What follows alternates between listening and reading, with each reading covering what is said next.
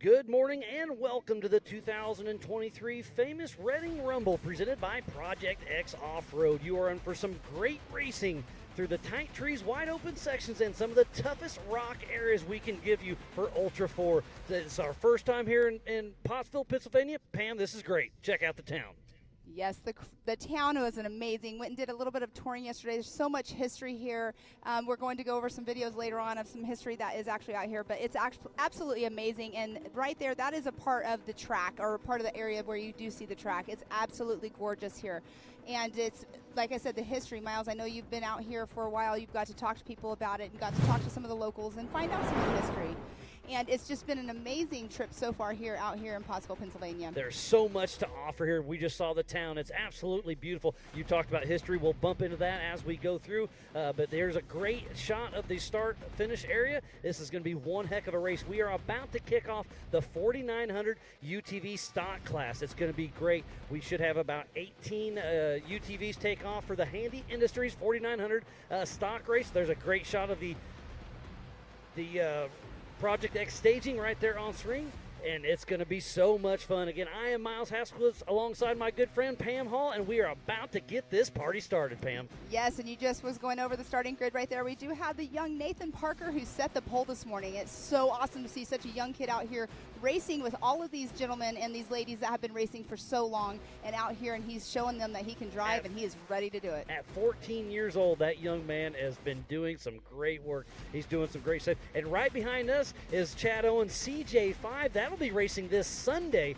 Chad will be racing 4400 tomorrow, but it's going to be great to see. Yes, it's going to be awesome. But we did a little piece with Erica Allreed earlier, so Erica, take it away.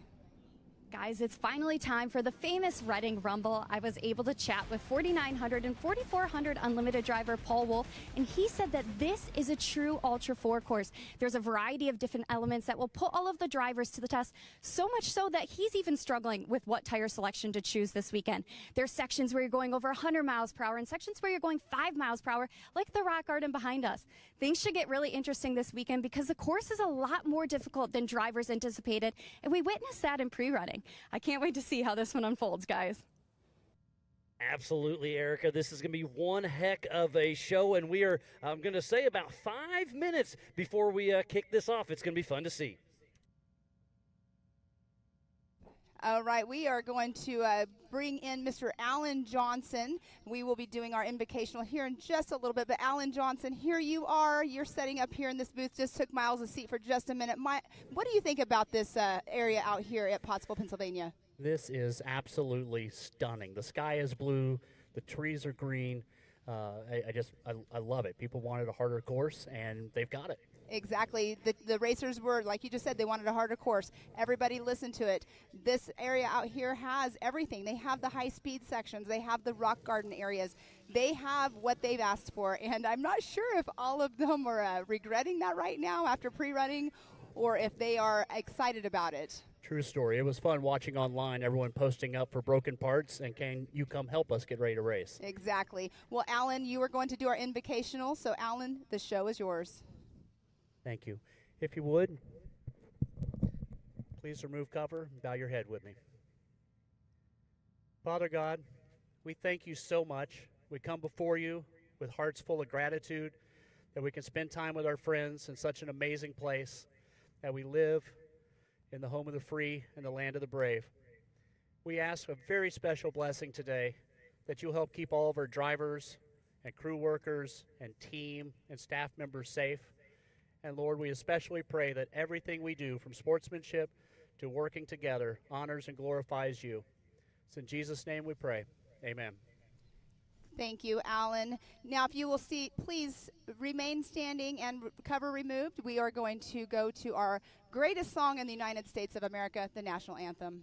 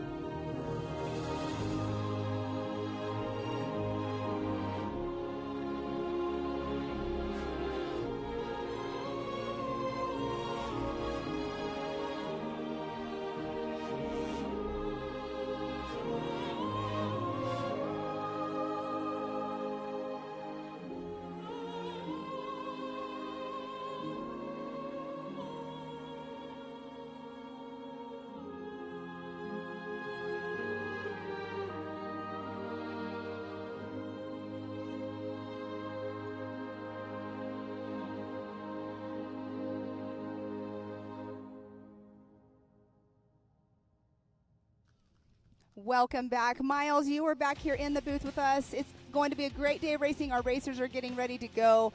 But how in the world are these racers going to make it all the way around this course? It's going to be a rough course out there. It's going to be amazing. I remember we have a lot of single seats out there, so it's going to be interesting to see how this plays out. Here's the Project X off-road staging. So in that pole position is Nathan Parker. And they are starting 2 in a row, so it's going to be 2 at a time every 30 seconds. So next to Nathan Parker will be Jody Ford. And then Byron Starrett and Aaron Lynch. And then Mark McCleary, Chris May. Then Jeremy Blackburn and Brian Hamby. And then Steven Rogers and Jason Wofford. And like you said, Pam, 2 at a time, 30-second increments. It's going to be amazing. There's Caden Hunt and Mitchell Roccicelli. And then Aiden Gilbert and Colin Smith. Then JT Strickland and Justin Barth. And then back at number 17 will be Mr. Shane Roberts. He will be in his row by himself, obviously, because we are starting 2 at a time. Yeah, we don't start 2 at a time very often, but JT's wanted to, it's wide enough here. So right here, this is a 10.75-mile loop. They will be racing for an hour and a half. At an hour and a half, the white flag comes out. So one more lap to go. I'm going to guess it's a 20-minute lap because it's fast, but it's rocky. There's going to be some winching. This is going to be absolutely amazing. I think we're less than a minute from that green flag flying. JT Taylor is right there and ready. So let's talk about the course. The first rock section is Kool-Aid. We should have some cameras out there. Then you're going to get to the Joker. You have to take the Joker once. You can only take the Joker once. It's going to be a lot of strategy. I can't wait to see. We'll have Erica Allreed in the Amsoil Hot Pits. It's going to be exciting. This race is about to go down. And like I said, it's a drag race right here. You take a hard left, go down the road, and then another hard left into the woods past where they were qualifying. So this first little section is going to be super, super exciting. Yes, it is, and we do have Nathan Parker, the 14-year-old, as we were saying earlier, with the seasoned driver of Jody Ford, starting off this race today, this afternoon, the first race of the day, and it's going to be super exciting. I know Nathan has, been getting lots of seat time, but you can see JT Taylor right there is getting ready to be waving that flag here in just a few moments. But Miles, it's like the rock sections, and you're saying you're thinking about a 20-minute lap, and I haven't seen the whole entire race course, but just after talking, there we are going off the line.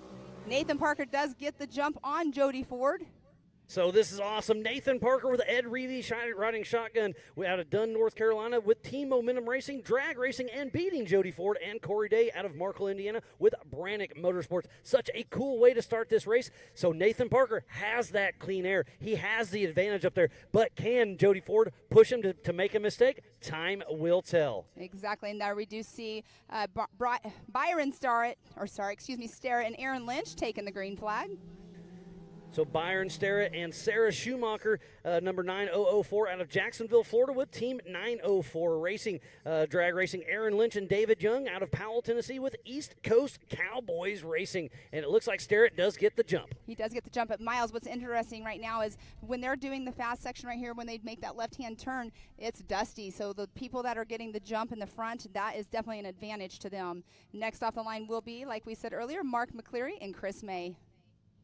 What a great shot. So Mark McCleary on the right, Chris May on your left.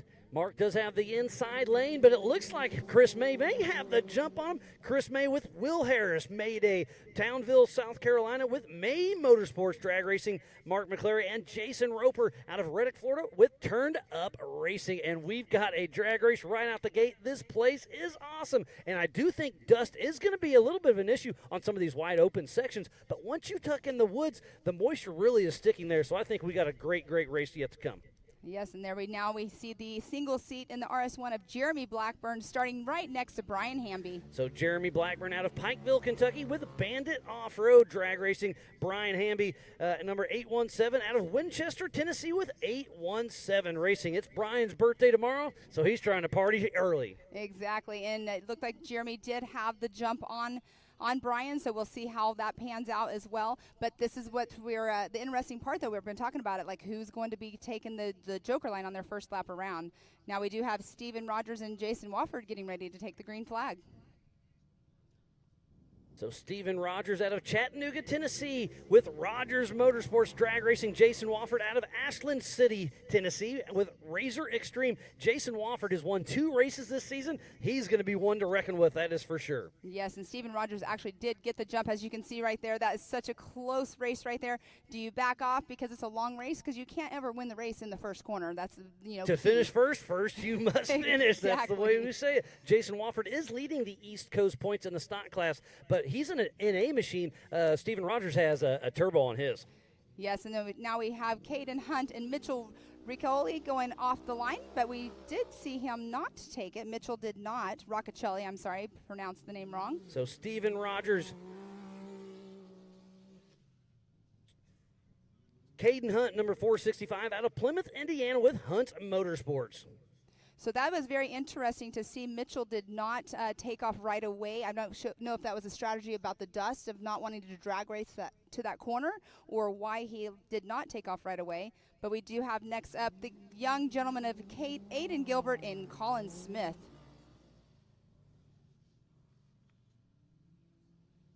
And they definitely did the drag race to the corner, as we all just saw. Such awesome view right there. I know we have a lot of spectators over here behind us watching that. Aiden Gilbert with his dad, Casey Gilbert, riding shotgun out of Fenton, Michigan, with Gilbert Brothers Racing. And then Colin Smith out of Ashland, Kentucky, with BRS Motorsports. Next up, we will have JT Strickland and Justin Barth taken off the line, and there they did get the green flag waved by Mr. JT Taylor. So Justin Barth with Anthony out, riding shotgun, number 417, out of Springfield, Missouri, with Barth Racing.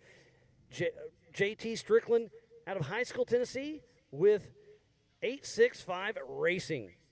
Sounds like a little chatter through the rugged race radios. All cars are on course. We should have about 18 of them out there. Remember, they are racing 2 at a time, every 30-second increments. This race is on adjusted time. This is a 10.7-mile race, and this is a hard left in there, and there's a huge rut right there you can't see from the drone, but it's really cool. They'll go through this little wood section, do a 180 right, and then a wiggle right by the big drag line. So hopefully this drone can catch that. There's a great shot of the Amsoil hot pits that'll be very, very busy later on today, because I know there's going to be a lot of tire issues, a lot of wheel issues, and there's going to be some broken axles and maybe some winch lines that could be snapped out there, because there's a lot of rocks out there. When you're winching, you have to be careful where you place that line. Yes, exactly. Now, we do have Shane Roberts did not take the green flag. Not sure if he was having mechanical issues and decided not to race or wasn't able to race, but we did end up not having Shane Roberts, but we had 16 cars take the green flag just now. We are in the 4900 UTV stock class presented by Handy Industries, and this is an amazing race out here already that I know is going on out there. I wish we could be out in the middle of race course, but of course we're right here watching it, from home base here. But and we have multiple cameras. Here's a great wide open section. They will be kissing over 100 miles an hour, and there's a bunch of either ors on this spot. It's going to be amazing. If you are just tuning in, we thoroughly appreciate each and every one of you. This is the 2023 famous Reading Rumble presented by Project X Off-Road. We got 16 4900 stock cars out on course. What is a stock production? Well, you have to have an OEM chassis. Stock suspension points have to be there.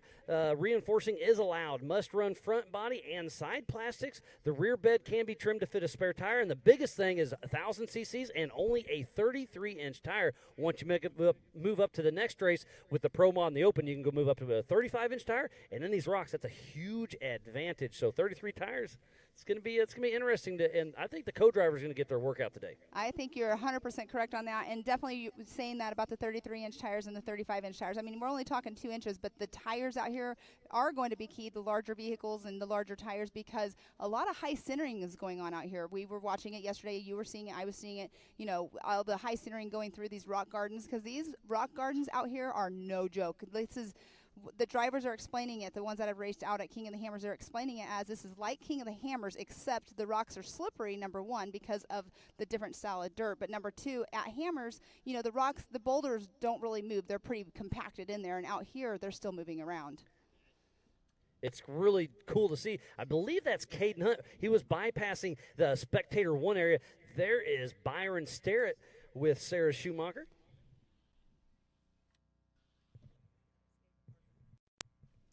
You caught me, Pam. Call me out on Sorry. that. That was I Nathan don't like to Parker. call I you out, but apologize. there's No. Nathan Parker right there. It So looks like this he- is Kool-Aid. This is the first rock section. So there's 1 and 2. They took off side by side. So Nathan Parker still is out front, but Jody Ford is right behind him. And you have to go right up the center of this. There are 2 lanes, but here's the tricky rock section. There's a little rock shelf, and then a hard left here through the tight woods. And Nathan Parker with Ed Reevy riding shotgun, still 1 and 2, but Jody Ford and Corey Day with Brannick Motorsports right on his tail, not letting the young man Nathan Parker out of his sights. But it's really cool to see this camera out there. Remember, they took off 30 seconds, so how far back is the next group? Where's Byron Sterrett? Where's Aaron Lynch? Right, exactly. Now, right there, you can see a great overview. But when we were watching Mr. Nathan Parker go through, he was going kind of slow, so he was probably more than likely switching into low gear. You do not want to be in high right there whenever you're climbing these rocks. Number one, if you have never driven one of these cars, if you're trying to go up something too steep, the car will like error out. It will not let you push the gas down and go. It like tells you need to go into low gear. It actually will tell you on your dash as well. Yeah, because high to low, yes, they have a transfer case, obviously. And in the rocks, if you're in high, you can smoke that belt. And Yes. these are CCV transmissions. And if you smoke your belt, you're done. You're pulled over, or you're stuck wherever you're at, and you have to change that belt. They've probably practiced. They can probably do a belt change in about 5 minutes as long as everything goes smooth. But, hey, that means you're stopped. You're out of the car. You're switching that belt. And it looks like we do have a car stuck in Kool-Aid. And you know how Kool-Aid got made? I don't know how that name? any of these got So, made. so JT came out here a month ago with Lee O'Donnell and Andrew and their whole crew, and they're cruising around, and it's pretty wide open, pretty fast. And JT's like, "You said there's a lot of rocks here." So they finally pull around this one corner, and JT said, "Oh yeah, here's our first rock section." So the Kool-Aid Man. So pretty cool to see. That's pretty awesome. I don't know how any of these trails got named. I mean, I know that like other race courses that we go to, they've been named. There's iconic names for certain places, but There's Chris May at the top of Kool-Aid trying to make his way. We saw Jody Ford fight it just a little bit, but it's a big ledge at the top. So it's Newcent rocks as you go up, and then there's a big ledge at the top. And there's a great shot of showing you how wide open this place is, as Chris May is bellied out right there. And is he going to get a little bump from Brian Hamby? No, Brian Hamby's going for the pass, but there's a tree there. This is going to be interesting because when you put a helmet on, your patience goes away. it does. I call it's your brain bucket. You know, you put it on and it's like race brain. But that would have been kind of cool. Now Brian Hamby's having an issue as well. But if he would have gone up and just given him a little bit of a bump, maybe got him over that rock because it can slow you down. But now they're both having issues. And this is the first rock section right around mile marker number 4. So that's where Kool-Aid is right now. So up next, they'll be going through some twisty turnies, some tight trees, some wide open sections, a couple creek crossings, and then right around mile marker number 7 is where the Joker line is. The Brannick boulders there in the Joker line are no joke. It's going to be pretty fun to see. So Miles, let's go back earlier. You were thinking of roughly a 20-mile or 20-minute lap. And obviously that's a guess. I guess exactly. But the race was starting, and I'm trying to think to myself. You know, I was going into the conversation as the race was starting, but if the drivers, after talking to them yesterday and going through the obstacles of everything, I mean, I know it's only a 10.5-mile loop, but 20 minutes to me seems kind of quick. So I'm going to kind of throw down maybe like more of a 27, 28 minutes. And you may be right on because these rocks are tough. If they can drive it without winching, we're going to be close to that 20. But if there's winching involved, yeah, you're going to be in that 25 to 30. You're probably right. So that's my guesstimate, even though I haven't even seen the whole entire course, but that will be my guesstimate there. But, yeah, I can't wait to see who comes through first because we did see Nathan Parker still out front in front of Jody Ford. But it's, you know, a long race, and there's a lot of rocks to go through. They still have to decide whether they're doing the Joker line at the beginning or when they're going to do it. Joker line once. You have to do it once. You can only do it once. And we were talking with Paul Wolf. That guy's one of the fastest guys in our sport, right? And he says this is not going to be a sprint like we're used to. This is going to be, you're going to have to save the car. Yeah. So I think it's going to be interesting. I think this first hour they're going to be trucking pretty good, but they're going to save the car for that last. When the white flag comes out, they're going to be moving. Yes, it's definitely a driver's course. This is not about, you know, high speeds all the time and everything, but it's definitely a driver's course. You have to know how to, you know, place your tires on the rocks to get up over certain areas, but it's definitely all about the driving style of that driver. But it's a driver's course for sure. I couldn't quite make out that number on there. I couldn't quite see it. I think that was Colin Smith, if I had to guess, and that's at the top of Kool-Aid. He was having some issues. So is Kool-Aid the first rock section? The first rock section, Okay. yep.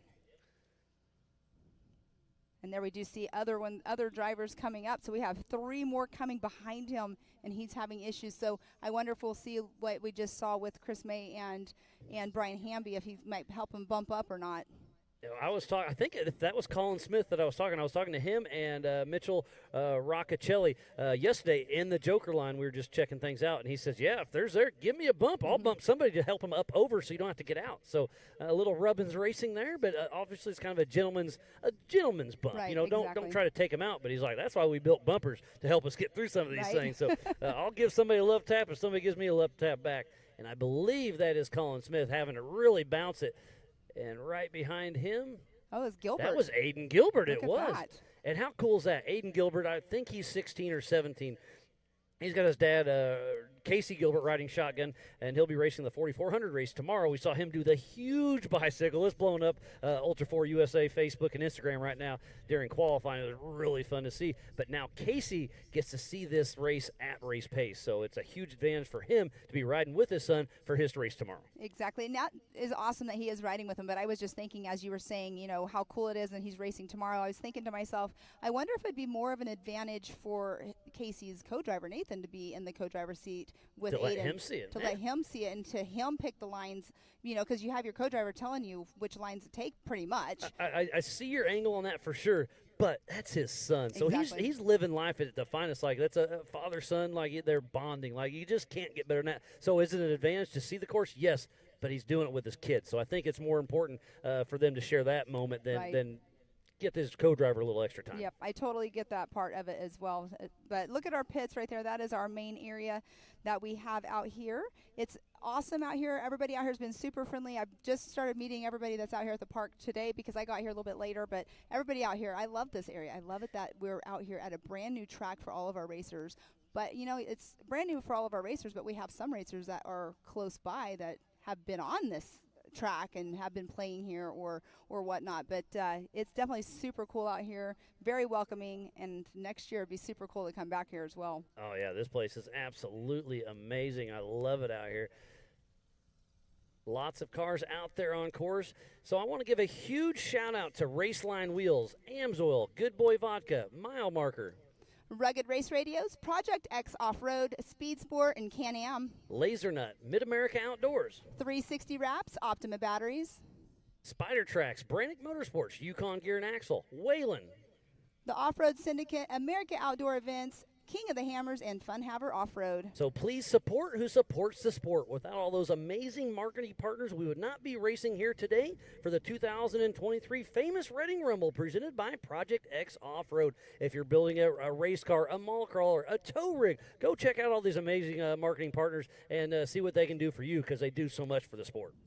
Exactly. There's so many amazing people in this sport. It's like one big family, as we always talk about, one big family out here. But we've also been meeting new people that are, you know, scouting out the sport and hopefully, you know, becoming partners as well. But it's really awesome that all the people that have came on board. Growing Ultra 4 USA has just been something that we've been, you know, everybody's been working on and, you know, growing it to the people that know about off-road, but they don't know about Ultra 4 style off-road. Yeah. I'm like, you need to check it out, the people that don't know about it. The off-road lifestyle that we all live with Ultra 4 USA is expanding, and it's just so great to see. I was on a podcast last night with the Dirt Drive, and they were explaining, like, they come from the muscle car and the drag race world, and it's cool, it's fun, but it's kind of secretish. And then you come in there and see Ultra 4 and everybody's there. And this is the Brannick Boulders there in the Joker line. So there's an either or in there. You can get in where you fit in. That's a beautiful, it's all meat, no taters. It looks like Jody Ford is stuck and having to winch. And right behind him, looks like another the driver's getting out to go that out may and be winch Chris as well. May. So we're having some issues right in the Joker line already. So that is pretty. Oh, that's Mark McClary. I apologize. So Jody Ford and Mark McClary are in the Joker line. And here we do see one of our high-speed sections. Not quite sure the number on that car. Going through a little bit of a water crossing right there. But here's Aiden Gilbert right here. Is he still on Kool-Aid?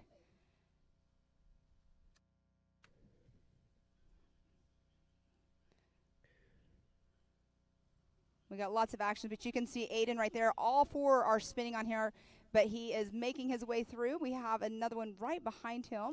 And Pam, I'm getting some updates on my Rugged Race Radio. Nathan Parker and Aaron Lynch have cleared the Brannock boulders there at the Joker line. So they've already made it through there and out before we saw it. So it's there's going to be a lot of action there in the Brannock boulders there for the Joker line. Remember, you have to run it once. You can only run it once. So there's Aiden Gilbert at the top left and then Caden Hunt right behind him, and that was at Kool-Aid.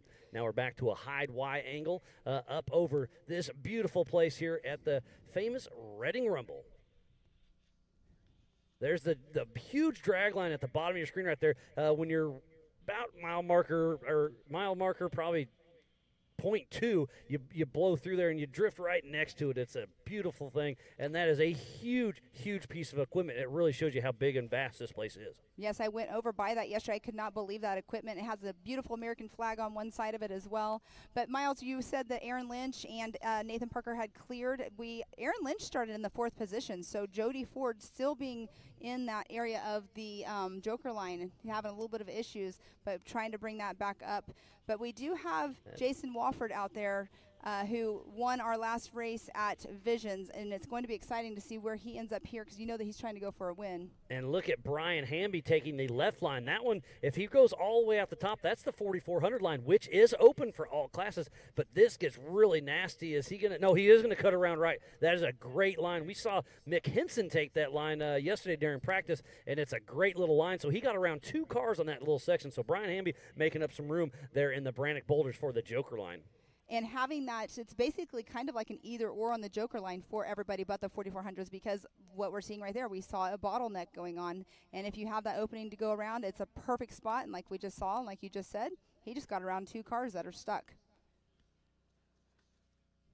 What you're seeing right now, that is a beautiful area out here. And the rock ledge, I was hearing that it's kind of like it had a little landslide. Yeah, it's pretty wild. on it. So where they're at right there is a little mud section that you saw 3 little streams right there. They actually have mud events here, and that's a mud drag race. So we kind of weaved them in and out. And is that Nathan Parker? Yeah, he is already at Torburen, if I'm not mistaken, the first long rock section. So Nathan Parker starting to gap some people. So that is absolutely amazing. That young man of Nathan Parker is doing some great things here with Ultra 4 USA.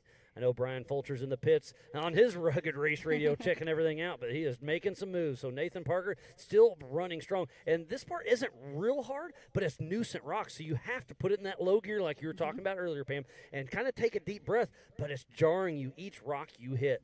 We've been talking about we need some rocks, and this is a rock section. So you asked for it, you got it. This course is tough. It's funny talking to the drivers too, and they'll be like, "Man, this place is rough. There's a lot, lots of rocks." I'm like, "Well, you guys asked for it," and they're like, "Yep, we're not complaining. It's a lot of fun. It's just tough, I mean, obviously, we saw a lot of issues out when they were pre-running yesterday as well. A lot of people had to come in and do some fixing on their cars, adjustments on their cars. So it is a rough race course. And that's the side of the drag lines. You can see the famous Reading Outdoor sign.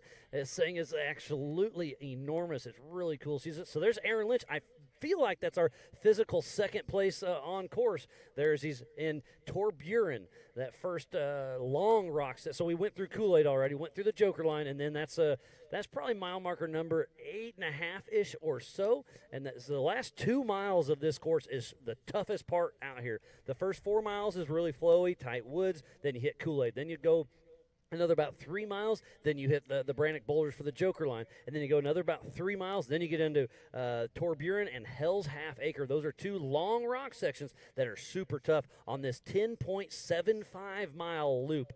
And remember, it's an hour and a half. White flag comes out. So we're 22 minutes in. We haven't seen our leaders come through. So your 25 to 30 is going to be a lot better than my 20. So what do you think, Miles, on with the time of the timed race? How many laps do you think that we'll be getting in? Maybe 3-4 laps. I'm going to say 4 to 5 is my guess, okay. But yeah, I mean we'll find out. We'll find out. So yeah, probably about 4 and the white flag come out. So 4 to 5 is my guess. Yeah, 4 to 5. That would make sense if they're doing the 20-minute laps for sure. If they're not, obviously they'll be doing 3 laps roughly. Not sure, but it's going to be interesting to see how many laps UTVs go, because obviously we saw earlier, fast lap times by them, but the longer wheelbase of some of the cars in some of these areas are going to be an advantage. So the larger cars, the 4500s, 46, 48s, 44s have an advantage, but there are some areas that the UTVs, being the shorter wheelbase, I think will have an advantage out here for sure. Got a little bit of a breeze picking up, which it feels amazing out here. It's been a very awesome weather out here so far. It's a little hot and humid, but being in the shade has been a blessing. And there we do have Jeremy Blackburn on the number 40. Not sure what area that he was going through. So I was catching up on my Rugged Race Radio. I apologize about that. But, Pam, I just want to get you updated here. In the Brannick Boulders there for the Joker line, everybody that started has already been through that on their first lap. So Nathan Parker, Jody Ford, Byron Sterrett, Aaron Lynch, Mark McCleary, Chris May, Jeremy Blackburn, and Brian Hamby have all taken the Brannick Boulders Joker line on their first lap. So strategy is working out. We saw Jody Ford struggling a little bit, but hey, that's part of it. So it's that's not going to play an option towards the later of this race. I love the strategy part. It's going to be interesting. But yeah, we're at already 23 minutes. Where is Nathan Parker? As it looks like that's Wofford, if I'm not mistaken, with Hamby right behind him. So, Miles, we do have this beautiful day out here, but tomorrow we do have a chance There's of a rain, chance and the of percentage has rain. gone up. I haven't been looking because I don't want it. But if this place is muddy, it's going to be slick and muddy. But it does dry out pretty quick. But if it's raining, it's raining. Right, exactly. At least we have a cover kind of on top of us. The slick rocks, though, that's what's going to be the key tomorrow is the sticky tires. It's not going to be super fun for everybody unless they have those sticky tires because of the slippage on the rocks. And yeah, hopefully it doesn't rain. But there was Jody Ford. He got through the Joker line. It's awesome to see him. Whatever was going on with him through there, he did make it through. Yeah, we were watching practice yesterday, and we were seeing them struggle with the dry conditions. So if it's muddy, yeah, it's going to be slick, and they're going to be all over the throttle. So fuel consumption could really make a difference if the track gets really slicked up. But for an hour and a half, I think most everybody can make that race without stopping for fuel in the Amsoil hot pits, but time will tell. And now with the UTVs, though, the UTVs with the smaller fuel cells, that's something to where they'll be pushing it. If they are getting into the 4 and 5 lap count, they'll need to stop and get fuel for the most part. You want to take a chance. Strategy's going to be a huge thing. And I was watching practice, and Mick Hinson had a little hiccup in his Toyota, and there comes our physical race leader just through the race line start finish. That was Nathan Parker. So right around a 25. It's a 24-24, so right between our guests. Mm-hmm. So we'll see if he gets faster or slower because he's already made it through the Joker line. Is it faster with the Joker? Is it slower with the Joker? We are about to find out. So at 24-24 for Nathan Parker, that is our physical race leader, and that is our race leader on adjusted time because Jody Ford, we saw him fall back a little bit. It's going to be interesting. Oh, you see him clip that tree with that right rear. There's a lot of stumps here I forgot to talk about. This place has been logged, so you can tell where you're logged, even if you're in the dust. So stay on those trails because they're probably a foot tall stumps all over this property that if you step out in these scenarios, you're losing a tire, an A-arm, something. Yeah, that would not be good, especially if you're out far on the race course because the drivers do have to come back and get their own parts. They cannot have any on-track assistance. So they will have to – we've seen it. We've seen it many times. We've seen racers running in to get parts to go back and fix. Once you're on the race course, being a smaller race track like this is, 10.5 miles, 10.7 miles. Oh, who is that, Miles? There's Aaron Lynch, I believe. Yes, it is. So Aaron Lynch with a 25:05. So that's a pretty good run, but on adjusted time, Nathan Parker has him by about 40 seconds. So far, so good. Oh, we got another one coming through. That is Byron Sterrett, it looked like. Yes, it is. So on adjusted time, it's Nathan Parker, Aaron Lynch, then Byron Sterrett. And to finish your point there, Pam, is yes, this is a no-chase race. Only fellow competitors or MAO Ultra 4 safety crew can help. Otherwise, you have to do it on your own. But a fellow competitor can bring you a part and drop it off. But nobody else can get on course and help you outside of safety reasons from one of our team. So we have a lot of volunteers out there helping out. Exactly. Now, Miles, I want to go back to the point, too, of Nathan Parker. Now, he has gone through, and you touched on it as, will it be faster without the Joker line? But he has all those other rock sections that he has to go through. So now it's going to come down to if somebody's stuck in the rock section that he's going to possibly be lapping, that could obviously slow him down. Lap traffic is absolutely going to be a key. Thank you. I hadn't brought that up yet, but you are absolutely correct, because there's a few sections that are really slick and really steep, and it's one lane only. So, and we have some winch points out there. So if you're right, if Nathan Parker gets that spot and there's 3 or 4 people in a bottleneck, it's going to be very interesting. Oh, and that whoever that is, they are hauling the Mel for sure. That's That a was Mark 717. McCleary. He's still smoking right along, doing some good things. But And he had a lap time of a 25:53, so he moved up a spot. And there's Justin Barth.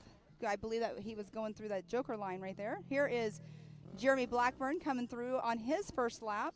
Crossing over the race line start-finish in that single-seat Polaris. And they were worried. I was talking to him at the beginning of Hell's Half Acre, where the tightest little rock section is a really nice climb. And he was pretty worried about the section. He's like, what if we can't drive it? It's like, you got to get out and winch. You're in a single-seater. That's Right. back to strategy. Strategy, and that's back to it's also kind of key to have a co-driver with you, so you can still be in your car, manning your car, but have your co-driver coming and doing all the winching for you. And there's Jason Wofford, who's already won 2 races this season. He'll have his son, Mitch Wofford, racing in the next race. It's great to see the father-son kind of team up. They help each other in the Amsoil Hot Pits. And we saw Jody Ford having some issues, so we are back to the Brannock Boulders right here in the Joker line. Looks like maybe Caden Hunt and maybe Aiden Gilbert. Here's Jody Ford. We were waiting. He was in P2 position, so he's dropped back about 6 spots. But, hey, this race is just getting started. He's already made the Joker, so can he make up some time? It's going to be interesting. Yes, and they are running all about a 25-minute lap, except for Nathan Parker, just under 25 at that 24-24 marker. And Nathan Parker is definitely going to try to either pick up his pace a little bit more, or he's wanting to stay out front for sure. Hopefully he doesn't come into any lap traffic that'll be stopping him. There's Brian Hamby. Hamby. Mm-hmm. He's got a 28:18, so the top 6 only splits by 1 minute. Remember, go to live.ultra4racing.com for our live timing. And get on there, download the MAO app on Google and Apple. Go to AOE.tv, get on the Ultra4 USA and MAO Facebook, YouTube channels, start a watch party, hashtag it up. And again, thank you, Speed Sport, for our official broadcast partner. They will be doing a 1-hour special that will be airing very soon for each Ultra4 USA race. So we have Nathan Parker, who started on the pole, still out in front. We do have on the race course right now Aaron Lynch in that second position, who started 4th, qualified 4th. But Byron Starrett, he is in that number 3 position where he started in 3rd. So it's going to be interesting to see how this all plays out. We are running right now in our 4900 UTV stock presented by Handy Industries race, our first race of the weekend out here. And here we now see a driver, can't quite make out who it is, getting out to winch, and that is in that joker line. What a great, great race we have on our hands, Pam. This has been a lot of fun to watch. We started a half hour ago. And that is such a great view right there, making kind of a little bit of a right-hand turn. There is a water puddle on the left where they were making that turn, but a high-speed section. That is actually coming into the finish line, so we shall see who this is here in just a moment. To the right was the Amsoil Hot Pits, but we'll know momentarily who this is.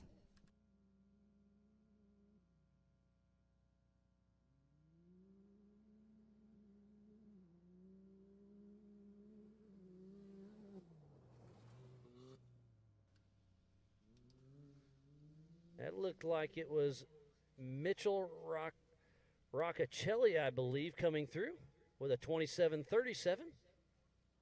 I really wish we could see the number on the car that is having to winch right now. I can't quite make out who it is. I believe that is Aiden Gilbert, if I'm not mistaken. Oh, so Casey's getting his workout in right now is what he's doing. He's out there winching. He's normally in the driver's seat, but out there winching for his son. But what a great way to learn, having your dad, like you were saying earlier, having your dad in the co-driver's seat. And we got another car coming this way. What a great race. Is that Colin, possibly? No, that's Chris Cody. May. Yep, that is Chris May. You can see the 725. He's losing one of the numbers. Yeah, so Chris May. and Will Harris as we're watching Aiden Gilbert and Casey Gilbert try to winch their way out.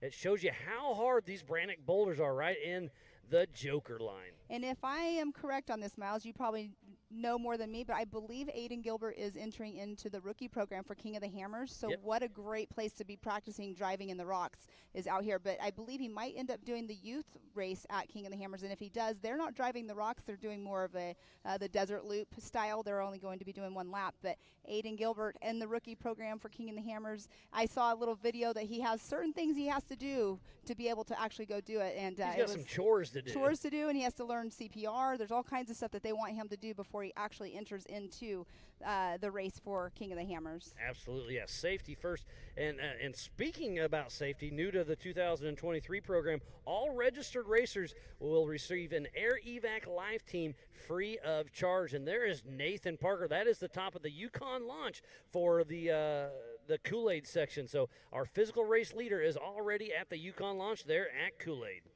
And here we see Casey must probably be getting the winch put back in. You have to apply that pressure when you're bringing your winch line back in. If not, it just becomes a jumble mess right there. So Nathan Parker's only about 3 miles back on Aiden Gilbert, and he gets to bypass the Brannock Boulders Joker line. So it's going to be interesting. I think lap traffic's going to become a huge issue there in Torbjorn and Hell's Half Acre towards the end of this race. And if you want to ever come out to famous Reading Outdoors, it's a beautiful place. You can get on Onyx and kind of check out the whole trail system on there. So download it, check it out. And if you want the same timing we have here, it's the live.ultra4racing.com. It's a great way to follow your racers, know exactly where they're at whenever they come through. But Aiden Gilbert still having a little bit of issues. Hopefully he gets out of there quick. But like you were just saying, now Nathan Parker, not too far behind him, will be bypassing and not having to go through it. We do have some foot traffic. We do have racers, I think, walking right there. Hopefully all will be okay if that's coming in to get parts possibly. But what a great drone footage. The greenery here is so thick that even whenever they're on doing drone footage on the racetrack, it's hard to see them in the trees with all the shade and everything.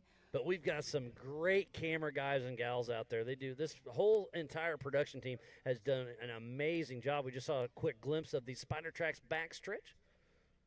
And back to the race line, we'll start finish. They will be racing for an hour and a half. This race is on adjusted time. They took off 2 at a time in 30-second increments.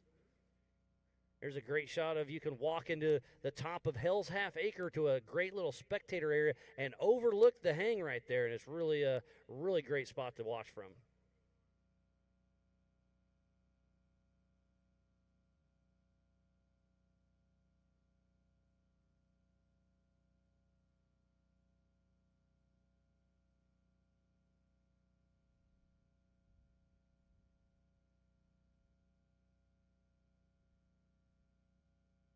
And a huge shout out goes to Jason and Gayla Robinette, all the volunteers, the Ultra 4 USA staff, the AOE crew, media, safety, USAC, racers, fans, and marketing partners. Without all of this, we would not be racing here today. We'll be giving away some of that Cody Wagner LaserNut 360 wrap trophies later on. Pam will do some interviews with that, have a lot of fun with it. And again, thanks to Speed for our official broadcast partner. And we have our Ultra 4 merch. Go see Angel, Carly, Bailey, and crew. They're over here.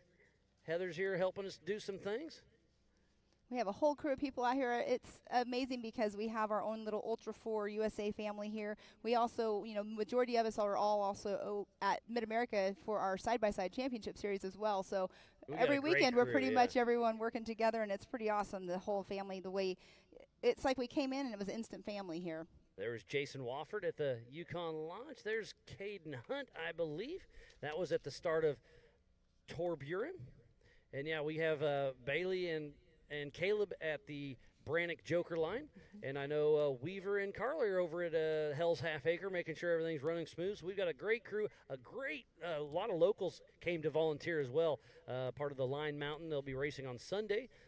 Been great meeting all those guys and gals. They've been out there making sure the course is safe, helping with recovery, and making all this happen.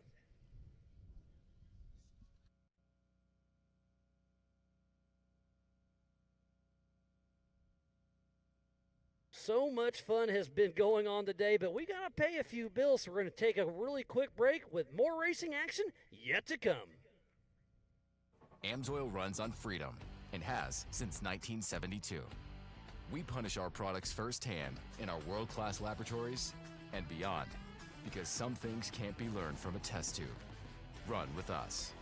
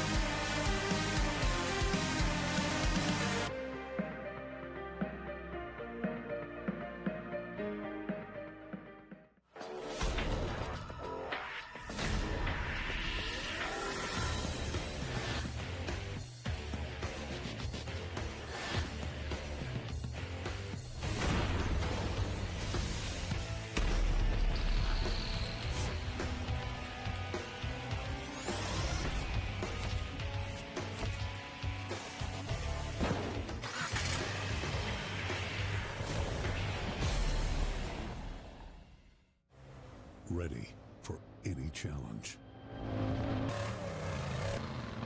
Maxxis tires can handle even the most punishing off-road conditions.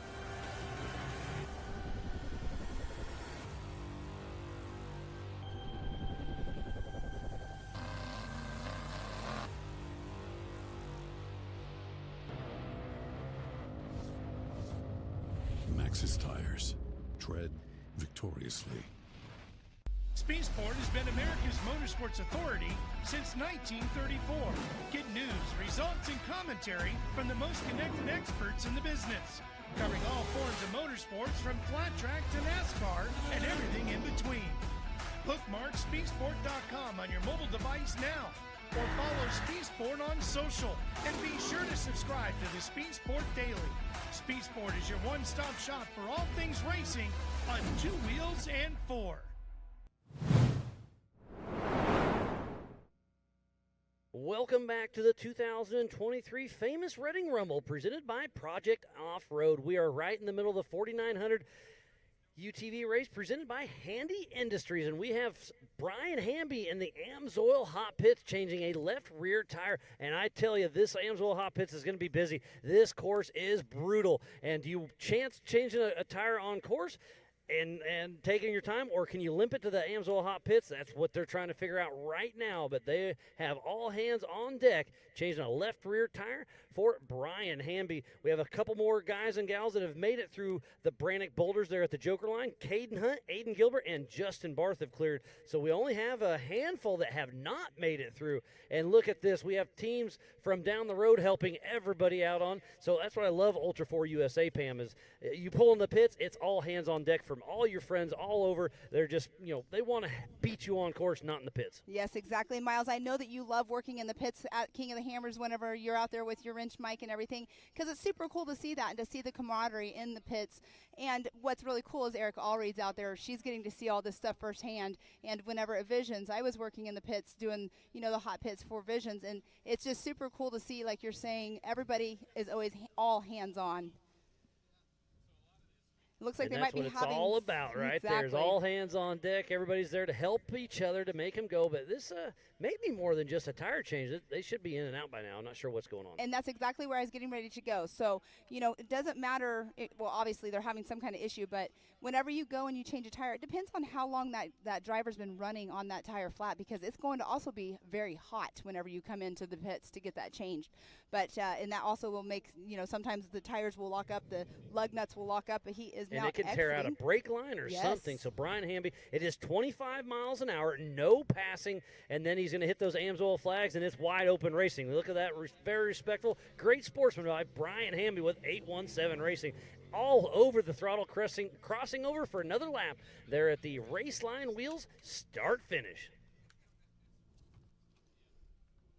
All right, we have quite a few drivers that have came through, but we still have quite a few drivers that have not came through for their first lap. So hopefully we get to start seeing them very soon coming through.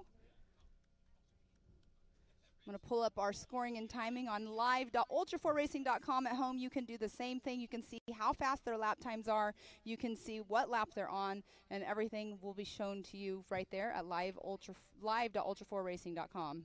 We also have USAC here on site. The United States Auto Club is our sanctioning body and will be help running timing, scoring, race ops, safety, and tech. Our USAC rep, Leo Donald, 23, is here, and he'll be running another race on Sunday. Now, very interesting, his daughter is racing in that race on Sunday, so it's super cool. Saw her out yesterday. She was doing some pre-running herself, getting comfortable in the car. There's the drag line situation. Such a cool video. That aerial drone is amazing. He'll take a right and then a left and head in. There's a power line up here. He'll hit the spider track backstretch and get after it.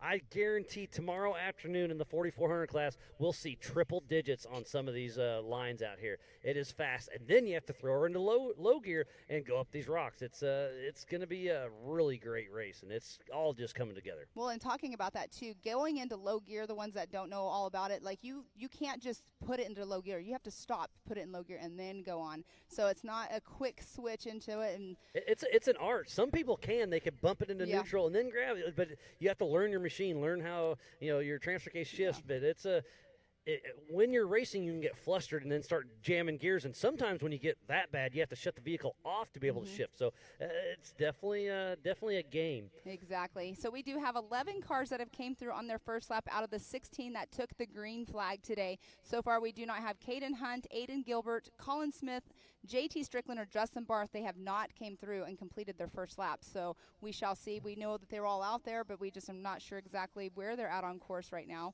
We did see Aiden Gilbert having that issue in the Joker line area, so hopefully that got cleared and they're on their merry way. It's going to be exciting to see how this all shakes out. This is our second Ultra 4 USA Eastern Series race.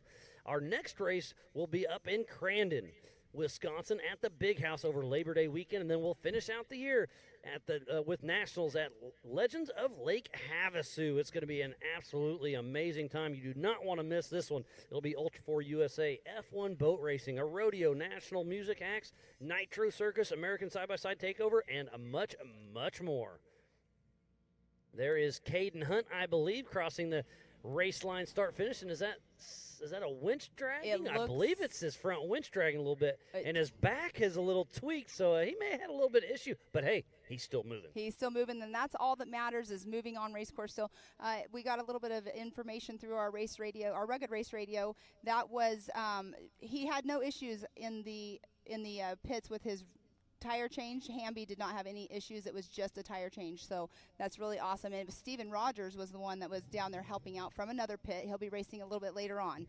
So again, you were saying, once you're in the pits, it's all hands on deck. So I'm getting an update from Erica Allreed. She said that was actually Steven Rogers that was in Hamby's pit. Oh, you beat me to it. I'm sorry. I got too much other stuff going on. It's all good, Miles. You have a lot of information going on in your head for sure. But yeah, that is super cool, though, to see Steven Rogers over there helping. And another great drone shot right there of our race course and the beautiful area out here.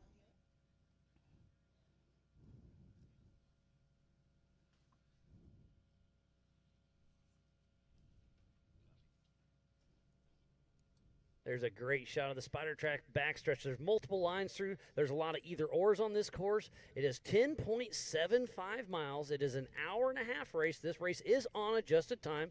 They drag race 2 at a time, 30-second increments. It's going to be exciting. And I suspect to see old Nathan Parker coming through Torburen or Hell's Half Acre, those two nasty rock sections, very soon. We've got cameras. We've got drones all over this race course.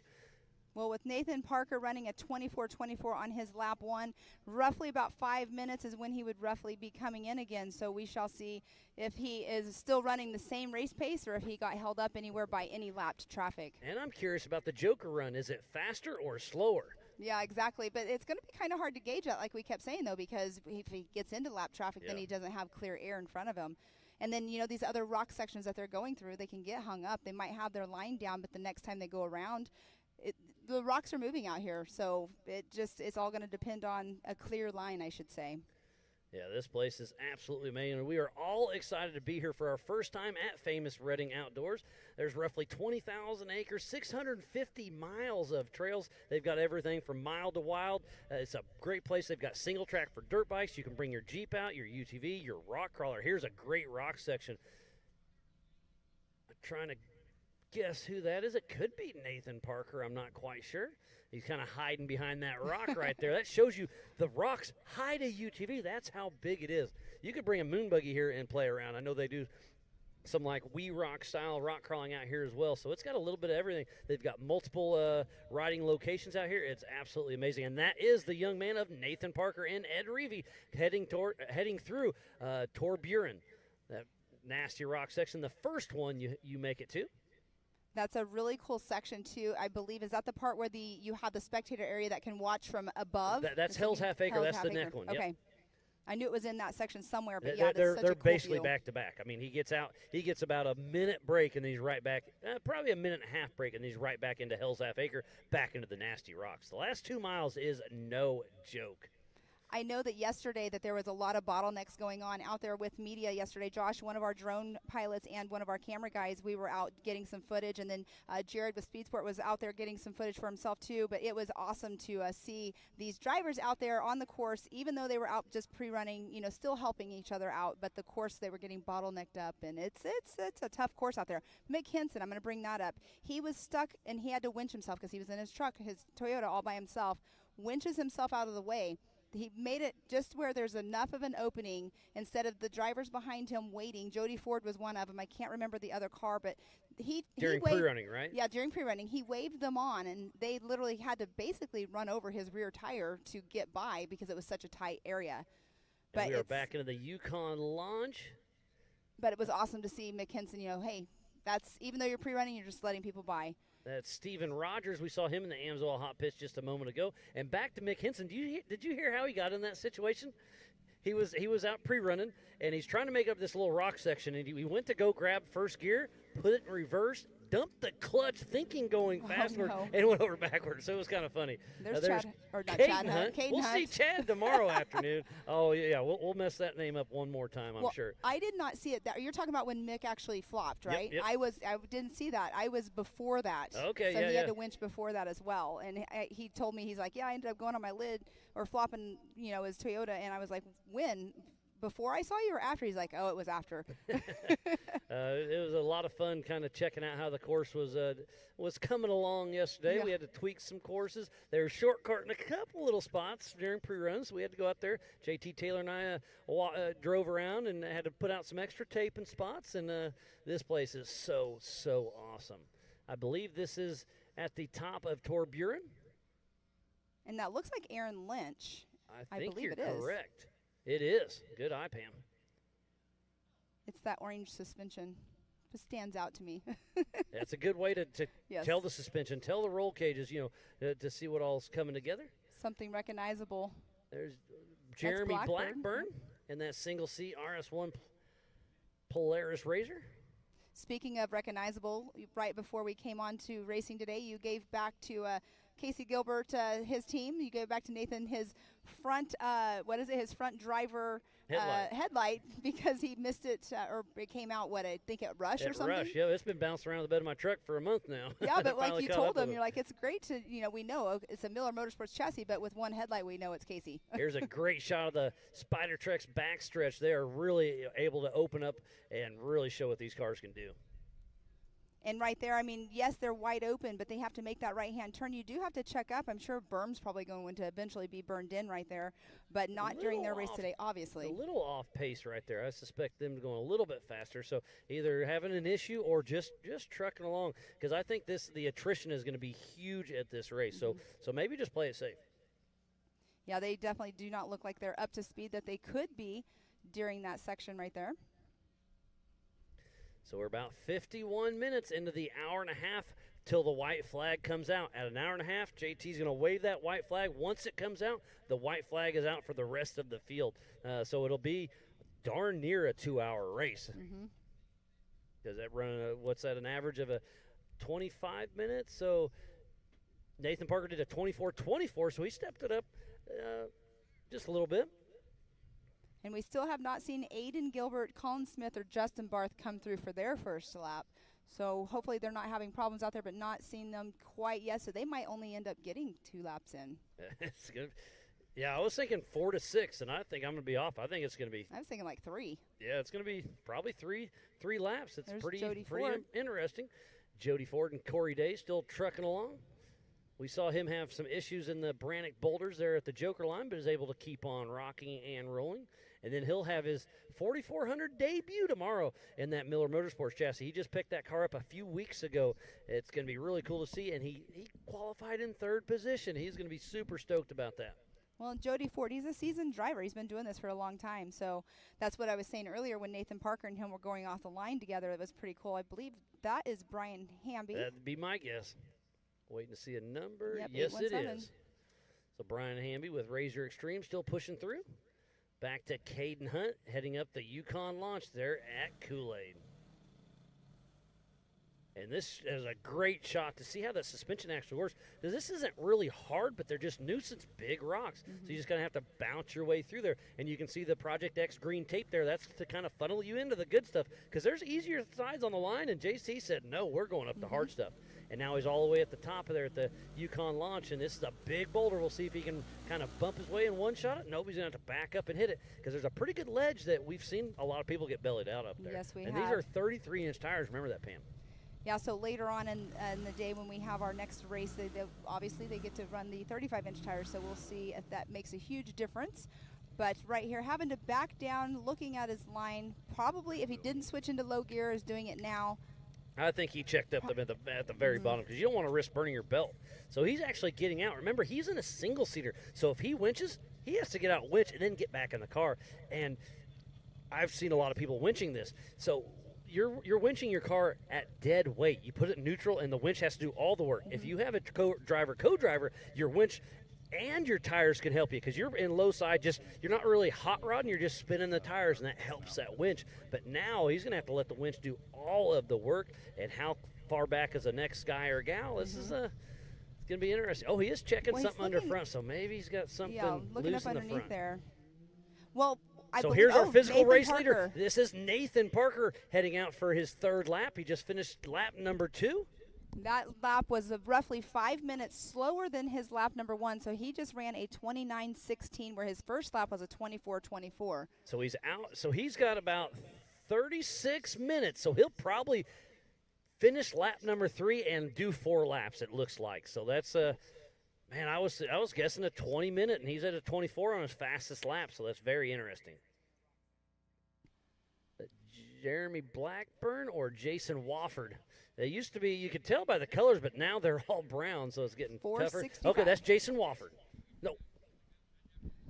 I know, right? The cars were that's so Kate. dirty. That's a 465. Oh, that's JT Strickland. I forgot about him. Haven't seen him for a little bit. So Aaron Lynch was not too far behind earlier on, behind Nathan Parker. So we shall see. And here we have Aiden Gilbert in the Amsoil hot pits. Not sure if he has something going on or if they're just, doing a little check around, because that's what you do sometimes when you're running rocks and, hard sections. You sometimes need to come in and just have a walk around just to see if something's loose. You might feel something weird. Hey, just check my axles or my, tie rods, make sure nothing's loose. There's Cameron Gilbert, Casey's brother there. There's Vince, part of Big B, helping check out. They're checking out the suspension. And so they're probably worried about a front diff, a front axle, and like you said, just checking everything. Is it wheel bearing? Is it steering? Is it suspension? They've got some kind of clunk they're a little worried about. So we'll see what happens there. Well, and they're wiggling that front tire. It should not be that loose when they're wiggling it. So it could be a ball joint or something that's, getting worn or loose is what it looked like to me. But right here, not sure why he started winching. That's the 49.26. So we were calling that earlier. I was wrong. That is JT Strickland stuck there. We did see Caden Hunt moving just at the prior spot. So not sure what's going on. Oh, so that's interesting. He hooked up the winch, got back in the car, and is helping, puts it in low gear, and is driving and winching at the same time. But now he's got to get back out and unhook the winch. So, man, that's tough. But do you think that what he was doing, so we have Aiden Gilbert just come through, but do you think that he is just going to crawl up the rock instead of put the car under that much pressure? Yeah, absolutely. That's what we were talking about, the winch. So now he's winching again. He's in and out of the car. This is costing a lot of time. So that's the strategy. Single seat versus a co-driver. Single seat, you have a lot more visibility. You have a lot less weight. But now if you do get a hard rock section, and he's in and out of the car, hooking up winch, that's really wearing yourself out. There is Steven Rogers, I believe, coming up the Brannock Boulders there in the Joker line.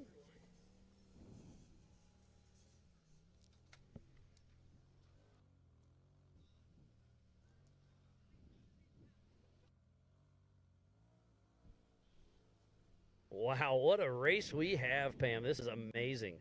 If you're just tuning in, this is the 2023 famous Reading Rumble presented by Project X Off-Road, and this is the Handy Industries 4900 stock UTV race. Oh, that was Parker, I believe. Yeah, so that's an interesting spot. That's one of the spots that has really turned into a mud hole. It's off camber, it's in the grass, and the drainage is right there, so they keep turning tighter and tighter. It was a swamp yesterday, so you can cut it tight, you can go low, and he's bypassing a great spectator area at the main parking lot at the beginning of this course. So if you are anywhere in the Pottsville, Pennsylvania area, we're not too far. We're only about less than 100 miles from Philadelphia or New Jersey, 130 miles from New York or Baltimore. If you're in the area, come on out. It's only an hour and a half, 2-hour drive. We're open the rest of this day. We'll be racing all day tomorrow, and then the Blackwater Cole, they'll be racing on Sunday as well with Line Mountain Crew. Yeah, that's going to be super exciting to see another racing series over here racing the next day. But Nathan Parker making his way through. Here we do have JT Strickland still winching his way through. Now, this is interesting, Miles, because he's winching his way through this section, and we're saying how much time he's taking having to get in and out because of being a single-seat vehicle. But in the long run, it might be faster than him getting stuck and then having to get himself unstuck. So this could possibly be a good strategy for himself of getting himself up. It's just going to be tiring. Winching is going to be a big deal, and if you can drive this race course without winching, you're going to win. But you have to keep the car together as well. Also, so sometimes if you winching, you're actually taking it easier on the car. It's I don't know. It's apples and oranges. What are you going to do? So is this physical second? I believe this is Aaron Lynch. No, that is Mark McCleary. Aaron Lynch will be right behind him, finishing lap number 2, heading out for lap number 3, trying to chase down Nathan Parker. And if I'm not mistaken, I believe Nathan Parker is a part of that rookie program as well, because he has not raced King of the Hammers. So it's really cool to see all these young kids. I see kids, they're the same age as my son, but these young kids out here racing and going into the larger races. Sounds like we have another one of our broadcast members. Erica Allreed is out in the Amsoil Hot Pits, and she's going to give us a little update. Erica, what do you got for us? Thanks, guys. We're down here in the Amsoil Hot Pits, and we were able to chat with Aiden Gilbert's crew. And despite the chaos that ensued in the Joker lane, there is nothing wrong with the car. All they wanted to do was get a simple wrap around the car, make sure nothing was wrong. He needed some water and a little bit of a cool down, and the hood was loose. But other than that, he should be good to go despite that chaos.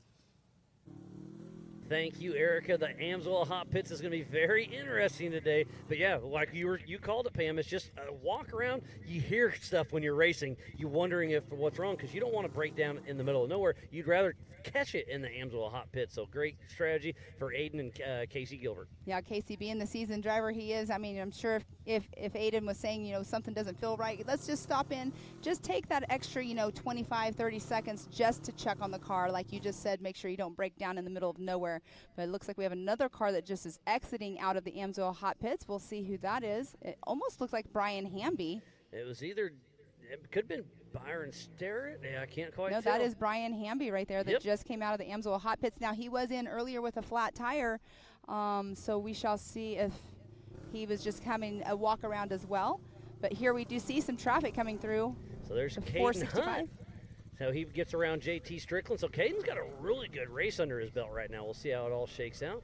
Got one of my buddies, Adam Black, back home tuning in. Thank you for doing that. We got people tuned in all over the world. Really cool to see. Make sure you share it. Get on the MAO app, Google. Ooh, that's Steven Rogers right there getting a little bit. He's only on 3 tires right now, kind of teetering. Backing up to save that. That is a very tight little turn right there. And then once he got that momentum, it was easy. He made it look very easy right there.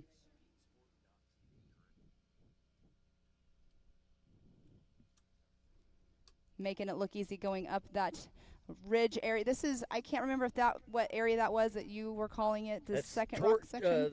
Hell's Half Acre is the second Acre. one. Torburen is the first little section.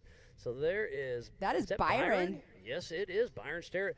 Looks like they're doing the left front. Is that a ball joint they're working with? Not quite sure. The Amsoil hot pitch. That's Brian Fulcher, the team owner of Team Momentum, helping out one of his buddies. And I believe that's Mike Park as well right there working on it. He'll be racing later on, and he's obviously part of Team 904.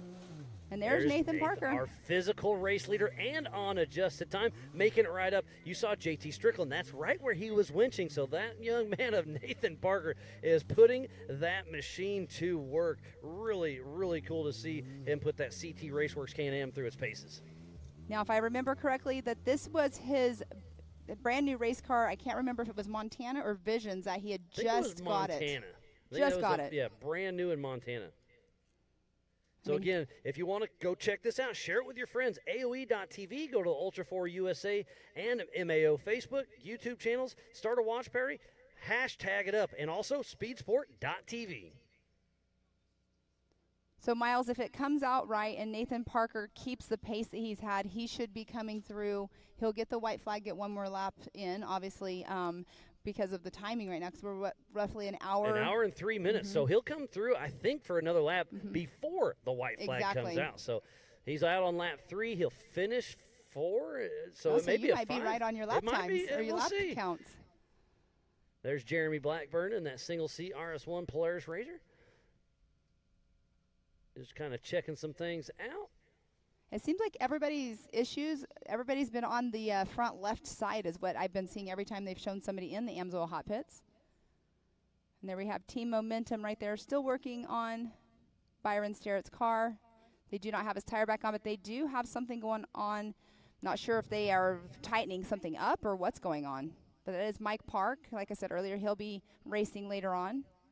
It will have the Pro Mod and the Open UTVs racing up next. It'll be the same exact race, but it'll be 2 races going on at once. So it's getting a little tricky here in the Project X booth. But remember, go to live.ultra4racing.com for our live timing.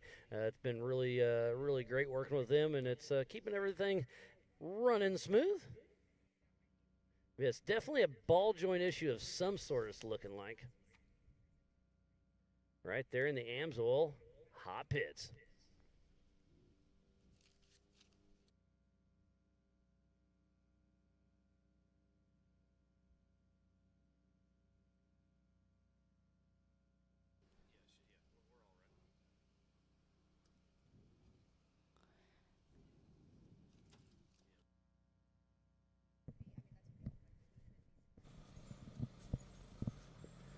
There's another good shot. Is that Jody Ford possibly?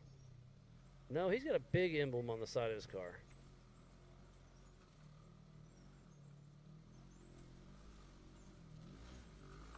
But that is at the Yukon Launch in Kool-Aid. And everybody seems to have to back up right there, but last lap around when we were watching Nathan Parker go through there, the first lap I know he was having some issues, but last lap it looked like he just kind of popped right on through. But we were seeing it was JT Strickland that was having to winch himself up, but you can see right here he keeps backing up. So it's very steep right there. It doesn't really look like it on the camera. Sometimes the camera doesn't actually do justice for what they're actually going through.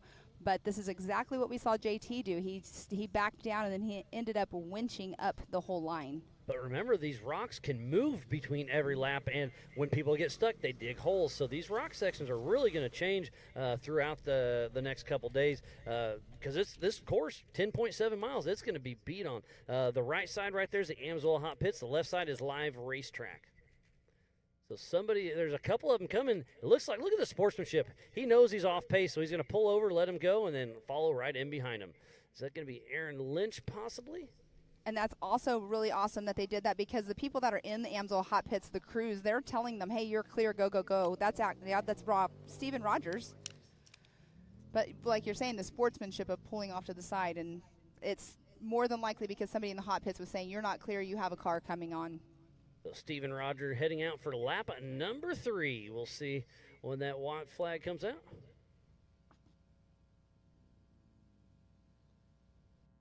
So Steven Rogers has really picked it up because that was a 24:39 off of the pace of the 24:24 of Nathan Parker. So Steven Rogers really picked up a good lap on that one. He must have had a definite clear lap on that one. And look at this. I can't tell.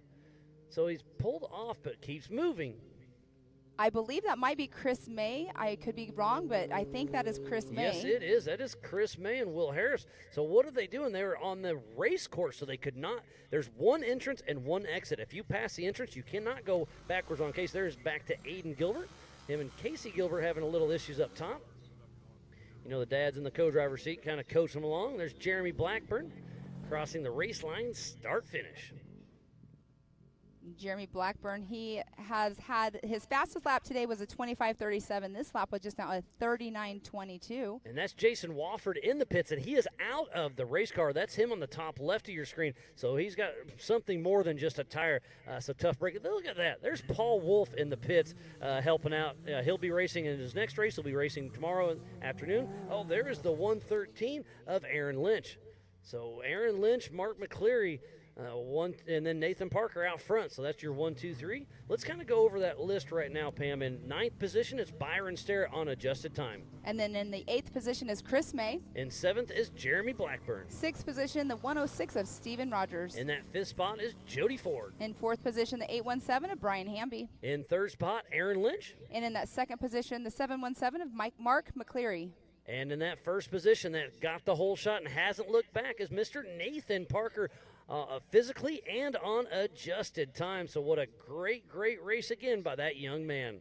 Yes, and Jason Wofford in the pits. What a bummer. Jason Wofford, and you were saying there's Paul Wolf right there. That's not only Paul Wolf over there in the pits. His uncle is right there in the orange shirt as well. So all hands on deck. Exactly. And there's Mitch Wofford, his son, that'll be racing up next, helping in. There's Mama Wofford in the background as well. Looks like that's Brian Hamby, the 817 machine. So there you saw it, Pam. He went from low side to high side. He had to stop, shifted off, and now he's going through the tight trees. I mean, you were saying earlier, you know, some people can, you know, they know their car very well and they can switch from low to high or high to low, you know, on the fly a little bit. But you don't want to be going too fast because you always hear that grinding here, right? I was just going to say that. If you can't find them, grind them. And in race pace, you can really get flustered. Oh, there's Caden Hunt possibly out of the race car. I believe that's roughly mile marker 8, if I'm guessing. That is a tough break for Caden Hunt. Caden and Aiden, the 2 young kids, is getting them all mixed up. So is they sending Jason Wofford back out? It looks like everything. Yeah, I believe I see movement in the cab. So he was out of the car. They played with the right rear. They're still just kind of walking around, checking everything out. There's a great shot of the Spider Tracks backstretch. That's going to be great drone footage whenever the 4400s are going through that. I mean, it's great drone footage right now as well, but when the 4400s are flying through there going 100+ miles per hour possibly, it's going to be super awesome to see. It's going to be pretty wild.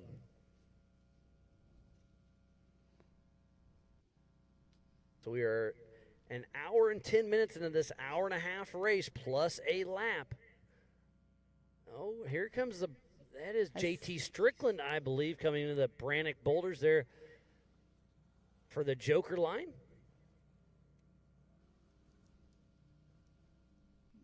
That is JT Strickland. We saw him struggling at the Yukon launch there. But he got out and winched. Now he's taking the far left line. This is the harder line. That's the 4400 only pass, and it's wet, it's rocks, it's big, it's gnarly. It's not too long. I'm going to say it's probably 300 yards long, and it's pretty steep, big rocks, and he is going all the way. He could take a right here. He is. Okay, he is going to take a right here. Right there, if you don't take a right, you have to go all the way up the gut. And you could see the water coming off his tires. It's a creek bed. There is water running down that the entire time. And we have had rain earlier in the week, and we were out there cutting course, and it was flowing real good.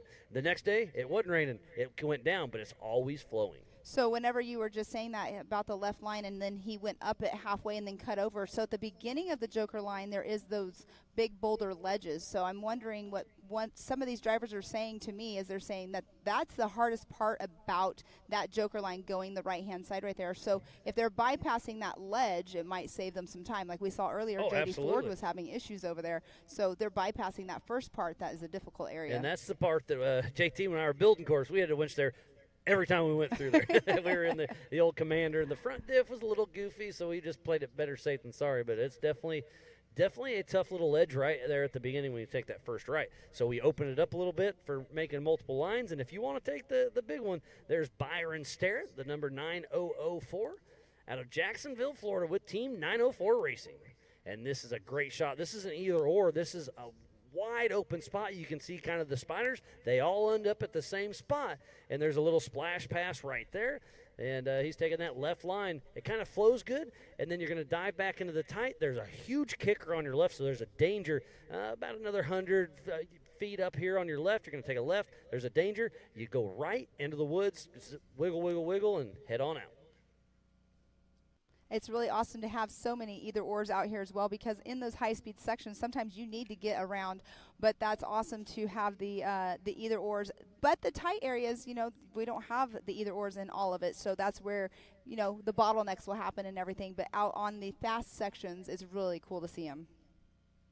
There's a little bit of everything. This is the Ultra 4 race at its finest. We've got mud, we've got water, we've got wide open, we've got rocks, we've got harder rocks, and we've got even harder rocks. I love, this is a true Ultra 4 race, and lots, oh, there's a wheel that kind of came in half. Is that in the AMSOIL hot pits, I believe? So that's off one of them, so the wheel just completely disintegrated. Where's the rest of it? Maybe out on course. So that was Jason Wofford, I believe. That was that last AMSOIL hot pit. Well, it was broken in half, that is for sure. There's Steven Rogers. Yep. He's heading up the Kool-Aid there at the Yukon launch. Yeah, he may have to run over to the race line booth and get a new wheel to put on there. Steven Rogers trucking his way through. That's a very interesting section right there. I didn't see that firsthand, but watching these racers go through it, look at that. He look easy. So he came from the rock bouncing world, so this is right up his alley. He saw the line, he picked the line, he executed. You zero back up, just smooth and steady. Steven Rogers made the Yukon launch look easy, and we know it's not. And talking about that smooth and easy, smooth and steady, that actually what will let you finish the race, win a race, finish good in a race, being smooth and steady instead of going all out, you know, hitting those rocks hard or like, you know, going up there questioning yourself, backing up. If you keep your momentum and keep everything going, that's what will get you up these sections and let you finish these races. That is a great shot right there. We still do have Nathan Parker out in front. He is at a 1:13 right now is where we're at roughly in this race course. And right now that is Jeremy Blackburn making his way through Kool-Aid. Let's see if he can get going and get up that without having to back up. Another one, looks like he's high centering right there, so that's a little bit difficult. He's going to have to back up, get his momentum going, possibly get out and winch. But he is in that RS1, which is a single seat, which we've been talking about how, you know, having the co-driver is definitely key to have. But he just popped right up on over, no winching. And that is race director JT Taylor, probably out checking out, making sure all is good. That is our AMSOIL hot pit area. And there we have Chris May making his way through Kool-Aid.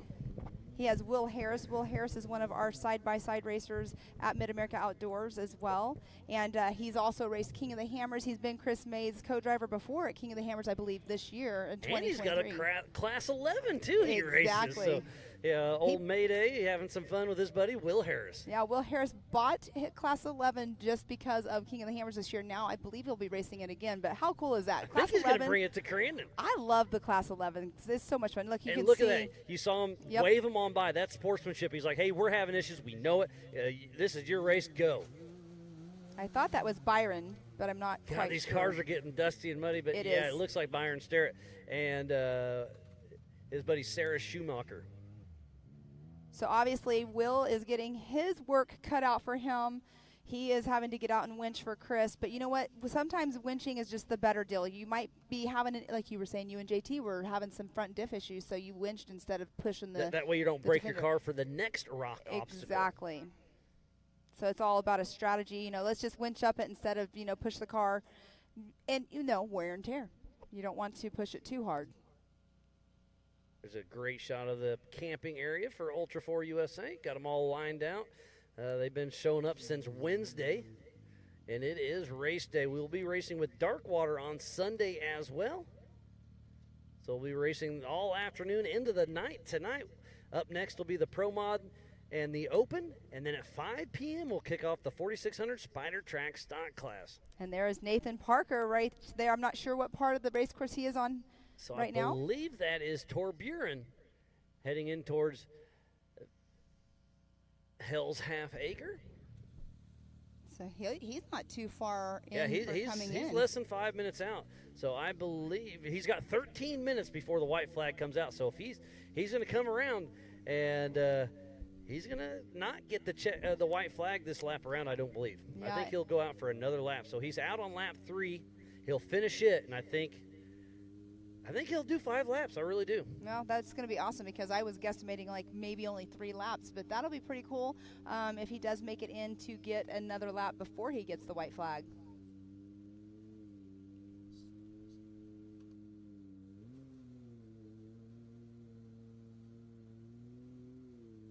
And you can see Will Harris is pointing and directing. You usually have a good communication with your co-driver because obviously you don't have radios whenever you're out winching for them unless you have some kind of wireless communication in your helmet. But he's, you know, directing Chris where to put his tire placement to make him up.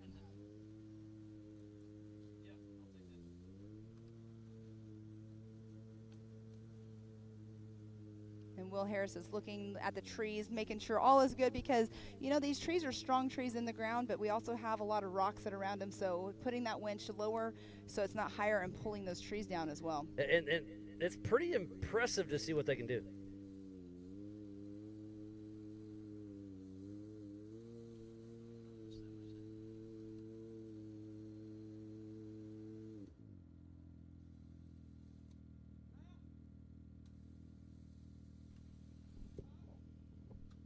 All right, Will Harris still working, getting his work cut out here, like I said earlier, getting his exercise out as well. Mr. Weaver Fisher coming over and checking on, make sure all is good over here. He's out one of our safety crew on course and part of the whole AOE crew. He's always working super hard out there, so thank you, Weaver. Well, we've got a great crew. Bailey's been hitting me up on the Rugged Race Radio. She's the one out there documenting who's done the Joker, who hasn't. The Joker line's a great strategy. Caleb's in there making sure everything's going smooth. Bailey's making sure who's been there, who hasn't. You have to do the Brannick Boulders Joker. You can only do it once. So you have to once, you can only do it once. It's really great. So you can see somebody is coming up on Chris May right now. Well, hopefully they have their own line, they can make it up. But yes, so Bailey is there. She has, you know, the list of the racers like we have. And look at Jason Wofford going for the pass around Chris May, up and out. So Chris May must be limping along a little bit, but Jason Wofford just single shots it. What a great, great run.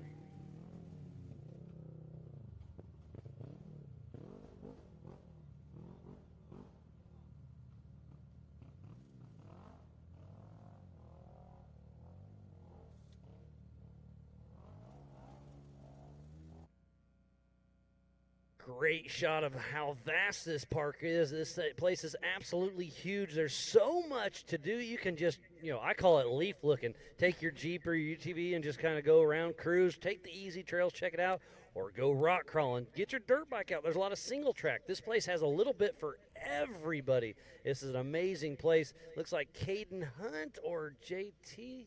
That might be JT Strickland.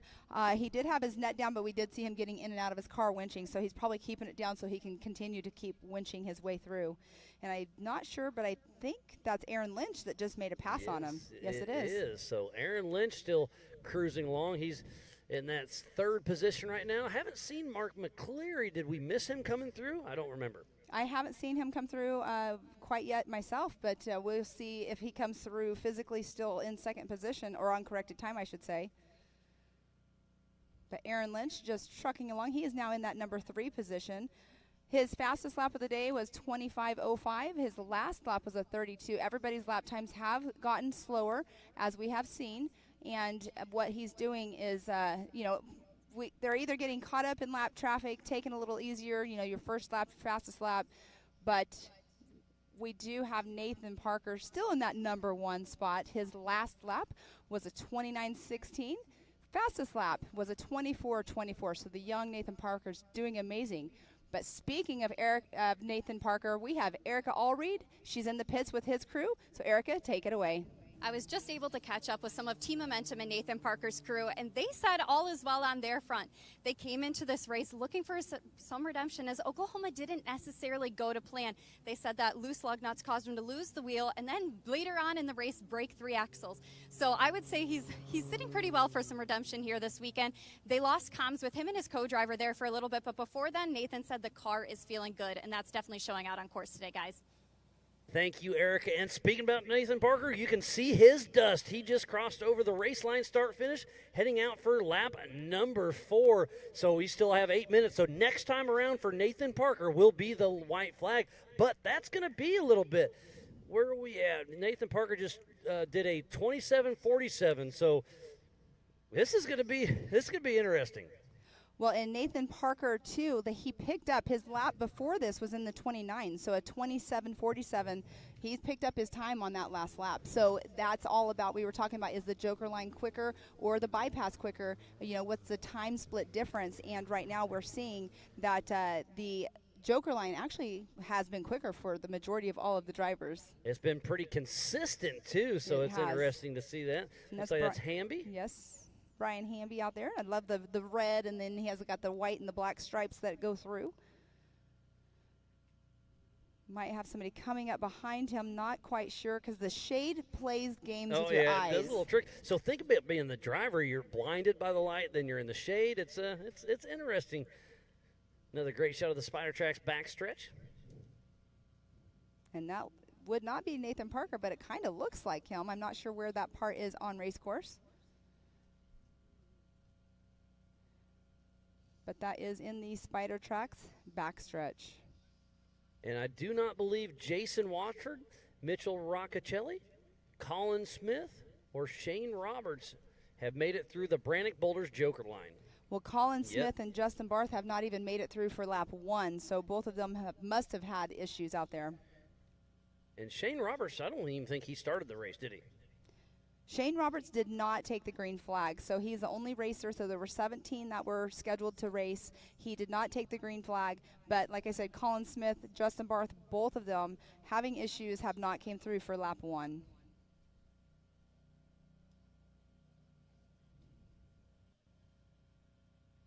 The last time we were in Pennsylvania was back in 2018. We had a race in Shamokin, Pennsylvania at the Anthracite Outdoor Adventure area. And it's great to be back. So is that Caden or JT Strickland? Those cars look so close. It looked like Hunt.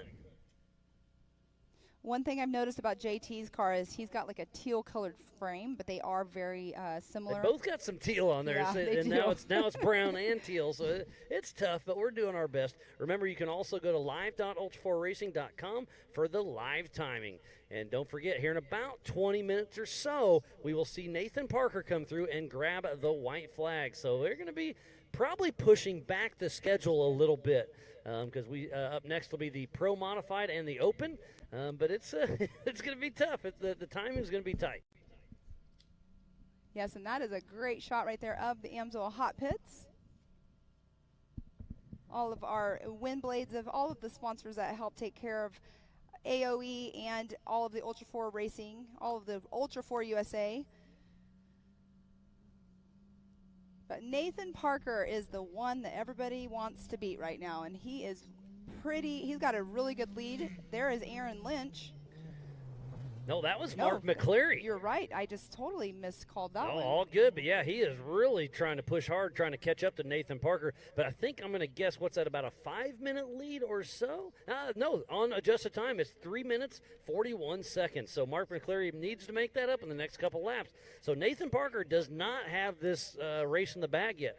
To finish first you must finish. He's still got another lap and a half to go. We'll see. Here's a fun little down rock section that we found to kind of slow him down on that haul road.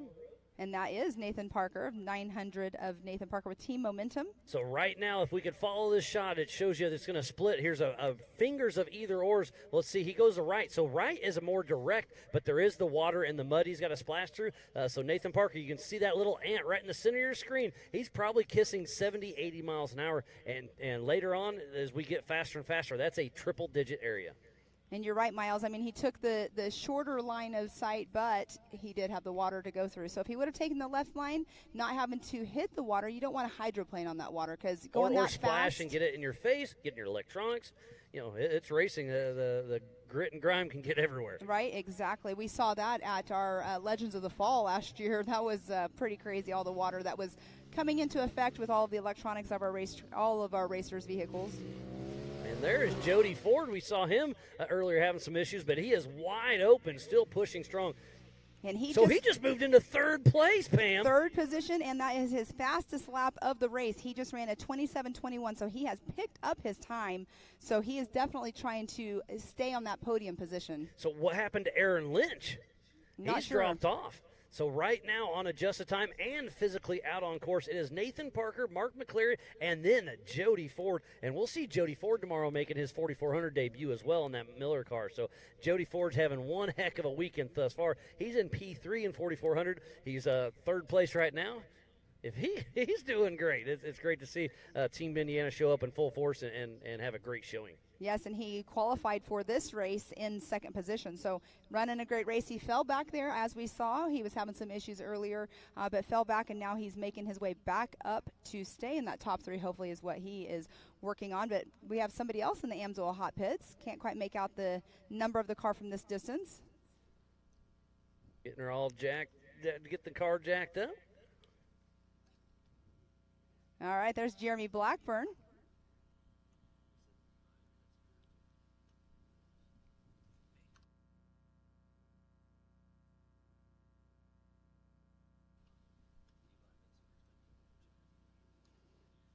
So Nathan Parker will be getting the white flag next time through, and he is running such an amazing race. Don't want to jinx him or anything because he has had that issue at Visions after he was leading the race, but he's also definitely reckoning out here. He is showing these boys that he can drive. He's out here to race with the big boys, and that's exactly what he's doing. Just got a little update over the Rugged Race Radio. Bailey's out there keeping me informed. Jason Wofford just made it up the Brannick Boulders there at the Joker line. So where's Mitchell Roccacelli? And we haven't seen much of Colin Smith, but everybody else has cleared the Joker line. You have to run it once. You can only run it once. But what a great race we have on our hands for the 4900 stock class presented by Handy Industries. All right, let's see who this is going through. There is Brian Hamby right there making his way. Was he? So I think that was who was in the Amsoil hot pits. I think it it looked was. like. So looks like he's in that fourth position physically and on adjusted time. So everything's looking good for Brian Hamby. Is he going to have enough to pick it up to pick off Jody Ford, Mark McCleary, or Nathan Parker? And Nathan Parker on screen right there making his way through the boulders. You could see that he had stopped. There's Aaron Lynch Aaron right there. Lynch, where is he? Where was he? He's there now, but that puts him physically and on adjusted time in that fifth position. So he had an issue out there on course. There's physical race leader at the Yukon launch at the top of Kool-Aid, and he has some issues there. So this is that little rock section. The video never does it justice, but these are some big ledge rocks, so he's going to have to get a little bounce, a little momentum, and he does. He bumped it. He has some great people coaching him as well. Actually, I can't say that because I don't even know if he's being coached. Sometimes a driver's a driver. He is. He is a driver already, but he is being coached. That's why they brought in Kyle Chaney to the team to help coach him along. This young man's 14 years old and he's leading the race. Exactly. But that is a great shot right there of him going through. The whole thing about whole team momentum, they're a team that's out here for everybody. Yes, they have their team, but they're out here for everybody, as we always talk about. But that, I believe, is that Caden? That is Caden Hunt, absolutely. He's still trucking along. He is a lap down off the lead pace. So Caden Hunt and Aiden Gilbert are coming through.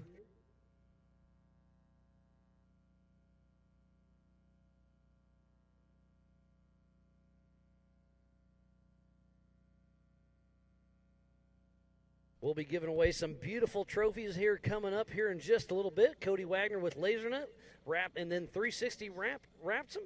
And Pam Hall will be giving those beautiful trophies away here in just a little bit.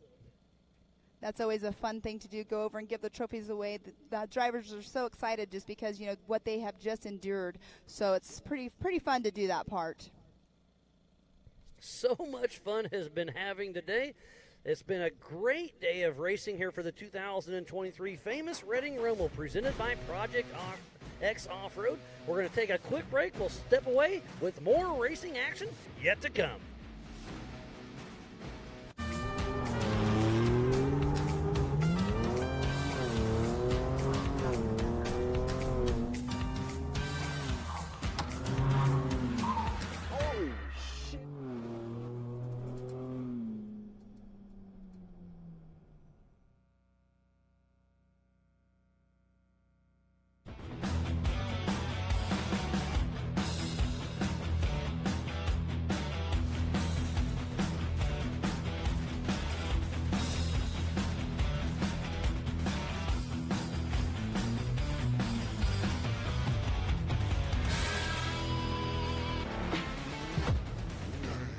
Lightweight, agile, and strong, the Pitbull is perfect for the job.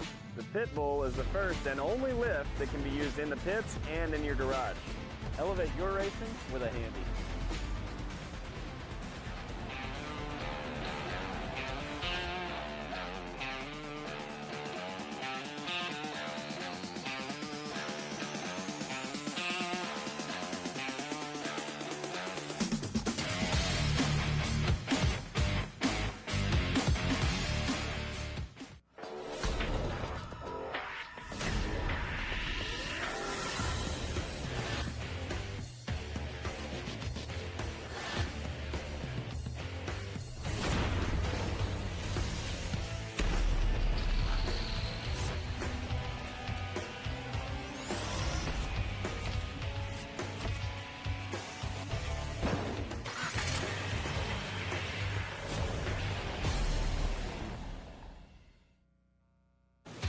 Watching Speed Sport 1, your home for great off-road racing from America and around the globe.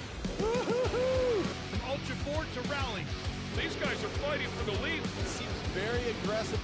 Short course to desert race. Great move there. He is so fast. Whether on 2 wheels or 4, Speed Sport 1 has the off-road action you crave. Look at that move. It jumps to the inside. Speed Sport 1, the Motorsports Network.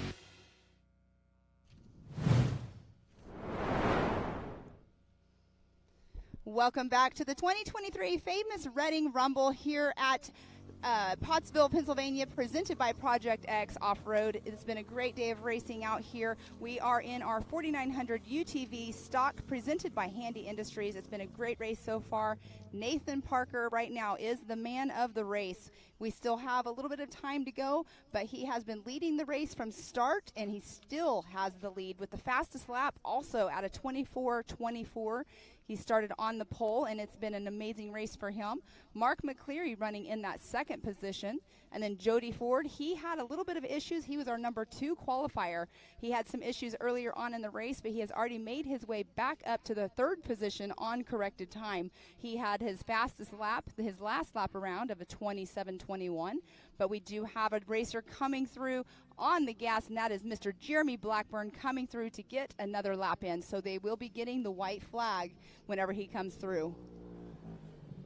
Jeremy Blackburn just now coming through. He is running in the number 6 position. He has his fastest lap of the race was a 25:37, but he just ran a 28:02. So everybody's picking it up here towards the end of the race to try to just get into that next position. You're absolutely correct, Pam. You know, we were talking about strategy earlier. To have a car, you have to have a car. Right. So if you destroy it in the first couple laps, you're done. So they saved the car. Now we're towards the end, so they're going to start laying it all on the line. I mean, they've got some work, and, you know, they're on their rugged race radios in the AMSOIL hot pits doing lap counts, doing times, split times and whatnot to see what's going on. And they're saying Nathan Parker is out there and pushing strong. Here's Caden Hunt, I believe. That is JT Strickland, the 46. What is his number? 4626. And he's pulling off the racetrack. Not sure what's going on with him. That's interesting, but another person that came through while we were chatting was Byron Starrett. He came through. He's running in the number 7 spot. He is coming off a podium finish, second place from Visions out here. He was also on the podium at our Montana race as well, and he started the race in 3rd position, and he is running in that number 7 spot. There's Aaron Lynch heading up the Yukon launch there at Kool-Aid. He is sitting in that top 5 position. He's going to have to pick up these next couple laps to see if he can bring it all together. And he just made that section look pretty easy right there. He just went up the Kool-Aid area. That's super cool to have the names of Kool-Aid, and that was the Yukon Gear and Axle Kool-Aid area. There's Aaron Lynch and David Young. We just saw them cruising through.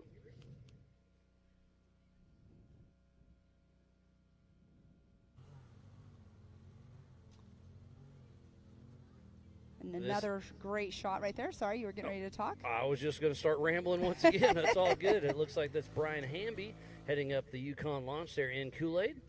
Having a little bit of issue, so it's really getting dug out on that far left line, but that is the main line to make it through and out of there. So far, so good.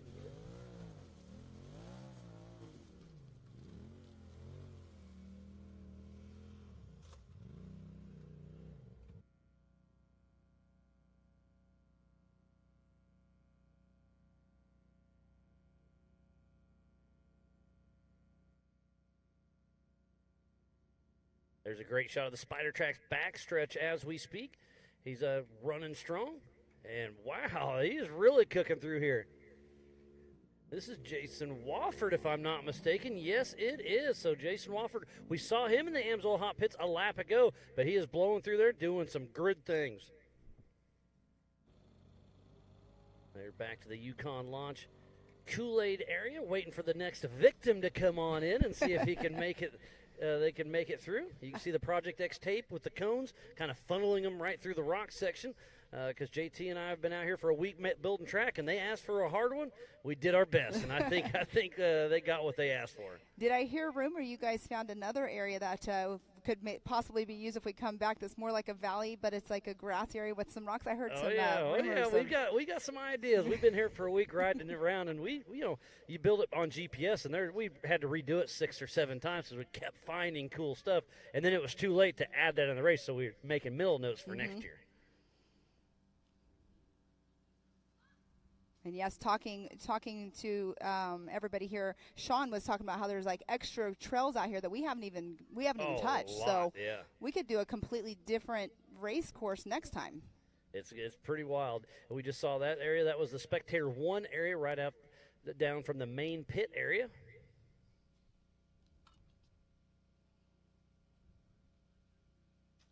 There's a lot of go fast, a lot of tight trees. We got a couple cars coming up the Yukon launch. Looks like it's Aiden Gilbert, I believe.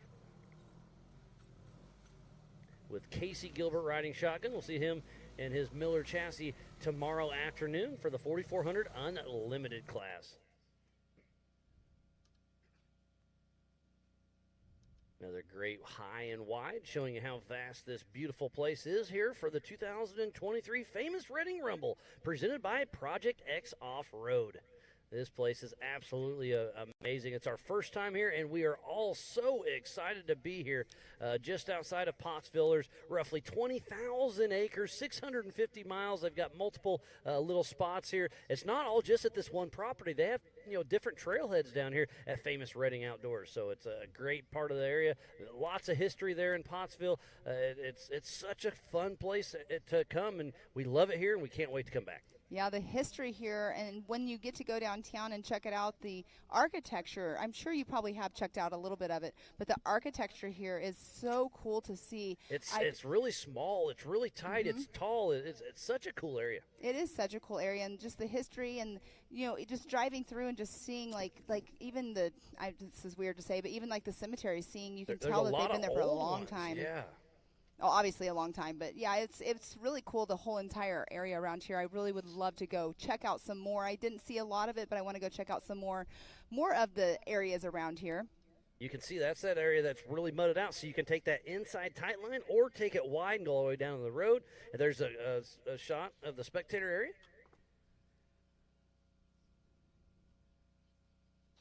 But nowhere better to see it than here at speedsport.tv, AOE.tv, Ultra4 USA, and MAO Facebook and YouTube channels.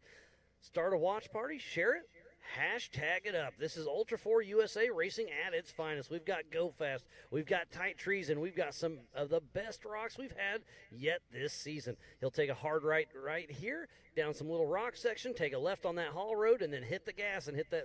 There's an either or there, and they're going to be in the UTV, I'm going to say 70, 80 miles an hour. And going that fast out here, you don't normally have a lot of high speed and, the technical rock sections, but that's what this place is providing out here is all the different terrain, as you were just speaking of. And you see that pond at the bottom of your screen. I've been out here all week, and I didn't even know that was there until I just saw it from the drone. That's funny. We've been out here all week riding around, getting everything lined out, and so far, so good. It's been a great, great time.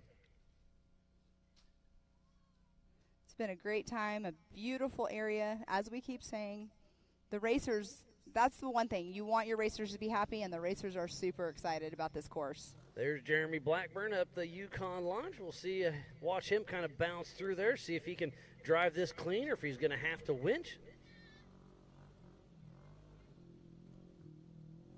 This just goes to show you these are some 33-inch tires, and these rocks are bigger than that in some of these sections, so he's going to try to just momentum his way through.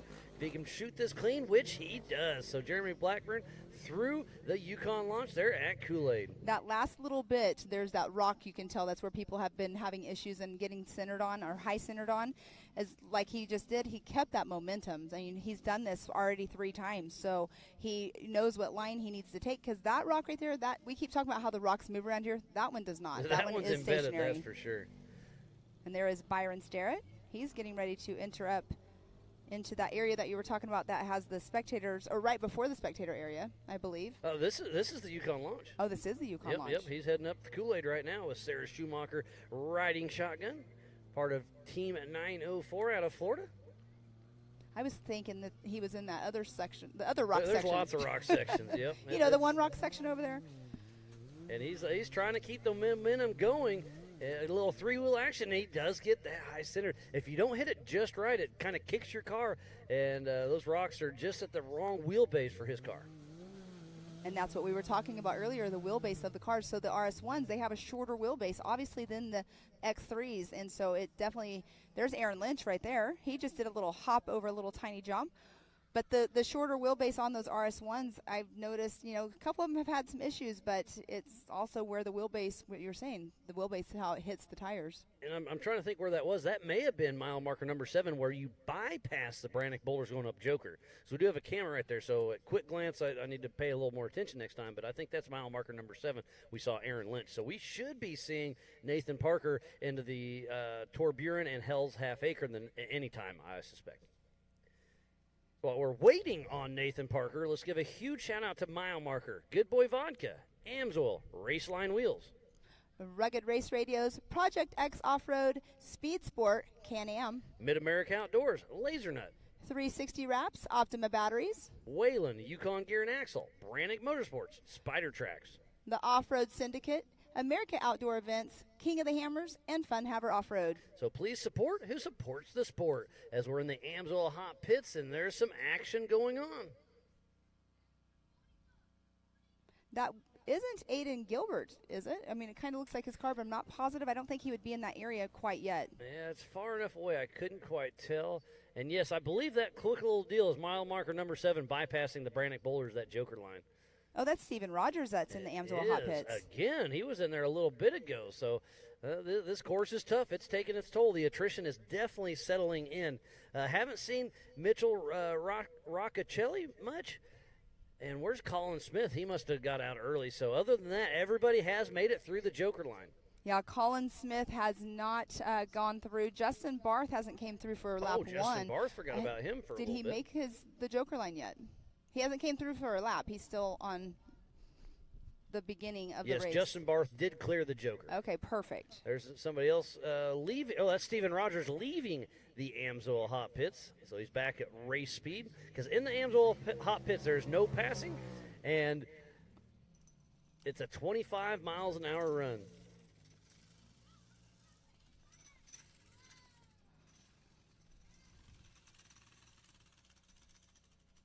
Heading down just past the race line, start finish. You can see that little line right there. That's where qualifying was earlier. So now he's going to go a little bit further, then take a left, and then he'll kind of wiggle through and pass the drag line.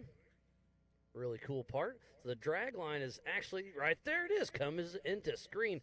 And that thing is absolutely huge. And there's talk, that thing was built back in I believe the 40s, and it's all electric. And they're talking about rebuilding it. It takes, and then they're going to make it walk, because it kind of walks like a duck.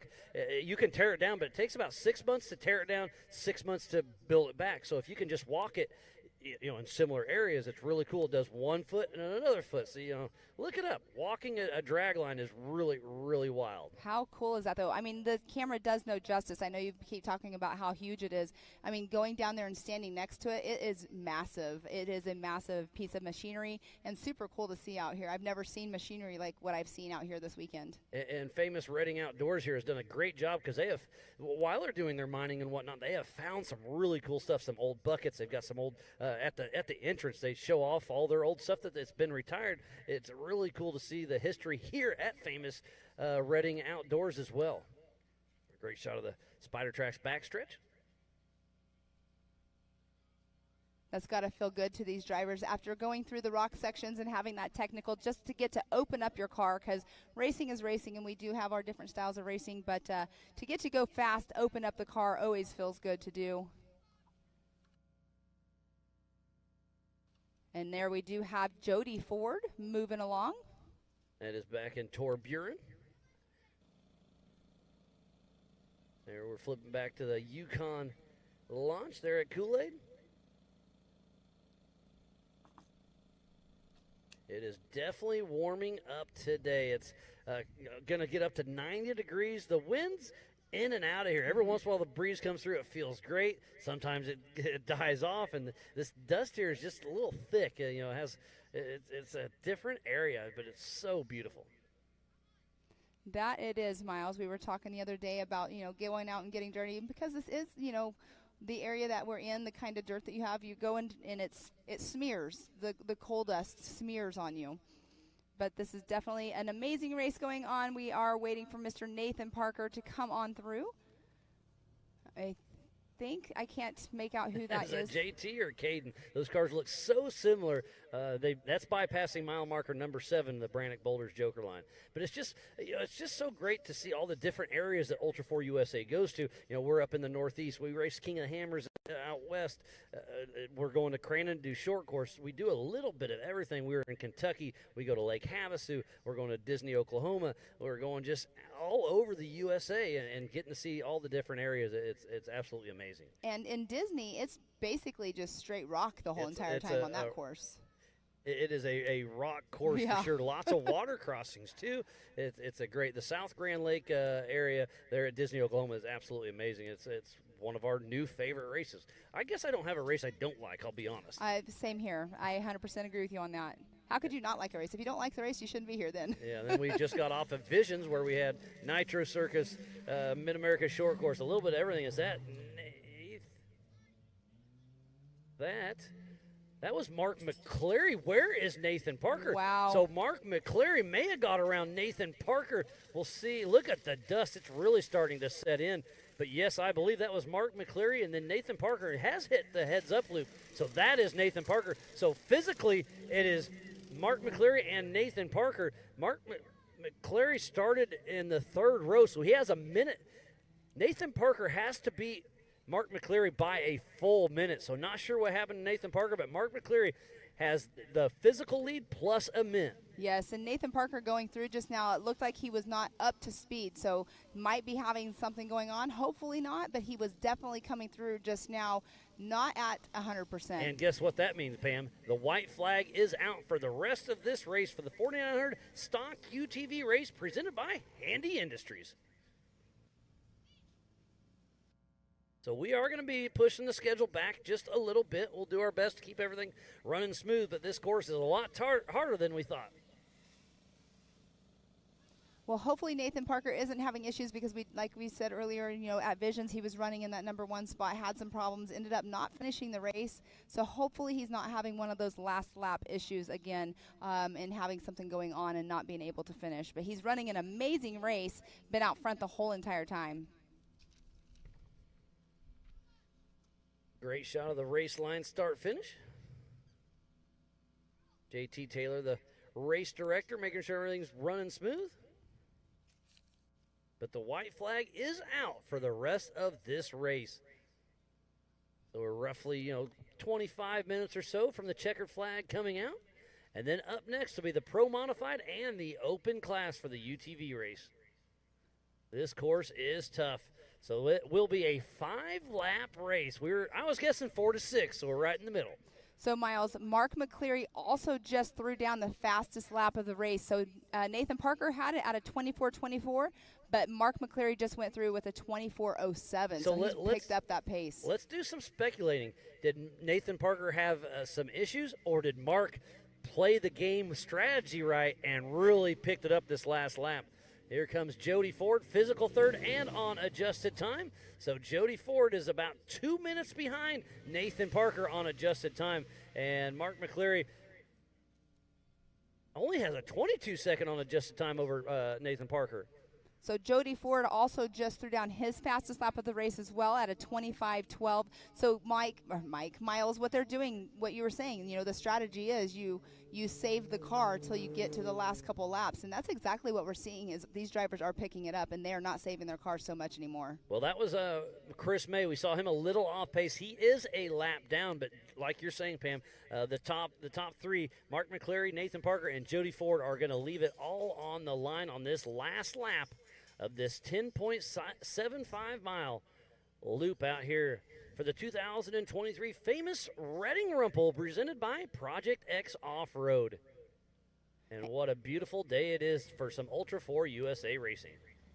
And Chris May is still running in that 9th position, even though we did see him with some issues earlier. But there's Steven Rogers. Steven Rogers is running in the 8th position. But here we see him trucking along, going through. This is the Kool-Aid Yukon launch, yeah. There at Kool-Aid, we'll see. Remember, with that rock bouncing background, we'll see if he can make it through with a one-shot once again. And he's struggling a little bit, so he's going to have to back up, get a little redirection, and see if he can make it on up and through. So he is backing up. We've been seeing some people back up, some people are not, but we can see right now he definitely did. But keeping that momentum is what's going to be key. And Steven Rogers is not running. I did not see a co-driver in there with him just now. He was running solo for sure. And look at this, Pam. He does not have four-wheel drive right now, so that's why he's struggling. And he is running solo. I did reach out to him, and he said he does not have a co-driver, so it's going to be really tough. This is the first rock section. He still has 2 more yet to go. So in two-wheel drive, this is going to be tough. Now, is it a mechanical, or did he accidentally hit the switch? Who knows? But right now, his front tires are not turning.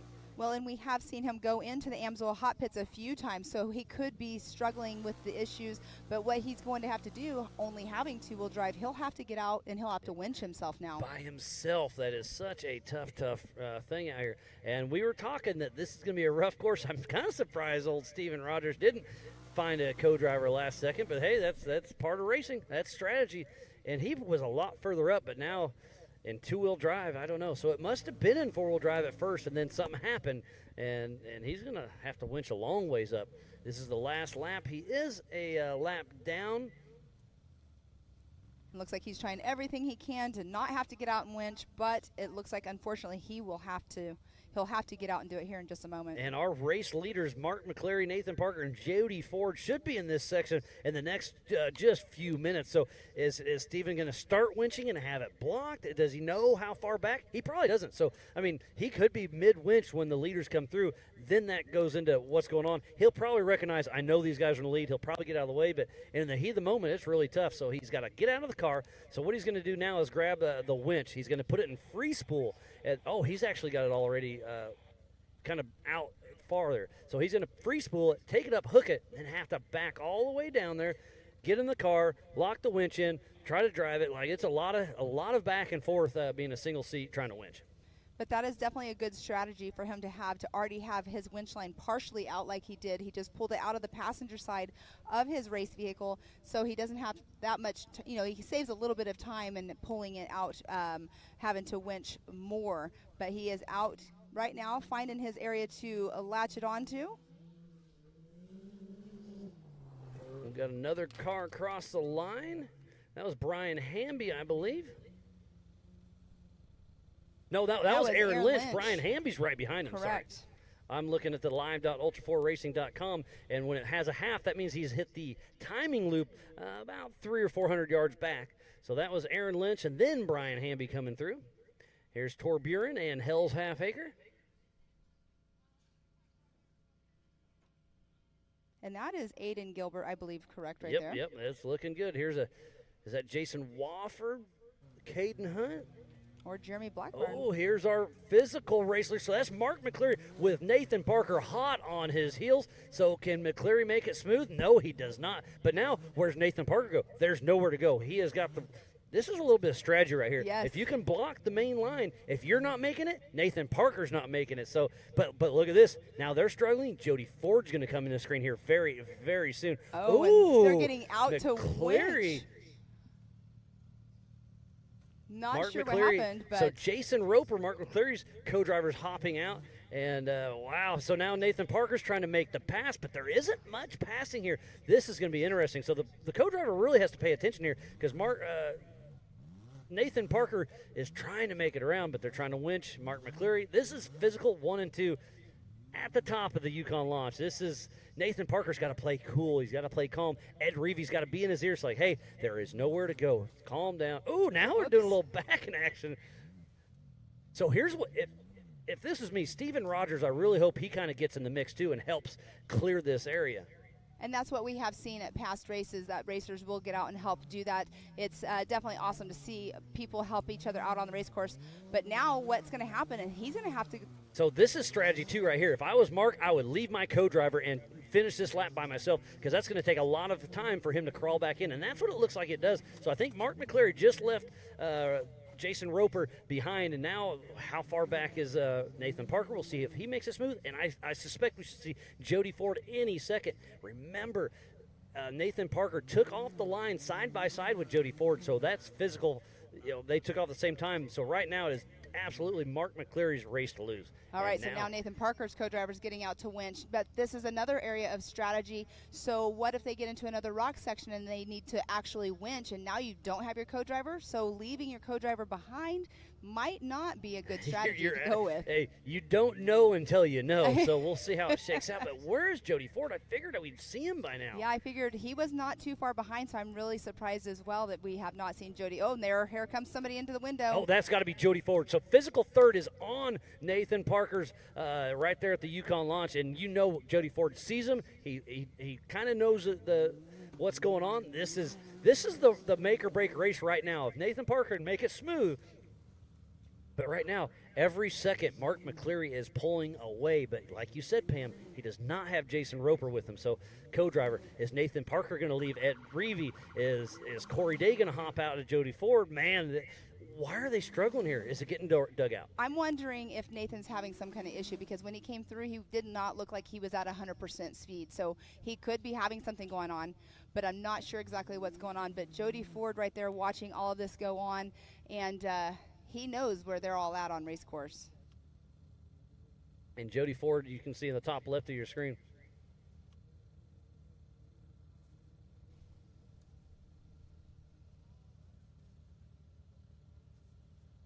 So there's Jody Ford. He's got Corey Day, a veteran co-driver, and you know they're strategizing right now what's going on. Nathan Parker's winching. We do know now that Mark McCleary is out there, and he's got some clean air. But is there other lap traffic in other spots? This is going to be interesting. But you can see all 4 tires still turning for Nathan Parker.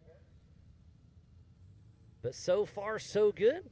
What a great, great race we have here. This is very, very, you've been racing for so long, and now it's coming down to this, that it's so hard to keep cool, calm, and collective during this situation. This is the Handy Industries 4900 stock UTV race, and it is going down, and we are on our last lap. Up next will be the Pro Modified and the Open. And Jody Ford and Corey Day are getting a little impatient, bumping Steven Rogers a little bit. So look at this. I think Jody Ford's trying to help push Nathan Parker up and over. And now there's another car coming into screen. And this course is really starting to take a beating. So it's going to be raced on the rest of today and all day tomorrow. Pam, what a great spot right here. This is crazy how it's came down to this last lap. Right, exactly. And Nathan Parker having to winch his way up. Jody Ford's trying to make his way around, but there, like you're saying, there are no areas that he can pass. So he has to wait for Nathan Parker to get up this mountain, these rocks, the Yukon area. So it's like Nathan Parker's in that car. He knows where he's setting, and he just saw Mark McCleary go by, and he was in front of him. So we're not sure, what Jody Ford is going to do to try to now surpass Nathan Parker. So Jody Ford hopefully not having to get out and winch himself, but we shall see what happens and how this goes down. But this is such great action right here for all of us to see here at the famous Reading outdoors. It's a great race going on, and this right here is pretty cool to see. Jody Ford, you can see what he's doing. He's trying to figure out, can I go around somewhere else? But you can't. You guys have that Project X right tape there. up. And JT Taylor said in the driver's meeting, it is 25 feet center of course, except for in these rock sections. When there's the Project X tape right there, you need to use it. Exactly. And look at Jody Ford trying. getting a little impatient. And now look, the left front is not spinning for Nathan Parker. So it was spinning a little bit ago. Is he having a diff issue? Not sure. And look at this drone shot. This is in Hell's Half Acre with a pass. This is, again, drones don't do anything justice, but this is a awesome little rock section, and it is really getting wild. I can't tell who these cars are, but look at how close they are. They're going to kind of, I believe, kind of weave through here, and then they'll kind of dive out to the left. Here's another great spectator area. You can come and overlook the overhang.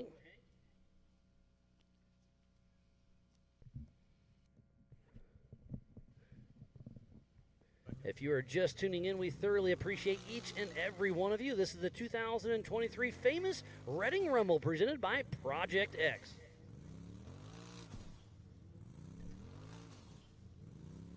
And there's Jody Ford. So Nathan Parker has made it through, but now Jody Ford lost his momentum because he had to wait, and you can just tell it's getting more dug out and dug out. So these 33-inch tires are really having to work hard, and you can see Corey Day pointing right now, and you know Jody's trying to keep calm, and you don't want to break the car. We've seen a lot of front end issues, but Mark McCleary, he's with Nathan Parker and Corey Day, he's really sitting pretty right now.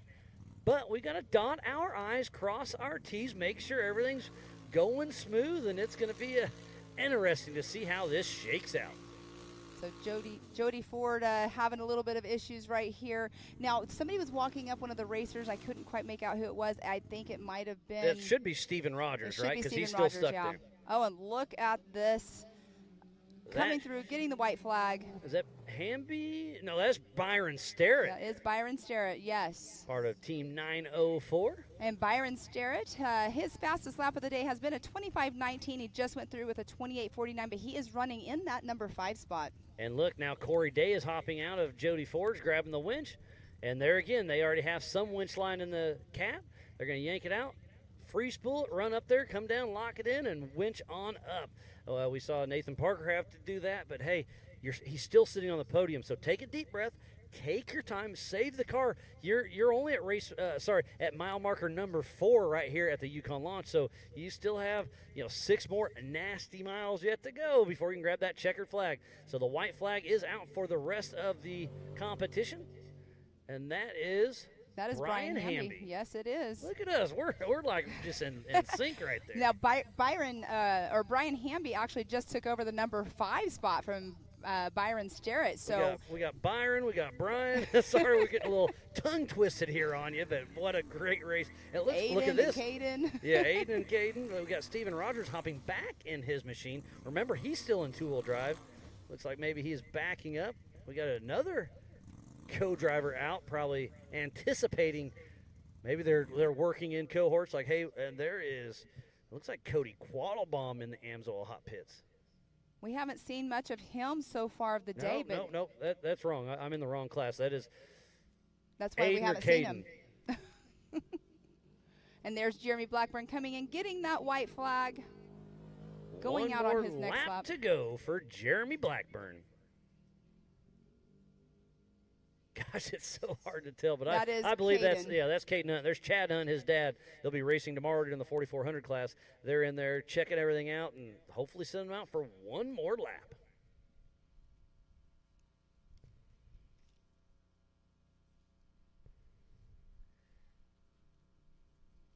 So be sure to stay tuned in all afternoon on speedsport.tv, AOE.tv, Ultra4 USA, and MAO Facebook and YouTube channels. Share it, start a watch party, hashtag it up. We will be live racing, and for the next couple, into the night. We still have the Pro Mod and Open next, and then we will have the 4600 Spider Track Stock Class. There is Jason Wofford heading out for his final lap, so be sure to stay tuned. Lots of racing action yet to come. There's Aiden Gilbert. And Mom Megan right there, making sure they're all hydrated. We were told also that Aiden was wanting some water when he came in just a little while ago as well. And there's Nature Boy Nate checking everything out. That's Casey Gilbert's co-driver. Everybody puts a lot of hats on, just like we do, Pam. Once we get here, it's all hands on deck, and get in where you fit in. Let's make it happen. Yes, and we'll go back to Jason Wofford. He is rounding out our number 10 spot right now. He is in 10th position. His fastest lap of the day was a 25:38, and he just ran his last lap of a 28:49. So the lap times have kind of gone back and forth. The first lap for everybody was obviously their fastest lap, or most of them it was their fastest lap. And they took the Joker line, most of them, so it is an advantage to take it. Exactly. So if you can save that for the end, is there strategy there? I don't know. I love the strategy, and you just never know until it's go time. I believe that is Chris May, so that is Will Harris out having to winch once again for Chris May. And did he help? It looks like I don't see Steven Rogers, so maybe they helped Steven Rogers get up and through. Remember, Steven Rogers was in two-wheel drive. Chris May has been a little off pace. He's still moving, so that's great. But he's fighting through some issues, but getting it done. He's in the 9th position right now, so he is in the top 10. But we do have him. His fastest lap of the day was a 30:09, and then his last lap was a 45:48. But like you just said, he was having some issues. So, but he's still trucking along, still going along. And what's awesome is his daughter. She will be racing tomorrow morning, and I love seeing that. You always see, the parents are obviously out there coaching their kids and everything, but Chris May and Raleigh, she races at another association on the East Coast. Well, we're on the East Coast, but in South Carolina. So she's got a lot of seat time under her belt, and she loves this. And it's so funny when she gets that race face on. It's all on. It's all pedal down. It's go time.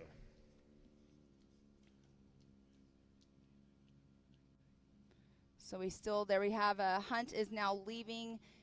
Caden Hunt is leaving the pits. We do have Aiden is down there still, Aiden Gilbert. So the Amsoil Hot Pits has been very busy. The white flag flies for Caden Hunt heading out for his 4th and a final lap. And there's a great shot of Will Harris still trying to help out Chris May heading up the Yukon launch. They're at Kool-Aid. Now they're taking the hood off for Aiden Gilbert. Notice Nathan has a belt in his hand, so I'm wondering if they had to change the belt on the race vehicle. And there isn't much up there under the front hood, so I'm not sure what they're looking for. But you saw him, yeah, the radiator, yeah, good call. Well, he's putting it right back on. You saw him shaking the wheels, checking wheel bearings, checking suspension, just making sure the car is going to make it for another lap, because this is a gnarly course. And 1 lap to go, and it's not over till that checkered flag waves. We have been racing for 2 hours and 10 minutes, so we will be a little behind schedule. You know, there's an hour and a half till the white flag comes out, but Nathan Parker got right through there just before it. So up next will be the Pro Mod and the Open class.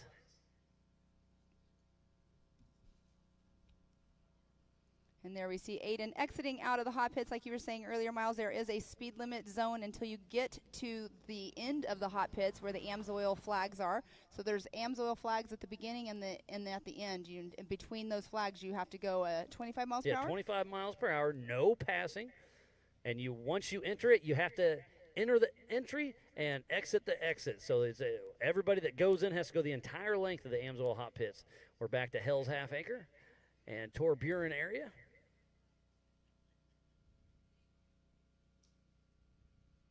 Is that Mark McCleary? I believe so. That's our physical race leader, Mark McCleary and Jason Roper. So he is heading up and out. Hell's Half Acre. And that is such a technical area. I have to honestly say I think that this area is more technical. Just by me physically looking at it, this area is more technical than the actual Joker line. But you have to it take absolutely the Joker is, yeah. And it's longer, too. Mm-hmm, exactly. So it's interesting. It's really cool to put these cars through the paces. And we do see, I believe, is that still Chris May right there getting winched up? I believe so. So now there's, lap traffic coming into play once again. We do see all tires are spinning on him, so it's good to know he still has his four-wheel drive, but having an issue getting up and over. Slowly getting winched. Slowly but surely. Again, thanks to Jason and Gayla Robinette, all the volunteers, the Ultra 4 USA staff, AOE crew, media, safety, USAC racers, fans, and marketing partners for making this happen here for the 2023 Famous Reading Rumble presented by Project X Off-Road. Will Harris still using the winch, trying to drag up Chris May. So he just does not have the traction right now to get him quite through this rock section, even with the winch. I'm wondering if the winch is just not pulling quite enough power, or what's going on here. It's hard to tell, but it looks like the winch is kind of going down a little bit, so it may be going up over a rock. Just the angle, it just isn't quite there, but he's hopefully can get up and over it. And it's interesting you do say that, because if it is on a rock or whatever, you don't want it to rub and actually break the winch line, because at that point, splicing it back together, that's where you need that little tool that splices a winch back together. You're not going to do that. You know what you're going to do? You're going to tie a hatchet knot. Yeah, just exactly. Whatever holds, and you can cut it out later. True story. True story. There we do have our amazing track crew, Mr. JT Taylor giving us a wave, Gus Fisher. There and we are. Mark Shea. Mark one Shea. Of our media. Staying in the shade. It is definitely warm out there. Oh, it is. It's warming up quick. Yeah, it's going to be 90 degrees. There is a good chance of rain tomorrow, so that could be a whole different turn. But this is a great aerial shot of Hell's Half Acre. They're making this thing look easy. So JT Taylor's either going to have a lot of new friends because of this race course, or a lot of people going, man, we asked for hard, but not this hard. Oh, they're going to love to hate him and hate to love him, if you know what I mean. Now, this is a great, great course up here at Famous Reading Outdoors. Love coming here for our first time. We are so excited, and we're building a great relationship. Can't wait to come back next year.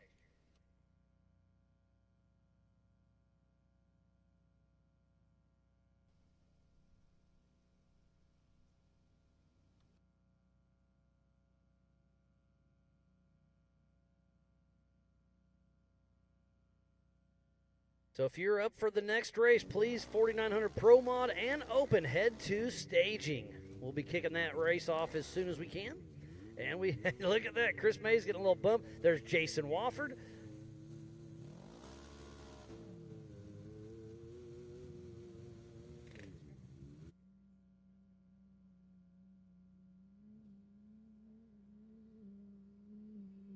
And the checkered flag is flying for Mark McClary, unofficial winning the 2023 famous Reading Rumble, presented by Project X Off-Road. So Mark McClary started behind Nathan Parker and Jody Ford. So as long as everything, we're going to dot our I's and cross our T's, but it looks like Mark McClary just won this race unofficially.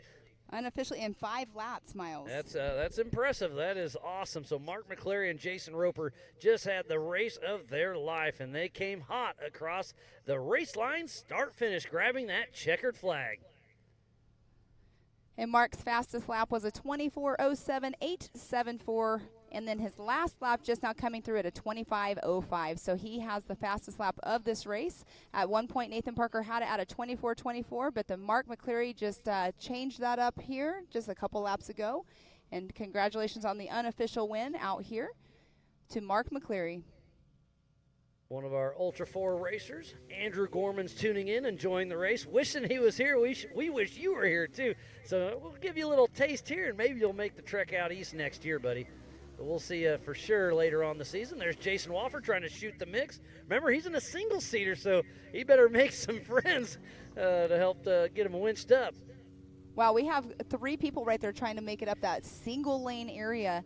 And Byron Starrett is, right-hand side of the screen there. Chris May still trying to get winched up that area. I'm not sure. He's definitely having some issues. And then Jason Wofford's trying to sneak up the right line, really giving it all he's got, but there's just not enough room. And you just saw him teeter. He's now up. Looks like he's kind of high-centered on a rock, but there's really nowhere to go right there for another vehicle to make it into that spot. And now we have a 4th car coming up behind. Looks like that's Brian Hamby, I believe, in the back. So we got 4 cars at the Yukon launch. They're in the Kool-Aid Trail. And Byron Starrett's trying to pinch off the line. Jason Wofford tried to do a little hill shooting. It's almost like right here, we wish the driver behind you would give you just a little bit of a nudge if you're having issues going up, even with your winch being attached. So how far back's Nathan Parker? How far back is Jody Ford? We still just have Mark McClary and Jason Roper in here. Mark McClary out of Reddick, Florida, with Turned Up Racing in his Can-Am, Dirt Monkey Performance, Wasted Money Fab, Wayland, MRT, and Demon Sports. And his first Ultra 4 USA race was just last month.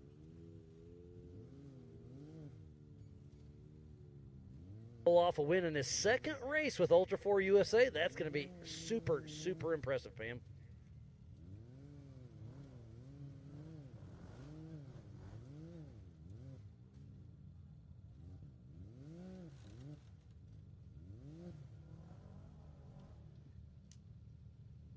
Look at the traffic jam there in Kool-Aid. We're going to have to get that cleared before we send the next race out.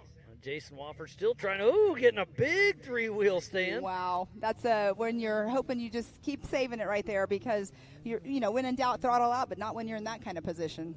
And a little pucker factor. That's when you want to make sure you throw it in reverse and throw that front end back down if you can. Byron Starrett trying to make his way up.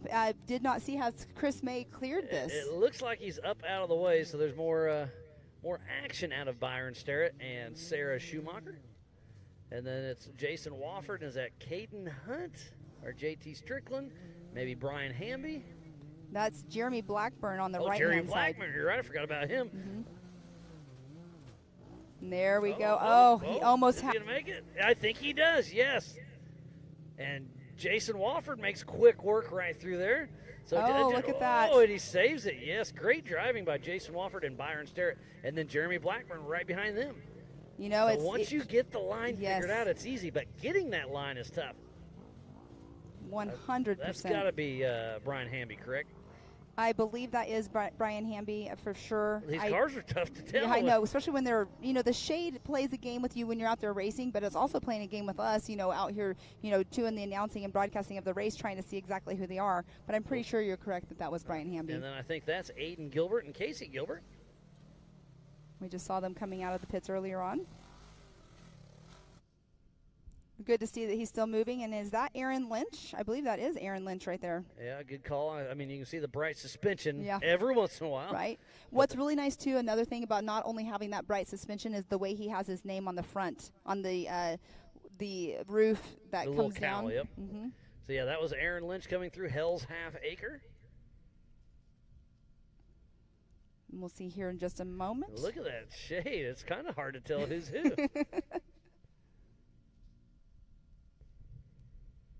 That's Jody Ford. Wow. Yeah, he so got did Aaron Lynch get around Jody Ford then? We may have a little mix-up in our top three. And where is Nathan Parker? Did we miss him coming through, or did he get past as well? Hello? This is anybody's game right now. But right now, the happiest man out there is Mr. Mark McCleary. He's done with this race for the 4900 stock class UTV race. And there we do see Mr. Nathan Parker. So he has been passed by Lynch and Jody Ford. So Nathan Parker's, he may not even make the podium, and he's been leading the whole race until the last lap. Yeah, well, he was off pace just a little bit when he did come through on that last lap, so he must have something going on, not sure, but definitely a little off pace. And is that 465, I okay, believe. so that's Caden Hunt. I saw Chad and Nikki Hunt cruise by just a moment ago. They're probably over the Jumbotron rooting their son on.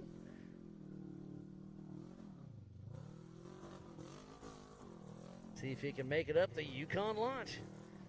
And he picks his line. Look how easy. Once if you get that line, if you hit the line just right, it looks like no problem. And then you hit the line just wrong, and you see how many issues there is. But RS1, they're a little skinnier, a little lighter. So it's just pick your poison. Right, exactly. And it looks like the people that have been going up through that line, they've kind of been sticking, if you're looking at it and going up it, to the passenger side is what it seems like, that they have been keeping traction more on the passenger side, and that's how they're getting up from the view that we're seeing here from the camera.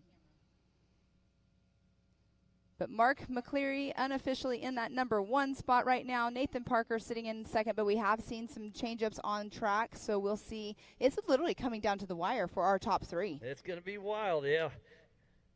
I mean, who's going to come in here first? Because remember, Jody Ford started on the front line. Aaron Lynch 30 seconds behind him. And there's the 106 of Steven Rogers. Remember, he was in two-wheel drive a little bit ago. Mm-hmm. He was having some issues for sure. So he stopped once again. He's also been in the pits a couple times today as well. Yeah, the struggle bus is real out here in Pottsville, Pennsylvania, here at famous Reading Outdoors. For the 2023 Famous Reading Rumble, presented by Project X. And look, we do have a race going on right here. We have somebody on the left, somebody on the right coming together right here. Who has the upper line? Can't see who they are, but the right-hand car did get past. So that's Hell's Half Acre, and that could be, is that Nathan Parker, Jody Ford, Aaron Lynch. They're all 3 in that area. And, yeah, it's Rubbins Racing right there. Yeah, somebody's getting a little impatient right there. So there's a little chute you get forced into. It kind of tightens up, then you take a left. So they're only about 400 yards away from the Amsoil Hot Pits. So we will have them at the heads-up loop here very shortly. So go to live.ultra4racing.com for our live timing. Once you see the half, that means right now we should see who it is. It is Jody Ford and Aaron Lynch. Oh, man, where's Nathan Parker? He's back there. So right now it is going to be Aaron Lynch grabbing that second position on adjusted time, and Jody Ford neck and neck. But remember, 30-second increments, so it will be Aaron Lynch 2 and Jody Ford in that third position on adjusted time. What a great race all the way to the finish. The white flag is flying for Jody Ford. But remember, that's physical. I think on adjusted time, the checkered flag is out. So how far back's Aaron Lynch? Less than 30 seconds. So I think it's going to be Aaron Lynch, then Jody Ford on adjusted time. It did. It totally just switched up. Mark McCleary unofficially in the first spot, Aaron Lynch in second, and Jody Ford in that third position right now. We are waiting for Nathan Parker to come in, but wow, That's how it just literally came down to time at the checkered flag. We've been racing for almost 2.5 hours and less than 10 seconds split second and third place. How crazy is that? On adjusted time, Nathan Parker was pole setter, so he is not going to upset that. So unofficially 1, Mark McCleary. Unofficial 2, Aaron Lynch. Unofficial 3, Jody Ford. So we'll be giving away some of those Laser Nut 360 wrap trophies here very soon. Thanks again to Cody Wagner and company. Well, what a great ending to an amazing race out here today. Coming down to the wire with Aaron Lynch and Jody Ford. Literally, Aaron Lynch had 9.04 seconds in front of Jody Ford just now. Jody Ford physically came in that second position, but Aaron Lynch got him on time. So how crazy is that, Pam? 9 minutes from first to second. 9 minutes first to second. 9 seconds second to third. Right? I mean, it's insane. It's so crazy how that just worked out. What a great, great run by these gentlemen. Jody Ford will make his 4,400 debut tomorrow.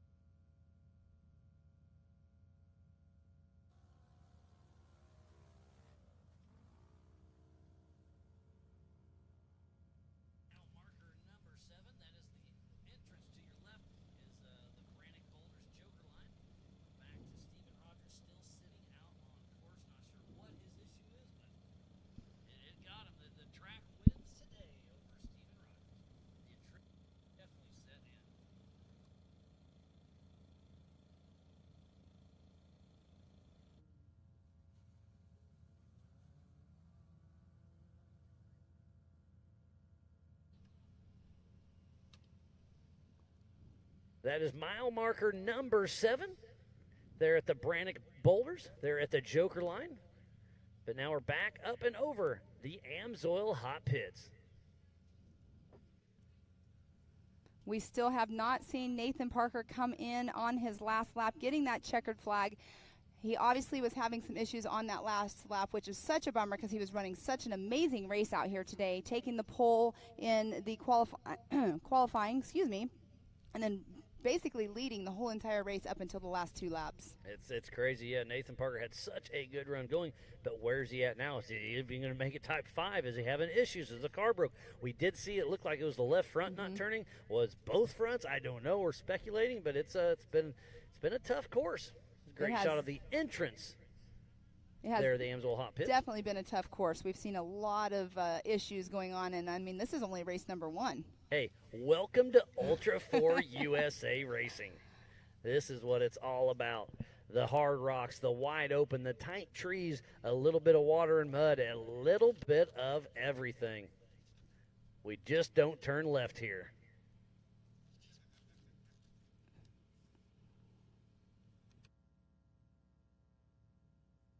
The wind is blowing. You see the Amsoil Hot Pits.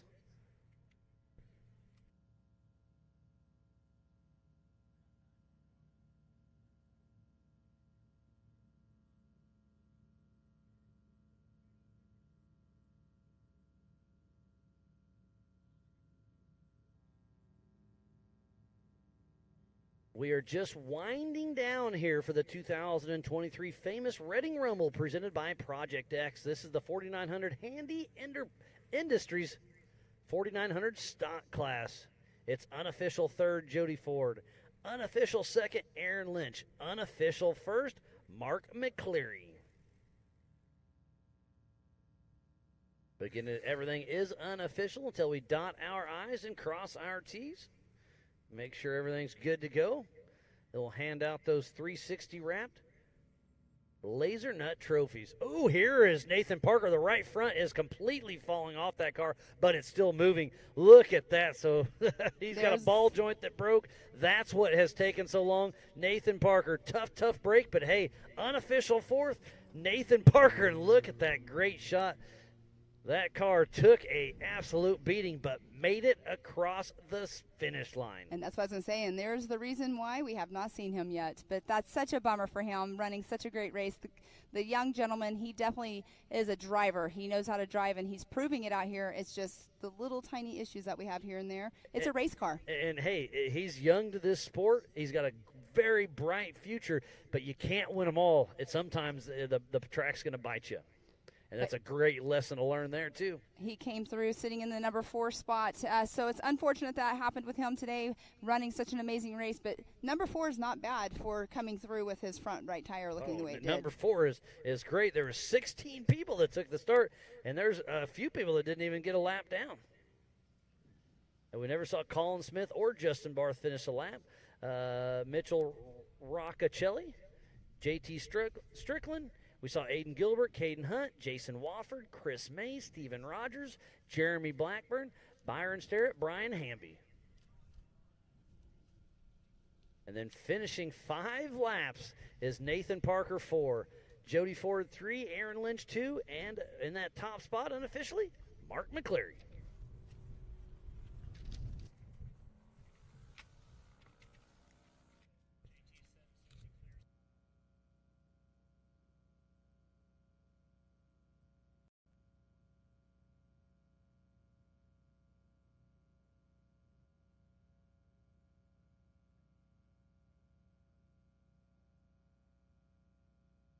So we're just a tick behind schedule, so we will wait till the end of racing tonight and hand out all the trophies later on this evening to just keep the racing going smooth. So there's the 4900 Pro Mod and Open cars lining up now. So once this course is cleared, they will be racing here shortly. And here we have all the guys and gals that have been racing, all the seasoned drivers out here. It's going to be awesome. We just saw Jamie McCoy right there. We do have the 101 right there of Todd Beckett. He's coming off of the win from Visions. Todd Beckett. I like that. But they're right there. There is our man of the hour. That's the man of the race so far. That's who everybody's going to be trying to get in front of. That is Mr. Hunter Miller. He's actually in Kyle Cheney's car, but Hunter Miller is out here racing. His first time racing outside of King of the Hammers at Ultra 4 USA here in Pennsylvania, his very first regional race. Yeah, the Miller brothers, always something to be reckoned with. So Hunter come out here and taking his dabble with Ultra 4 as Jason Wofford comes into screen at the start of Hell's Half Acre.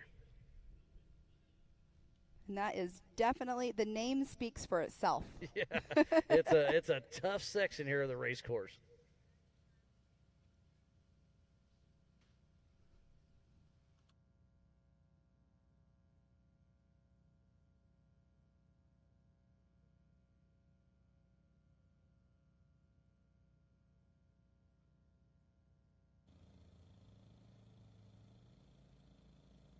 There is Steven Rogers getting recovered. There's Clyde Bynum, helps us run a lot of the behind-the-scenes production out there, helping with recovery as well.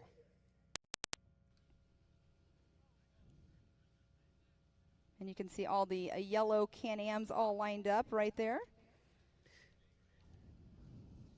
We will be going into this race here in just a little bit. Like you said earlier, you got to make sure all course is cleared and ready to go before we actually start the next race. Yeah, you don't want to start a race with a bunch of healthy cars, with a bunch of cars that are on their last leg. Right. Because you don't want to have a bottleneck for those drivers as well. 100% on that, Miles. There's Byron Sterrett.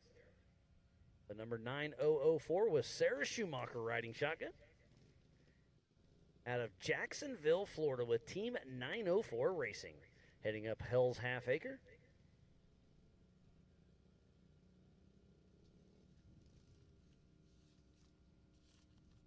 So Jason Wofford should be the next one across, but he is a lap down, so I believe it should be Byron Sterrett with a top 5 unofficially here for the 4900 UTV stock class presented by Handy Industries. If you are just joining us, this is the 2023 Famous Reading Rumble presented by Project X Off-Road, and we are just winding down the 4900 stock class. Up next will be the 4900 Pro Mod and 4900 Open, so 2 races at the same time. It's going to be wild. Definitely going to be wild, going to be fun. We have to keep up with which class is where. It's awesome that our timing actually will tell us whenever we're looking at on our screen what class they're in. So we will be doing 2 different classes, and it is the 4900 UTV Pro Mod and Open presented by Ultimax Belts. So we will be coming up here in just a little bit, just a few moments. We can see right now on screen there is somebody going through the rock section, and we are trying. You can see they're struggling just a little bit, had to back up, but this is definitely a difficult and technical rock area.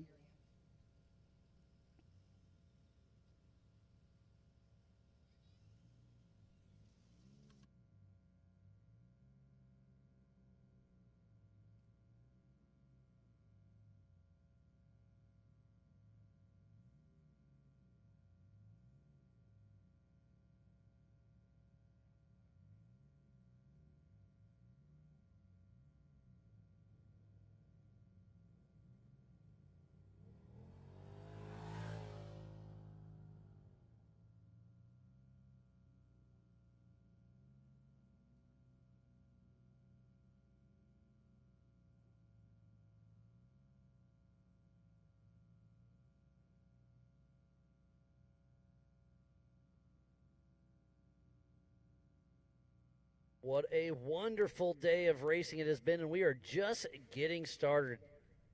Again, thank you to all of our amazing sponsors: Can-Am, Speed Sport, Project X Off-Road, Rugged Race Radios, Mile Marker, Good Boy Vodka, Amsoil, Raceline Wheels, Laser Nut, 360 Wraps, Optima Batteries, Mid-America Outdoors, Fun Haver Off-Road, King of the Hammers, American Outdoor Events, The Off-Road Syndicate, Wayland, Yukon Gear and Axle, Brannick Motorsports, and Spider Tracks. So please support who supports the sport. Without all those amazing marketing partners, we would not be racing here today. As we see the checkered flag come out for Mr. Jason Wofford, who is a lap down, but still a great race. So right now that puts him, he's going to be top 10 for sure. Puts him in that 8th spot for now, but I haven't seen Byron Starr. We have. Where's Brian Hamby? Where's Jeremy Blackburn? We still have some things we could shake out. So good. We are a little off schedule. Just this course is tough for everybody. So for safety reasons, we do need to get the course cleared before we can start the next race. So stay tuned in. We will be live racing action all afternoon into the evening here at speedsport.tv, AOE.tv, Ultra 4 USA, and MAO on Facebook. And there's Chris May and Will Harris. Oh, and there's a car that just blew by. That's mile marker number 7, bypassing the Brannick boulders there at the Joker line. I'm excited to see how the Joker line goes out for this next race. I believe we should have 26 cars out on course between the Open and the Pro Modified. We should have 8 in the Open and 18 in the Pro Modified.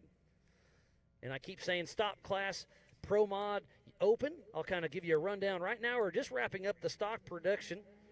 And here comes the checkered flag once again. There is Byron Starrett, unofficially 5th place. So this race we're watching right now, stock production, OEM chassis, must use stock suspension points. Reinforcing is allowed, must run front body and side plastics, 1,000 cc, and 33-inch tires. Up next will be the Pro Modified and the Open class. In the Pro Mod, it's based on an OEM chassis, but aftermarket chassis are allowed. Must run stock suspension pickup points. Reinforcing allowed. Must run full front plastics. 1,000 cc max engine. Aftermarket turbos are allowed and up to a 35-inch tire. The Open is open. 2,000 max cc. Dream it, build it, race it. This is a great spot for the new Pro R that just came out to race. There's Chris May and Will Harris.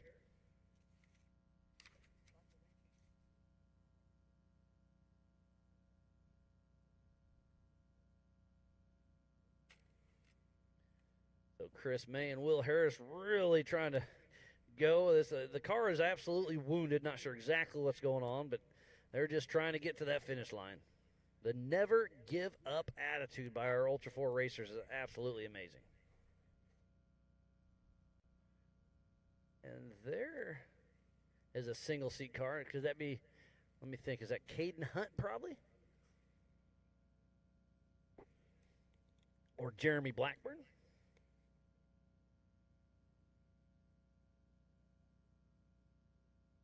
All these RS1s are starting to blend in with this Pennsylvania mud that's covered all over them.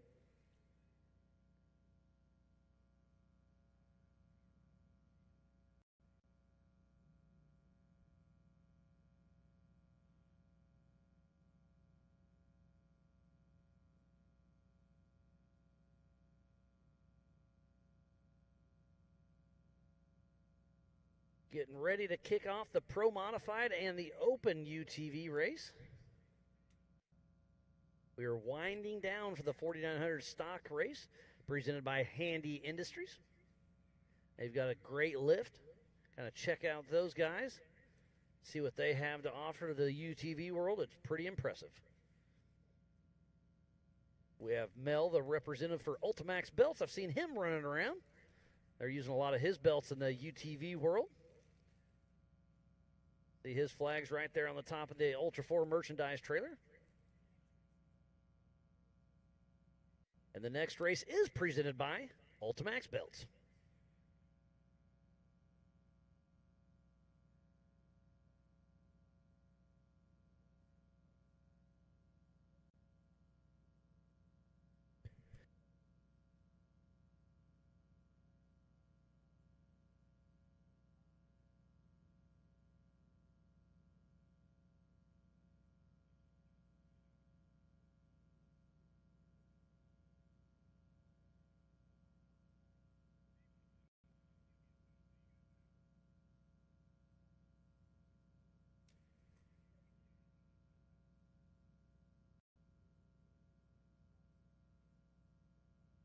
Close to being over. We have 2 more races yet to come. We have Jody Ford, unofficial 3rd, Aaron Lynch, unofficial 2, and Mark McCleary, unofficial 1st place. I know Erica Allreed is down there kind of trying to get the down low. We'll bounce back and forth with her in just a little bit once she gets some information caught up. She's been running around the Amsoil hot pits, but now she's kind of in Ultra 4 Village down by the Jumbotron getting the scoop. Great shot of the Pro Mod and the open cars coming through. So this should be Brian Hamby grabbing the checkered flag, unofficial 6th position. Battled his way through and made it to the finish line. Finishing 5 tough laps.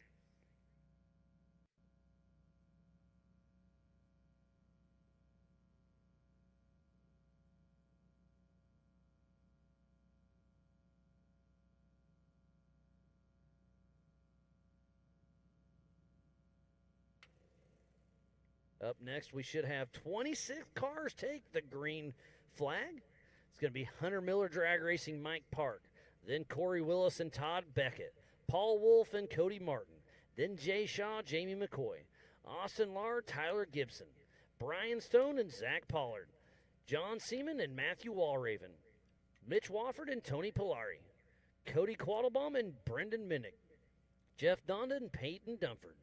John Schuster and Derek Edwards. Then Gavin Smith and Kip Atkins. Are we ready, Miles, for the next race? It's coming I'm up ready. here soon. We're not done with this one, but I I'm know. ready for the next one. Obviously, we got to make sure everything's safe and sound out there. But yeah, what a great race we have. We're not done with it, but the top 3 are in. So these are just battling for a finish. Yes, and Chris May and Will Harris, we've been seeing Will Harris out winching quite a bit, so he's had his work cut out for him for today. But right in front of him is Jeremy Blackburn.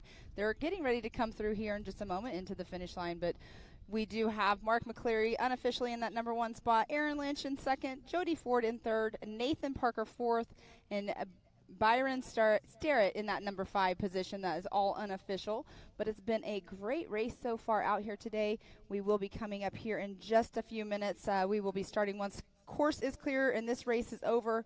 The 4900 UTV Pro Mod and Open classes presented by Ultimax Belts. So we will be doing that here in just a little bit, not too far away. We should have 24 cars that'll be taking the green flag this afternoon.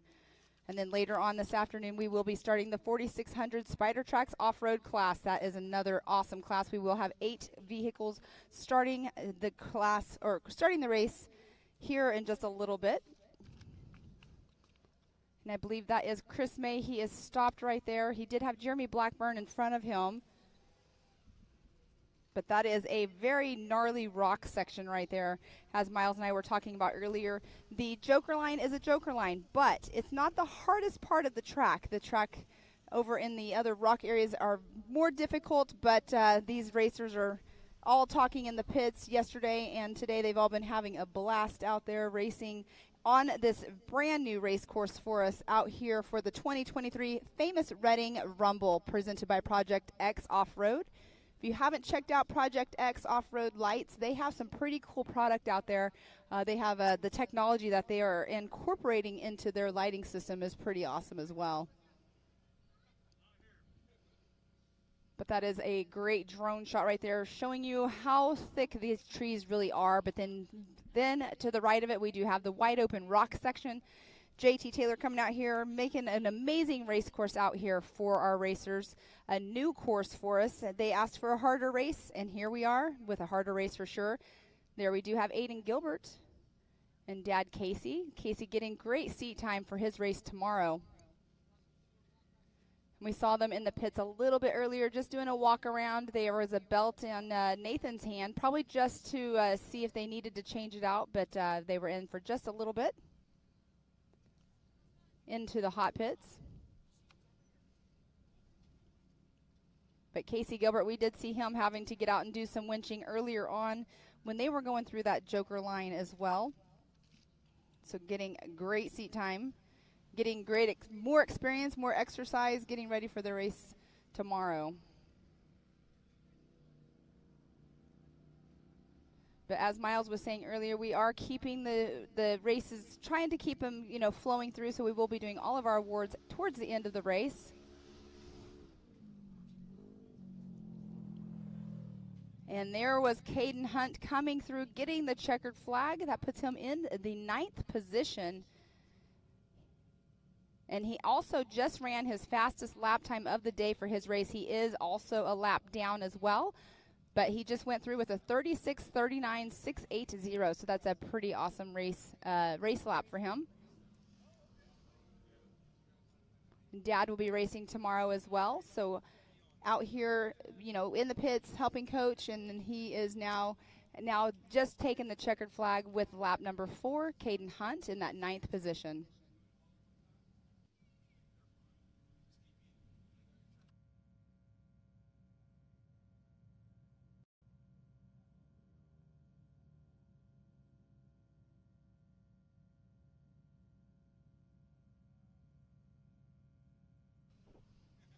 Well, we have all 3 of our unofficial winners over there by our Jumbotron, but we do have Miss Erica Allreed. She is going to get some information for us. So, Erica, take it away with Mark McCleary. Thanks, Pam. I've got our unofficial 4,900 UTV stock winner, Mark McCleary. Mark, it seemed like you really picked up the pace right before that white flag lap. So what were you finding late on in the race that helped you secure this top spot? When we went into that lap, we had slowly started to find some good lines through the rocks, and once we found those lines, we were able to get past a bunch of people through the rocks, and once we got to some clean air, it was smooth sailing from there. We were able to really just kind of pull away and keep out of all the trouble and all the bad spots. Well, congratulations on this win. Smooth and steady to this first place position, but now I've got our second place finisher, Aaron Lynch. Aaron, you were up there in the mix for the entirety of the race, negotiating all of the elements. So what did it take to get the second place position today? Full send. That's the only thing I can really say is full send. The rocks were really rough. There's a lot of fast sections, a lot of water. It was just really rough. A rough race, but you managed to get up here on the podium. Congratulations. We look forward to seeing you back out there in our next round. But, guys, our third place finisher, Jody Ford. Jody, a lot of drivers have mentioned how this course is one of the most difficult of the year. So just how demanding was it for you from the driver's seat? Yeah, it was a tough course in a UTV for sure, and especially being limited to a 33-inch tire. It was no clearance out there, and we had to keep backing up and winching, and broken axle shaft in lap 3, so three-wheel drive made it really hard. I would say so at least, but a hard-fought race for this podium position. Congratulations. Guys, back to you. Thank you, Erica. Awesome interviews by our unofficial Mark McCleary and Jody Ford and Aaron Lynch. What an amazing race for them. I can't wait to get to do our awards later on with them once we get everything all lined up and all official later on after we get done racing this evening.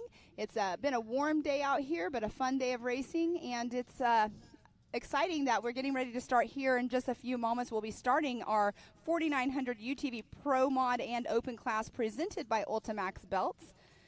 And speaking of Ultimax Belts, we do have Mel Langford out here. He is out here checking out the race here in Pottsville, Pennsylvania. We do have somebody else coming across, and that is Jeremy Blackburn coming through to get the checkered flag.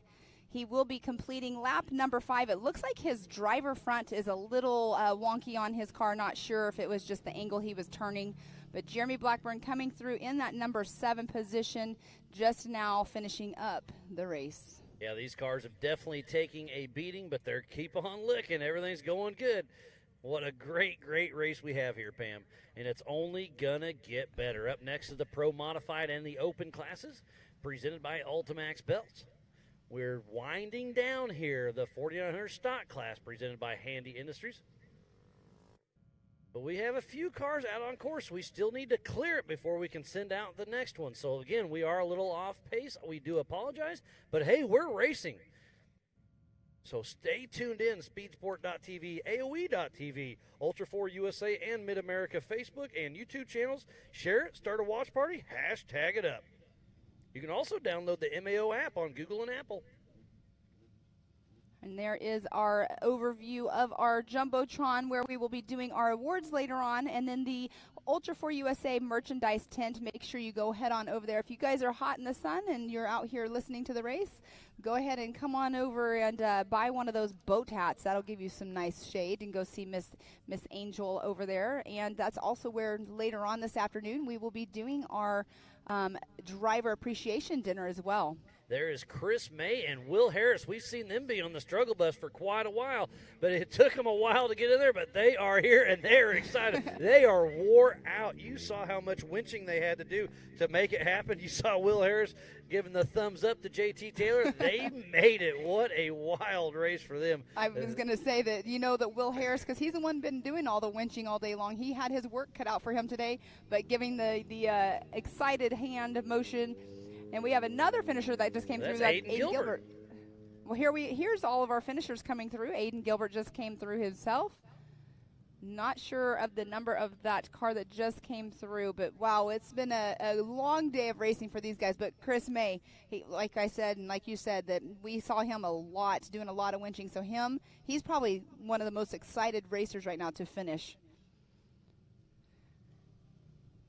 Here's our unofficial Good Boy Vodka results. In that 10th position is Steven Rogers. And then Caden Hunt in that 9th position. 8th is Jason Wofford. In 7th position, the number 40 of Jeremy Blackburn. 6th, Brian Hamby. The 5th position, the 9004 of Byron Starrett. And 4th is Nathan Parker. And 3rd position, the 140 of Jody Ford. And that 2nd position, the 113 of Aaron Lynch. And the unofficial first place winner for the race today, the 717 of Mark McCleary. And you know he has to be feeling pretty darn good. His first race with us, I believe, was at Visions, and now he's out here on top of the box. And there we have Shane Roberts did not take the green flag, so in 16th is Justin Barth. Justin Barth did not end up coming through for a lap, so obviously issues out there. In the 15th position, the 335 of Colin Smith. And that 14th is Mitchell Roccacelli. In that 13th position, JT Strickland. And then in the 12th is Steven Rogers. And in that number 11th position, we just saw them excitedly crossing the finish line, the 725 of Chris May. That is the unofficial Good Boy Vodka results.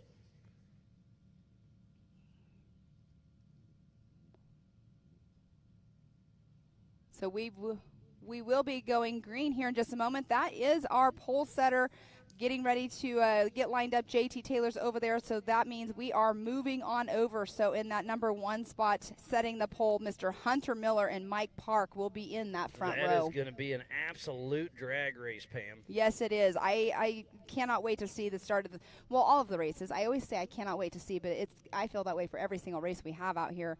But Hunter Miller definitely is going to be on the rails for sure. He is a seasoned racer. He is not raced here, like we said earlier. This will be his first Ultra 4 USA regional race because he normally races King of the Hammers. But he has a lot of seat time under his belt because he races short course. So he runs at Mid-America Outdoors, the side-by-side championship series. He also races in Texas at the Outlaw series. So he's always racing. It's just not this style of racing. He's done some of the Red Bull scrambles, which it has been in the tight tree. So he does a little bit of everything. But it's great to see him dabbling in the Ultra 4 USA. We hope we get him here, and we get him hooked. Yeah. But right now, he's going to be driving his Can-Am teammate, Kyle Cheney. So, yep, it is Hunter Miller and Mike Park getting ready to head out. And then they are getting all lined up right there as we see. Now these guys, I'm just wondering because, you know, they are in that Pro Mod and are open. So here is our Project X 4900 UTV Pro Mod. So we have Hunter Miller and Mike Park. Corey Willis, Todd Beckett. Paul Wolf and Cody Martin. Jay Shaw and Jamie McCoy. Tyler Gibbs and Brian Stone. And then it'll be Zach Pollard and John Seaman. Matthew Walraven and Mitch Wofford. Tony Polari and John Schuster. And then Gavin Smith and Carson Atkins. That will be our 18 cars that are going to be taking the green flag this afternoon. That is the Project X staging line. So strategy right now for this starting line. Your strategy right now is basically you want to whole shot. You want to get that front line. So here's our UTV Open Project X grid lineup in that number 1 spot. In number 2, so we have Austin Lair and Cody Quattlebaum. And 3 is Brandon Minnick and Jeff Donda. And then 5 and 6, Peyton Dumford and Derek Edwards. Again, that is our Project X staging for the open class. We should be taking off here very soon. We're making sure the course is clear before we send out. So on that pole position is going to be Hunter Miller and Mike Park. And Hunter Miller, he had the fastest lap of qualifying today until Paul Wolf went out in his 4400. So Hunter Miller is definitely one that's out here for a win. Running in Kyle Cheney's car, I mean, teammates, they have both Can-Am teammates, so he's no stranger to the car. It's just not his car. So how many times do you think we're going to call old Hunter Miller Kyle Cheney? I don't know. It's funny because Hunter jokingly yesterday when I was over in the pits talking to him, he's like, "Oh, you can just call me Hunter Cheney." Don't do that. Or Kyle Miller. Kyle Miller. There we go. All in good fun. But, yeah, they're a great group, and they're out here, and they're always a force to reckon with. So Hunter Miller driving Kyle Cheney's car, but he's right next to Mike Park, and it's going to be an absolute drag race. And Mike Park. Looks like JT Taylor's giving the thumbs up. We are very soon be taking off the green with Hunter Miller and Mike Park, and they are off. Hunter Miller with Cody Taylor out of Greenville, Texas with Miller Brothers Racing and Team Momentum in the Pro Modified class. Drag racing, Mike Park and Austin Warren out of Callahan, Florida with Team 904 Racing. They were drag racing to the corner. You were reading off the sponsors of where they're from and stuff, but Mike Park and Hunter Miller were side by side until they went into that first turn, and Hunter Miller had the line just slightly, and Mike Park got off just a little bit, and that means Hunter took that number 1 spot. That is that pole position. That makes all the world of the difference. So there's Corey Willis and Todd Beckett taking off. Corey Willis, 1793 out of Lake Charles, Louisiana with PPEI. Then Todd Beckett with Pete with G-Force riding shotgun out of Pineville, Kentucky with Top Gun Fab. And I honestly cannot tell you which one just got that line, but I think that Corey Willis actually is in front of Todd Beckett. It was the Can-Am that took the It was the Can-Am, exactly. Here's another Can-Am against Can-Am. So we have Jay Shaw and Mr. Paul Wolf right now. 2 of probably our fastest racers out here in the UTV class. So number 17, Jay Shaw and Bryce Line out of Springville, Alabama with Adventure Lifestyle. Drag racing, the Mid-America Outdoors Ambassador, Paul Wolf. Number 1018 out of Alton, Illinois with Wolf Racing. And Paul Wolf just now actually got out in front. Look at the onboard camera we have on Jay Shaw right now with Paul Wolf right in front of him. What a cool shot this is. How cool is this? Thanks again to our production team for bringing you that amazing action here at the famous Reading Rumble presented by Project X Off-Road. I have to apologize to you. That was Paul Wolf and Cody Martin that took off the line because now we have Jay Shaw and Jamie McCoy side by side. So Jamie McCoy out of Kingsport, Tennessee with G-Force Racing in his Can-Am X3. Drag racing, Jay Shaw with Adventure Lifestyle. So my apologies, Cody Martin. He's another one of those fast ones out here that's been racing with us just a little bit. But yeah, he took off the line with Paul Wolf earlier on. So now Jay Shaw, Jamie McCoy. Next up is going to be Austin Lair and Tyler Gibbs. Local boy Austin Lahr out of Shamokin, Pennsylvania with Fastened Up Racing. Drag racing, Tyler Gibbs and PJ Holiday out of Cattlesburg, Kentucky with Gibbs Racing. Looks like Austin Lahr does get the whole shot. And Austin Lahr is a local around here, correct? Yep, out of Shamokin, Pennsylvania, just about a half hour to an hour away. All right, next off the line is going to be Zach Pollard and Brian Stone. Zach Pollard is having a substitute driver right now. Yeah, and Miles took over that. Sturkay driving for Zach Pollard. Zach Pollard is actually ill today, so he had his buddy Kyle Sturkay hop in, and you can have one substitute driver per season, and he's using it here today in Pennsylvania. And he actually did go out and do the qualifier this morning, and he came over and he's like, I am not going to be able to make the race. I am not well. And then, you know, you have to get that approved. Went and got that approved, and here he is. Watching from the sidelines today, and we know that that is not so fun for him. But next off the line will be teammates John Seaman and Matthew Walraven getting ready to take the green flag. So John Seaman and John Caddy at drag racing out of Marion, North Carolina with GFG Racing. Racing Matt Walraven and Rhett Bryan out of Oak Ridge, North Carolina with JW Performance. What a great way to start this race. And right there, I'm not sure exactly who got the jump on that. I missed that one there, but we do have next off the line, it will be Mitch Wofford and Tony Polari getting ready to take the green flag. So baby Mitch Wofford out of Ashland City, Tennessee with Razor Extreme going to be drag racing. Tony Polari and Travis Pope out of Greenup, Kentucky with Bad Batch Racing. And Mitch Wofford just got the up on Tony Polari, so he is in that number one spot with the jump on him going through. This is a very dusty section right here, so honestly, right off the start, it's definitely key to make sure you're out front going into that first left-hand turn. Next up off the line will be the number 33 of Cody Quattlebaum and the 599 of Brandon Minnick. Q-Bomb, Cody Quattlebaum, number 33 out of Loganville, Georgia with Bandit Off-Road. Drag racing, Brandon Minnick, number 599 out of Fort Wayne, Indiana with 599 Incorporated Racing. So a pro mod versus an open class. They are racing at the same time but scored separately, so make sure you go to live.ultra4racing.com. This is a 10.75-mile loop. There is a joker line. You have to take it once. You can only take it once. And they were having a great drag race right off the start. Whenever they took off, Cody Quattlebaum's car sounded just a little bit funny. It was sputtering, but once he got on that flat stretch, it was all game on. We now have Jeff Donda and Peyton Dumford taking the green flag. So Jeff Donda with Philip McJilton out of Wheeling, West Virginia with Metalworks Off-Road Racing. Racing Peyton Dumford, the Dirt Princess 7, and her dad Jarrell Dumford out of Cincinnati, Ohio with Bandit Off-Road and Dumford Racing. Both in the open class. Yes, and next up we are going to have John Schuster and Derek Edwards taking the green flag, the 824 of John Schuster. John Schuster, 824 out of Bynesville, Ohio with Schuster Motorsports. Drag racing, the 681 of Derek Edwards out of Charleston, West Virginia with Broke Boy Customs. I believe this is his first Ultra 4 race.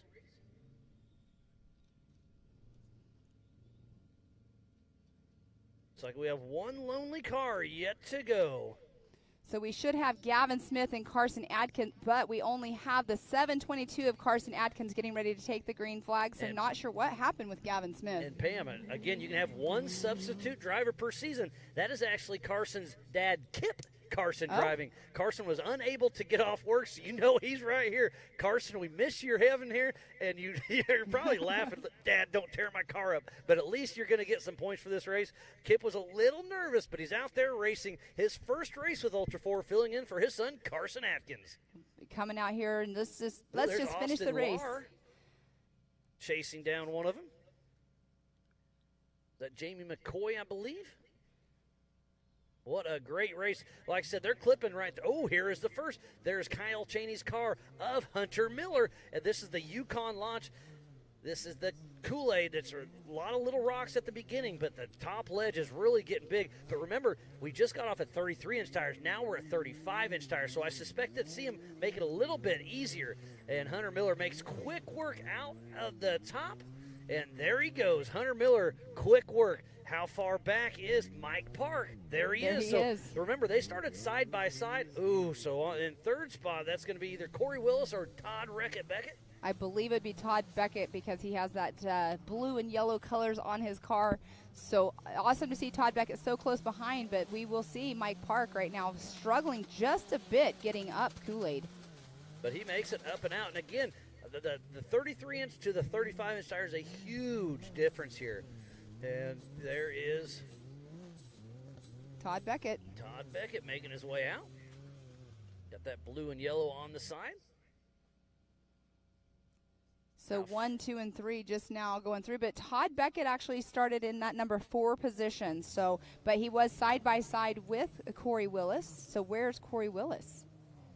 There's Matt Walraven, I believe, and I think that's Paul Wolf. That's Paul Wolf, the Mid-America Outdoors ambassador himself. Paul Wolf's birthday's on Sunday, so having a great birthday weekend out here for the 2023 Famous Redding Rumble presented by Project X Off-Road. That's actually Corey Willis right there in front of Paul Wolf. Oh, you are right. These cars are hard to tell apart. So Corey Willis and Paul Wolf. And then look behind Paul Wolf, we have somebody else coming up. It kind of looks like it would have been Tony Polari, but you know he started a little bit back, so that should not be him quite yet. So Cody Martin.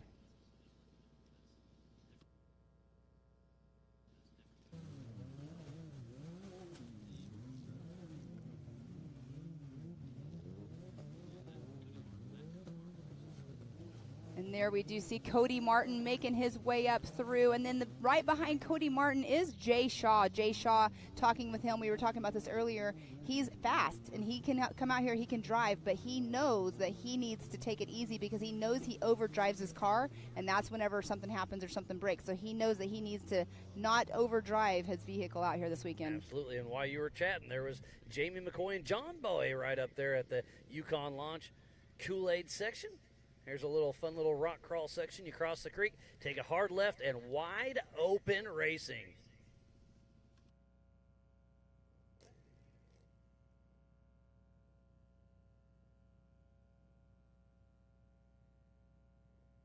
What a great, great run we have on our hands.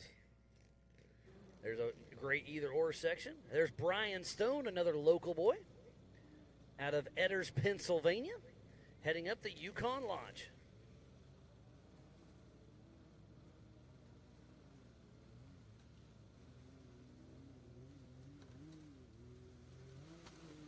Brian Stone making his way through Kool-Aid. That is such a cool section right there to see this side shot of it because it kind of shows a little bit of how steep it is and the obstacles that they're going over. But Brian Stone making it look very, very easy just now.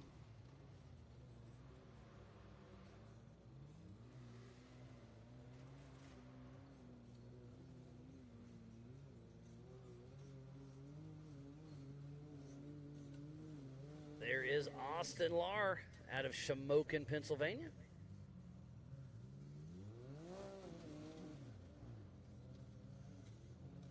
With Fastened Up Racing in his Can-Am. Believe he'll be racing on Sunday with Darkwater as well. He races a lot of the Lane Mountain stuff out east here in Pennsylvania, but looks like he may be having some issues. I can't tell if I see a co-driver in there or not. Definitely having some issues, so we're starting to get a little bit of a bottleneck. We do have one going for the pass. What a great drive. Can he make it stick? I think that's the 118 of Matthew Walraven. Yes, it is. And Rhett Bryan riding shotgun with him. But now he's stuck right in front of Austin Lahr.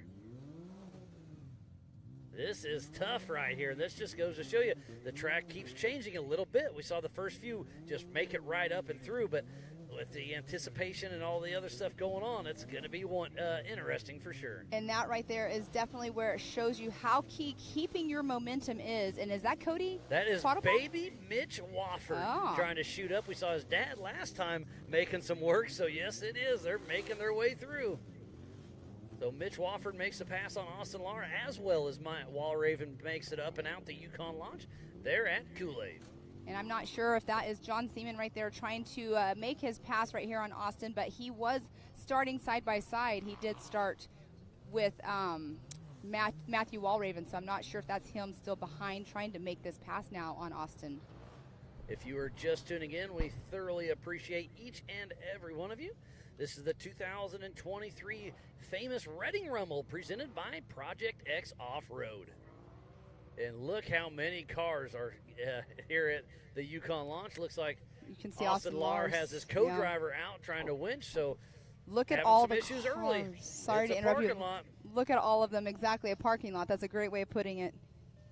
This is the mall traffic right here for sure. Getting all backed up, going up Kool-Aid. And you can see it looked like he was having some issues with trying to get his winch line out. He was struggling pulling on it just now. Well, a lot of these guys and gals don't do a lot of winching, and I told them, I was playing around. I was like, hey, I would get your winches ready for this one because you're going to need them. And here we are trying to make it happen. And it looks like he's still struggling with it, so hopefully he can get that figured out, get that winch line out, get winched up, because otherwise they're not going anywhere. It's going to be interesting to see how it all shakes out.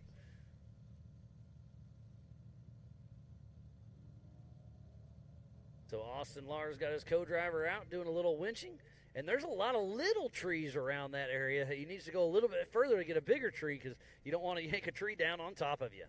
There's a great aerial shot of how beautiful this is here at famous Reading Outdoors, roughly 20,000 acres, 650 miles of trails with a little bit of everything from mild to wild.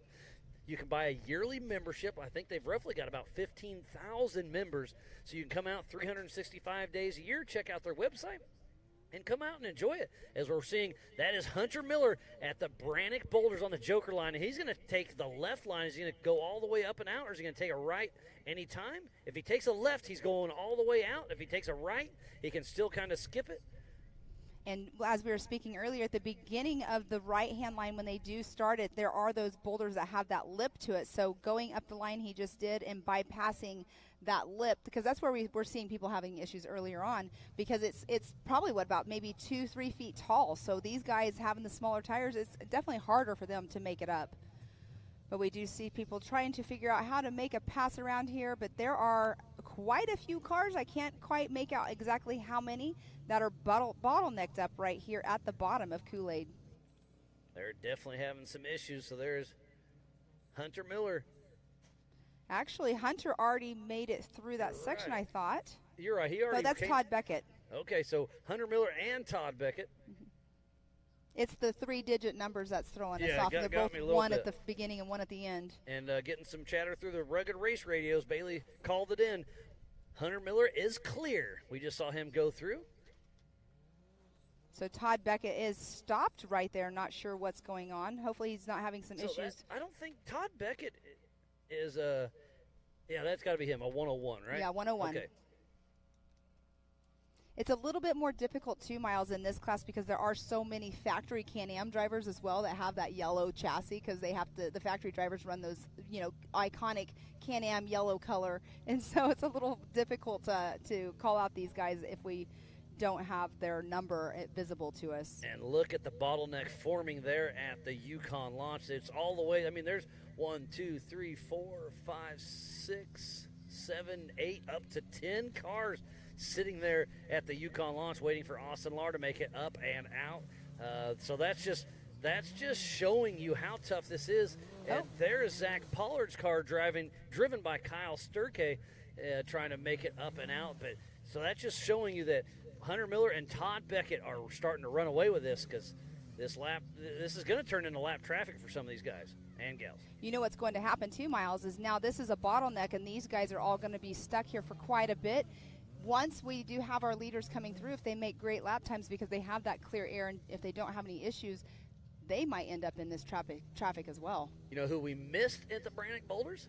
Paul Wolf is up and out of the Brannick Boulders there at the Joker line. So Hunter Miller and Paul Wolf are through the Brannick Boulders there at the Joker line. You have to run it once. You can only run it once.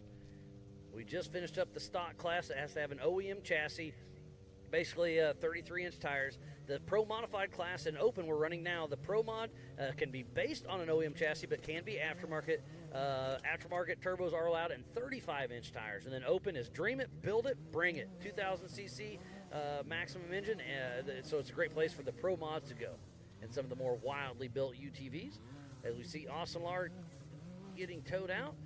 And I believe Kyle on our top of the screen, that 645 driving for Zach Pollard, is a single-seat machine as well. Yes, and it looks like he had to back up to get a little bit more of a run for some more momentum. But right behind Zach Pollard's car is Tony Polari in that boat-side vehicle in that number 428 built by CA Technologies. And Tony's trying to give him a little bump in the back to get Kyle up and over because he needs to help him because he's stuck if that makes sense. It looks like Austin Lahr was able to winch through, and look at this. This is the Brannick Boulder, so I see Brian Stone for sure. And that is the 296. That's Cody Martin. Left-hand side looks like it might still be Todd Beckett stuck right there. Not sure what happened with him, if that is still him stuck on that left-hand side or not. But, wow, bottleneck going on at Kool-Aid, a bottleneck going on at the Joker line. Like, this is going to be a pretty cool race to watch. And, again, Hunter Miller, Paul Wolf are starting to walk away. There's Hunter Miller. He is already at, that is Hell's Half Acre. No, that is Torbjörn. That's the first rock section. So, wow, Hunter Miller is starting to walk away with this and Kyle Chaney's machine. Hunter Miller driving a great race. How far back is Paul Wolf? There's Brandon Minnick in part of the Open class. His co-driver's running down to give him a winch. But, yeah, the bottlenecks are starting to form. Believe this is going to be... That looked like they were going through. They didn't go to. Was that the spot that you bypassed? Yeah, that's mile marker number 7 where you can bypass the Joker line. So they may know that, hey, there's too many people in there. They're on the rugged race radios. And they did. So that little steep section right there is just after mile marker number 7. Those cars did bypass the Joker line. They may have radioed in and heard there's a traffic jam in Joker, bypass it. Because that's strategy. Take it when you can, take it when it's clear, but don't sit in traffic when you can keep on keeping on. Right, and if they did get that radio in, we were just saying how both sides were blocked. So there's definitely no way around getting up the Joker line right now because of both sides being blocked. So what are they doing? They're going to play strategy, go ahead and get going on, and then next time they go around, if they know there's not a bottleneck there, then that's when they'll stop and they'll go through the Joker line. Can't quite make out who that is having to winch up Kool-Aid. But here is a great shot of two different drivers, both with yellow chassis, coming through this rock section. And I believe that is Hunter Miller right there. Yes, so Hunter Miller. No, that's Paul Wolf. And couldn't quite make out who was right behind Paul Wolf, but running closely behind. So we did know that Paul Wolf did make it through as you got information coming to you. And then there's the Jamie McCoy. Yeah, Jamie McCoy. So Jamie McCoy's making some quick work. There's Cody Quattlebaum, Brandon Minnick. Jamie McCoy qualified in that number 8 spot, and Paul Wolf qualified in the number 5 spot. So Jamie McCoy has already made up some ground out on race course. What a great race we have on our hands for the Ultimax Belt Pro Modified and Open UTV race. Remember, there are 2 races going on at the same time. They are scored separately, but racing at the same time. There's Mike Park, who is in P2 position. And he is not moving right now. Believe that is, where is that at? That could be at the start of Hell's Half Acre. And if he's where I think he is pulled off course and working on his car. That is never a good sign. I do see movement inside. You can see the arrow pointing the other way. So I think he is pulled off race course trying to figure out what's going on with his car. What a great race we have going on here, Pam. And great overview shot right there. So that's at the end of Hell's Half Acre. So that's probably our physical race leader of Hunter Miller. So we should see him in here in the next probably 2 to 3 minutes. Well, we didn't do our timing on this. I'm guessing like 23-minute lap for the fastest lap. 23, because, we had Nathan Parker at a 24. Yeah, maybe 20. They got bigger tires. They can have better chassis, all that. So we'll see. But it should be Hunter Miller coming in here, crossing the race line, start finish here very, very soon. And you can see him blowing by the Amsoil hot pits right now. It's always good to see the drivers not have to go and pull in and do anything in the hot pits. You can hear that Can-Am power in the background. And here we do have... So our physical race leader, Hunter Miller, out for lap number 2. He just went through with a super fast time. It's going to roughly be around 22 minutes flat, roughly.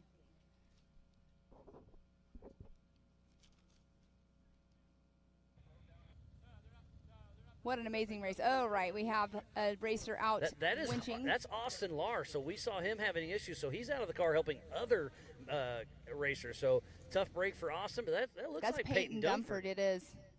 And there's Cody Martin right there in the number 296. Cody Martin and Rick Spencer out of Gallatin, Tennessee with Team Martin Racing.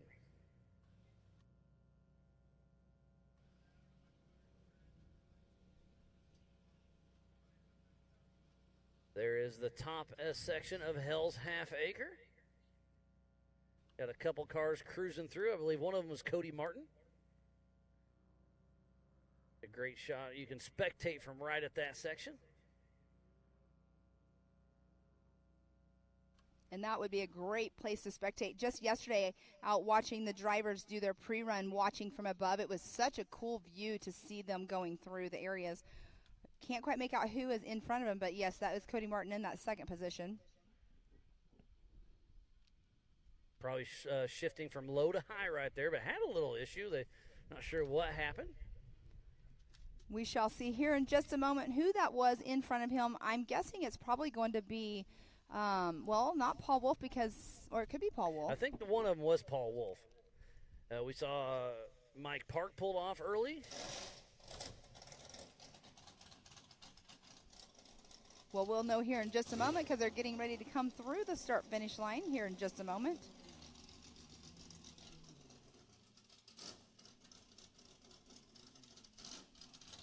Not sure, but I think that was Paul Wolf, but I did not see the car physically go through.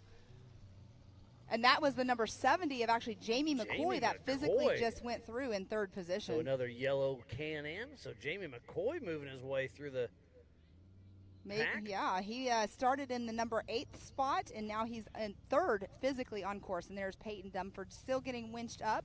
Another one of our young racers out here for Ultra 4 USA. And again, I think it's Austin Lahr that's out there. Remember, this is a no-chase race. So outside of fellow competitors, it can only be a Ultra 4 or MAO or famous Reading Outdoors safety crew can help make sure everything's going smooth. But outside of fellow competitors or safety, it's a no-chase race. So it's cool to see the drivers. And it looks like Mike Park is still parked off the line. So tough break there. Not sure what's going on. There's another bypass of that's mile marker number 7. They bypassed the Brannick boulders. What was that? That could be Hunter Miller. So you have to do the Joker once. You can only do the Joker once. So he's almost going to be at Kool-Aid here very shortly, and there's a bottleneck right there. So hopefully Peyton Dumford can get up and out before the physical race leader of Hunter Miller comes through. Yes, and we'll see him in the next few minutes. We do have an update on our timing. So Hunter Miller just went through with a 21:58. So that is our fastest lap of the day so far. Jamie McCoy coming through at a 22:30. Paul Wolf went through with a 22:53. Paul Wolf physically on race course is in front of Jamie McCoy, but Paul Wolf did start in that number 5 position. Jamie McCoy started in the 8th position, but on corrected time. Where Jamie is positioned, he is sitting in that number 2 spot. So that's Zach Pollard's machine driven by Kyle Sturkay. Bypassing the Brannick boulders there at the Joker line. Back to the top of the Yukon launch with Peyton Dumford. We do have Jay Shaw coming through for his first lap completed. Jay Shaw went through with a 24:31. So the fastest lap is Hunter Miller with that 21:58. That is a great, great run. Looks like this should be Cody Martin coming through, and it is heading out for lap number 2. Remember, this is an hour-and-a-half race, and then the white flag comes out. This race is on adjusted time. So Cody Martin coming through at a 25:20, but fastest lap, like you just now said, is Hunter Miller at a 21:58. That is a smoking fast time out here. It'll be interesting to see if when we get into our bigger race vehicles, if anybody can beat that time, but Hunter Miller is definitely on it. There is the 7:22 that we see going through that Kool-Aid area. That is Kip Carson driving for his son Carson Atkins. 111 of John Seaman getting some chatter over the Rugged Race Radio. He has cleared the Brannock Boulders in the Joker line. And that's who we have not seen on course. We did see Matthew Walraven, who was running right in front of him earlier on. They took off the line at the same time, but that's good to hear that he has cleared that. We did see that bottleneck going on, so I'm wondering if there's still a bottleneck at our Joker line, our Brannock Motorsports Joker line. This is the first time for Kip Carson to actually drive this car at a race pace, so he's a little nervous but having some fun. And I know Carson's tuned in watching his dad out there. And again, I think it's Austin Lara that's being the sportsman like he is, helping out the rest of the field.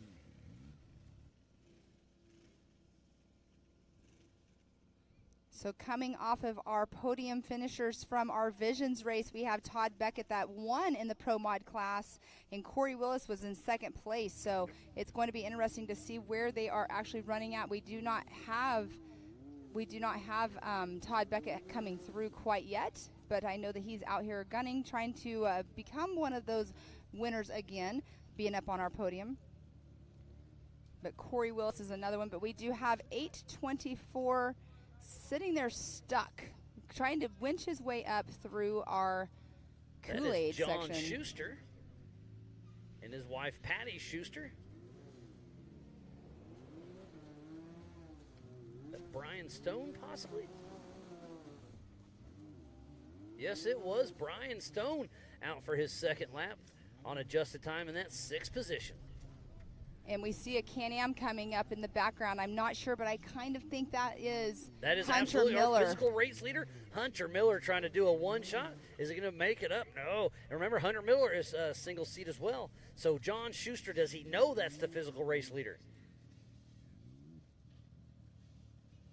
So Hunter Miller running into lap traffic already on lap number 2 at roughly mile marker number 4. So this is definitely going to cut into his time, and you can see he's kind of using the car's tires, trying to get himself over, which it's another obstacle on race course. And there is baby Mitch Wofford cruising along, moving into that 7th position. No, Actually, he just up. bumped Brian Stone out of that 6th position, so Mitch Wofford in that number 6 position. His lap time was a 25:40, so great lap time for him. And here we have another racer that is actually helping out Hunter Miller. Can't make out who that is, but another racer helping out Hunter Miller, pulling his winch line for him. And we see this quite often, especially at King of the Hammers.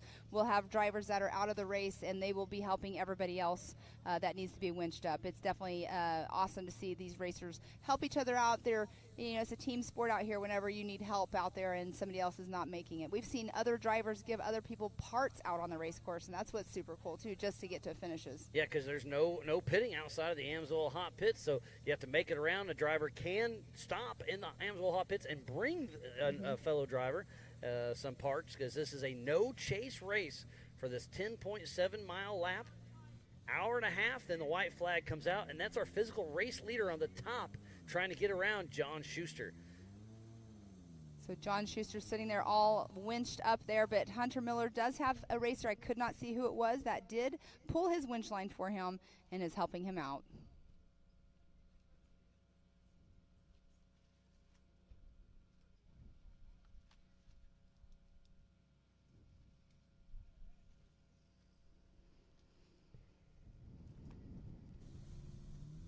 Oh, and there Paul Wolf is in the mix. He's now at the base of the Kool-Aid trying to go around the other side. Wow, we have Paul Wolf, and then we have Hunter Miller, both trying to make their way up Kool-Aid right now. Paul Wolf is one of those that is definitely he's looking out for the win. He's looking for the alternative line. He knows that's the physical race leader, so he's trying to make make a pass. And then was that Jamie McCoy that came into the back of the screen? I couldn't quite tell. Well, Jamie McCoy was behind Paul Wolf earlier coming through, so this is going to be super interesting now if Paul Wolf now has to back up and try to go to the right-hand line where where Hunter Miller just was. Here, I just did it. There's one. I've done it twice. So update from the Rugged Race Radio at the Brannick Boulders for the Joker line. Brannick Minnick and Cody Quattlebaum have cleared the Joker line. You have to run it once. You can only run it once, and they have cleared on out. So it's starting to be a bottleneck pretty good in here. So looks like John Schuster's up and out. Hunter Miller did make it up and out. Now Paul Wolf's trying to wait for John Schuster. He's trying to look for a line to get up, but I think 2 cars back, I think that car is Jamie McCoy patiently waiting. And it's racing and they're all going for the win, but I don't foresee patience being very what do you call it? Readily available right now. It's gonna be tough. and think on this, Pam. Hunter Miller and Paul Wolf are both single-seat machines, so if they do get hung up, they got to hope somebody will help them, or Paul Wolf just drives it. So he lost a little time. Ooh, look at this. Number 681 of Derek Edwards really giving it all he's got. Oh, and he's on his side.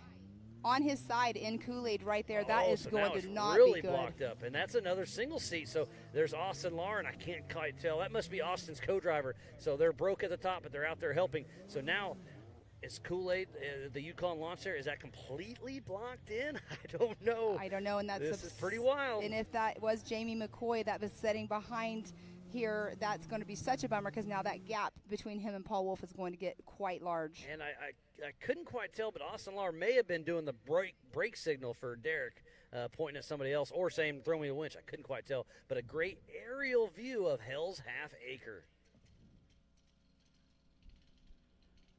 We just saw Hunter Miller and Paul Wolf clear the Yukon launch at mile marker 4, so we should hopefully have a visual at mile marker number 7 as they bypass the Brannick Boulder Joker line. And that's such a great camera view right there because there's those water puddles, and when they go through them, you might want to slow down so you don't have the water splash up on your helmet or inside your helmet if you have your visor partially raised. But there's this number 17 of Jay Shaw. It looks like he might possibly have a tree trailing behind him.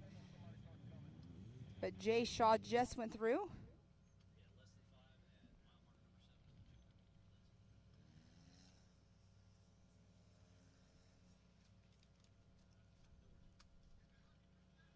Heading back towards the Brannick backstretch. There's Cody Quattlebaum with Bandit Off-Road Racing. And we'll see here in just a minute who this is coming through. So far, so good on the Amsoil Hot Pits. It hasn't been so active for this race. Oh, but we do have a taker right now. I spoke way too soon, but we have somebody coming in to the Amsoil Hot Pits. It looks like that should be Tony Polari.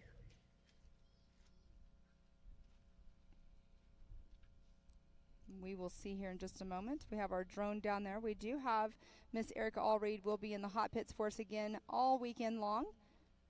She's really good about getting the information of what's going on with these drivers. Tony Polari started back in the 16th position, so he's definitely made some room if that's him. Oh, we have somebody. This is up in the Brannick Motorsports Joker line. It looks like somebody's trying to winch from that left-hand line. There's lots of action in there. What a wild, oh, there's wild Jamie run. McCoy out of his car right That's there. That's John Boy. Co-driving for yes. Jamie McCoy. And there's Derek trying to ride himself. There is the 428 of Tony Polari, BDD, making it work.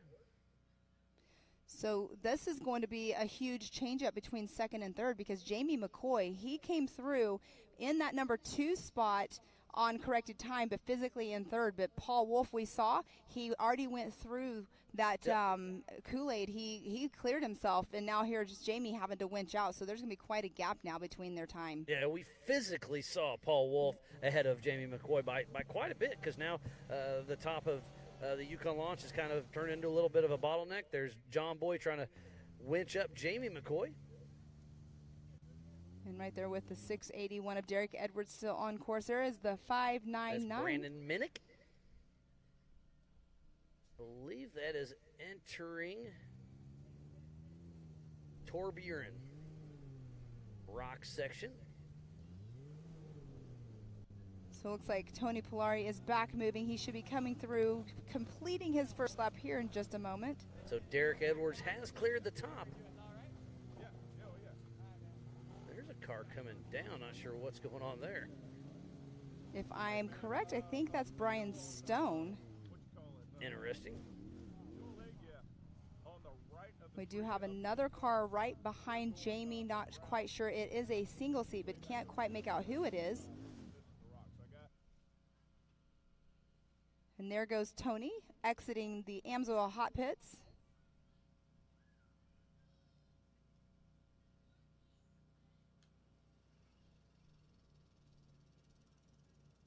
And he is at that 25-mile-per-hour speed limit until he gets to the exit right there. There is a sign where they can resume race speed, and they also have the Amsoil wind flags there as well. So Tony Polari is out on lap number 2. But it is still Hunter Miller out front, then Paul Wolf, then Jamie McCoy. How far back is Jay Shaw, Cody Martin, Mitch Wofford? And is that Brian Stone? We just saw Tony Polari head out, so he's a little ways back. But right now it is Hunter Miller looking good. And that dust could have been Hunter Miller. It could have been. I'm not sure. So Tony came through. He is sitting in that number 8 spot. Brian Stone, he went through. We missed him going through. Well, actually, we saw him earlier on go through. He's sitting in number 7 position. Mitch Wofford sitting in that 6th spot. Cody Martin in that 5th position. We just saw Brandon Minnick a moment ago.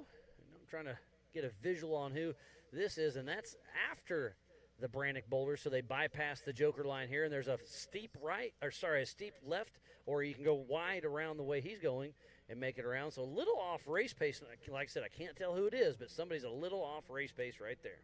And we do still have, I'm not sure who that is, if that might still be Todd Beckett, I'm not sure, but that is up in the Brannick Motorsports Joker line. So car 101, Todd Beckett, sounds like they broke the front end, blew a winch fuse, got it working. He made it out, but Todd Beckett is having a little struggle there with his front end and his winch.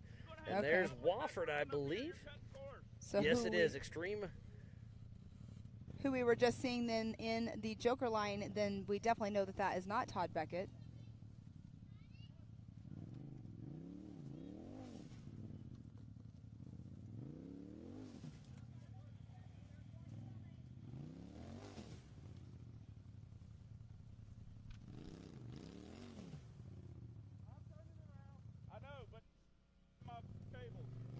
So lots of winching going on today.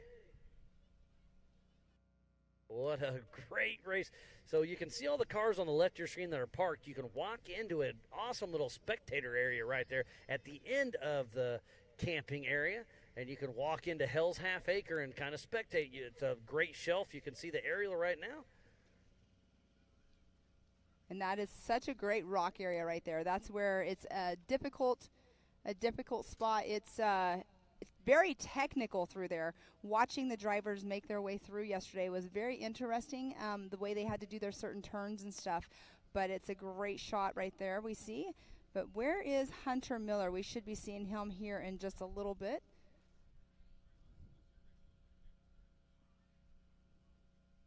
And Jamie McCoy was still stuck, we saw earlier in that Kool-Aid area, the Yukon Gear and Axle Kool-Aid. So that's very unfortunate to see him still sitting there. I'm wondering if he's having winch issues or what it might be going on. There's a great aerial of Hell's Half Acre.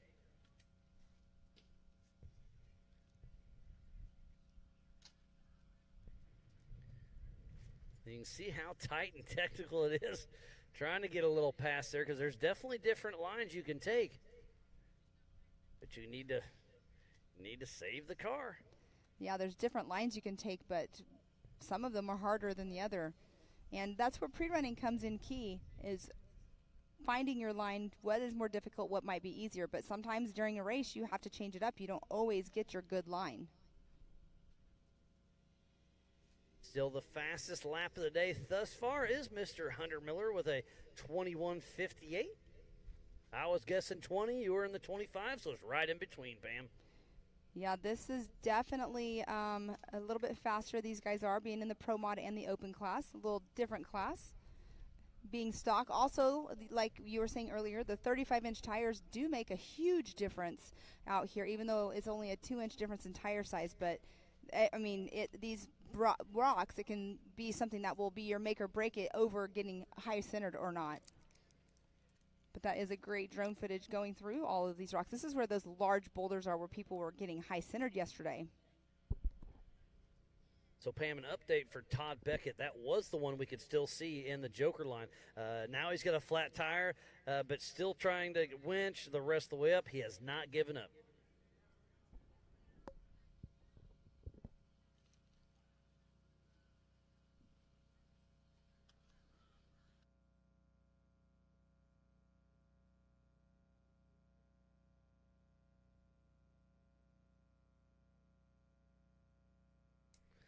Another shot of a couple cars. It could be Cody Quattlebaum, possibly.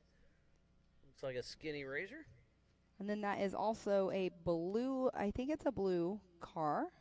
Looks like a blue one. Right behind. I believe that's the 253 of... No, that is... so the 253... And so that's Mitch Wofford and Cody Quattlebaum, both in RS1, so it's hard to tell who's who, but I'm pretty sure that's Cody Quattlebaum. Yes, when we're at that aerial view, sometimes it is a little bit difficult. That's when the numbers on the top of the cars really come in handy for us when we are calling races from drones in certain areas like this. So, yeah, that's getting them mixed up definitely can happen. We both do it, but they're getting ready to come through, so we'll see who it is here in just a moment. We'll see who's who. The who's who of who. So it is Cody Quattlebaum, and I think that's Brandon Minnick. So that was a blue. Good call there, Pam. That's Brandon Minnick right there. Yes, the blue and orange. And then Cody Quattlebaum not too far behind.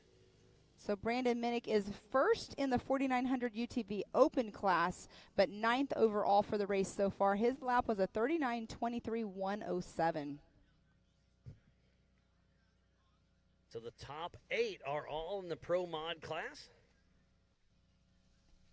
And Mike Park, haven't seen him for a little bit. Well, he was pulled off on the side of the road there, break. which is unfortunate. I believe that's Cody Quattlebaum. It looks like he did go through the Amsoil hot pits. He's doing 25 miles an hour right here until he hits those flags. Now it's wide open racing for Cody Quattlebaum heading out for his second lap.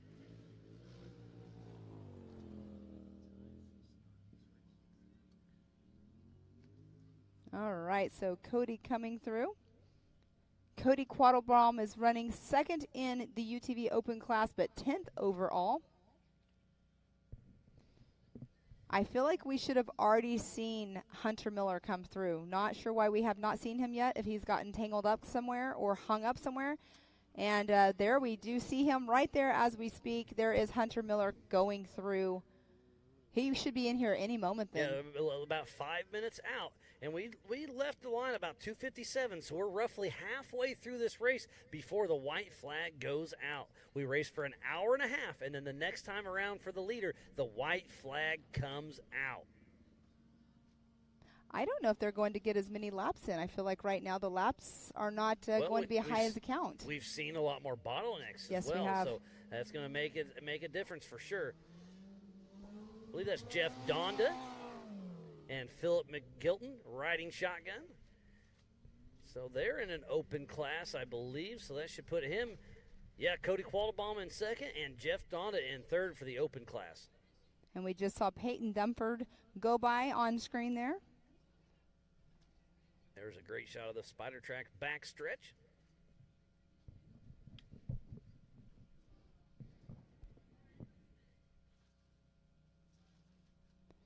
That That is a great shot, as you just said. And they have to check up just a bit when they get to the end right there, because obviously that is a horseshoe-style turn. Yeah, over 90 right. Yeah. Or over 90 left. You cannot stay on the gas and make that turn. You will not make it at all. You will end up going over and over. I believe that looks like it could be Paul Wolf. I believe it is Paul Wolf heading through. And there is the Brannick Boulders at the Joker line. Todd Beckett was having some issues in there, but not giving up, trying to make it happen. There's a great shot of that drag line. Really cool to see it out here. I'd love to see them rebuild that thing and make it walk. Yeah, that would be super cool for sure. So Hunter Miller should be coming through here any moment. We did see him just a few moments ago. If you are just tuning in, this is the 2023 Famous Reading Rumble presented by Project X Off-Road. And this is the 4900 Pro Mod and Open class presented by Ultimax Belts.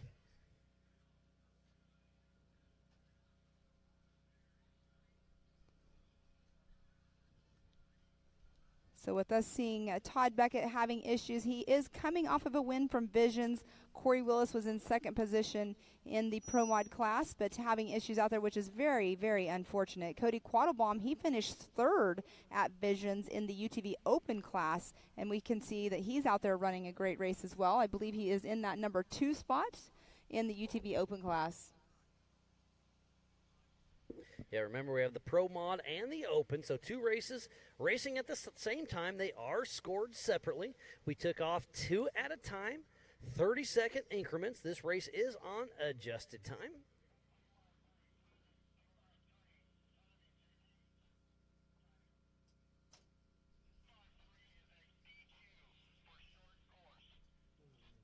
Lots of chatter on the Rugged Race radios.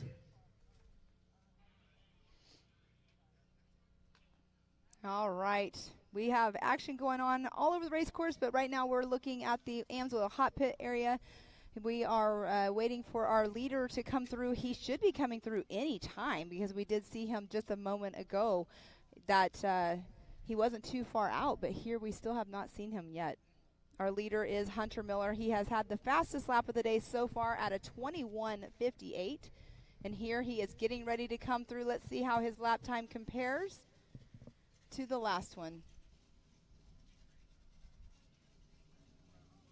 Be sure to tune in, get the MAO app on Google and Apple. Go to speedsport.tv or AOA.tv. Get on the Ultra 4 USA and MAO Facebook, our YouTube channels, share it, start a watch party, hashtag it up. There we are, Hunter Miller coming through. His lap time this time around was a 27:08, and so it's about 6 minutes slower than his first lap, which he had clean air the whole entire way. Now we know we've seen him coming through, going through Kool-Aid. He had lap traffic. Other areas, I'm sure he's had it as well. So and don't forget, he took the Joker the first time too, which saved a few minutes. Lap traffic, a few minutes. So we'll see. So I think we're going to be shy of a 30-minute lap with lap traffic and having to bypass the Joker line. So the Joker line does cut off some time. And we did see that there was still a bottleneck going on in Kool-Aid just a little bit ago. So unfortunately, we don't know if it's still going on right now. But if it is, he has to come up to it here in just a little bit. That's going to cut away from his time as well. Yeah, we'll see. But Paul lots Wolf, of action. Paul Wolf is physically second out on race course. We did see Jamie McCoy was having some issues earlier on. Not sure if he got going again, but that did put a lead for Paul Wolf in that second position. So we'll see if he's still sticking in that spot here in just a moment. But look at that. That's such an awesome view right there coming through. I'm not sure of that area, but you can see the spectators all up there, our course workers. That's Cody Martin riding on board. And Cody Martin's still running up front. He's in the top 5, if I'm not mistaken. Yes, and he that is. was in Hell's Half Acre, if I'm not mistaken. Yes, it is. That's Hell's Half Acre. You can see the spectators up to your left. A great spot to go check it out. Yes. But he's trying to make a pass. Yes, and that was Jay Shaw. He's trying to make that pass on in the number 17 Can-Am. Oh, got some action in the Amsoil hot pits. Oh, I believe that's Paul Wolf. Yes, it is. It is what are coming they doing? through. It's like they're looking at the right rear. Is it an axle? Is it? Oh, the tire's about to fall off. So is that a bearing or loose lug nuts? Hopefully his hub's not loose on there as well. But, wow, yeah, definitely was loose whenever they lifted it up off the ground. So issues on the right rear of Paul Wolf's car. Oh, no, he's getting out of the car, too. So this may be an extended stop for Paul Wolf in the Amsoil hot pits. Tough break there. Well, and let's talk about Paul Wolf. Paul Wolf not only builds his own cars, he's also his own mechanic as well. So if it's something that he can get out, he knows his car like the back of his hand. If it's something he can, fix very quickly himself, he's going to get out and he's going to do it. As you can see, he's running into the race trailer right now to grab some parts. So that's something right there that is a bonus to a driver. If they build their own cars, they know exactly what they need. They know exactly how they're running, and if something is going wrong with it, they know. They know can what feel to fix it and where to fix it at. There's the Amsoil hot pits. One's leaving, so they're at 25 miles an hour, no passing until they hit those flags. Now it's full open race speed. And that will be the 111 of John Seaman. He has bumped up himself here. So John Seaman just now going through. He is in the 8th spot in the UTV Pro Mod class in his class, but 11th overall. His lap time was a 48.55. We did see earlier on when that first bottleneck, when there was, we couldn't even see the end of the line of the bottleneck in the Kool-Aid section. He was a part of that bottleneck there. And there is somebody on their rails driving through.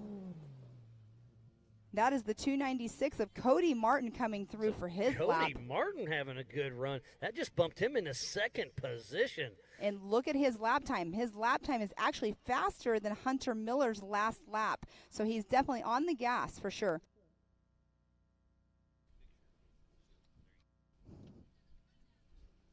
So riding on board with Cody Martin. So we're going down a little fast section. We'll be taking a left here a little bit, an over 90 left. Great shot of the Amsoil hot pits and the camping area. Oh, and you see Paul Wolf is still out working on his car with his crew. So it's definitely like a wheel bearing or an axle or something going on there. But you can tell he still has hope because he kept the helmet on. If he had the helmet off, he'd it'd be there a little bit longer. But that's just saving an extra step if he can keep it going. But all hands on deck here for sure. It looks like they're trying to tighten something up. So maybe, like as we saw, though, whenever they lifted the car up on the jack, that's when we saw the tire was loose. Another Back great with shot. Cody Martin riding on board. So he just passed the drag line. He'll take a hard right, now a hard left.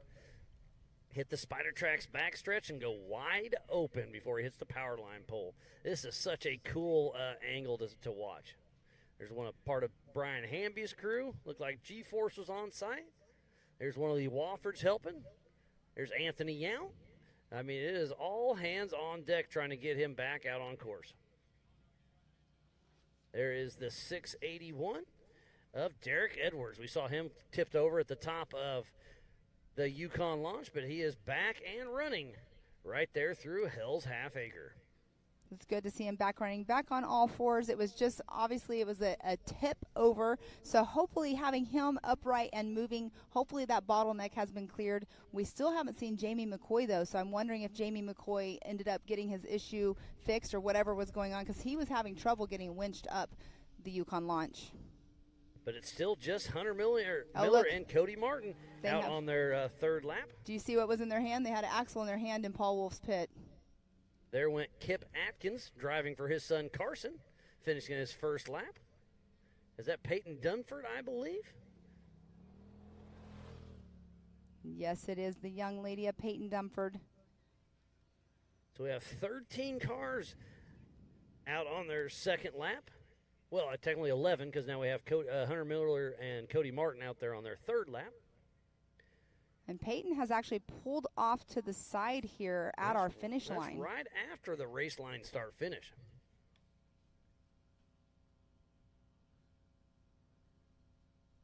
Looks like Jarrell's hopping out. So they're out of the Amsoil hot pit, so nobody else can help them except for fellow race drivers.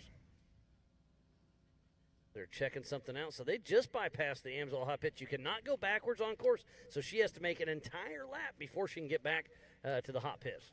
But Jarrell could hike back to the hot pits, grab some parts, and walk it down. But yeah, there's still all hands on deck. Paul Wolf is still out of the car. Trying to get all Chris this figured Hickman. out. Uh-oh. Jarrell's taking off a helmet. Something's going on. Yeah, it's never good. Hi, Jarrell. Sorry about that, bud. Hopefully, He's still all smiles. he's always all smiles. Him and Peyton are both always all smiles. Super awesome to talk to. But Yeah, unfortunate to see them off the Yeah, side right now. Great family there. Father-daughter duo.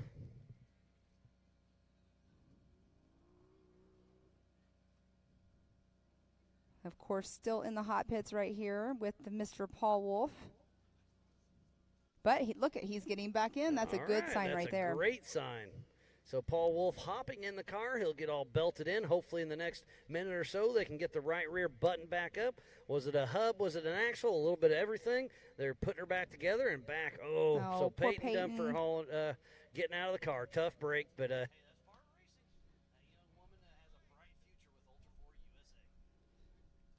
Yes, and we did see they had an axle in their hand, so they did change an axle here, but hopefully it wasn't more damage than just that, but having that loose whenever hopefully it was just something loose that didn't get too worn in whenever he was driving, but they did do an axle change, and but it's good to see him getting back in the car so we know that it's on the up and the up. It's a long race. I mean, he was running in that, he's still right now sitting in 4th position as we speak right now, and he's been in the pits for what, 15 minutes it's maybe? been a bit. Yeah, at least 10. Here we do have a single seat coming through. I believe that's Jason Wofford. Sorry, Mitch Wofford. We just saw Jason in the last race. You So this confused could me be, there. There's Brian Yeah, Stone. Brian Stone crossing the line. So Brian's- that puts him in physical 3rd and on adjusted time. So right now it's Hunter Miller out front, then Cody Martin, then Brian Stone in the Pro Modified class. Yes, and there's Mitch Wofford going through that very gnarly rock section. What do you call that? That is the Hell's Hell's Mile? Half Acre. Hell's Half Acre. Bouncing his way through. But Jamie McCoy, I'm just wanting to see, is he still running? Have not seen him quite yet.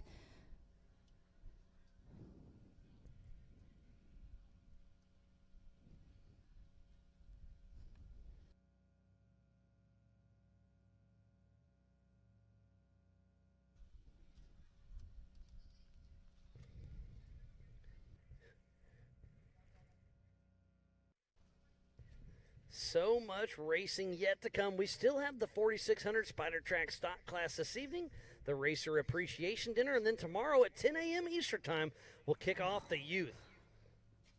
Then we'll do the 4500 Yukon Gear and Axle Modified and the 4800 Brannick Motorsports Legends class, and then 2 p.m. will be the 4400 Unlimited class. So it looks like Peyton and Jarrell Dunford. Looks like that's Tyler Gibbs giving a hand.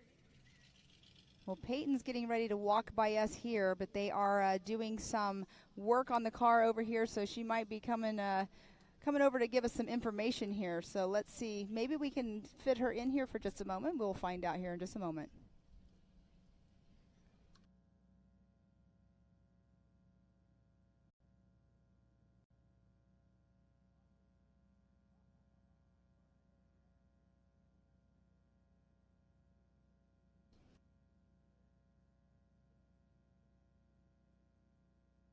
All right, so unfortunate. We do still see them working on Paul Wolf's car over there in the Amsoil hot pits, but I have a guest in here that this is not where I want to see you right now. Miss Peyton Dunford, you were out there having a great race. What's going on with your car, and why is your dad having to work on it right now? So I think when we came up Kool-Aid, we broke the front A-arm. Oh, okay. Coming up right at the top, we jammed. Okay, so how was that whenever you were going through the rest of the race course with having that broken A-arm? Definitely the steering wheel was really loose and going everywhere, but besides that it was pretty fine, but it was going everywhere, and then I think we might have lost brakes. Oh, gotcha. Okay, so is he over there trying to fix it to get you guys back out on race course? Possibly. What do you think about this race course? Because I know you've been out, you've raced at Disney, you've done other races of ours, but what do you think about this race course out here at Pottsville, Pennsylvania? Definitely nothing I've ever done before, and the rocks are a new challenge for me, but great preparal for King of the Hammers. Correct. Now, are you entering into the rookie program? I'm doing the youth class. In the youth class? Okay, so preparing yourself for King of the Hammers, because a lot of the drivers that have done King of the Hammers, they're comparing the rock section out here to that, just a little bit different, because the rocks out there, they don't move as much as the ones have been here. No, those are extremely loose. Well, it's very unfortunate, but your dad over there fixing the car, trying to get it back going for you. It's still a long race out there. I mean, you guys were doing amazing, but we did see the bottleneck going on at Kool-Aid, and there was a lot of you guys out there. I think we couldn't even see the end of the line on the camera view. Yeah, I think when we were there was like 6 cars in front of us. Yeah, well, it's a very difficult race, but Paul Wolf, he was just now in the hot pits having some issues too. They had to change out an axle, and he's just now going through the green flag. How is it out there being on the race course with people like Paul Wolf and Hunter Miller and, you know, Corey Wells, all these big name guys that have been doing this for so long, and you're a rookie still. How is it being out on a race course with all of these big name drivers? It's definitely more challenging having them, but it's always fun to race with the best. Yeah, it's pretty cool. I mean, you're getting experience out there on these obstacles and seeing them, how they go up through the rocks. You can sit there and actually watch and learn from them. Yeah, I always like to, at certain things, I'll like to wait, like pre-running, and get to watch them, and then it helps me able to go through it. Yeah, definitely. So good preparing for, like you said, King of the Hammers, because that's going to be here before we all know it. Exactly. Yeah. Well, Peyton, I'm going to let you get back to, I'm not sure if you were heading over to get some water really quick or get some tools for your dad, but thank you for stopping by with us over here. Hopefully you get your car all fixed and back out there on the track. Thank you. Thank you. Miss Peyton Dumford over here. Amazing to see her, but such a bummer to see her right now, so hopefully her dad, Jarrell, gets that car all fixed. We did have Paul Wolf get back on the gas, and he's back out on track. Even though he was there stuck for quite a bit, he ended up still in that number 4 position on race course. So that goes to show you the attrition that is already set in with all of our racers. It's pretty cool to see, but yeah, I mean, we just saw Paul Wolf head back out, and he looked like he was on a mission. It's going to be pretty exciting to see how it shakes out. He was in the pits for quite a while, but now it's going to happen. Nope. What's he going to do? How hard is he going to push? Yeah, exactly. I know. He definitely was pushing it hard. And speaking of pushing it hard, I mean, there's Mitch Walford right there coming through on the gas. But Paul Wolf sitting in that number 4 spot, yes, he had well, let's look at this, Miles. So he came through, his very first lap was a 22:53. He came through with an issue, with having the problems and being in the hot pits. He is still at a 37:51, so that's really not a bad lap time with even having the issues of changing an axle. Not sure if they had anything else that they had to change. It was definitely a hub of some sort on that right rear as well. But yeah, I mean, we'll see. Paul Wolf, he is always one to be reckoned with. Hunter Miller does have a pretty good lead, but now Cody Martin, Brian Stone, they got to worry about Paul Wolf. He is definitely still in the mix, and that's why it just goes to show you never give up attitude of Paul Wolf makes a huge difference. I mean, anybody could have just said, you know what, my race is done. I'm not going to be in it to win it at this point, but we still have a long race to go. Hunter Miller, Cody Martin, Brian Stone, any of those 3 could have an issue that could bump Paul up to be on the podium for our 4900 race. Now, Paul Wolf, I know at Visions ended up not actually finishing the race for the UTV class. He had an issue at the start line, so it's such a bummer, but at least he's out here right now, you know, got his car fixed back out on race course. And we'll see what happens. Just gotten a little tidbit over my Rugged Race Radio. Tony Polari just cleared the Brannick Motorsports Joker section, so he's made it through. Man, what a great race we have right now, Pam. Yeah, for sure, and it's so good that you're getting those updates of who's coming through, because it keeps us in check and that makes us know. But we have to have somebody there, so it's awesome that Bailey and Caleb, they're sitting there, and they're not only working the race course but also keeping tabs on us, letting you know, but they have to let us know, because if you do not run that Joker line, I mean, that's a DQ because you didn't run the race. Exactly. You have to run the Joker line once. You can only run the Joker line once. Again, let's give a huge shout out to Raceline Wheels, Amsoil, Good Boy Vodka, Mile Marker, Rugged Race Radios, Project X Off-Road, Speed Sport, Can-Am, 360 Wraps, Optima Batteries, Laser Nut, Mid-America Outdoors, Fun Haver Off-Road, King of the Hammers, American Outdoor Events, the Off-Road Syndicate, Spider Tracks, Brannick Motorsports, Yukon Gear and Axle, and Wayland. So please support who supports the sport. With all these amazing marketing partners, would not be racing here today for the 2023 Famous Reading Rumble, presented by Project X. Sounds like there's some things going on in the Amsoil Hot Pits. Our other host down in the pits, Erica Allreed, is down there checking in with Paul Wolf's pits. Let's see what they had to say and what happened. Thanks, guys. Joining me are a couple members of Paul Wolf's crew. Guys, we just saw Paul in the pits for an extensive period of time, even getting out of his car and working on it himself. Can you give us some insight to all you changed there and kind of what went on?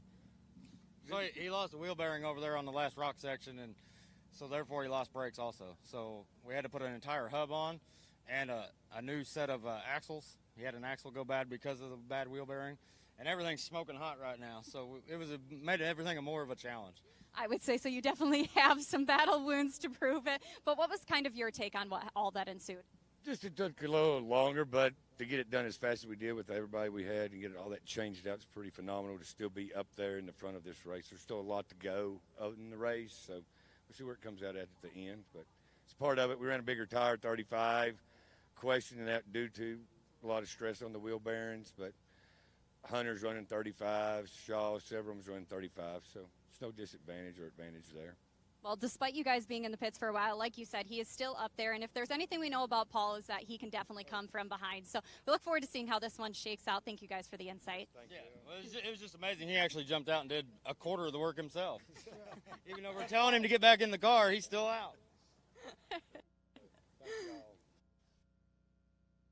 Thank you, Erica, and a great update. So it was a wheel bearing, it was an axle, but did they fix the brakes? I don't know. Yeah, who knows about that? I mean, you really need brakes out here for sure, but let's talk about that. Chris Hickman just said it took a little bit more time than they were anticipating, but Paul Wolf's fastest lap of the race, and I spoke about this earlier, it was a 22:53. Paul Wolf comes through, even with the issue and being in the pits, was still a 37:51, so that's really not too bad for having all the issues that they just had. Yeah, I mean, that's roughly 15 minutes, and that was the guess in there. So he's still in the hunt for sure. Hunter Miller, we should be seeing him here shortly. Where's Brian Stone? Paul Wolf. There is Paul Wolf as we speak, and that is back at the Yukon launch.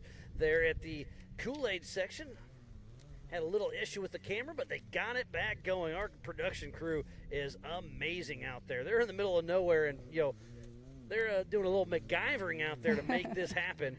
It's really cool to see what they can pull off. Well, it's really good to see, too. Jamie McCoy obviously is not in that pit area right there anymore, so it's really cool to see that the Kool-Aid section, the Yukon launch, is actually clear of all racers. And here we do have, I believe that is Jamie McCoy. That's our physical race leader. That's Kyle Cheney's car, driven by Hunter Miller. So that is in Torburen. So he's making his way around very quickly. We'll see if his lap time will be a little bit faster if he picked it up just a little bit, but he has quite the lead right now on Brian Stone. And Paul Wolf actually just came through whenever he came through on that last lap, whenever he finished. He is actually in that number 3 spot again. Yeah, it's pretty impressive. We only have 3 people out on the lead lap. This race has definitely been a lot harder than race 1 this morning of our stock class.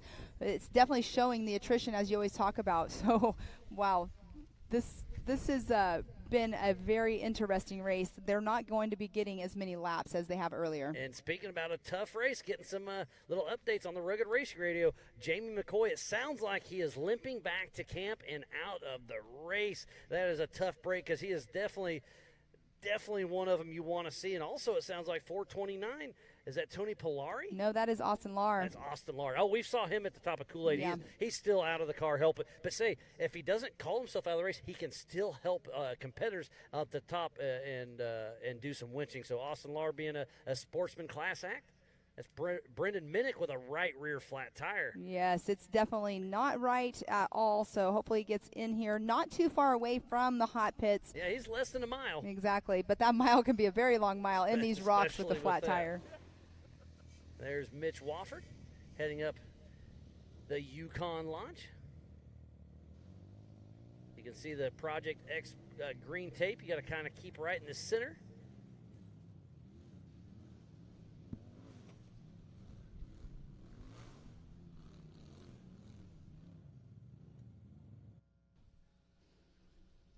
And there's a great drone footage of our Ultra 4 USA merchandise trailer.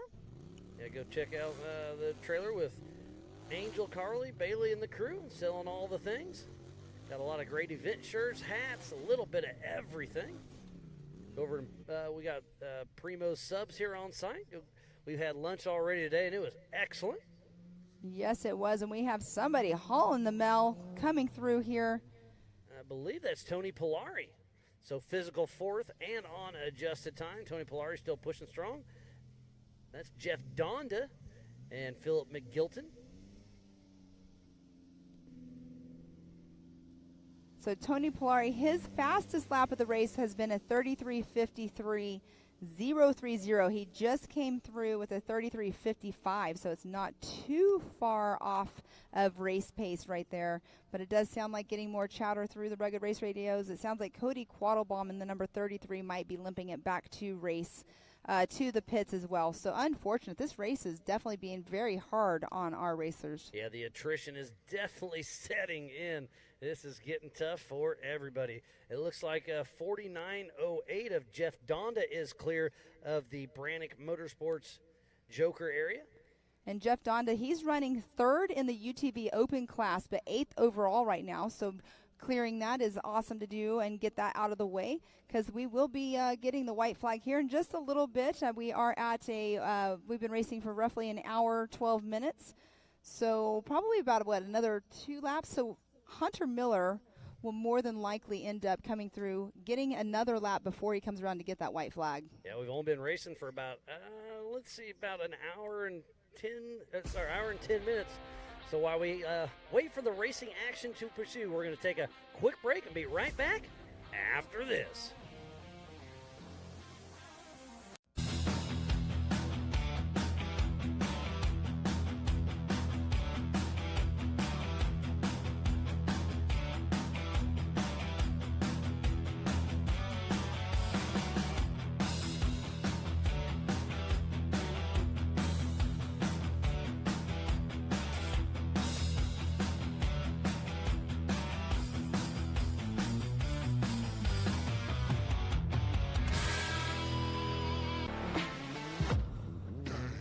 Lightweight, agile, and strong, the Pit Bull is perfect for the job. The Pit Bull is the first and only lift that can be used in the pits and in your garage. Elevate your racing with a Handy.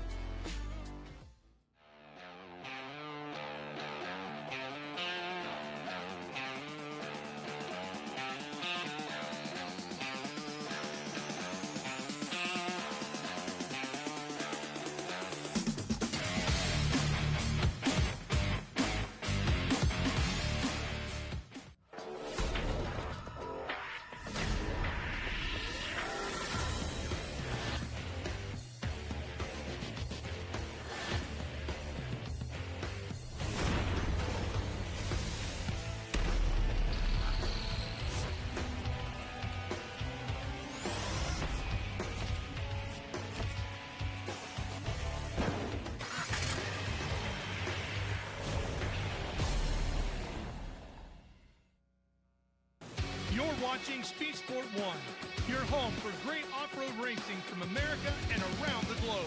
Woo-hoo-hoo! From Ultra 4 to rallies. These guys are fighting for the lead. It seems very aggressive. Short course to desert race. Great move there. He is so fast.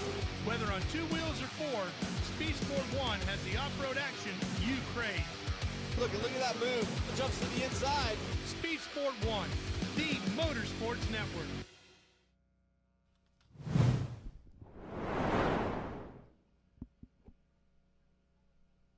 Welcome back to the 2023 famous Reading Rumble presented by Project X Off-Road. While we were away on break, we did have our physical race leader, Hunter Miller, come through, heading out for his 4th lap, I believe. So next time around, it'll probably be the white flag for Hunter Miller. But, man, there's only 3 others that are on that lap. It's going to be interesting to see. So physically out front, it's Hunter Miller, then Brian Stone, then Paul Wolf, then Tony Polari. And here is a instant replay by Rugged Race Radios of him flying through our race line, finish line. The Rugged replay showing us. And now we rode on screen with Cody Martin for just a second.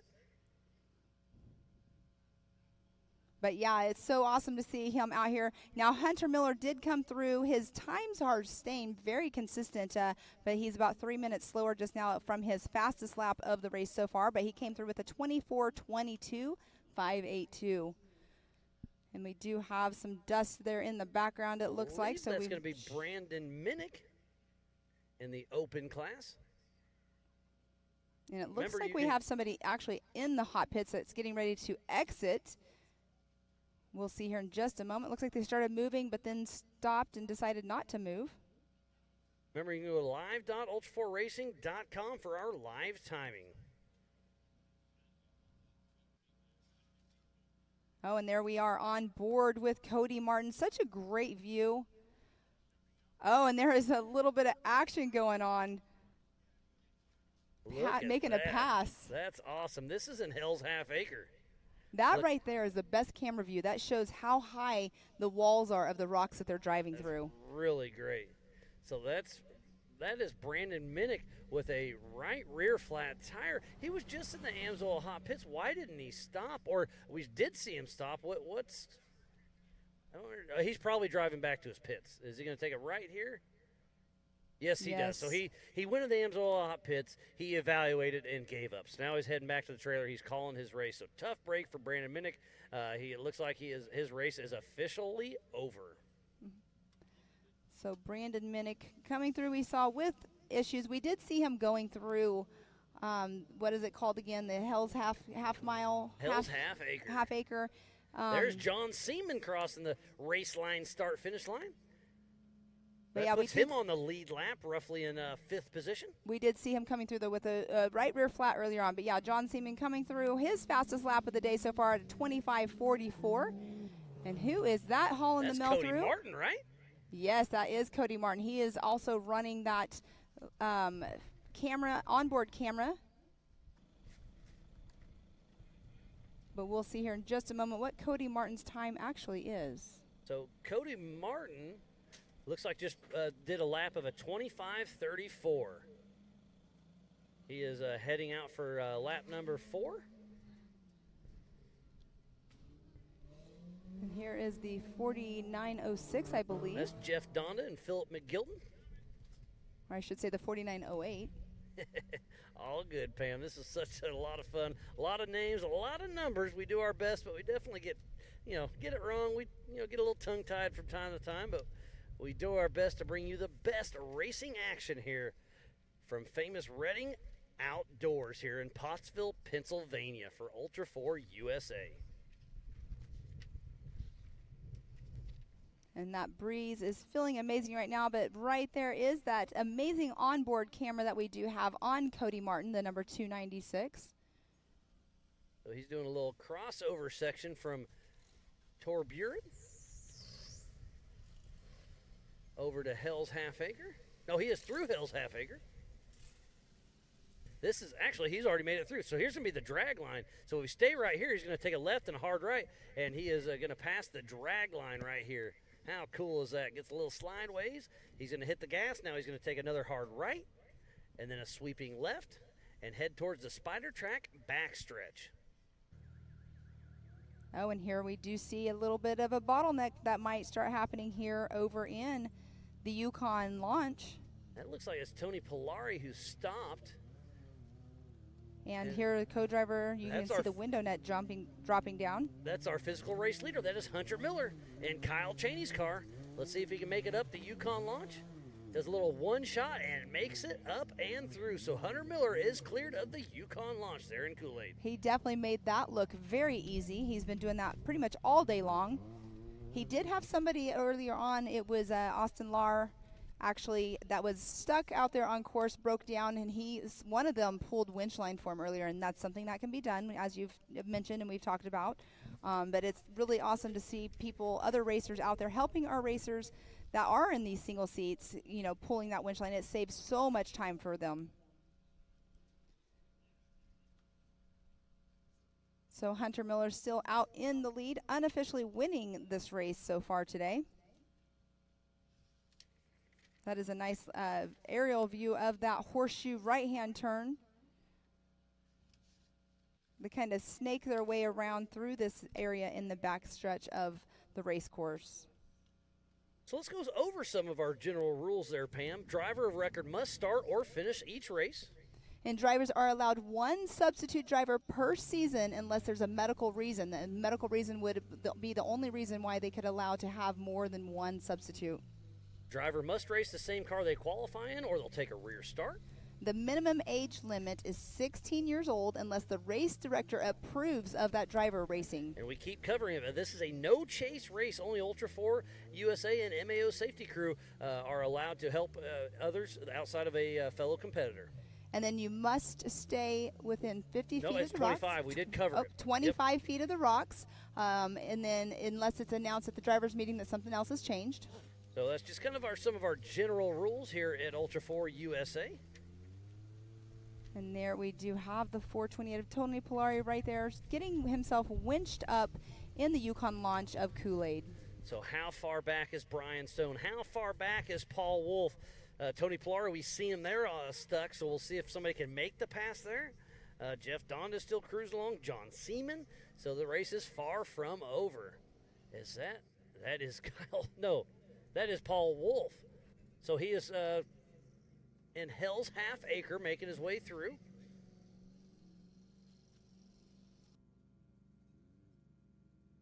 Sorry, that is Torburen. That's the first rock section. The first rock section of this back right before they're coming into the finish line, so right? He's in about mile marker number 8.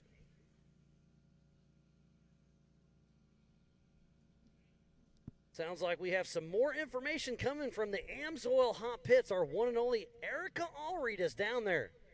Erica, what do you have for us?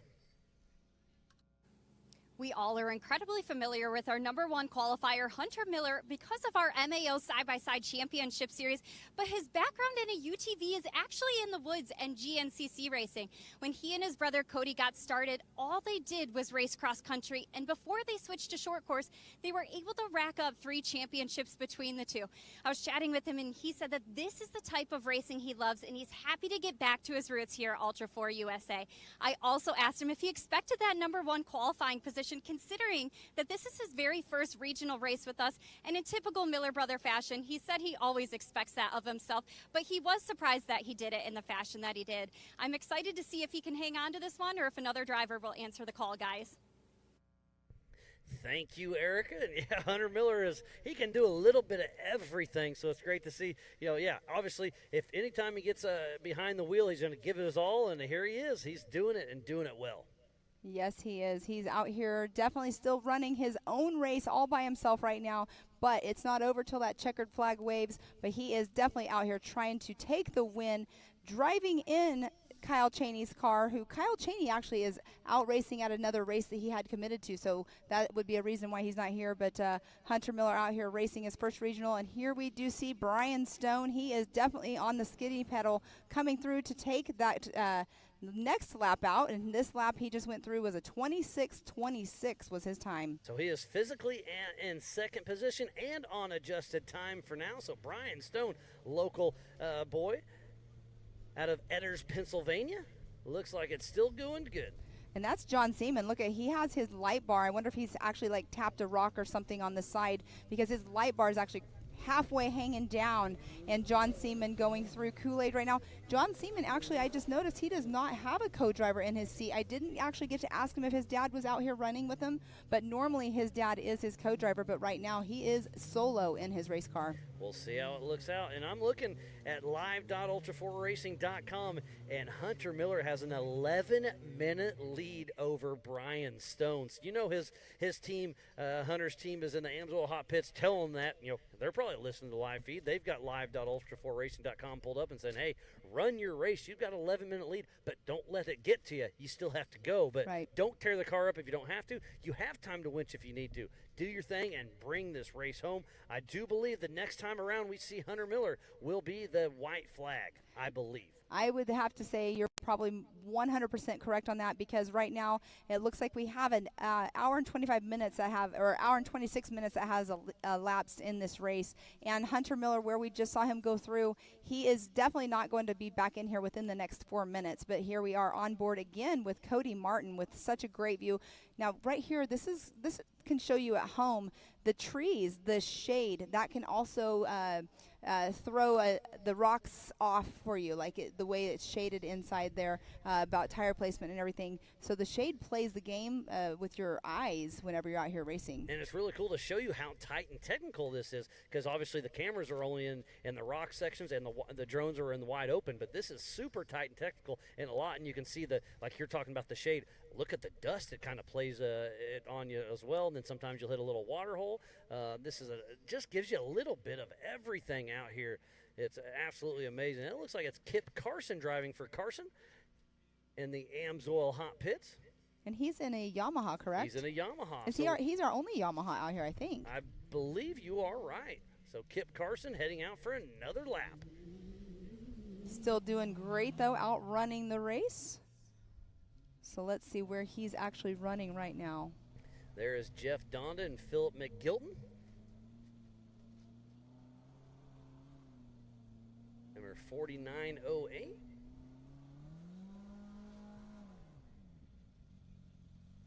Jeff Donda, part of the open class.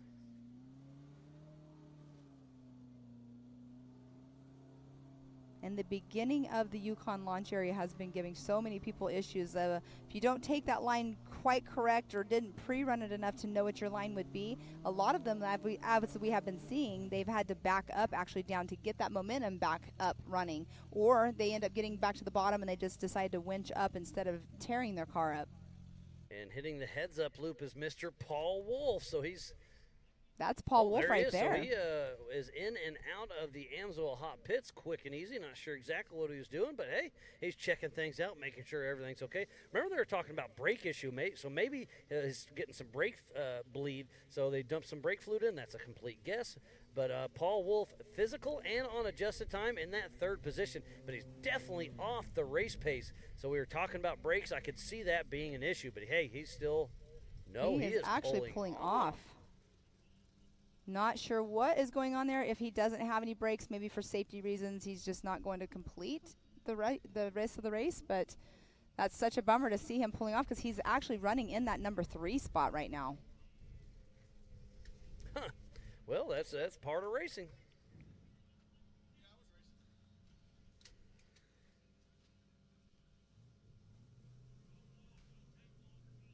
He's been having an amazing season on the eastern side, but hey, I don't know what's going on. It looks like he's not going to win this one. But don't forget, you do get to drop one race per series, whether it's east or west, and for the national. So he's still not out of it, but he's going to have to give it his all as he comes to the end of the series. And a great overview view. Again, this really shows how beautiful the area is. And all the different lines, or not lines, but all the different trolling system that's out here at the famous Redding Outdoors.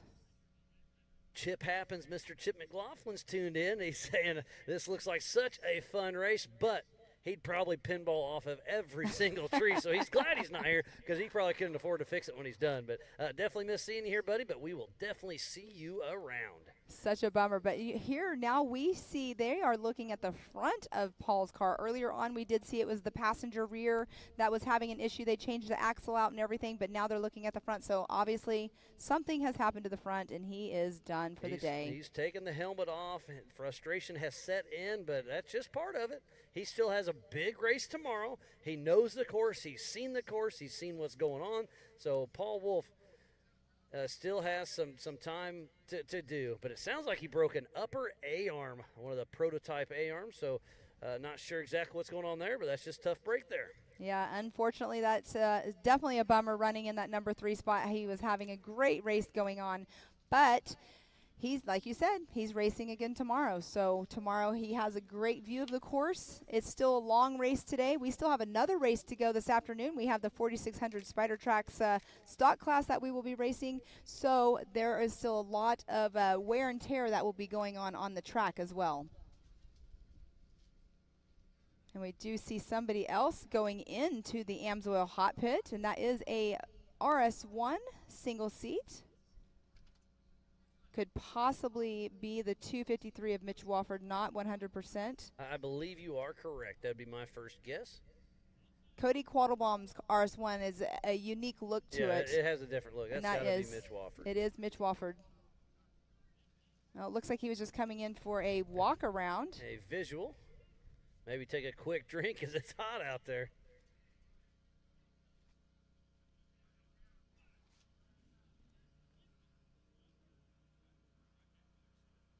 Looking at the front end there, what they were doing. If you are just tuning in, this is the 2023 Famous Reading Rumble presented by Project X Off-Road. And this is the 4900 Pro Mod and Open class presented by Ultimax Belts.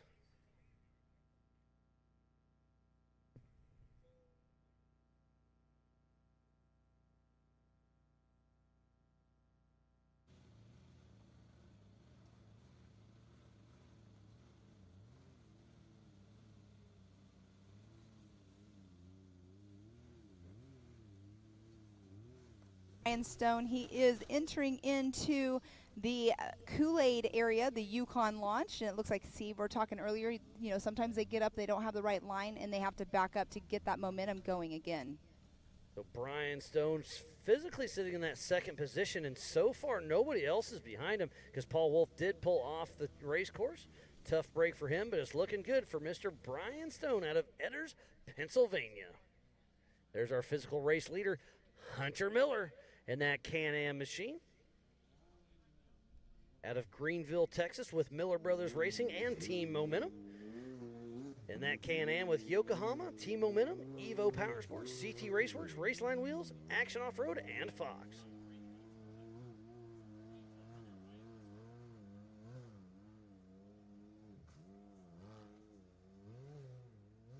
Hunter Miller is climbing up that very technical rock section, and Brian Stone is still trying to make his way up the Yukon launch of Kool-Aid back over there. It's been a very challenging section. I have to say, Miles, I would have to say this has probably been the most challenging section that we have seen thus far through the race for all of the racers. Yeah, it's pretty wild to see. And just look how big it's getting dug out there, too. I kind of feel bad for the 4600 Spider Track stock class that's still yet to come. It's going to be tough on those little Toyotas and Jeeps and whatnot. But, hey, this is Ultra 4 USA racing at its finest. Yeah, it will be difficult for sure. I mean, they don't have the horsepower that these guys have. Some of the guys do. I mean, we have one of them that has a 392 in his stock class. That's definitely an advantage for Doug Langford has a lot of horsepower in that big old Jeep. Back to Cody Martin on screen. This is a fun, really flowy, tight technical section. There's a lot of this. It's so cool to see this on board because, like I said, the stick cameras and the drones can't get in those tight sections, and it just shows you what all this place has to offer. So apparently Brian Stone has made it up and out the Yukon launch there at Kool-Aid. So we did just see Hunter Miller. He was, roughly about a mile out, I believe. Is that where the, what is it called again? Yeah, Fort Buren and Hell's Half Acre. Hell's Half Acre. He's in that section, so he should be coming in here very shortly. But if the time elapsed is the correct time on here, he should be getting the white flag. I do believe, yes, the white flag should be out for Hunter Miller here in the next few minutes. And once the white flag comes out, it stays for the rest of the field. This is an hour and a half, then the white flag comes out for our leaders. They started off 2 at a time, every 30 seconds. This race is on adjusted time.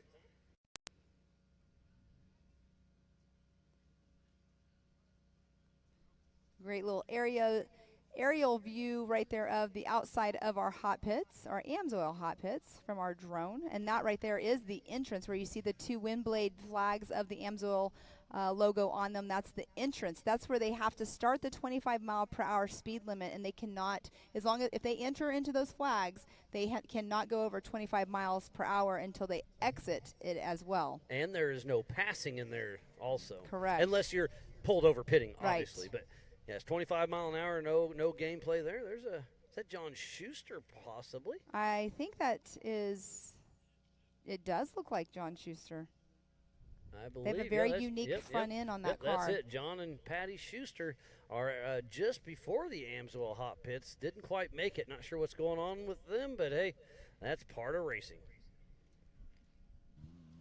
Need to give a huge shout out to Speed Sport for being our official broadcast partner. And don't forget to stay tuned for a 1-hour special that'll be airing very, very soon as we see Kip Carson in the Yukon launch. Mitch Wofford on screen, heading out for another lap.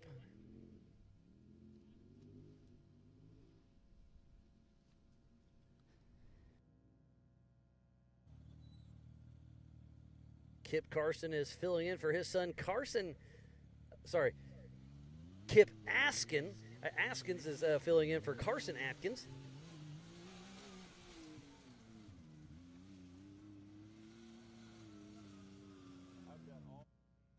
So Kip Carson made it up and out.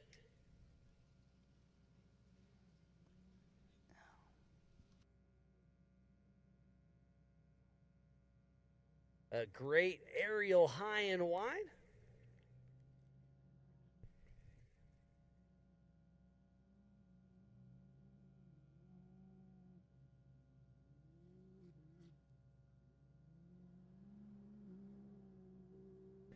And here comes Cody Martin.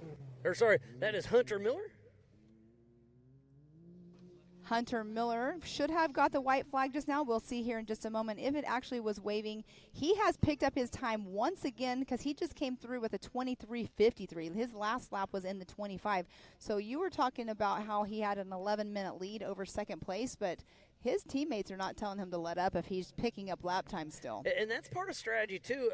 I used to race a little bit, and sometimes if you're racing, right? Mm-hmm. If you go off race pace, you can start making hiccups because you're not in the zone. So sometimes you just kind of know it. Don't hurt the car, but still race your race. Right, exactly. I mean, anything can happen, like we did see with our last race with the young Nathan Parker. Unfortunate on the last 2 laps, had some issues, but it does happen. It's called racing. Race cars, they're not built. They're not indestructible, but here we have John Seaman. He's going through. I'm not sure. I think that is in that area of the Hells to Acre area, and that was that Brian Stone right behind him? It looked like this is Tor Buren, I believe, the first rock section. And it here could be Tony Polari. Yes, it is. So great racing going on back there in that rock section. This is a section right here where you have somebody behind you, but what happens when you're racing, right? You're sitting there and you're driving and you're going through some technical areas, or even when you're on fast, go fast areas, somebody's behind you, and that makes you drive harder, and that's when you make mistakes, or you drive harder, and that's when you can break your car as well. So that's another little game that's played on race course, especially through these technical rock sections. Yeah, anything can happen for sure. It's very interesting to see how it's going to play out. These hard rock sections are absolutely awesome out here. And it sounds like our one and only Erica Allred is down in the pits, and it sounds like she's got Paul Wolf, so hopefully we can hear what's going on. Erica, what's Paul going down with? Prominent face you know and love in this class, Paul Wolf. Paul, an unfortunate break in this one. There was a couple different things that happened to your car in that one that would deter your efforts in this race. So can you kind of give us a breakdown from your perspective? Yeah, so we started the race really good. Right off the bat, we got into a couple of guys that started the row in front of us. I caught them in the first probably 4 miles. Worked my way around one of them, and then the second one I got around. And when I did, I actually hurt the car a little bit he was in the main line stuck, and I took a pretty hard line up around him, and it worked, but I think it tore up a wheel bearing in the back of the car. So I finished that lap. Going out on the next lap, I kept losing brakes, and it just kept getting worse and worse and worse. Was able to get it all the way back here to the pit, and I had to change the whole knuckle, axle, everything, because the wheel bearing destroyed everything. Got the car back together. I knew I was behind, so I tried to make up time, and in the process of, I think, beating the car around with no wheel bearing, I hurt some other components on it, and we hurt an A-arm pretty bad. And so I was able to finish the next lap pretty good, but we have an A-arm tore up, and I just think it's going to cause more damage if I go out. So, and let alone I might not even get around the lap, might get stuck out there. So I just decided to save the car for another day, as much as I don't want to do that, but it's part of racing. It is indeed, and a tough break for you and the team, but despite the tough break in this 4,900 class, you have the redemption round tomorrow in the 4,400 unlimited class, and you said you're out of the points chase in this UTV, so your main focus is that 4,400 unlimited class. So what's the strategy going into tomorrow now that you were able to run this course at race pace? So definitely the strategy, it's interesting because both of my cars respond really well to high speed, so part of me wants to run the course pretty fast. The other part of me wants to take it really easy on the car and make sure I finish the race. So it's a fine line there, but I think the 44 will take it. It's a pretty tough car, so I'm going to just go ahead and run what I feel comfortable, and I should leave it probably a little bit on the table. If I need to step it up, I'll step it up at the end. Well, we look forward to seeing you out there tomorrow as you set the pole in that one as well. So congratulations. Unfortunate break in this one, but, you know, we've got another round for you tomorrow. So good luck in that one. Sounds good. Thank you. Well, thank you, Eric. And tough break for Paul, but just like he said, he'll be ready for tomorrow. He'll be back in action, ready to battle. Well, that is such a bummer for Paul Wolf. He's such a hard competitor out here. I mean, this is what he does. He builds his cars. He races his cars. I mean, this literally is what he does. So it's such a bummer to see him broken down in the pits. But there is the white flag out. That is Cody Martin. Cody Martin. Really pushing strong. Great run for him. And I believe we should see John Seaman coming through. There he is on our screen. So John Seaman running a great race. His best finish was actually at Visions for him. He's had some unfortunate mishaps throughout the year, but he is running the season with us. He has another Jason JW Performance taking care of his car, being his mechanic, but he just came through in that number 4 spot with a 24:46. That is his fastest lap of the day so far. Yeah, so the white flag is out. We're less than probably, I'm going to guess, that 20-minute mark before we see Hunter Miller. Hunter Miller running a great race. This will probably be the next camera we see him at. It should be pretty good as we back on course with Cody Martin. So we'll take a right here. We're heading towards the drag line as we speak. We're getting ready to dive left, dive right, and there is that huge drag line, part of the history of famous Reading Outdoors here. Yeah, it's got a little sign on the side of it. So if you come out here in the future, park next to it. Take a picture with it, hashtag famous Reading Outdoors. There's so much they have to offer here.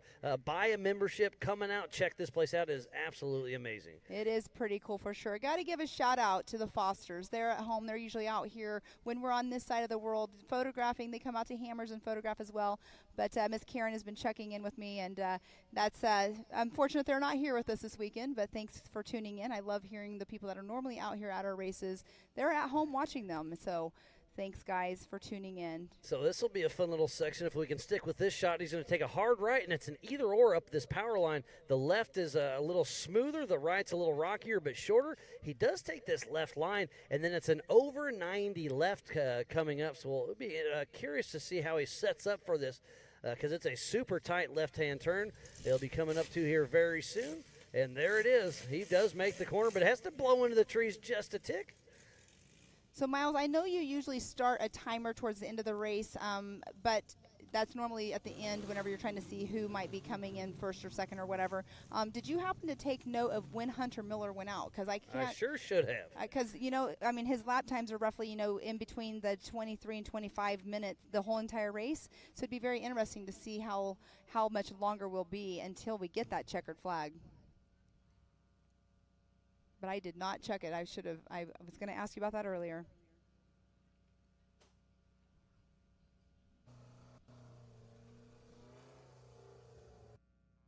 I believe Hunter Miller, if he can keep on pace, he should finish right around that 5 o'clock mark. So lots of chatter on the rugged race radios out there. Lots of good stuff going on. Can't wait to see how this thing shakes out. Definitely. And we're not final until it's finalized. So That's one thing, too. At the end of the race, it's not only over and as you see it finish. Sometimes there's a shake-up and things. There's points have to be changed up, or not points, but times. So it's not over. I mean, you have 30 minutes after the race ends as well before we can even call it a final race. So he crosses the creek. Now we'll take a hard right down this little rock section, cross the creek again, take a left, and then head that haul road on the Spider Tracks backstretch and really let it eat. We still have the Spider Track stock class coming up this evening. We have those Toyotas and Jeeps. We usually have a few Broncos. I don't believe any of them showed up this time. But it'll be a lot of fun to see some rock crawling yet to go for the 4600 Spider Track stock class.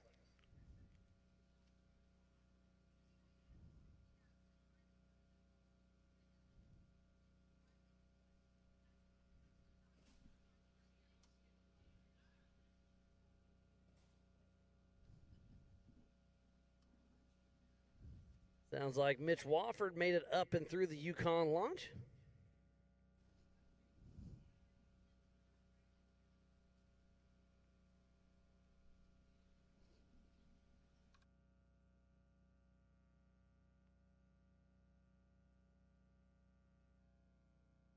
Back on board with Cody Martin.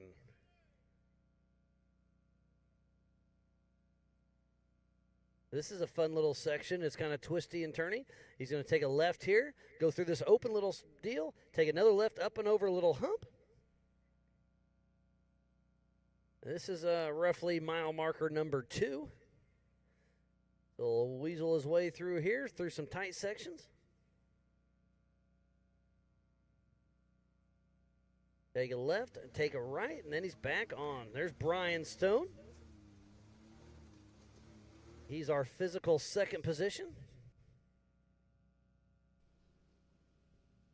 So Brian Stone in that second position, as you did just say, his fastest lap of the race so far was a 25:49. His last lap was a 26:26. So he's been trying to pick it up himself. But Brian Stone definitely out here trying to get up on top of that box, but he is running in that second position behind Hunter Miller.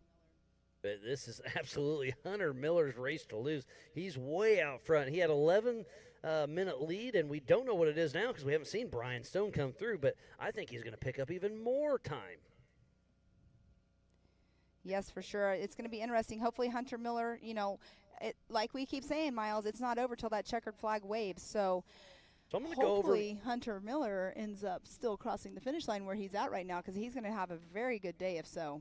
I'm going to go over my who hasn't ran the Joker line. We haven't seen Mike Park. He was pulled off earlier. Haven't seen much of Corey Willis. Haven't seen Jay Shaw. We know Jamie McCoy and Austin Lahr pulled off. Tyler Gibbs, haven't seen much of him. Zach Pollard, driven by Kyle Sturkay. He hasn't made it through. Matt Walraven. Mitch Wofford still running but hasn't made the Joker. Peyton Dunford, we saw her out. We saw John Schuster pulled over, and then Derek Edwards as well. Carson Atkins did make it. No Gavin Smith. So the leaders have made it through the Brannick Motorsports Joker line.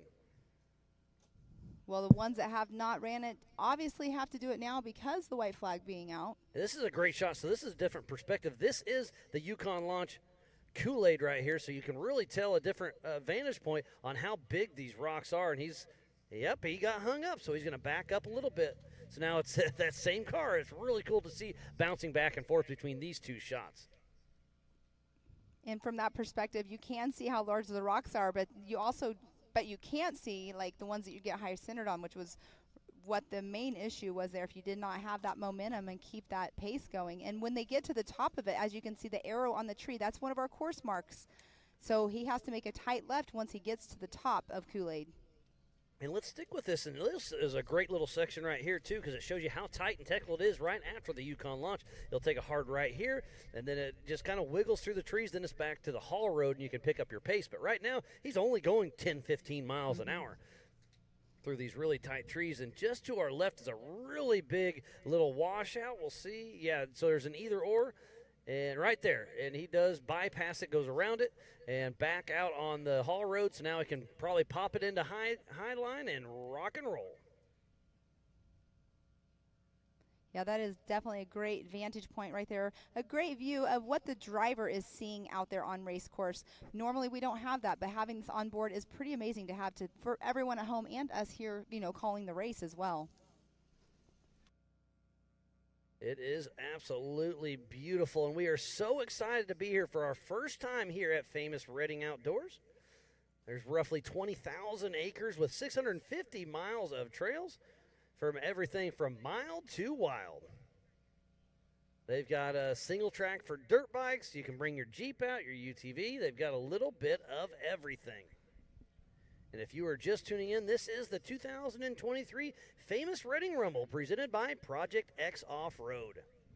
And this is the 4900 Pro Mod and Open class presented by Ultimax Belts. And speaking of Ultimax, we did see Mel. He is here. He was with he's normally out at Mid-America Outdoors, and he is here at our race. But is this Hunter? No, this is not Hunter Miller coming through. White flag is out, though. Looks like Tony Polari, if I'm not mistaken. You are correct, Miles. That was Tony Polari coming through. But it looks like he is slowing down to possibly pull off as well. I'm not sure why he would be doing that because he did get the white flag.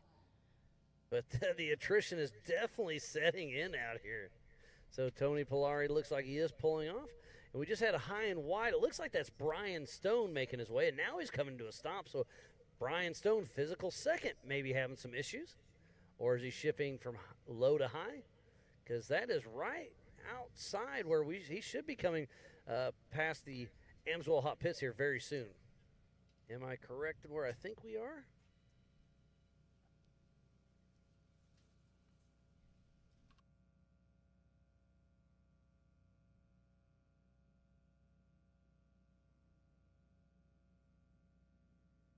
So yes, that is Brian Stone.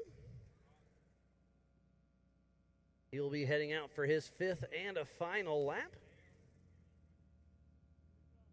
So our physical second place and on adjusted time, Brian Stone making his way across race line start finish. So Pam, it looked like you were having a little conversation with Jay Shaw's co-driver. What's going on there? Well, it is unfortunate, but he said they broke a drive line. They were so close too. They were over by that spectator area on that rock section, and what happened is they came up to an area where there was like a split line. He said they hit a rock just right, and it just snapped it. Tough break, and that was Brian Stone heading out, and now Hunter Miller has a 15-minute, 35-second lead on this race. Goodness. Hunter Miller driving a great race. Ooh, look at the left front there. That and is that's Aaron Lynch. Yeah, the 113 right there having that. Okay, that was so he was on the last race. So he's getting cleared off. That's Jeff Donda and Philip McGilton.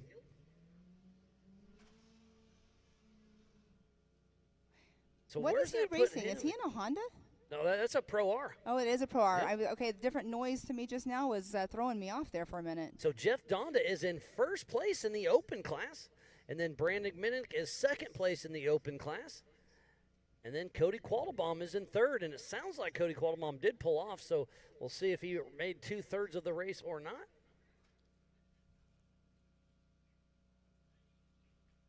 And there's that horseshoe turn. It seems like there's quite a few of those horseshoe-style turns out here. There is a lot of twisty-turny out here at famous Redding Outdoors.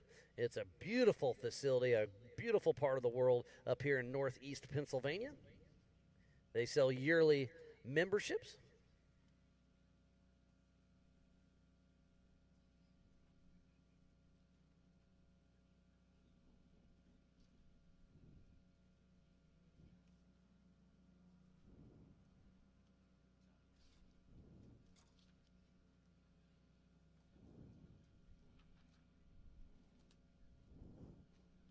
Lots of chatter on the Rugged Race radios with Race Ops. There's a lot of stuff going on. We'll give you the best information we can, but right now it's looking really good for old Hunter Miller, and I believe he should be in here within the next 10 minutes. Yeah, Looks Hunter like Miller has just ran his own race. That is the 722. That's Kip Atkins driving for his son Carson Atkins. Oh, it almost looked like he had a flat tire, but I think that was just a little glitch Little there. shade. But here he is making his way through. He's there in the Torburen section. the first rock section towards the end, right around mile marker number 8. There's a great high and wide there. Shows you how vast this outdoors place is. And I think that right there looks like it could possibly be Cody Martin.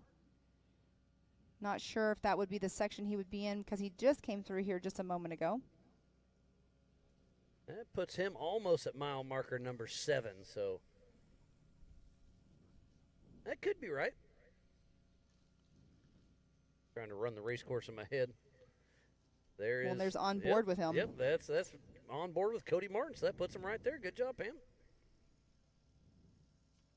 This is a super fast section. I believe he'll be taking a right. Yes, there he goes.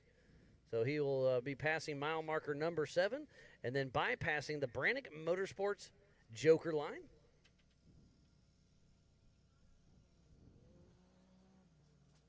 And that is definitely one of those go fast sections. Go fast but technical now. He's getting into the tight area, correct? He's going to be bypassing the Joker line there at the Brannick Motorsports Joker spot. And then it kind of opens up, gets tight, opens up, gets tight. But not too many more rock sections until he gets to Torbjorn and Hell's Half Acre.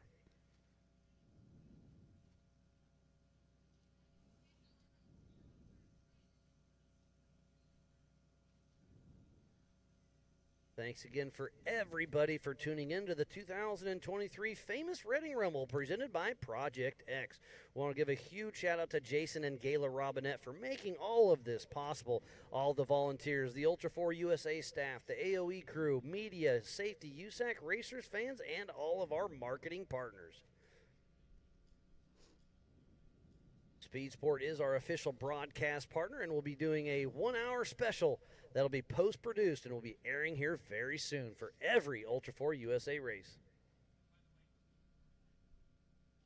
And I think that is Brian Stone that we are seeing on screen, running in that number 2 spot out here today, unofficially. And he has his fastest lap of the day has been a 25:49. But you know, the man of the day with the fastest lap is Mr. Hunter Miller at a 21:58.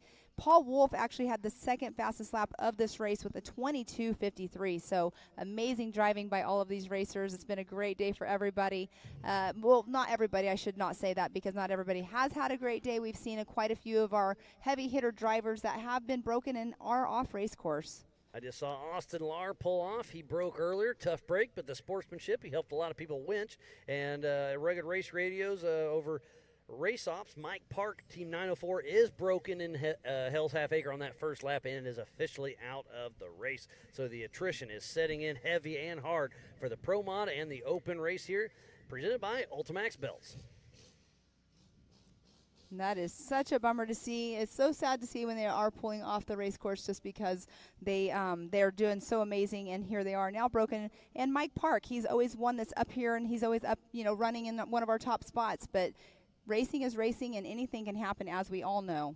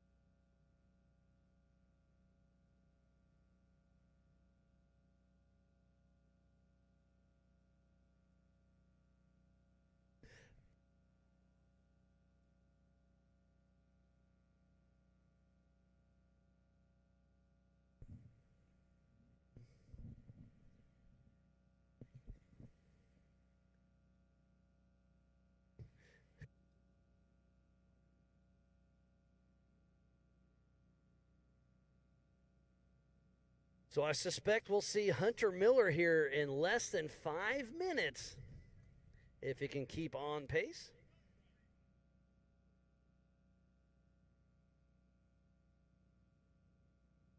Hunter Miller has definitely been running an amazing race, but here we do see Brian Stone, who's another driver out here running an amazing race. He's in that number 2 spot, and as we were saying earlier, Miles, he has had his fastest lap as a 24:49. His last lap was a 28:25, so he slowed down just a bit, but we have been seeing people get stuck in rocks and or behind other cars in lap traffic. We've had so much carnage in this race. It's unbelievable right now. Yeah, it's pretty wild to see how it all shakes out. But Brian Stone is in the Yukon Launch Kool-Aid area. We'll see if he can make his way up and out. Put those Maxxis Rockzillas to work. And this is at roughly which mile marker? Right around mile marker number 4. Okay. And the checkered flag is out for Hunter Miller, unofficially winning the 2023 Famous Reading Rumble presented by Project X Off-Road. Hunter Miller just ran one heck of a race, unofficially winning this one.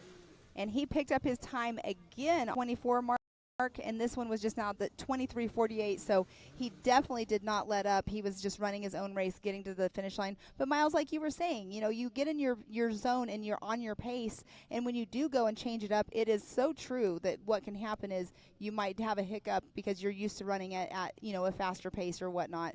So it's so true, but he picked it up again on that last lap. Yeah, Hunter Miller just ran one heck of a race. Congratulations to him running in Carson Atkins, in Kyle Cheney's car. There is Carson Atkins' car being driven by his dad, Kip Atkins. So that's going to put him in the top 10. It looks like 6th in class. We'll see how that shakes out on adjusted time, so he'll be very happy with that. But Hunter Miller driving Kyle Cheney's car just with a blistering pace. Yeah, he's going to win this race by 15 to 20 minutes. I know. We just saw Brian Stone, who's running in 2nd place. He's still over in the Yukon Launch Kool-Aid section, so I'm not sure time-wise how far out that is. Yeah, that's at least 15, probably 20. That's an amazing. There's Jeff Donda and Philip McGilton. We'll see Philip McGilton, the co-driver for this car, racing tomorrow.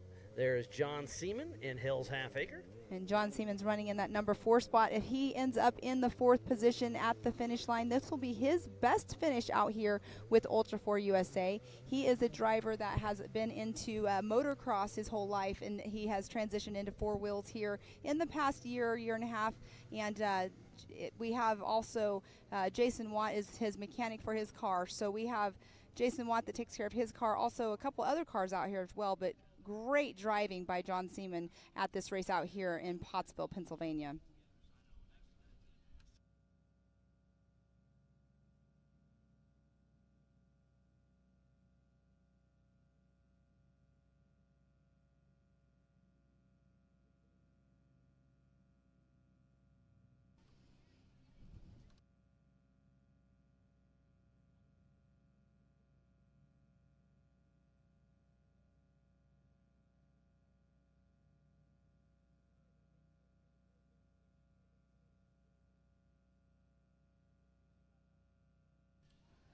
What a great race it has been. Hunter Miller just drove the wheels off of that Can-Am, unofficially winning the 4900 Pro Modified class presented by Ultimax Belts.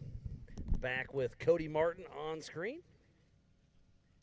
Remember, you can go to live.ultra4racing.com for the same timing we have here in the Project X booth.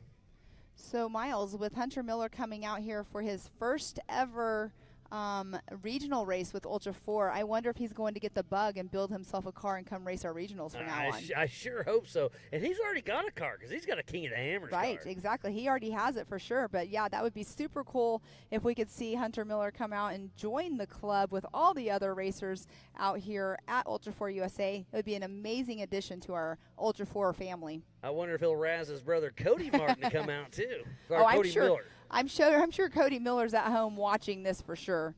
So checkered flag goes for Mitch Wofford. Unofficially finishing this race.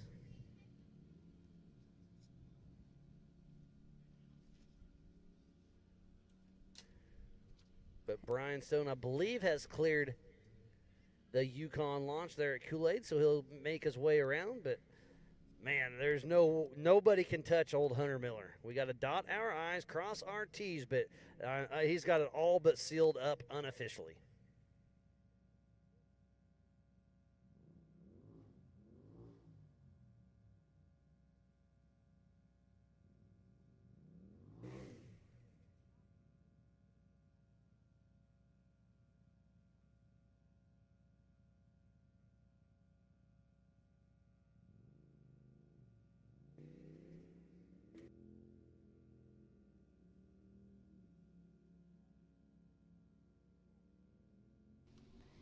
And we are still on board. You can see that is the spectator area right there up above this area of the rocks, and that just goes to show you how rough this section is through here. I love it. Yeah, he's at the end of Hell's Half Acre. He'll take a hard left here, then makes his way through. So the checkered flag is out for the rest of the course. And I believe that might have been, that's Cody Martin right there, just now taking the checkered flag. And he was running hard all the way to the end.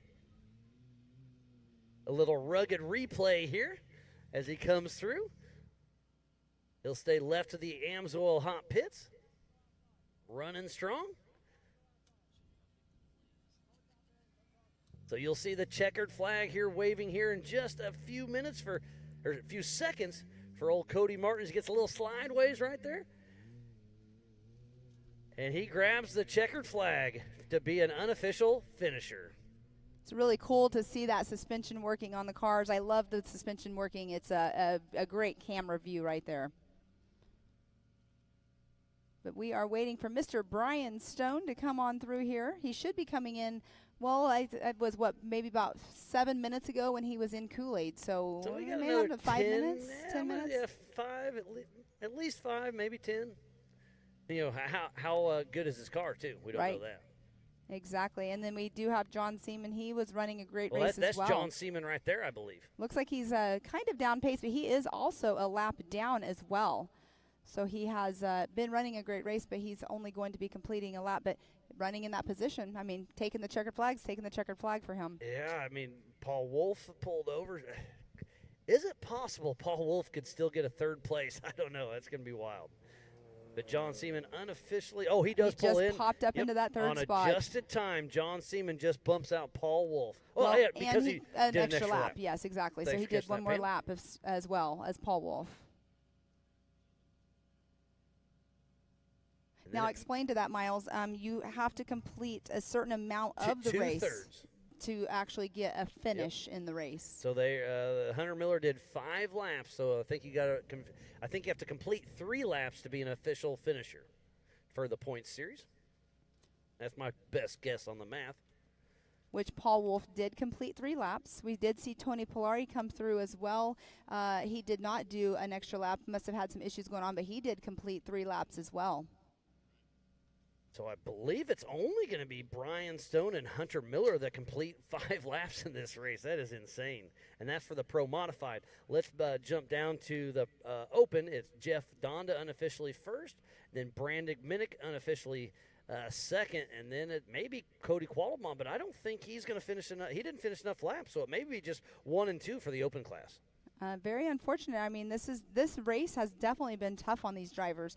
I know that they all were coming into it, and after pre-running, they're talking about how rough the race course is, but they were having fun on it. But also, I mean, obviously, it's showing all of the attrition has set in.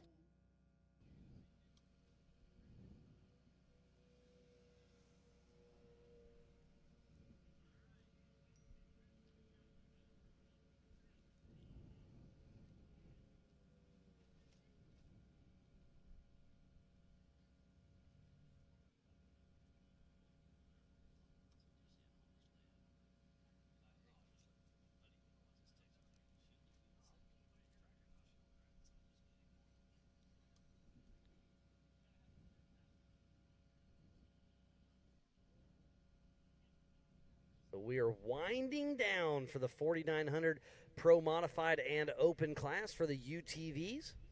We still have the 4600 Spider Track Stock class will be kicking off here in just a little bit.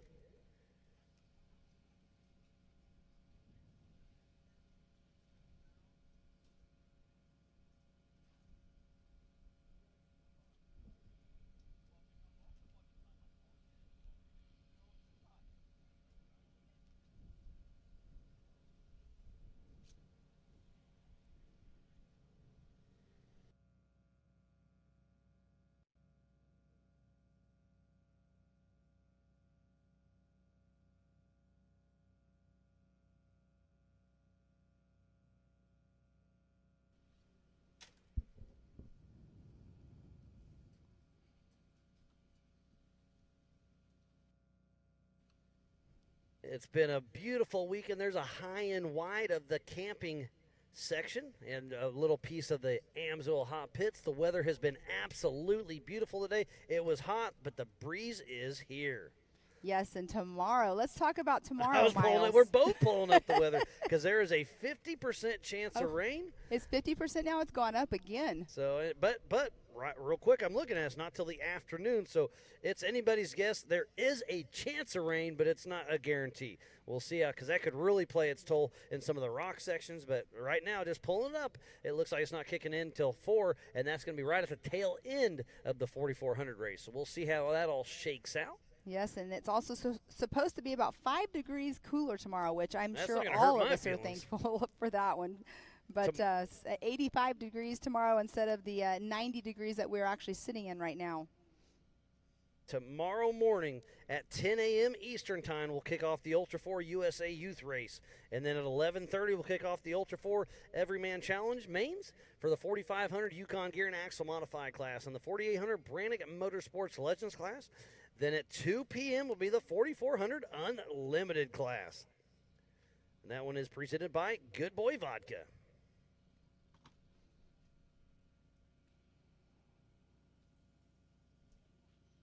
And it sounds like JT Customs may have picked up the sponsorship for the Ultra 4 USA Youth. He was, Yes. we were sitting around, and JT, we were just talking about, going over the show rundown last night, asking who's sponsoring what and how everything's going. And I asked Alan, I was like, hey, who is sponsoring the youth class? He's like, nobody. So then JT, he's like, hey, let's do JT Customs. Those kids deserve it. So just doing a little razz around there, and we'll see if it all comes to light. But it's pretty cool to see everybody making everything happen. Again, I am Miles Hasquist alongside Mrs. Pam Hall. We've had a great time out here. I hope you all at home have been enjoying it. It's been a great race, and we still have one more yet to come this morning, and it's going to be a good one. The 4,600 Spider Track Stock class is going to be fun. We got a lot of Toyotas, a lot of Jeeps, and the fan favorite right now, I think, is Mick Henson. He is definitely the fan favorite. He's the fan favorite anytime he's at a racetrack, I think. I know that, seeing him out on the course yesterday on pre-run, he was having a blast. Watching his Toyota, I love the social. If you guys follow our social media, there was a piece done on him, and they did the little engine that could piece with him, and it was awesome to see. But Mick Henson, 100% a fan favorite no matter where he goes. Yeah, it'll be fun to see. But we still have Doug Lanford, Tom Biddle. There's a lot of guys and gals will be out there on course. We'll have 8 stock class rigs out there, and they're going to be a lot slower. So it's going to be fun to see some of these hard rock sections, how they work their way through it. And then again, tomorrow, 10 a.m., the youth. Then at 11, it's the EMC. And then at 2, we're going to kick off the 4,400 Unlimited, the biggest and baddest names in our sport. Paul Wolf's on the pole. I believe Blyler right behind him, and then Jody Ford. Two-time king Eric Miller's going to be in the mix. It's going to be one to watch. So we still have a little bit more tonight, and then all day tomorrow. But 2 p.m. tomorrow Eastern Time is the do not miss race. 100%. It's going to be awesome. I mean, of course, like you just said, we have all of this racing that's going on, but the 4,400 class, that one will be going, the 4,400 class will have a 2-hour plus a lap. All of the other classes besides the youth, they all have an hour and a half plus a lap. So 4,400 tomorrow afternoon will be a little bit different, just a little bit longer, and it's definitely going to be interesting to see. Like I keep saying, the heavy hitter names, but that 4,400 class, it is stacked. We have awesome East Coast racers that have been racing. You said two-time king and the Hammers, Eric Miller out here as well. It's going to be awesome to watch. You guys are definitely going to want to make sure you tune in tomorrow for sure. And I was going off my memory. I forgot to add in Philip McGilton. He's in that second place. Then we got both Millers, Chad Hunt, Chris Brenton, Chad Owens, Seb Piero, Tad Dowker, Kevin Porterfield, Jonathan Dawes, Matt Garofalo, Jan Petrie, Casey Gilbert, J.P. Marin, Roger Keane, and Glennie Page. That's for the 4,400 Unlimited class tomorrow afternoon. But up next, we will have the 4,600 Spider Track Stock class. Sitting in that pole position is Doug Lanford. And in the second position is Sergio Pinellas. In that third spot is John Lachey. And then Adam Collum in number 4 position. And 5th is Mick Henson. And then Roger King in that number 6 spot. And 7th will be Tom Biddle. And then Cindy Bullock will be in that number 8th position. I believe this is her first race out here with us. But Cindy Bullock, the female in our 4,600 Spider Track stock class. It's going to be awesome to see that race as well. We do only have 8 cars that will be taking the green flag for that. But like you were saying earlier, Miles, I mean, the stock class, it's going to be difficult out there in the rock obstacles. I mean, we're seeing our UTVs having issues out there, and they, you know, I don't know. It's going to be difficult. That one area, the Kool-Aid, that one is definitely going to be a challenge for these drivers in the Spider Track stock class. It's going to be fun because those are on 35-inch DOT tires.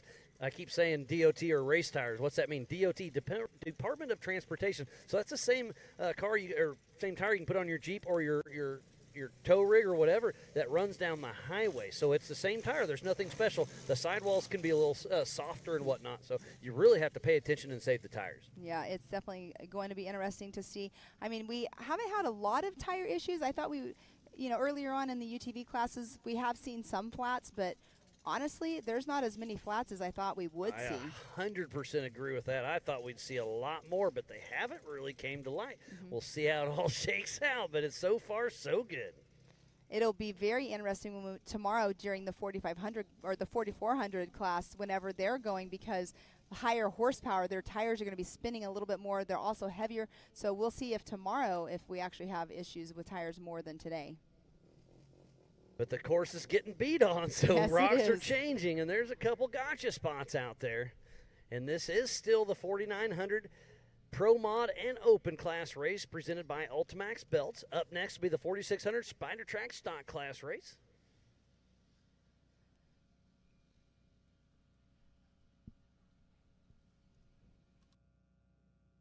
And we will be live tomorrow morning at 10 a.m. Eastern Time for the Ultra 4 USA Youth Race presented by JT Customs.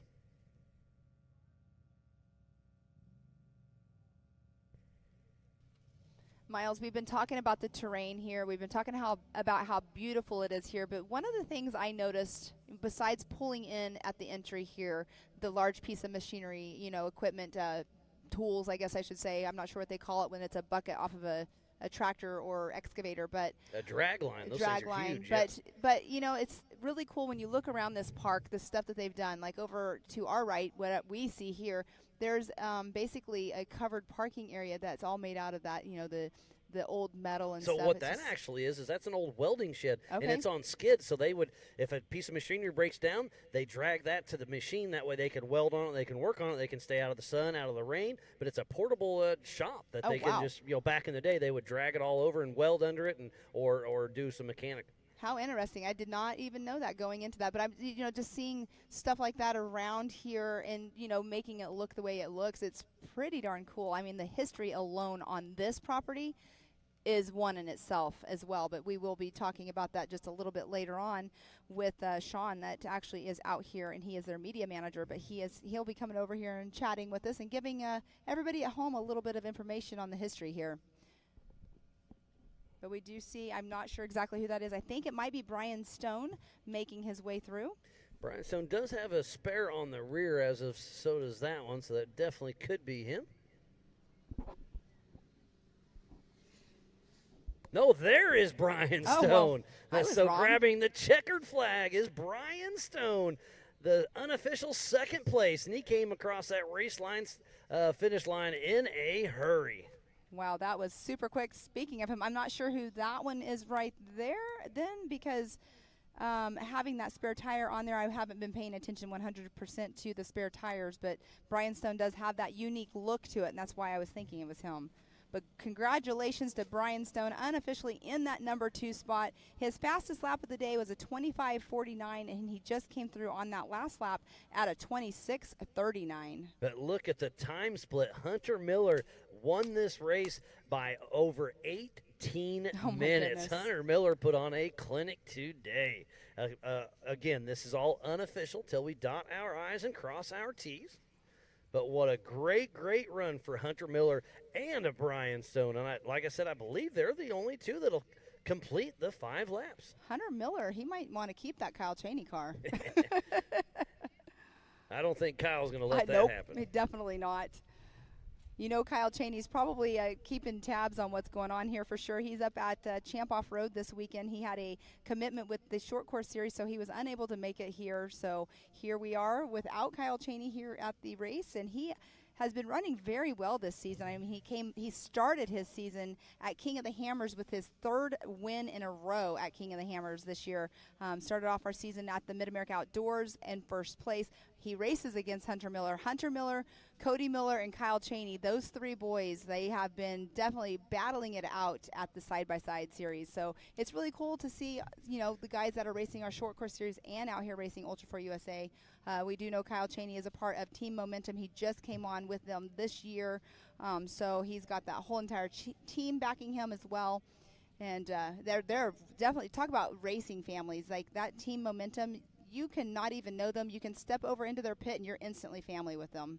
It's really great to see. And just like you're talking about the MAO short course series, seat time is seat time. So Kyle Cheney, the Miller brothers being able to do that, do this, a little bit of everything. I mean, it just it builds to your ability to be able to run everything that's going on. So, yeah, good on them to be making it happen. Yeah, it builds their racing resume is what it's doing. Their racing resume is already a quite successful one, but here they are, you know, doing, like you were saying, the Mid-America Outdoors. Our course there, for those of you that watched Visions when we were all there, the course was actually made with through Travis Pastrana as a part of all of that brand new course that we were racing with the short course. So with that being said, the course has been different the last 3 races we have been out at Mid-America. So they're getting different racing courses and different seat time, different driving style each time we are out there. So it's really awesome to see.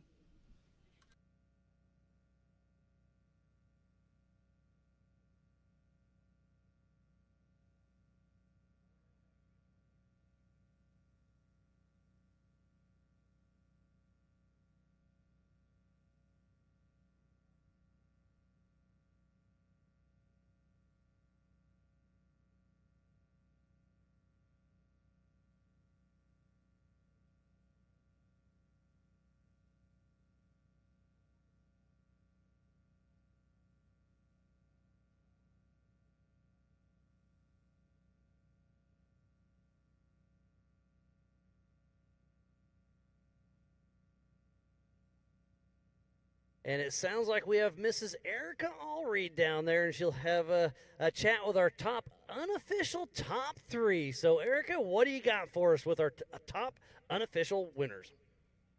Thanks, Miles. I've got Hunter Miller here. Hunter, in your very first Ultra 4 regional race, you top qualifying and you completely dominate in this 4900 Pro Mod class to get this win here today. We chatted earlier and you said it's going to be a chess game of the race because of all of the elements. So how did you manage this one from start to finish to find your very first place here at Ultra 4? Yeah, it really was tough. I mean, this course offered a little bit of everything. I mean, it had some really technical sections, and honestly, it's been a long time since I've been on a course where I didn't know if I was going to make it through something when I got there, and I was holding my breath up it, and just so happy when I cleared it. But, man, I mean, it was an hour and a half, and it felt like 20 minutes. I was having so much fun. I liked it for sure. Well, that definitely showed in your driving. Congratulations on this first place finish. Hopefully we'll see you back out here at some point this season. And now with our second place finisher over here, we've got Mr. Brian Stone. Brian, congratulations on this unofficial second place finish. What a race. I mean, just how gratifying was this one as the track really demanded a lot from you? You know what? The track was one of the best courses we've run in a long time. And being able to run with Hunter and coming in behind him, 18 minutes or so, but it doesn't matter because that's a testament. So we appreciate being able to run with guys like him. It's definitely a testament to all the work you guys have put in. So congratulations on this unofficial second place finish. All right, and now finally, with our third place driver, Mr. John Seaman. John, this is your very first podium of the season. You've been hunting this one down all season long, with your closest one being a fifth place position. So what was different about today? Well, we knew coming out here that we were going to have to just get across the checkers. I mean, it was a very, very tough course. A lot of fast stuff, but a really hard stuff. We try to just run a strategy to get through the hard stuff without breaking, get through the fast stuff, and make up a little bit of time there. We rolled the car on lap 1, so it was checkers or wreckers after that, and we just got here as fast as we could. The car held together great. There's a lot of spots we could have got flats, but the Rockzillas did amazing and got across the finish line with no brakes. So that was the name of the game here today. Well, you definitely rebounded quite nicely after that rollover, to say the least. So congratulations on this hard-fought one. It was definitely well earned. Thank you very much. I appreciate it. Guys, back to you.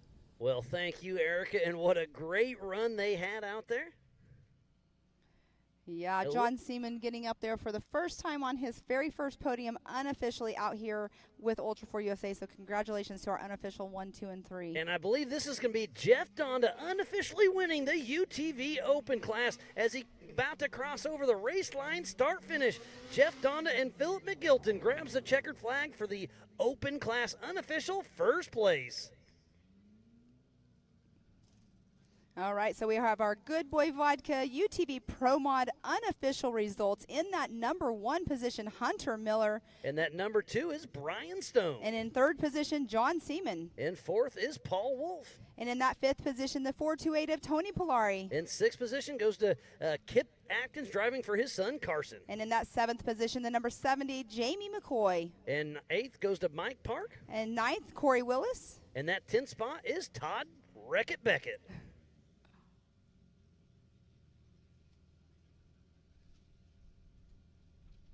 Again, that is the Good Boy Vodka unofficial results for the Pro Modified class. And just crossing the line for the 4900 Open is Jeff Donda and Philip McGilton. We are getting ready to start our 4600 Spider Track stock class with our pole sitter Doug Langford in that number 1 spot, Sergio Pinillas in that number 2 spot. That 3rd position, John Lachey. And 4th is Adam Collin. And in that 5th position, Mick Henson. And 6th is Roger King. 7th position, Tom Biddle. And 8th is Cindy Bullock. And that is our 4600 grid lineup by Project X Off-Road. And it looks like the green flag is flying for Doug Langford and Sergio Pinillas. So the 4699 of Doug Langford and Rob Craven out of Greensboro, North Carolina with Outlaw Off-Road. Drag racing against Sergio in the 4688 with his brother Bruno riding shotgun out of Mount Dora, Florida with RPM Extreme and Warren Racing. It'll be 2 at a time, drag race. Every 30-second increments, this race will be on adjusted time. And next up is John Lachey and Adam Collin taking the green flag. So John Lachey, number 4662, with Bryce Lightshower riding shotgun out of Milford, Michigan with LMS Off-Road Racing. And he is right next to 4642 of Adam Collin and Brad Goodfellow out of Troy, New York with Rock Crawler Racing. And there we see it. When they take the start, there definitely is a little bit of dust going on. But next off the line will be Mick Henson in the 4619 and Roger King in the 624. So Roger King and Jared Johnson riding shotgun out of Sparta, Tennessee with Team Robbie Bobby. Drag racing Mick Henson with Troy Digby riding shotgun out of Tahlequah, Oklahoma with Rusty Nail Racing. And here we are on board with the 4699 of Doug Langford. So it's awesome to see that we do have another onboard camera, and that is our pole setter, Doug Langford. And I really love the different spot here. You can see the driver and co-driver, how much the steering wheel actually moves. You can kind of see the heads bob a little bit. This is a really fast section. And remember, Doug Langford has got the biggest horsepower out there with that 392. And it's 2 Toyotas drag racing. That is Tom Biddle and Cindy Bullock. And it looks like Tom Biddle does get the whole shot. Tom Biddle, number 4653, with Joe Fabrizio riding shotgun out of Longmont, Colorado with Trail Rig Racing. And then the 4040 of Cindy Bullock and her husband Adam Bullock out of Oshawa, Ontario with Team Four-Banger. Both Toyotas, and this is Cindy Bullock's first ever Ultra 4 USA race. And don't forget, the first race is on us. If you have never raced Ultra 4 USA, come on out, check it out. We will waive your entry fee.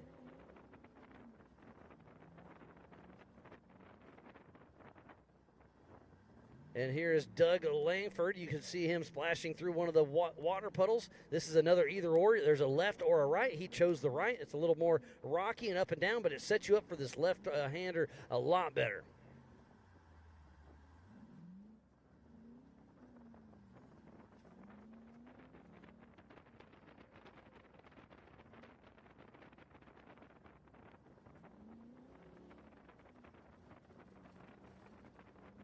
Getting some update through my rugged race radio. Roger King is in two-wheel drive, so what he's going to try to do, he's going to try to make it to the Yukon launch there at Kool-Aid, pull over and help all the other drivers. So how cool is that of Justin Cowart and Roger King? That's a class act at its finest. I absolutely love the sportsmanship we have here at Ultra 4 USA.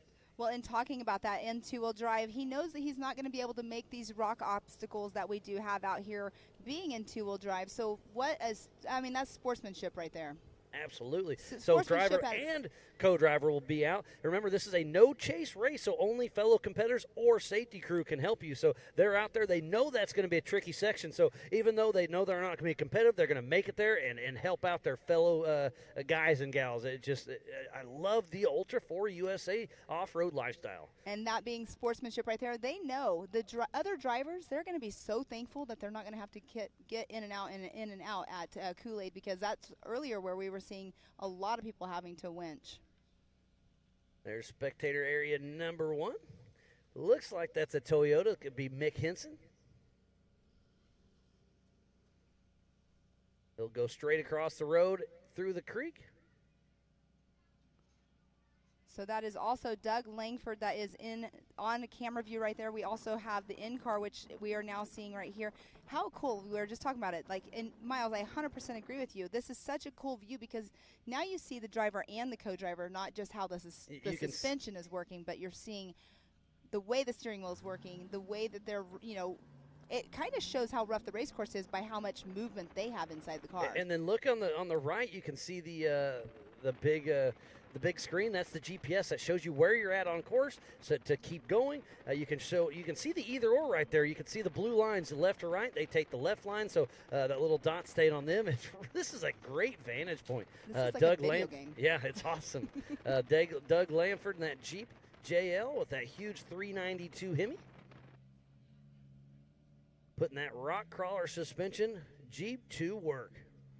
And then that's Sergio on the middle of your screen. He took the right lane, a little more direct, but he's a little bit less. He's a little bit less on horsepower, but he's looking smooth.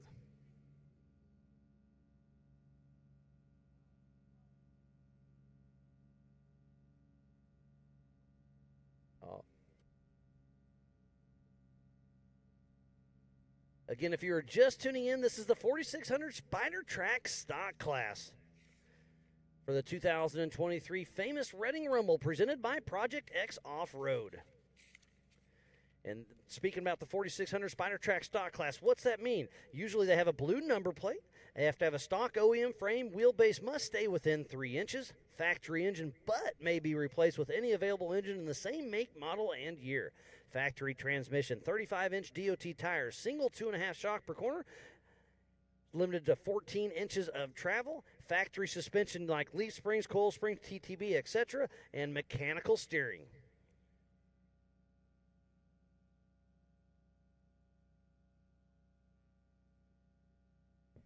We will be live racing for a couple more hours, and then we'll be giving away all those amazing Laser Nut trophies, Laser Nut 360 wrap trophies, thanks to Cody Wagner and his company, and then 360 wraps. Pam will get up there and do some interviews and hand away some hardware. And then tomorrow, 10 a.m. Eastern Time, we'll kick off the Ultra 4 USA Youth Races. That will be live, so be sure to tune in.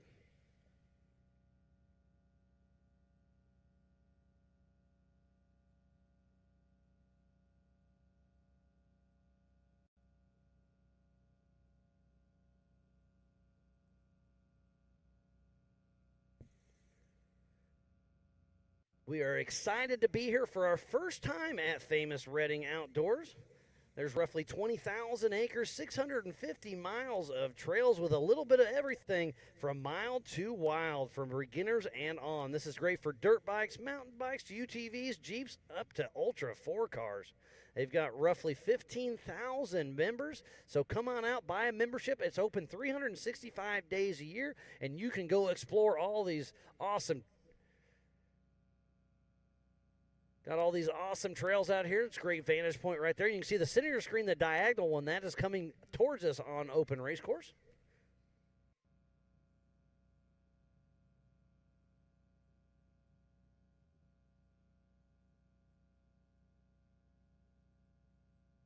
It's been a great day of racing, so thanks to each and every one of you for staying tuned in to the 2023 famous Reading Rumble presented by Project X Off-Road.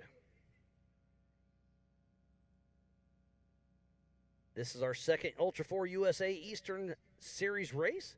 Next up, we will be in Crandon, Wisconsin at the Big House over Labor Day weekend. And then we will end up the year in Lake Havasu for Legends of Havasu.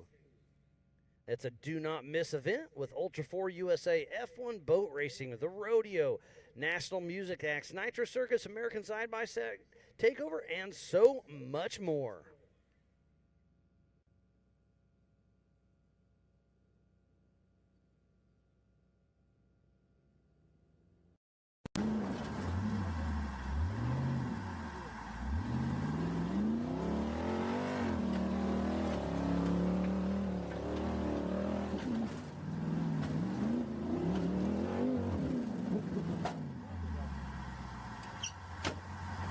Joe's probably going to get out and hook you up if he's doing that when we come back in.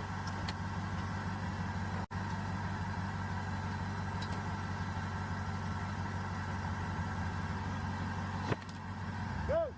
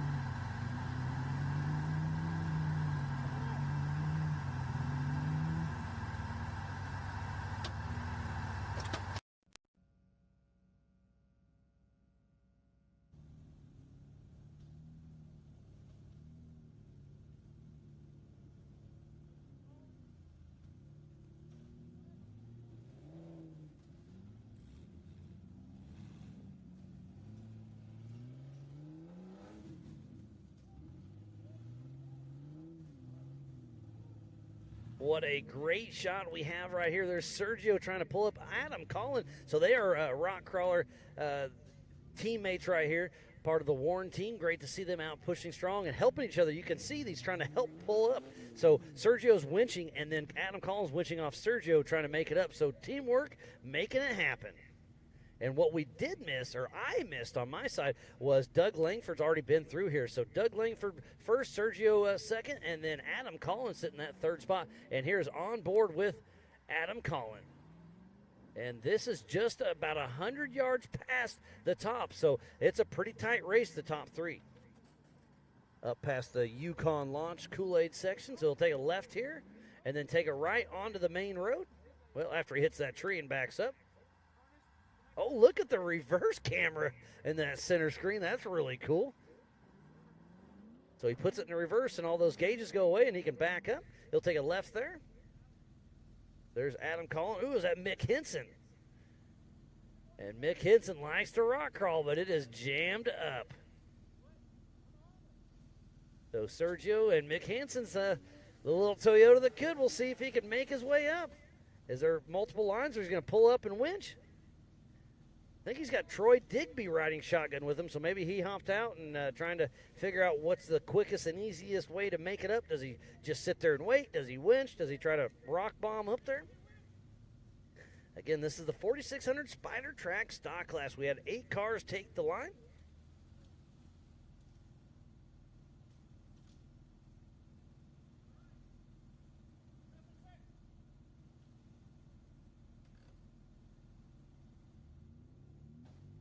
They took off at roughly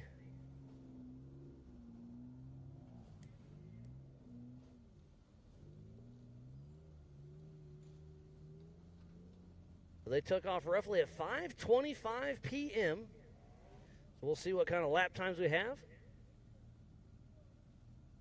So roughly 6:25, 6:55, the white flag will be coming out. We're a little behind schedule, but we've done our best to keep rolling. This is a brutal course, and everybody's having fun out there. So thanks, everybody, for staying tuned in for the 2023 Famous Redding Rumble presented by Project X Off-Road. We're watching Adam Collins trying to make his way up. Mick Henson behind him.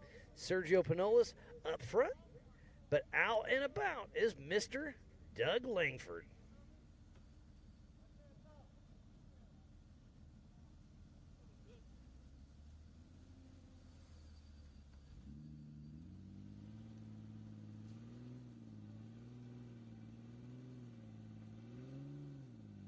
We started off with a 4900 stock class UTV.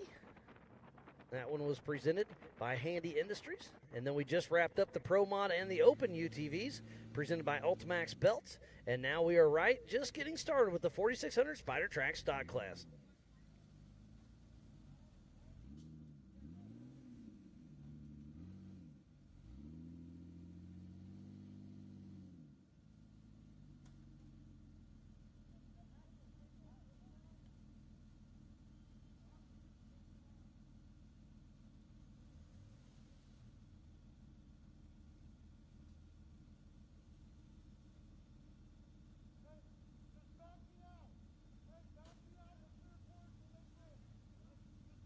This is the Yukon Launch Kool-Aid section. There's winch lines all over the place. We've got Sergio up top. I'm not sure if he's already made it and is out, or if he's helping his teammate Adam Collins. And then right behind him is Mick Henson.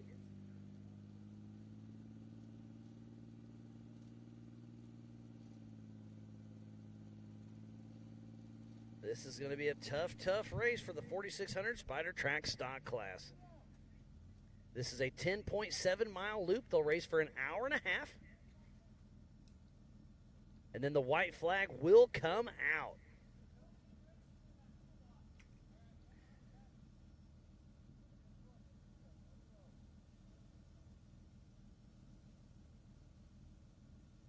What a wonderful day of racing it has been. But I'm going to bring into the Project X booth the unofficial winner of the Open class, Mr. Jeff Donda. How's it going, buddy? Good. Glad to be here. I'll bet. Yeah, I mean that course was rough out there. Very. Kind of give me your rundown. So I've been, we're watching it just like, well, not just like you, completely different. But there's Go Fast. Here's the Yukon launch, the Kool-Aid section. It's a tough spot. It kind of reminded me of the Hammers. It's pretty wild, This isn't is it? the best rock sections we've been in, other than being out west, and it's challenging. I like it. This is the stuff I like here. Yeah, so. and you had Philip McGilton riding shotgun with him, right? Yep. And you'll be in his pits tomorrow during the 4,400 race, I assume. Yep. Yeah, But if it wasn't for Phil got me through a lot of stuff, kept me cooled down and kept me going. Yeah, so luckily, thanks to him, we didn't have to pull line once all day. So it was. Oh, you never had to winch. No. Did he have to get out and spot you a few times? Nope. Didn't Just get kind out of the coach you car. along, huh? We came in for a little splash of fuel there on that last lap. Still getting used to this thing. I wasn't too sure, when the fuel gauge gets low there, didn't want to chance it. So other than that, you don't want to be stuck out there, on your last lap and yeah. run out of fuel. That'd be terrible. So. But yeah, you got the Polaris Pro R. You're running the open class, and that thing's got a distinct sound. I can definitely hear you when you're on the pipe heading through. Well, here. I think every single vehicle I've ever had, it's got to be loud. You're that guy, huh? Yeah. So. Nothing wrong with that. Well, I mean, so what was your favorite part? What was your favorite part of the course?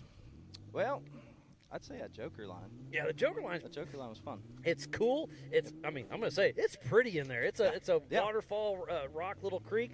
You go in, and I assume did you take the first right when you got on there, or did you go left a little we hung ways? to the left, stayed on the 4,400 side, then cut across. Yeah, okay. Like we saw everybody else doing. Yep. That's a really cool section. I love the strategy it kind of throws in there too. What lap did you take it on? We did it on lap 2. When we were coming through, I saw somebody coming down with the yellow flag, and started thinking maybe, because we had sat in a bottleneck at Kool-Aid for a while, and I figured if we could keep moving, that'd do better for us overall. So we bypassed it the first time, hit it the second time around, and there was nobody in it, so it paid off. Definitely a good decision there. Yeah, the strategy with that is so much fun to see. You have to do it once. You can only do it once, and then it's back to some wide open, and then some tight trees, and then the last 2 acres with a Torburen, and then Hell's Half Acre. Yeah. That's a little tough back there, huh? And like I said, I mean, this one, like I said, it kind of reminds you of the Hammers. Like after you get bound up in that stuff, it's a little sketchy to get in some of that high-speed stuff. You know what I mean? Absolutely, because you're abusing the car, and then you got to abuse the car at high speed. And it's a little sketchy once you get going there. So, but then how about that rock section at the beginning of Hell's Half Acre, where you had already made it through Torburen, and then you head down, and then that first section where that rock up, there's a tree in the middle, there's a left line and a right line, and then you drive around. How's that? Because yesterday during pre-run, it looked pretty rough. Is it breaking in? Like I said, we didn't have a problem with it. I don't know if I got lucky and just kept the momentum up, but I tried not to think too much about it. But it was pretty relatively smooth, for a rock trail. But yeah, it seemed to be getting run in pretty well. Well, that's great to hear that, and it was a lot of fun. And again, congratulations on the unofficial first place finish in the open class. I mean, you got to be stoked. I am. This is the best we've ever done, and it just seems like things are clicking this year. So hopefully we can roll it into next season and keep it going. Yeah, and after this race, we'll be giving away some of those LaserNut 360 wrap trophies, so it looks like you'll be getting one. About time. All right, well, Jeff Donda, pleasure to have you in here. Congratulations. I'll let you go, take the suit off, grab a beverage, chill out, and enjoy your victory. Will do. Thank you, All right, Miles. thank you, buddy. That's Jeff Donda, unofficial first place in the 4,900 open class. It looks like that's Tom Biddle with Joe Fabrizio riding shotgun.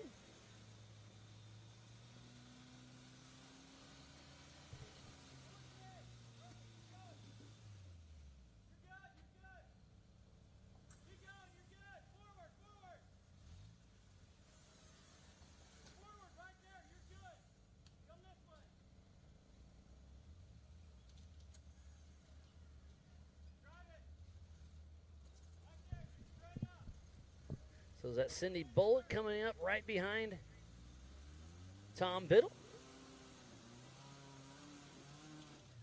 And then remember, Roger King, it looks like he may be hiking up because he's in two-wheel drive, so he's going to get here and help his fellow competitors winch up. So it looks like Roger King and Justin Cowart will be helping out their fellow competitors. Well, Miles, you had a great interview over there with Jeff Donda. It's super awesome. I just learned, I did not know this about him. He's never raced before.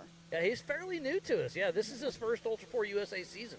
Yes, and Philip, I was talking to Philip and his co-driver Philip McJilton, and he was telling me how he's helping him out. He's never raced before, and it was just super cool because that's something new that I did not know about him. And I believe that's our physical race leader. Yes, that is in the Brannick Motorsports Joker line. So Doug Langford is trying to hit the Joker line on his first run in that first tight section. There's a pretty good little ledge there.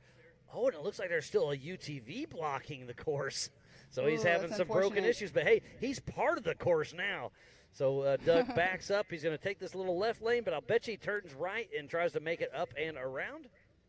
And where that UTV's broke down, you can see a tire is off. Sometimes vehicles are in areas where they cannot be recovered. It's such a tight section, so he's probably having to fix his car just to get out of there. Look at this, physical first and second, both in the Joker line. And on our left, that was walk around. That is JT Taylor, our physical race leader. Looks like that's Todd Beckett. It sure is, trying to get him recovered. I can't tell if somebody's in front of Todd as well or not, but very unfortunate. So we do see Sergio is trying to take that right line right there. Driver moving his tire out of the way. That's not the line. He needs to be right where that UTV is, but he's going to, his brother Bruno's hopping out. They're going to be running the winch. So this could be a pass for the lead.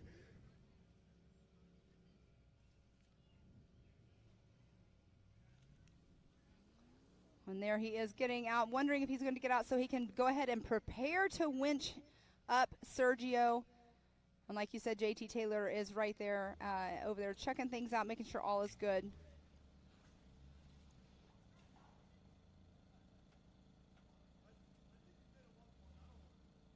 There's Adam Collin and Cindy Bullock.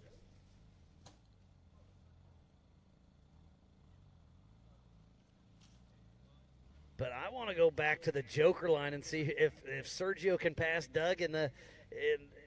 I don't know what's going on. I'm getting excited, Pam. Oh, I'm always excited about racing, Miles. It's been an awesome day today out here racing at this amazing race course out here at the famous Reading Outdoors. It's pretty cool to see this facility, the racers out here. Oh, we do have Todd Beckett's trying to get his car out of the way of all of these racers that are now on active race course for their race here. So there's Doug Langford on the left and Sergio Pinillas on the right. It's going to be a winch game. Who's going to get up and out of the Brannick boulders here in the Joker line?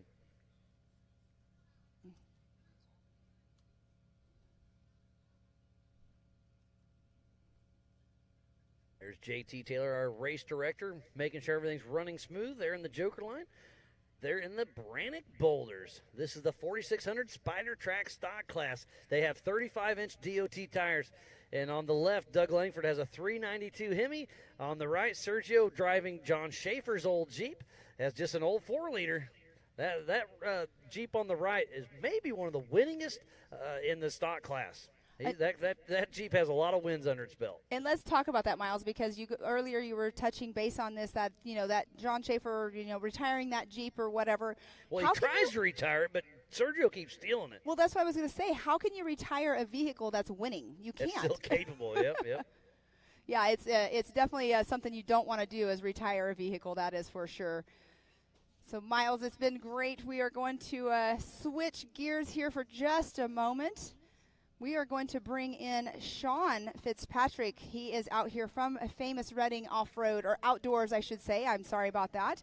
But, Sean, welcome to our booth here at your racetrack. Yeah, it's great to have you guys here. It's an awesome atmosphere. You guys definitely carry the crowd heavy, so we're happy to have you. Well, it's awesome to be here for sure. I mean, you guys have an amazing facility out here, but I want to talk about other stuff. So besides this being an amazing facility, let's talk about some history, because I know we have a lot of history buffs out here. The history of Pottsville and the history of where we're at. I mean, we were talking earlier, you were given some tidbits, and this is something, I'm going to start off with something totally funny, because you're telling me it's Reading, right? Because I kept saying reading. A lot of people say reading. And I asked you, I said, is it like on Monopoly? Like, so have we always been saying on Monopoly it's Reading Railroad, and it's not, it's actually Reading Railroad. Yeah, it's a very common misconception, but it actually is called Reading. and that's actually based off of the Reading Railroad, which was started for transporting anthracite coal from Schuylkill County to be dispersed from Philadelphia out to the world.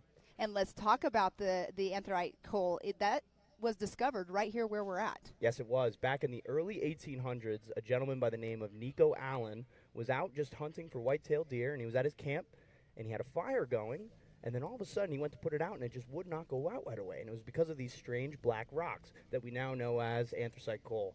And that has become a staple of Schuylkill County and our community, and it made us who we are. Yeah, So- it's pretty cool to hear that story. I mean, can you imagine? I mean, back in the early 1800s, and a fire is not, going out for you or whatever. But anthracite coal, didn't know there was a difference actually in the coal until you actually explained it to me just a few moments ago. So it's really cool. But early 1800s out there now.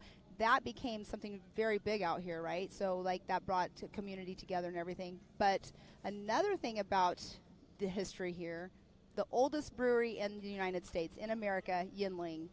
1829, I believe, is when that brewery was opened. And that's like a main attraction out here in Pottsville, Pennsylvania. Yeah, absolutely. It's America's oldest brewery, and it's been a staple in our community for generations. Everywhere you go in Schuylkill County, what's the first thing on tap? You're going to see Yuengling. And their marketing team has been doing a wonderful job and expanding, and they actually opened branches in Florida and Texas. And it's making our community proud, and it's a good beer. I highly recommend it. 100% agree with you on that for sure. I actually went and did some filming in town, and we actually ended up at the brewery doing a tour. We will be showing that a little bit later, but it was really cool to see and hear the history of it. And I mean, we're sitting here talking about beer, but being the main attraction for Pottsville and everything, they were going into detail about the natural spring, and that's the water that they were brewing the beer with and everything. And now everything's changed, and how they've diverted the water differently, but they're still trying to make it back to the natural spring style water for brewing the beer. Absolutely, and I do have a little fun fact about Yuengling. We all know back in American history there was a period of time where alcohol was prohibited for people to consume. So people, to get around that loophole, and how Yuengling was able to stay in business during that time, they also opened up ice cream, but people could get prescriptions for porter ale. So they would get their prescription, go get their beer, and then enjoy it on the weekend. So. Yeah.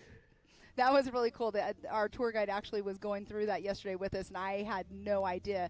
And I think it was 1985 is when they stopped making ice cream and stuff, because that, obviously the beer was what was, more productive and making more money and everything. But I had no clue that there used to be ice cream involved in it. And another cool thing that we also found out too is there's 4 daughters that are actually going to be, basically inheriting the business at one point. And just hearing, that they've came up with their own brew and everything as well, and they are the 6th generation that will be taking over the Yuengling factory, or brewery, I should say. But really cool stuff. But let's go about like the architecture downtown. I mean, you have those really old churches and all of these old buildings, and there's just so much history in general. So, is there any more history that I have missed? That besides the brewery and the coal discovery here, the anthracite coal? Yeah, so there also was the Salem witch trials and Molly Maguire's. So there actually was, the thing to do at a time was there was public executions and stuff, but that was just a part of the history, but that happened right here in Pottsville. There's also an NFL team that actually came from Pottsville, Pennsylvania back in 1925. They won a championship. They were called the Pottsville Maroons. And currently it's in the King's Plaza where Palermo's Pizza is located, but back at one time, that used to be a major NFL stadium. Oh, wow. I had no idea. That's super cool. Yeah, if you wanted to find out more stuff, when you go on the main street in Pottsville, there's plaques all over the place with all these different history tidbits. If you come to Schuylkill County, you can check all this rich history out. Yeah, that's super awesome. Well, we've talked about history, but let's talk about Famous Reading Outdoors. Let's talk about how you can come out here and ride the courses. I know you guys have memberships, so give us a little rundown. You are the executive marketing manager out here, right? So give us a rundown of how you guys market this and the history behind your logo and what you can do to come out here and ride your dirt bikes or your side-by-sides or your rock crawlers. Absolutely. So we're Famous Reading Outdoors. We opened up back in 2017. Our owner and founder at that time was Brian Rich Jr., and his vision was to repurpose all this mining land into something that the community really loves. And that's another thing about Schuylkill County is there's such a tie to dirt track racing. If you go down the road just a few miles, Big Diamond Speedway's there. They've been open for many years, hosting many different racing events, and people like to get out there and go fast, so we figured, why not give them a place to do that, a safe place, an outlet. So we offer year memberships, and then if you're curious about trying it out but you don't want to fully commit right away, we offer guided tours with our tour guide, Dennis. Dennis does a great job. He's very knowledgeable about the history of Schuylkill County and the history of the property that we're sitting here on right now. And yeah, big thing about Fro is for just encouraging people to get out there, enjoy all the beautiful nature sites and everything that Schuylkill County has to offer. And with that membership, you can come out here and ride. It's basically day riding, correct? There's not camping involved, or am I incorrect on that part? So camping's in the works. We're working on that at this time. But when you get a membership, if you're from Schuylkill County, you'll get it at $175 per year. If you're outside of the area, it's $225. And that'll get you full access to any one of our 6 trailheads. And plenty of time to explore. We're open 365 days a year, sunrise to sundown. So we encourage you to come out and check us out. Well, that's super awesome. And you guys have a website that people can go on and check it out. But make sure you're following their social media as well. You are very active on that. It's awesome to see. I mean, I personally had not heard of this area. I've never even been to this area until the race was planned here. And it's super cool to be in a new area. And I can tell you our racers are definitely loving this area and the course that you guys have out here. Absolutely. Yeah, it's a wonderful thing. And you guys, on Sunday, there's a whole nother race with Darkwater that's racing as well. So that's going to be a whole nother race that's going on. It's not, we won't be doing production because it's not, our race, being produced and everything. But it's just going to be super cool because a lot of our crew will be now helping out the others that will be racing that are actually out on the race course right now, volunteering and helping us out. So it's really cool. Like, how many times a year, because I know there's what is the other off-road park that's about an hour and a half away from here? Iron? Yeah, so there's also AOAA, Roush Creek is also out there. They're all ran by great people, and they're all great places to check out, and we all work collectively to try to bring tourism to Pennsylvania. Yeah, for sure. But so racing associations, the Darkwater that's coming here on Sunday, I know other racing series race in this area as well. How often do you guys have races here? I might not know this information. We're like I said, we're learning as a management team, more and more. We're trying to get more racing involved in as any ways as we can. But our top priority is to make sure that everybody is safe. And when we do these outlets, everybody does it in a safe manner. But we'd like to do more things in the future. Yeah, it's really awesome just to be here. And hopefully next year we're back here. I mean, I'm already hearing word that we'll be back here next year. Another thing that you were explaining to us earlier as well is what we're racing on right now, that's not even the whole entire, there's more trails. Like you just said, there's 6 trailing systems out here. Mm-hmm. So, I mean, we could come here and race completely different trails every single time and not even touch the same stuff. Absolutely. We can make it as crazy as you want us to. Yeah, and that's, our racers wanted hard, and here we are. We have, probably one of the hardest regional races we've had in quite some time out here at Famous Reading. It's been pretty cool to hearing the drivers talk about it. I know you know about King of the Hammers. So King of the Hammers has the big boulders, and, they're basically compacted together. And I know Miles and I have been talking about this throughout the day.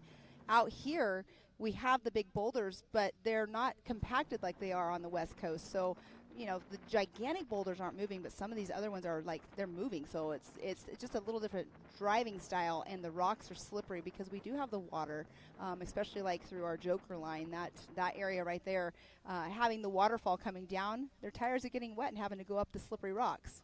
Right, it's definitely unique terrain out here. It's awesome because there is actually 2 water reservoirs that are around the course that the racers have been on today. One of the areas is called the Whimsy, and the other one is Hollows Creek. And believe it or not, it is a water area, but it's blue as the Caribbean. Couldn't tell you why, but it is beautiful if you get your way out there. I have not made my way out there, but I would definitely love to get out there.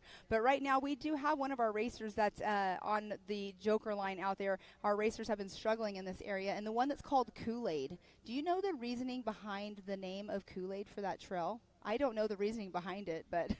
So I'd have to ask our general manager, Doc Dress. He does a good job, and he's a lot more knowledgeable on our trails. On the trail names? Yep. Yeah, so Kool-Aid has been one of our most challenging trails out here today. We do have this Joker line that they have to take, but it's been definitely interesting to see the drivers struggle on one that's not a Joker line. It's just, something that we actually are having to go through. But we have 4653 getting on screen right there. That is Tom Biddle. He's one of our seasoned drivers out here. His son, Hunter Biddle, will be racing tomorrow in our little 170 class. That's going to be fun to see. Have you seen those races before? Not yet, but I'm ready. I'm buckled up. Oh, well, I mean, you got these little tiny kids out there. I think the minimum age is 6 or 8, but it's really cool to see them out there. But, Sean, I'm going to let you get back over to what you're doing over there, but thank you so much for stopping in. Hopefully tomorrow maybe we'll be able to get you in again. It's going to be a busy, busy day tomorrow, so not sure. But thank you for coming over and giving us a little rundown on the history of the track and the city. Thanks for having me. We Awesome. appreciate it. Thank you so much. And Sean Fitzpatrick with Famous Reading Outdoors. It's awesome to talk with him, getting to know the people out here. They've been pretty amazing, very welcoming. And we do now have a picture-in-picture going on. So that is pretty cool to see that we have Doug Langford in car, and I believe that is him on the drone footage as well. But, Miles, you got yourself a little bit of a break there. We've been on camera for quite a while today, so it's nice to get a small break and get some interviews in with all of these people. But, Miles, we have Doug Langford right now. It's really cool. I don't know if you've noticed or seen it, but we do have the picture-in-picture. The picture-in-picture is awesome for sure. And I want to catch you up, Bailey, back at the Brannick Boulders for the Joker line has just been catching me up on the Rugged Race Radios. The 4688 of Sergio went through first, then the 4699 of Doug Langford got second, and then the 4662 of John Lachey. So it does look like Sergio got around Doug Langford and is clear. So I don't know exactly, but it looks like it's Sergio, Doug, and then John out on course. Remember, you have to run the Joker line once. You can only run the Joker line once. And it looks like Doug Langford is in the start of Torbjörn. Well, that's pretty cool that Sergio is out front right now physically on the course. He's coming off of his win from Visions. And like we were talking right before we had Sean come in here, Sergio, this Jeep is not retiring. I don't think it'll be retired anytime soon because they are getting, you can't retire a winning vehicle. John Schaefer texted me just a minute ago watching the Winch Fest there in the Joker line, so I'm sure he's watching his Jeep, make sure Sergio doesn't tear it up too bad. But, hey, John, miss seeing you out here, but it's cool to see the Jeep still out here racing with us.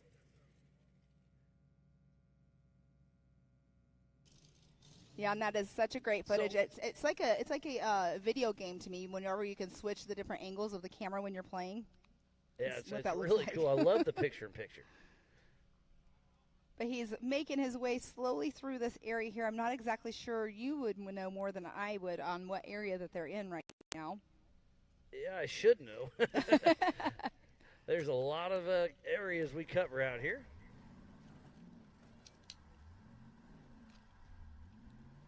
Well, he's definitely making his way through the trees. That is a very tight section it looks like that he is going through right at this moment. So tight area going through. The trees are not gigantic through there, but they're still trees. Yeah, this is the tight section. Okay, so he has cleared Torbjörn. He's heading towards Hell's Half Acre.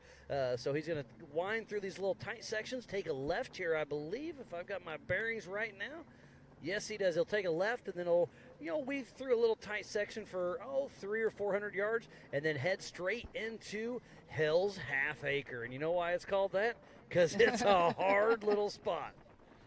And he is at the top edge right now of Torbjörn. If you took a left there, you would be on the little overhang of Torbjörn, but we're going to stay on race course right here and head towards Hell's Half Acre. And I would love to stick with this camera because it'll give us that where Mick Henson rolled over during pre-running the other day. It's a really tough little rock crawl, and we're probably about 20 or 30 seconds away from seeing that little section, and I'd like to see how tore out it is, see if they can drive it, see if they can winch it.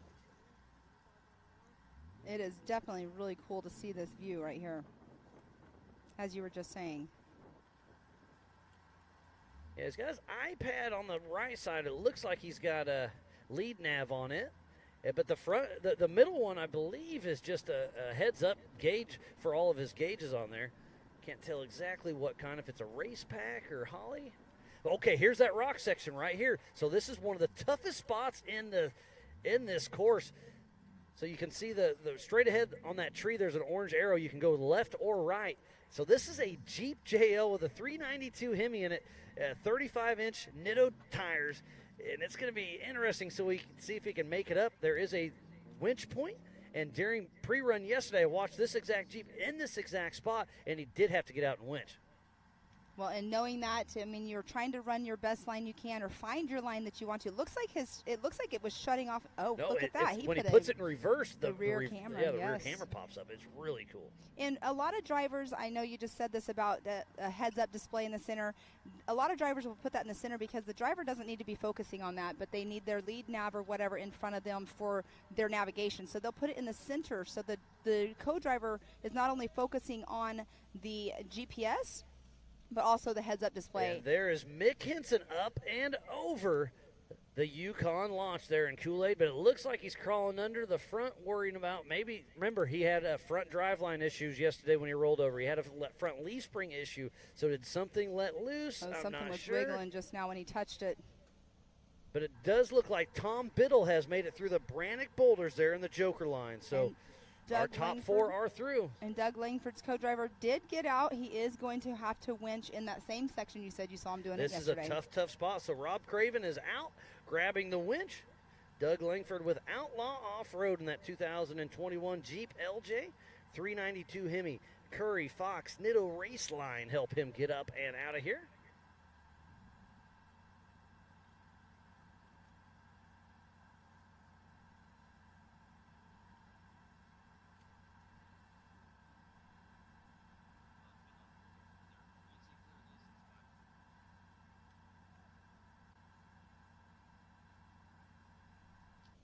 And we can see right there, we do still have Mick Henson out of his car, not sure what's going on, or I shouldn't say car, out of his truck. Yeah, I think Troy Dibby is his co-driver.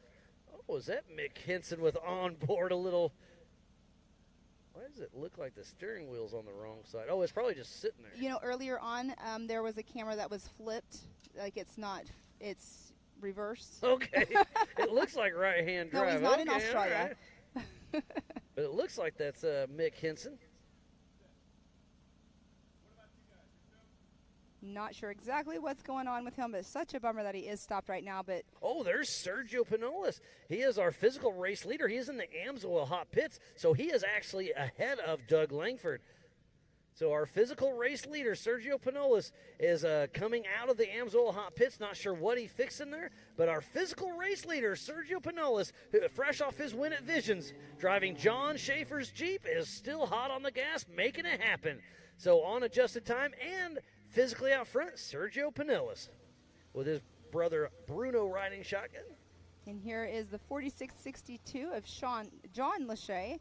With Bryce Lightshower riding shotgun out of Milford, Michigan with LMS Off-Road Racing. Love seeing the little Toyotas with all the body damage.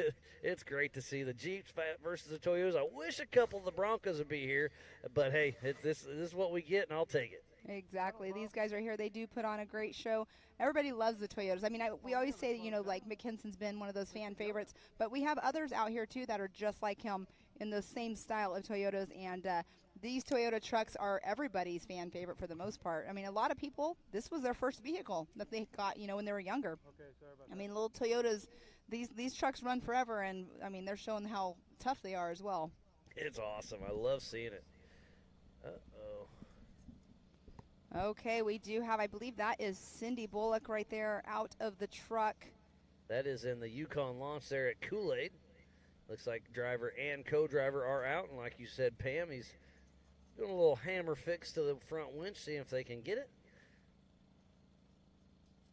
So Cindy, this is her first race out here with us. Unfortunate to see them stopped and out of the car, trying to fix the winch, like you said, Miles, but racing is racing. Anything can happen. So Cindy and her husband, Adam Bullock, out of the car all the way from Oshawasha, Ontario with Team Fourbanger in that Toyota 1982 Toyota. There's Doug Langford. It looks like co-driver of Rob Craven is crawling back in. So they're right in the middle of Hell's Half Acre. You can see the co-driver getting all buckled up, everything back connected, and what you do is you do that because you don't you don't start moving until your co-driver is actually already locked back up, because you are on live race course wanting to make sure you both are in your vehicle all safe. So getting all buckled up, back in the truck. So right here, he's going to take a right and dive back into Hell's Half Acre. You can see the spectator area straight ahead of him.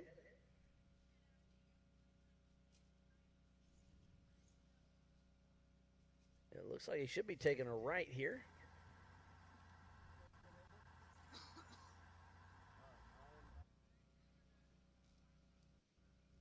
And again, another great drone footage right there of our race course. That is very deceiving, though. Those rocks look small from up above right there, but not all of them are. They are anything but that. It looks like that's Adam Collin in the Brannick Motorsports boulders. That's the Joker section. So he's on been all there meat, no tater. Yeah, he's actually been there for a little bit, so unfortunate to see him still sitting right there. But let's talk about Sergio right after we get off of Doug Langford. Doug Langford right there, he is our pole setter. Started off number 1 off the line and right next to Sergio, but Sergio out front right now running his own race. Doug's trying to wheel his way through Hell's Half Acre. Great shot of the spectator area. Trying to pick and prod his way through. Trying not to bang it too bad. And that just goes to show you how violent the jars are in these cars. Right, exactly. And you can see out to the left, that is the ledge that the spectators are able to view from. And it's really cool because it's a really awesome area that you look down on the drivers. And there's one of our media crew out there getting the good shots.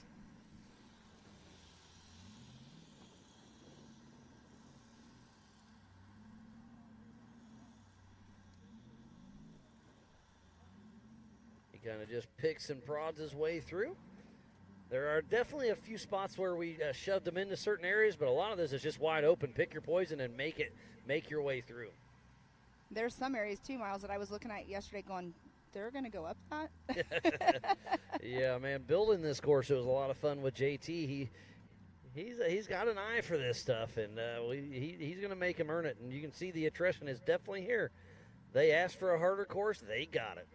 And I know that you know this as well. Going out course marking with JT, and when he's actually, not 100% course marking, he's still kind of checking out some of the lines. Sometimes you can just see it. You can see as the wheels turning, right? Like making it click. Exactly, because you want to make sure your race course flows. You want to make sure the race course has areas where people can get around, so there's not just bottlenecks and whatnot. So JT does an amazing job at picking out race courses and the race lines out at all of our race courses that we race at.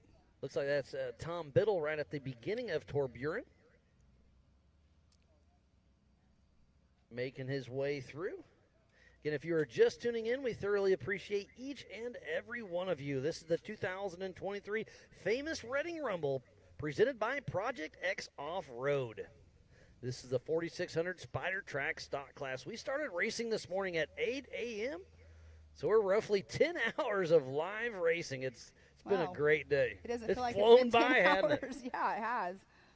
I really did not realize it has been that long, to be honest with you. And then we get to do it all over again tomorrow at 10 a.m. We'll be live racing with the Ultra 4 Youth presented by JT Customs at 10 a.m. Eastern Time. And then at 11, we'll do the 4500 and 4800 EMC classes. And then at 2 p.m. will be the 4400 main event presented by Good Boy Vodka. And you can definitely tell that he is in a 4 low, as slow crawl as he is going right there. You can always tell in any of the race vehicles when they're in that 4 low. And a lot of these Toyotas have a double transfer case, so they got different ways to pick their way through.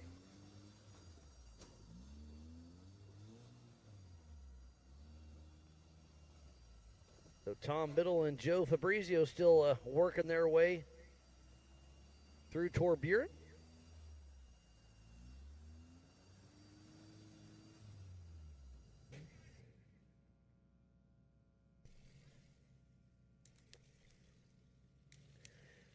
And is this Doug Langford coming through?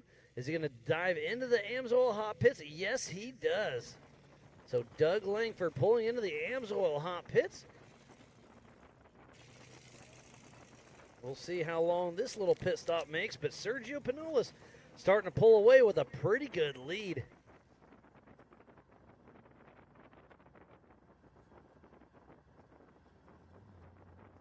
He's trying to find his pits. Looks like he never stopped. You know what? I wonder did he accidentally enter the pits by accident? Because or sometimes they'll just do a little slow drive-by to do a visual, but I don't know what's going on. But I hear that Hemi roaring right now. So Doug Langford all over the gas trying to chase down Sergio Pinellas. They have both made the Joker line, so that is not in play for them for the rest of this race. You have to run it once. You can only run it once. And Cindy and Adam Bullock are still struggling there in the Yukon launch. Are they going to be able to get around him? It looks like they should be able to figure that out because I'd say Sergio should be there any moment. Yeah, he definitely should be. He's running a great race. His first lap was a 45:10. I mean, obviously, this is the stock class. It's a slower class than what we have been seeing all day long, but a 45-minute lap for him is definitely a good lap for the Spider Track stock class.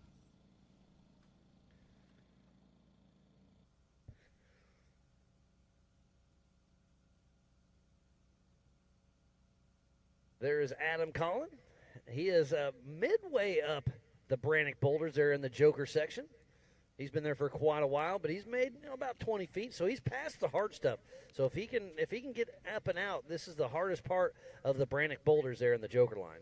Yeah, so he has, like you just said, moved just a little bit more, but he's obviously having issues on this area, and who knows what it could be. Who knows if it's a two-wheel, four-wheel drive thing, if he doesn't have four-wheel drive or whatnot. But it's very unfortunate that he still is stuck right there. But Sergio Pinellas doing amazing again out there. 45-minute lap, so they have an hour and a half. So technically, they probably will only get a max of 3 laps if he's lucky, because a 45-minute lap. And there is Sergio coming into the Yukon launch as we speak. Is Cindy and Adam Bullock off to the side enough? I assume they are because they're stopped. So Sergio's going to have to pick his way through here. And this is a tough section. Look how loose some of these boulders are. And then it's the hard section at the top that everybody's been struggling with. So he's swinging way left. These guys, their cars, their Jeeps, their trucks, they do not want to turn, especially in four-wheel drive, four-low. They are so hard to turn. So obviously he's having to back up. Longer wheelbase than what we've been seeing all day long in our UTVs. But we'll see how easy he makes this look, because obviously, I mean, he's where he's at on race course right now. He has been doing amazing in that Jeep. That RPM Extreme machine. And there's Adam Bullock, the co-driver for Cindy, kind of helping spot. Sportsmanship at its finest.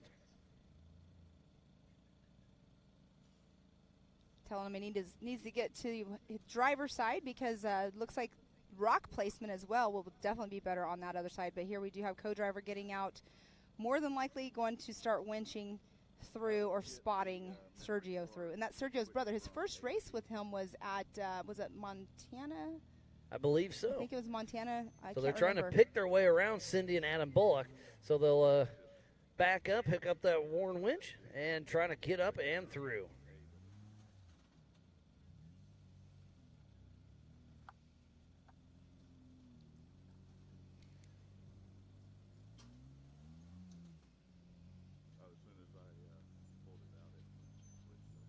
So Sergio making that section. He's listening to his co-driver very well.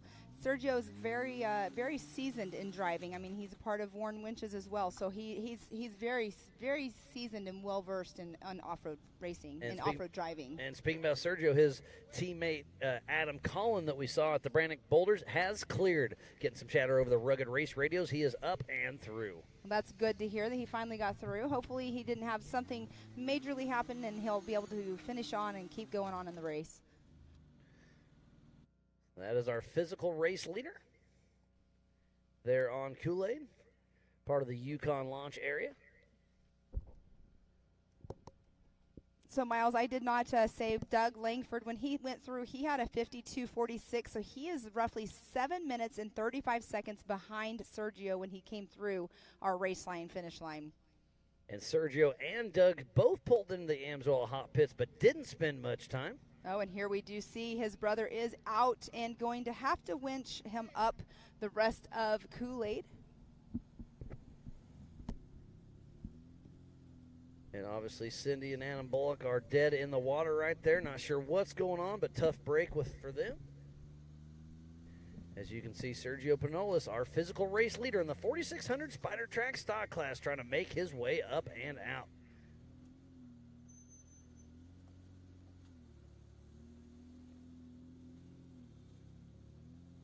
And Miles, this is a perfect example from what we were talking about earlier in the people that are not running a co-driver or have a single seat vehicle. Right there, Sergio is obviously driving the truck, helping it get up while the winch is working as well. So that is one of the major bonuses for winching and having a co-driver with you. But you know, some people have the remote control on the inside as well, so they are still able to drive the vehicle and winch themselves up. For sure. Yeah. But then you're in and out of the car Exactly. extra times. I mean, it just is what it is. I mean, Yep. You know, you were lighter, but man, I on this race, I would absolutely take a co-driver. Obviously, some of the single seaters you cannot, but Right. if you have the availability, I would absolutely run a co-driver on this race. It is a tough one. And that's a great view right there of the last part of Kool-Aid, where everybody's been having their issues. A lot of people have been high centering there in the side-by-side races. So that's a great view from our camera person that is over there at the top of Kool-Aid.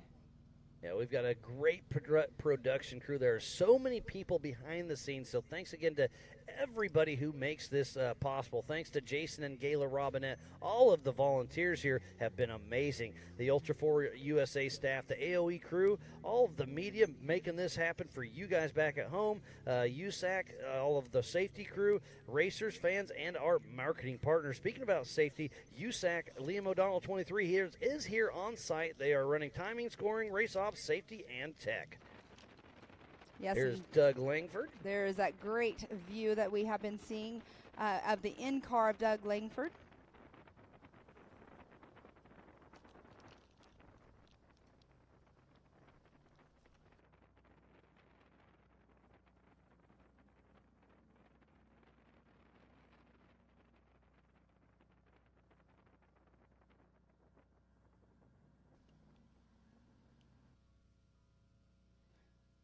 Oh, wow. Here we have, is that Mick Hinson right there? That is. Or is that no, Biddle? That is.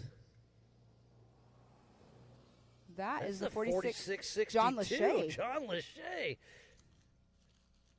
All these Toyotas look alike. Yeah, John Lachey really pushing strong. So John Lachey working hard. I just heard the ice cream truck drive by. That sounds good on a hot day here in Pottsville, Pennsylvania for the 2023 Famous Reading Rumble presented by Project X. So if you're anywhere over here, the ice cream truck's here. Go check them out. I have to jokingly say I can see where it stopped, and I know there's a lot of kids in that pit. It is over there by Team Momentum. They looks like they're all running over and getting themselves a nice ice-cold ice cream. It'd be a frozen ice cream. Be a frozen ice cream, right? For just a little bit.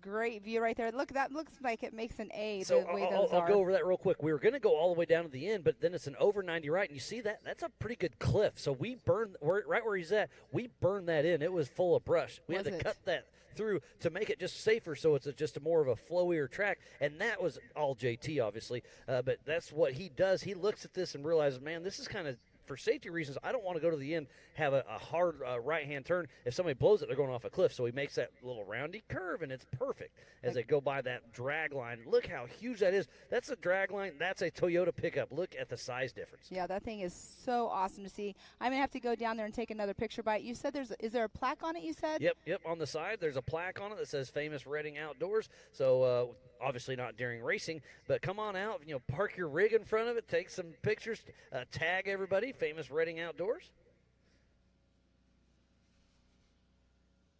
And I believe you could probably park a Toyota pickup in the bucket that goes on that drag line. And that right there is a super fast section as well on race course when they get past that. It is really cool though, Miles, going by and seeing that, taking a picture by it. I mean, I didn't even get up close to it, but I did not know there was a plaque. But after Sometimes you gotta open your eyes. On Sunday, I might, well, actually there's going to be another There's race another going race on. on So Sunday. Monday, when we're out here, still picking up and getting all of our stuff all set up to go back to Oklahoma, might have to take a peek at it over there. It's really cool. There's a lot of great history here at Famous Reading Outdoors, just outside of Pottsville, Pennsylvania.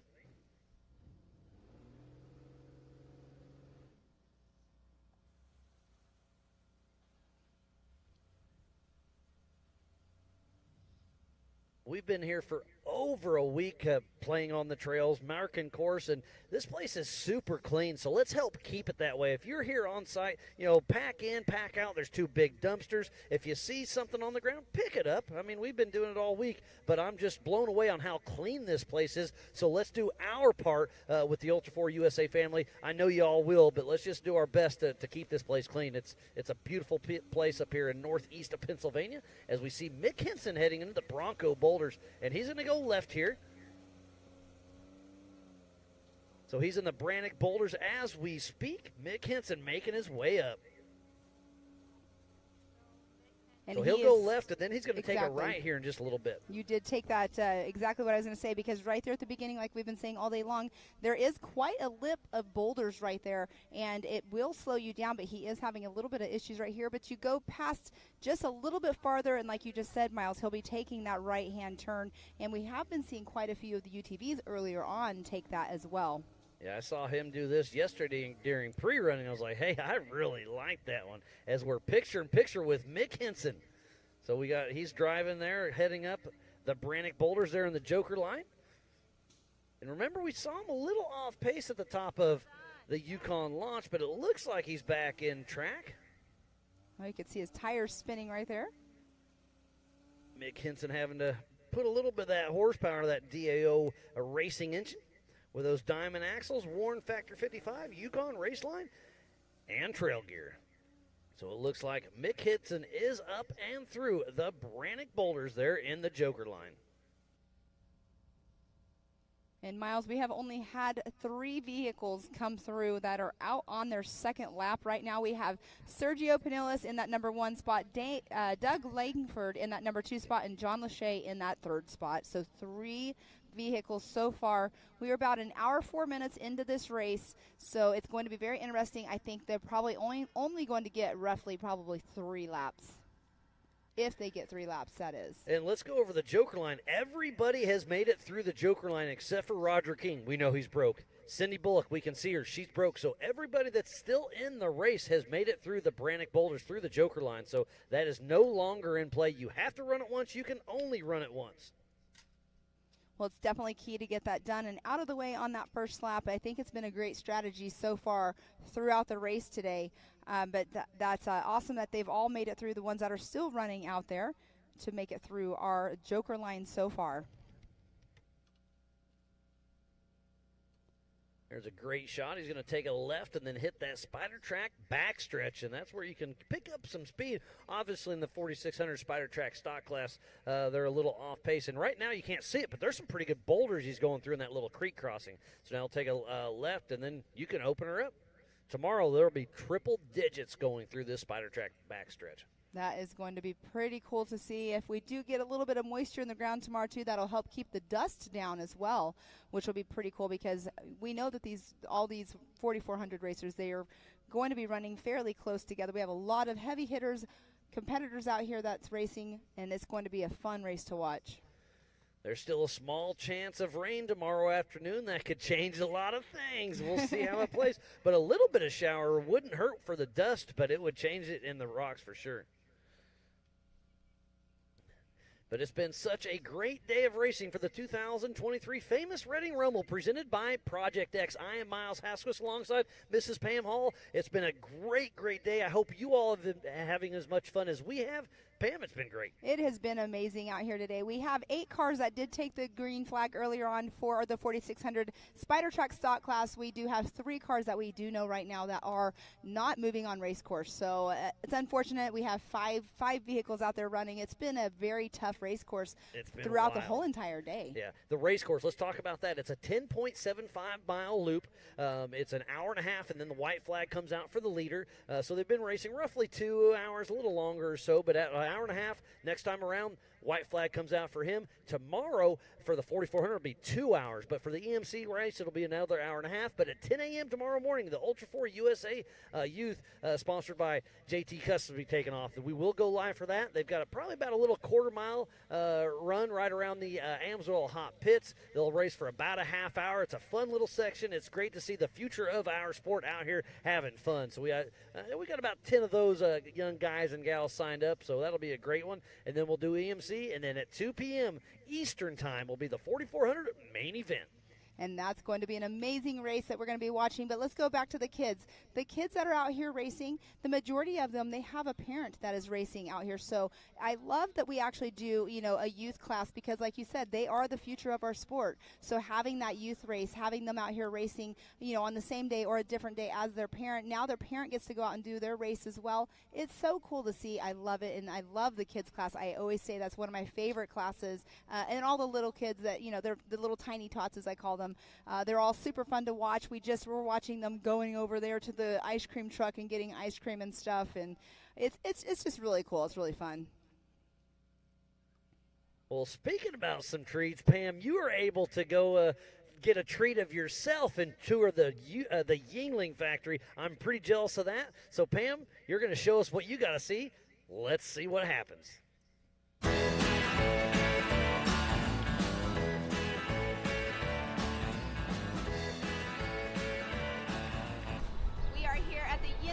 It opened in 1829. It is the oldest brewery in the United States.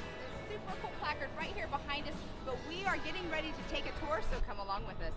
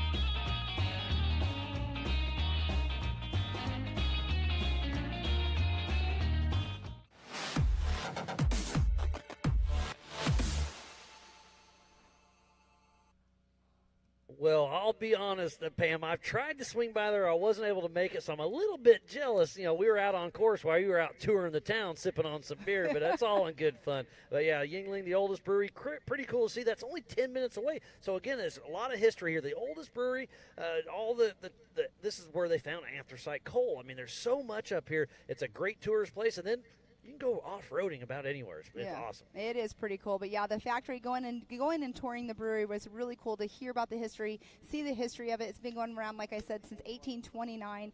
That beer that I was testing was actually a new beer that they came out with. It's a mango beer, so it's kind of cool. Well, that sounds like a great time. There's Cindy and Anna Bullock still having some issues, so we're going to take a quick break. I'll be right back after this.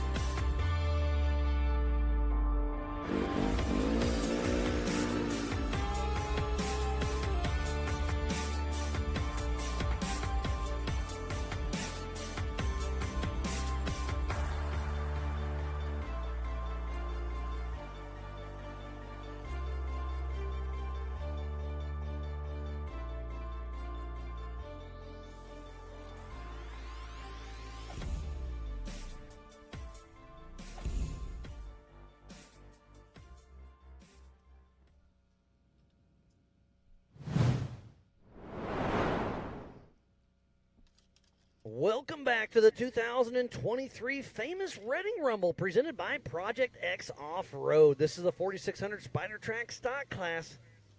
And right there we can see Cindy Bullock and her husband. They are helping out. They've been kind of helping spot people. The co-drivers are still getting out, pulling winch line, which is amazing that that Cindy and her husband are out there, offering to help all of these drivers.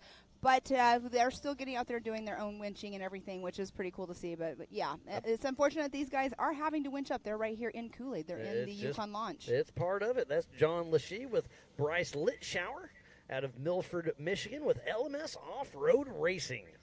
Still in the mix. Technically, they're in third position on adjusted time and physically out on course. Yes, and their first lap when they came through was roughly 59 minutes and 16 seconds. They only get an hour and a half plus a lap out there.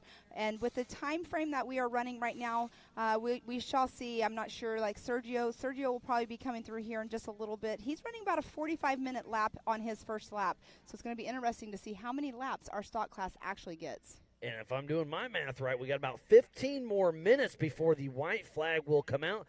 So where's he at? He's already been through. He's probably right around mile marker 8 or so. So but I believe that's our physical race leader, Sergio Pinellas. So yeah, mile marker number 8 right now. So he's about a quarter of a mile away from the entrance to Torburen. So if I'm doing my math, that's going to be really close. Sergio may make it here before the white flag, but he may not. It's going to be down to the wire. There's right at 15 minutes.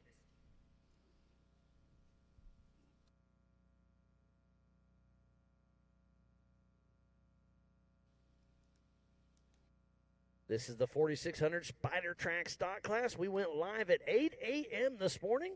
It's been a great day of racing. I hope you all back at home have had as much fun as we have. Mm-hmm. It's been a wonderful, wonderful day. The last time we were here in Pennsylvania was back in 2018 in Shamokin, Pennsylvania at AOAA Adventure Area. That was a great race. I don't think you made that one, did you, Pam? What year was that again? 2018. No, I was not actually. I was working King of the Hammers at the time, but I only did just the media at King of the Hammers. I didn't come on doing this with you until 2020. But yeah, I mean, it would have been super cool to be doing this longer, but here I am doing it with you now. It's so much fun, but I was not a part of that, as of course, because I wasn't on full time with the circuit of driving around to the regional races. The 4662 John Lachey right there. He is having a little bit of issues getting up that last part of the lip up on Kool-Aid of the Yukon launch. And he's winching right now.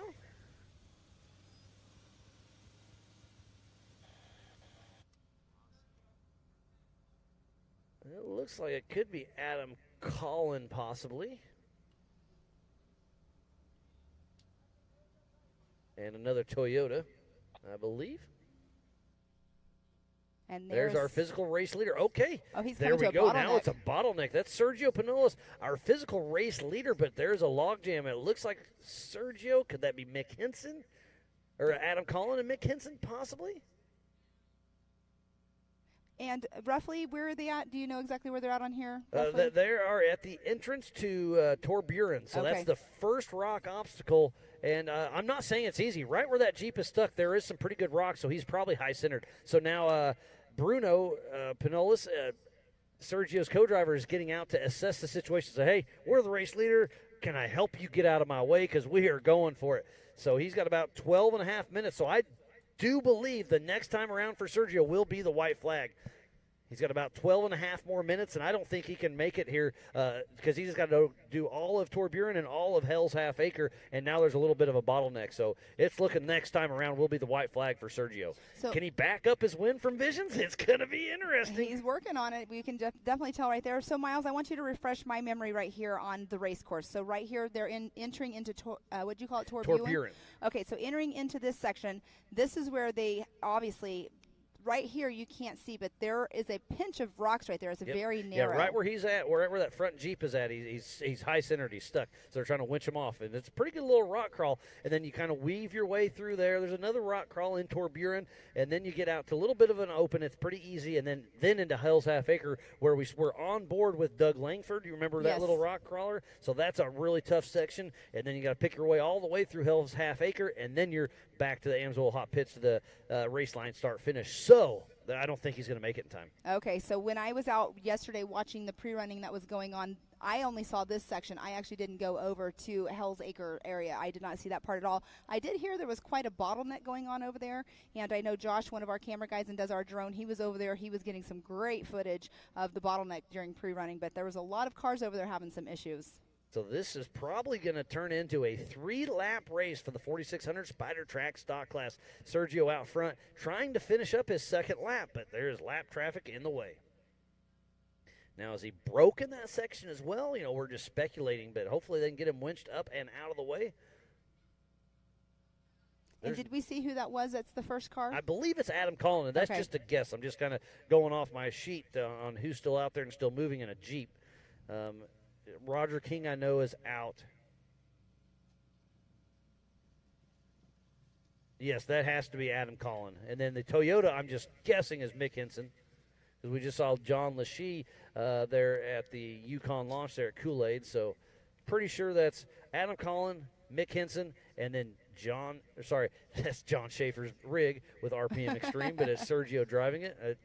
My mind gets trained, and they play tricks on me. They share cars and stuff. They're just keeping you on your toes, Miles. It looks After like a long day, I don't have many toes left. No, exactly. So it looks like this is interesting because this is a super hard rock crawl section that I don't know if I'd be taking a stock Jeep on 35s up this way. But maybe he's trying to get lined up. Maybe he's trying to drag some people out of the way. Well, here's what he was doing. So yesterday when I was over here in this section watching, and I saw drivers kind of questioning going around right here, I don't know how it would actually fit because where that tree is at right there that's kind of blocking Sergio's Jeep, right there, it's kind of like you're going to high center yourself and you're going to be basically a teeter-totter. And there's a bluff right there, exactly. Not too far up, so there's just not much room to wiggle through there. So I'm not sure if he's trying to get himself lined up to where he can maybe possibly winch himself over that rock and get himself around all these drivers, or what his train of thought is right now. But you can see his brother is still out talking with the other drivers. Assessing the situation. Assessing it. There you go. Great way of putting it. Oh, and you can see, I believe that is Mick Henson as well, like you're saying. So he's backing up. This is actually where I saw him yesterday have to winch himself, and he actually moved out of the way to let other drivers go past him. Jody Ford was one of them. Like I said, I can't remember who was in front of him, but they actually ended up having to basically almost drive. They were bumping into Mick Henson's Toyota, driving over the rear tires just to get around because it's such a tight section right there.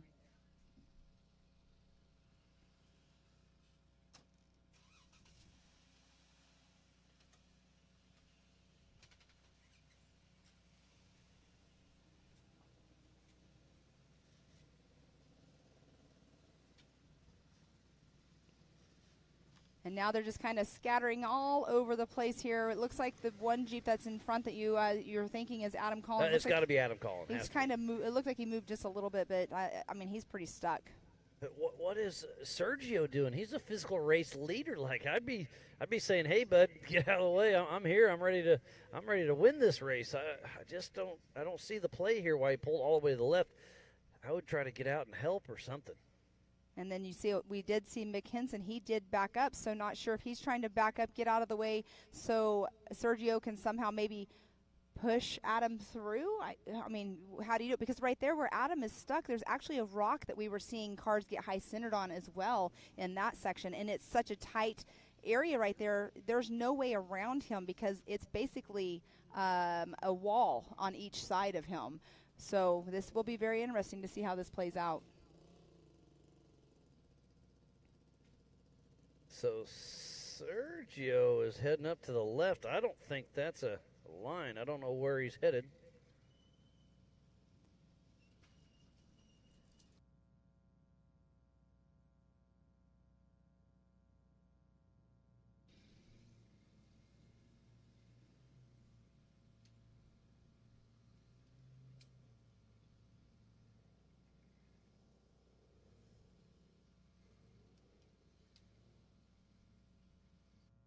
So Sergio looks like he's trying to get turned around.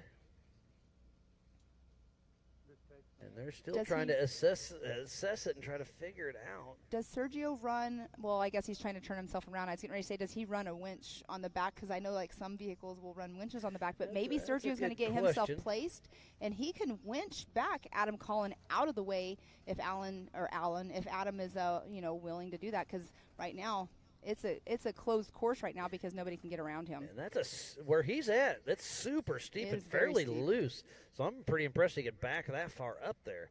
But trying to get a better angle at something. Well, there's a tree right there, so I'm going to be very curious to see if what I was just saying, if he's going to try to winch him out of the way, might be something he's doing, and he might wedge himself up against a rock or a tree. And you can see somebody, it looks like they're putting winch line around it, possibly. So I think you're right, Pam. It looks like they may be trying to winch Adam Collin out of the way to open up the line. So he's only got about 6 more minutes, so there's no way he'll make it through. The next time we see Sergio or Doug Langford, he still has a shot now with this bottleneck, and then John Lachey is slowly making his time too. So Sergio really had this in the bag. Uh-oh, there's Doug Langford, and he is pointed at some green Project X tape, so I don't know if he's calling the race or what, trying to get himself out of the way. I believe this is a section where you take a hard 90 right just behind him, but it looks like he's trying to winch himself out of the way. So tough break for Doug Langford. He had a great run going. He's in second position, but it looks like he's trying to call it a day. Yeah, it's definitely been. Oh, and we can see he is getting pulled back right there. I believe Adam Collin is. Looks like his car was moving backwards, or I should say his Jeep. It's a race car. It's a Jeep. It's whatever they want it to be. Right, exactly. We need to thank Speed Sport for being our official broadcast partner. They will be doing a post-produced 1-hour special that will be airing very soon of each race we have raced in the 2023 season for Ultra 4 USA. They're also going to have a great shot of the Mid-America short course as well. So, yeah, the white flag will be flying for the next person that comes through on the lead lap. And we see it, Doug Langford not moving. We see Sergio in this bottleneck. So John Lachey could be sneaking up there and get in the mix. And you can kind of see right there the ledge on the right-hand side of Adam Collin's Jeep. It's a layered ledge, but on the left-hand side, it's basically a straight rock. So okay, like they're making progress. He is getting drugged backwards. So Sergio's get him out of the way. You saw that one, Pam. Good job. And I wonder if Mick Henson's on the winch as well. Yeah, the placement that Sergio put himself in, he had that tree right there that could actually also be like a tire blocker for him. It was definitely all about placement, but the direction he's going, you're right, the direction he's going was more going towards Mick Henson's So I think they truck. had both winches on there trying to get him out of the way. Yes, you can see how Mick is, the way they're pulling him back. But, yeah, having both winches on there will definitely be teamwork of getting him out of the way, opening that trail back up. It's very, very unfortunate, though. That is a bad place to break down, obviously. I mean, you become an obstacle at some point as well. That's just part of it. You become part of the race course, that is for sure. But he still needs to get a little bit further back so there's more room to make it out and around. Adam Collins in a bad spot. Definitely 100%. And where Mick Henson is right there, you can tell how steep that is. And look at Sergio. I mean, look at how steep of an angle he is at as well.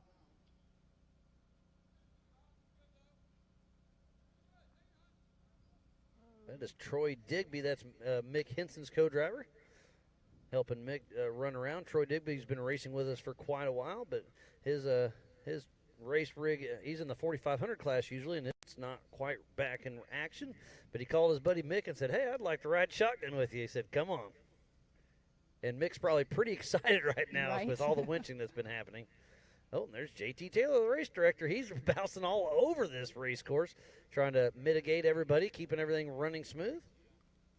And that's what makes JT Taylor, another thing that makes JT Taylor such a great race director. He's going to get out there on the race course. He's going to make sure his drivers are getting, safely out of the way and everything. And very, very good getting out on course and making sure all is okay. So JT Taylor, like you just said, he's been all over the place. We saw him earlier at the Brannick Motorsports Joker line as well. So he moves around. I mean, he's got those back roads that he can take as well off the race course, because obviously we do not be, we're not driving on the race course during the race. But they are pulling winch line to the side again here off of Mick Henson. And thanks for everybody for tuning in to speedsport.tv, AOE.tv, the Ultra 4 USA and MAO Facebook and YouTube channels. Hit that share button, start a watch party, hashtag it up. We are 4600 Spider Track stock class and 1 minute away from the white flag to be flying. And Troy Digby was just now over there getting Sergio's brother, getting his window net back down. So he's not only helping get the trail opened up, even though his race truck that he is in is still running, but he's also over helping Sergio's team get back moving, because they know that he's in the lead. And Mick Henson has not even completed one lap yet, so his first time around he will be getting that white flag. So Sergio is able to make his way through. This is just the very beginning of Torburen. The first of two hard little rock obstacles at the very end of the race. This is roughly mile marker 8.5. Maybe sneaking up on 9. No, he's definitely at 9. And this is a very difficult area too, because like right now they're going straight, but they make a left-hand turn right here, and there's a little. Well, so you're right, but we opened it up at the end of the day yesterday because it was getting to be a bottleneck there, so we did open the right lane. So it's a little easier on the right. Or left. Okay, yep. I did not know that had happened. Yeah, right about watching now. It, yep. Right about now, he's bypassing on the right, which is an easier line, right by our cameraman.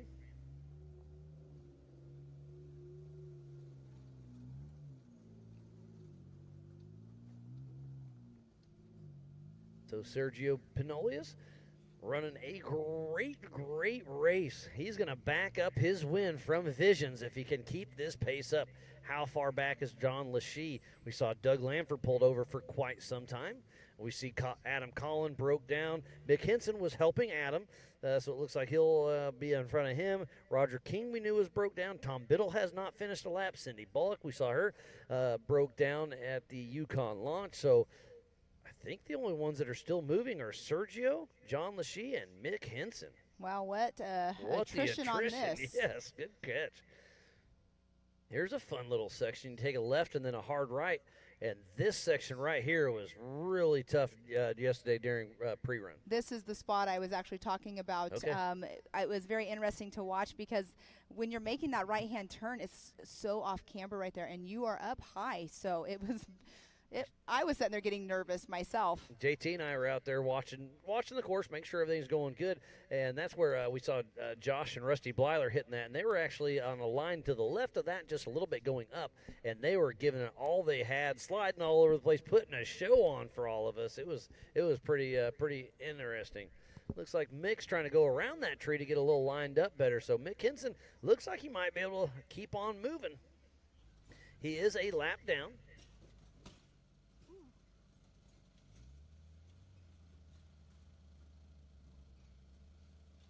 And there we do have the 40-40 that is moving. I don't know if they got their truck fixed and they're starting to move again, but that is Cindy Bullock right there moving on race course. Awesome. She was stuck there at the Yukon launch for quite some time there in Kool-Aid. So great to see Cindy and Adam Bullock still moving along. Yeah, it is really cool to and see Mick them Henson moving. did make it over that little rock section, so he is back in action. And look at Troy Digby doing a little hiking through there. Great to see Mick still trucking along. So Troy Digby's getting his workout for sure out there, helping out, moving and getting Adam Collin out of the way, out there winching with Sergio's brother and everything. So, yeah, they're definitely, I love how we always say this, how we're all one family out there on race course. But Troy Digby, like you're saying, his race truck wasn't quite ready to get out here, but here he is. He loves the sport. I mean, he's one of the rookies from last year as well at King of the Hammers. It's a great shot, picture-in-picture. You saw that big rock he is passing. So got the American flag flying on top of Mick Henson's little Toyota. That could. Part of the 4600 Spider Track stock class, one of our favorite classes in Ultra 4 USA. I guess we don't have a least favorite either. No, we I don't. love it all. And that's why I said, like, I love watching the kids. It's like my favorite class, but really, in reality, they're all my favorite classes. You can see all the different shifters in there in the Toyota. And there's a manual transmission for Mick. And I assume all of the Toyotas. And we can still see Troy is walking him through the course. So, I mean, he's out and ready just in case they need to winch again. But they will be coming up to that area here just momentarily where it is a harder rock section where the bottlenecks were really happening yesterday during pre-running. There's something dragging pretty good on Mick's. Is that a drive shaft? I can't quite tell. But right in the center, you can see something hanging. Well, he did earlier whenever he was at Kool-Aid. There was something underneath, and they touched it, and it was moving. So not sure what it is, but that could possibly be the same part that they were checking out. I don't think it's a drive shaft because it looks like the front end's pulling. He couldn't be doing that in two-wheel drive. So I'm not sure what it is, but that old Toyota's taking a beating, but it keeps on rocking and rolling. This old Toyota, this is something that has definitely been put through the ringers, especially out all the races that he does with us, but that's like a museum. That's a piece of art at this point. It's an old raisin. It's been beat up, but hey, they like the body damage. There's Gus Fisher getting ready to wave the white flag for Sergio Pinolis.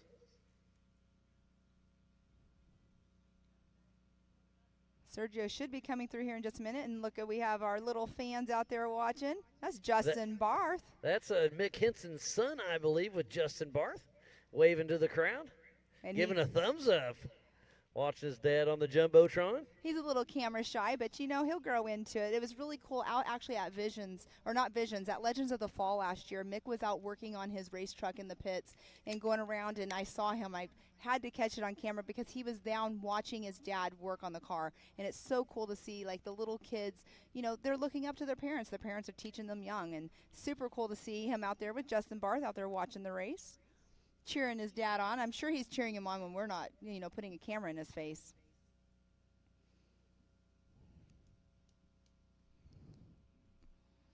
Just like a typical kid, you know, whenever they're excited, having fun, and then you put a camera on him, it sounds like what happened is he ducked down like we saw whenever we put the camera in his face. So super cute, though.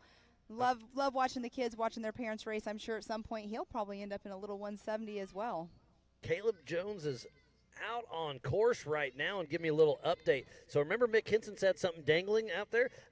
Caleb said Mick had a ratchet strap holding his front axle backwards in place. Had happened on the first lap, but he made the joke without winching, but that's what it is. So the leaf spring must have broke something, and the front axle's walking a little bit. So he's got the front axle ratchet strap so it doesn't move backwards and forwards, and that must have been just a little leftover of the strap, but it's moving. He's making it work. It doesn't matter. So Miles, we got to joke about this. If you don't finish a race with zip ties, duct tape, or a ratchet strap on your car, did you really race? Don't forget baling wire. Baling wire, yeah, there you go. Yeah, every car, every race car, everything I have has zip ties in it because you never know. There's our physical race leader, Sergio, still making his way through.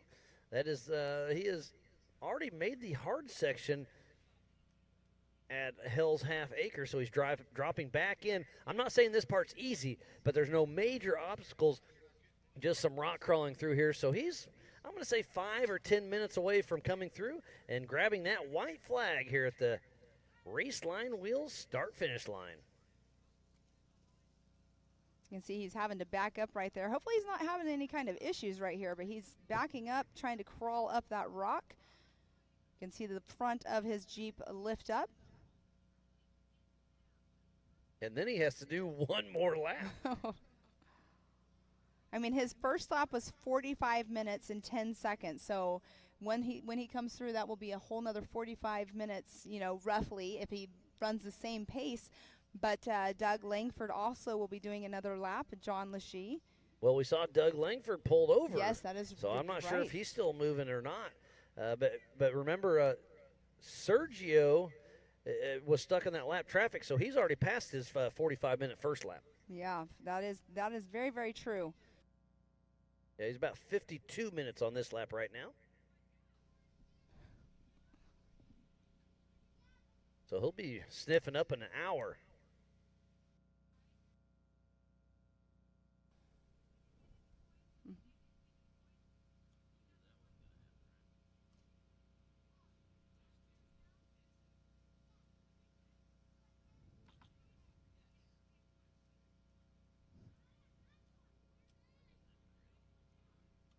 There's a great spot. You can see the spectators up there. That is, you can't see it, but that's a pretty good cliff. It's like a 6-8 foot little rise there, so they're able to kind of walk back and forth, check everything out as they're watching Sergio still plucking his way through Hell's Half Acre. This is the 4600 Spider Track stock class. We started with 8, and I think we've only got about 3 or 4 still moving. The attrition was thick today. Well, we know for sure Sergio, obviously, is still moving.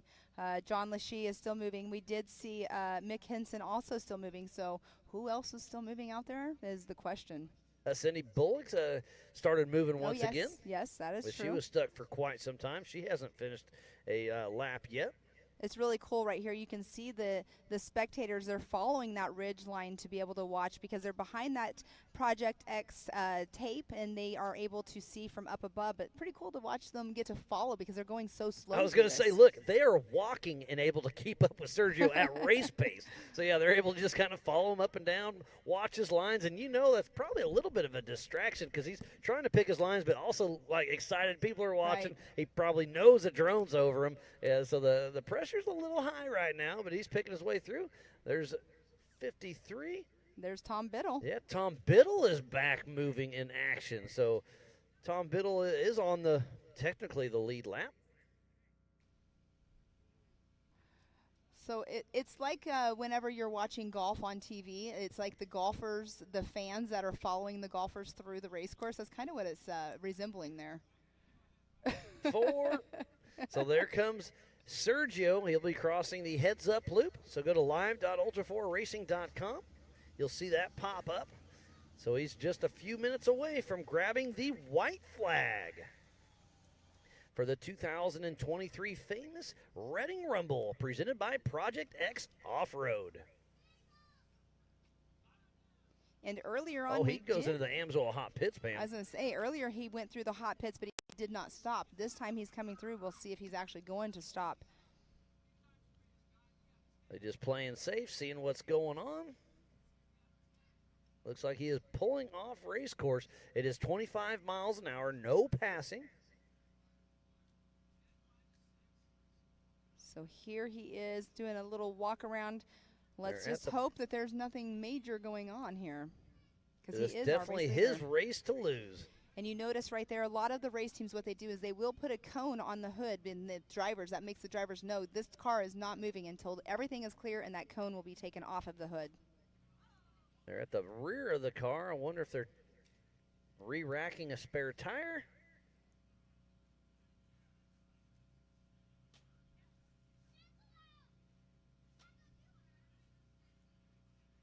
And look at that. They are doing, what is that? It looks like a tool bag or something they're getting ready to take off. Some drivers will have their tool bags ratchet strapped on top of their, that's actually a jack and they're a tool bag. Putting a full-size jack in there and ratchet strapping it down.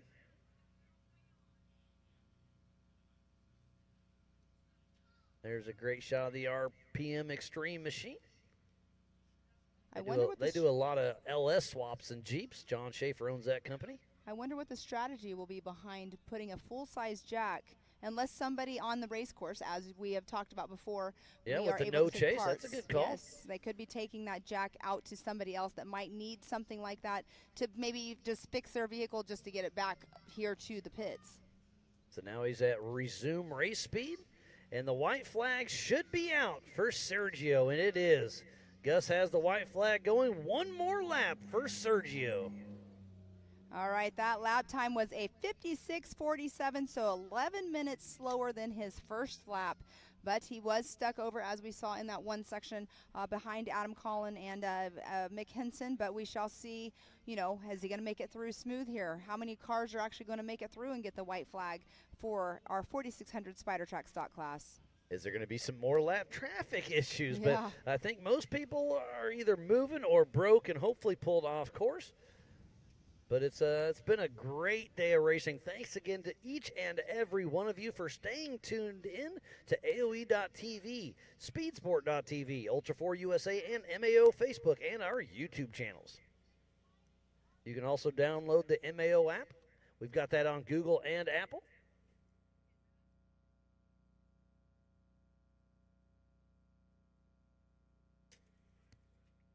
Great shot of the drag line.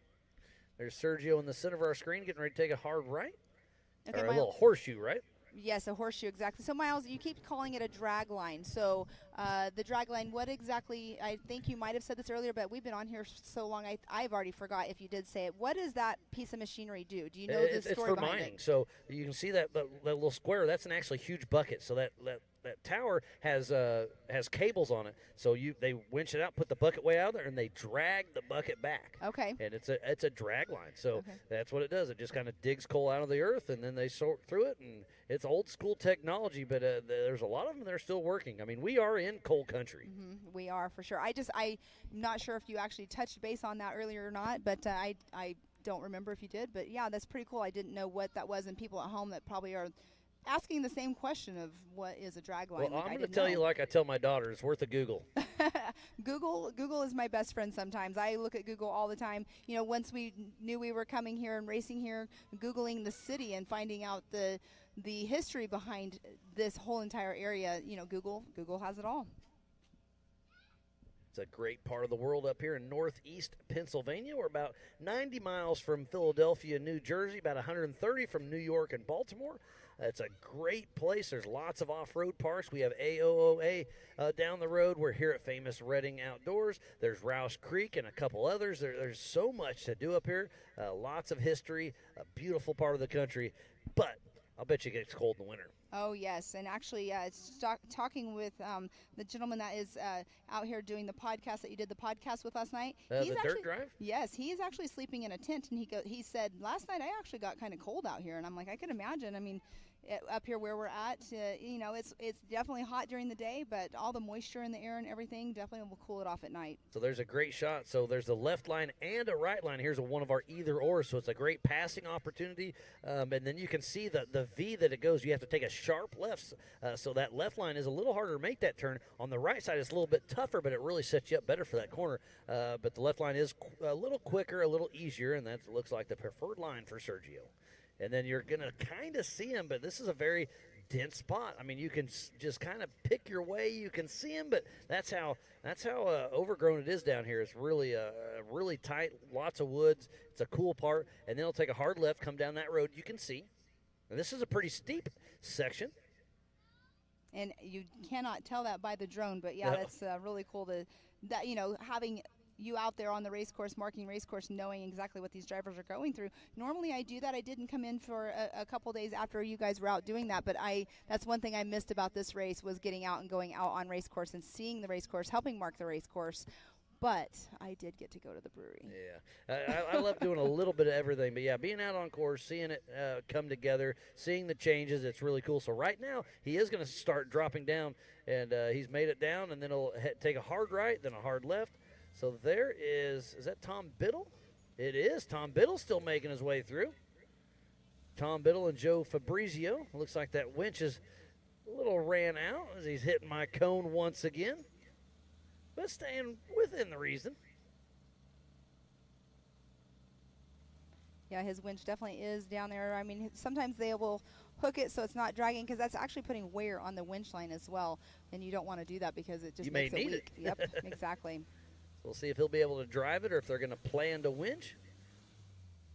And this is roughly mile marker number 4. I was going to say, isn't that Kool-Aid right there? Yep, that's Kool-Aid, the Yukon launch.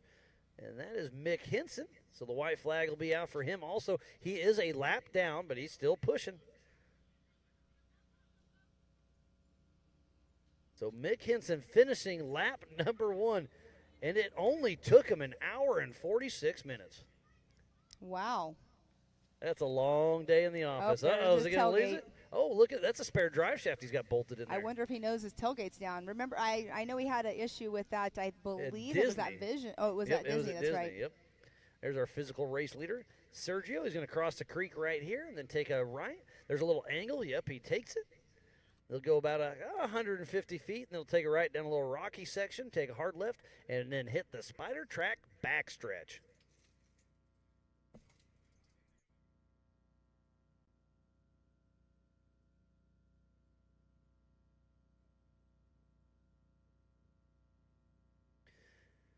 So Sergio's taking a hard left, and then he'll be hitting the spider track backstretch.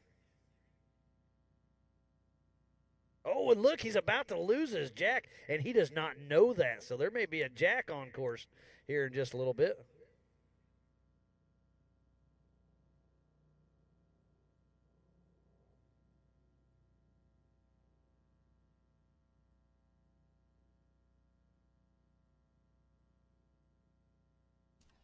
Miles, we're going to have you step out for just a minute. We do have our unofficial UTV winner right here that's going to step in. So, Miles, you get to take yourself a break here, and we're going to bring in Mr. Hunter Miller.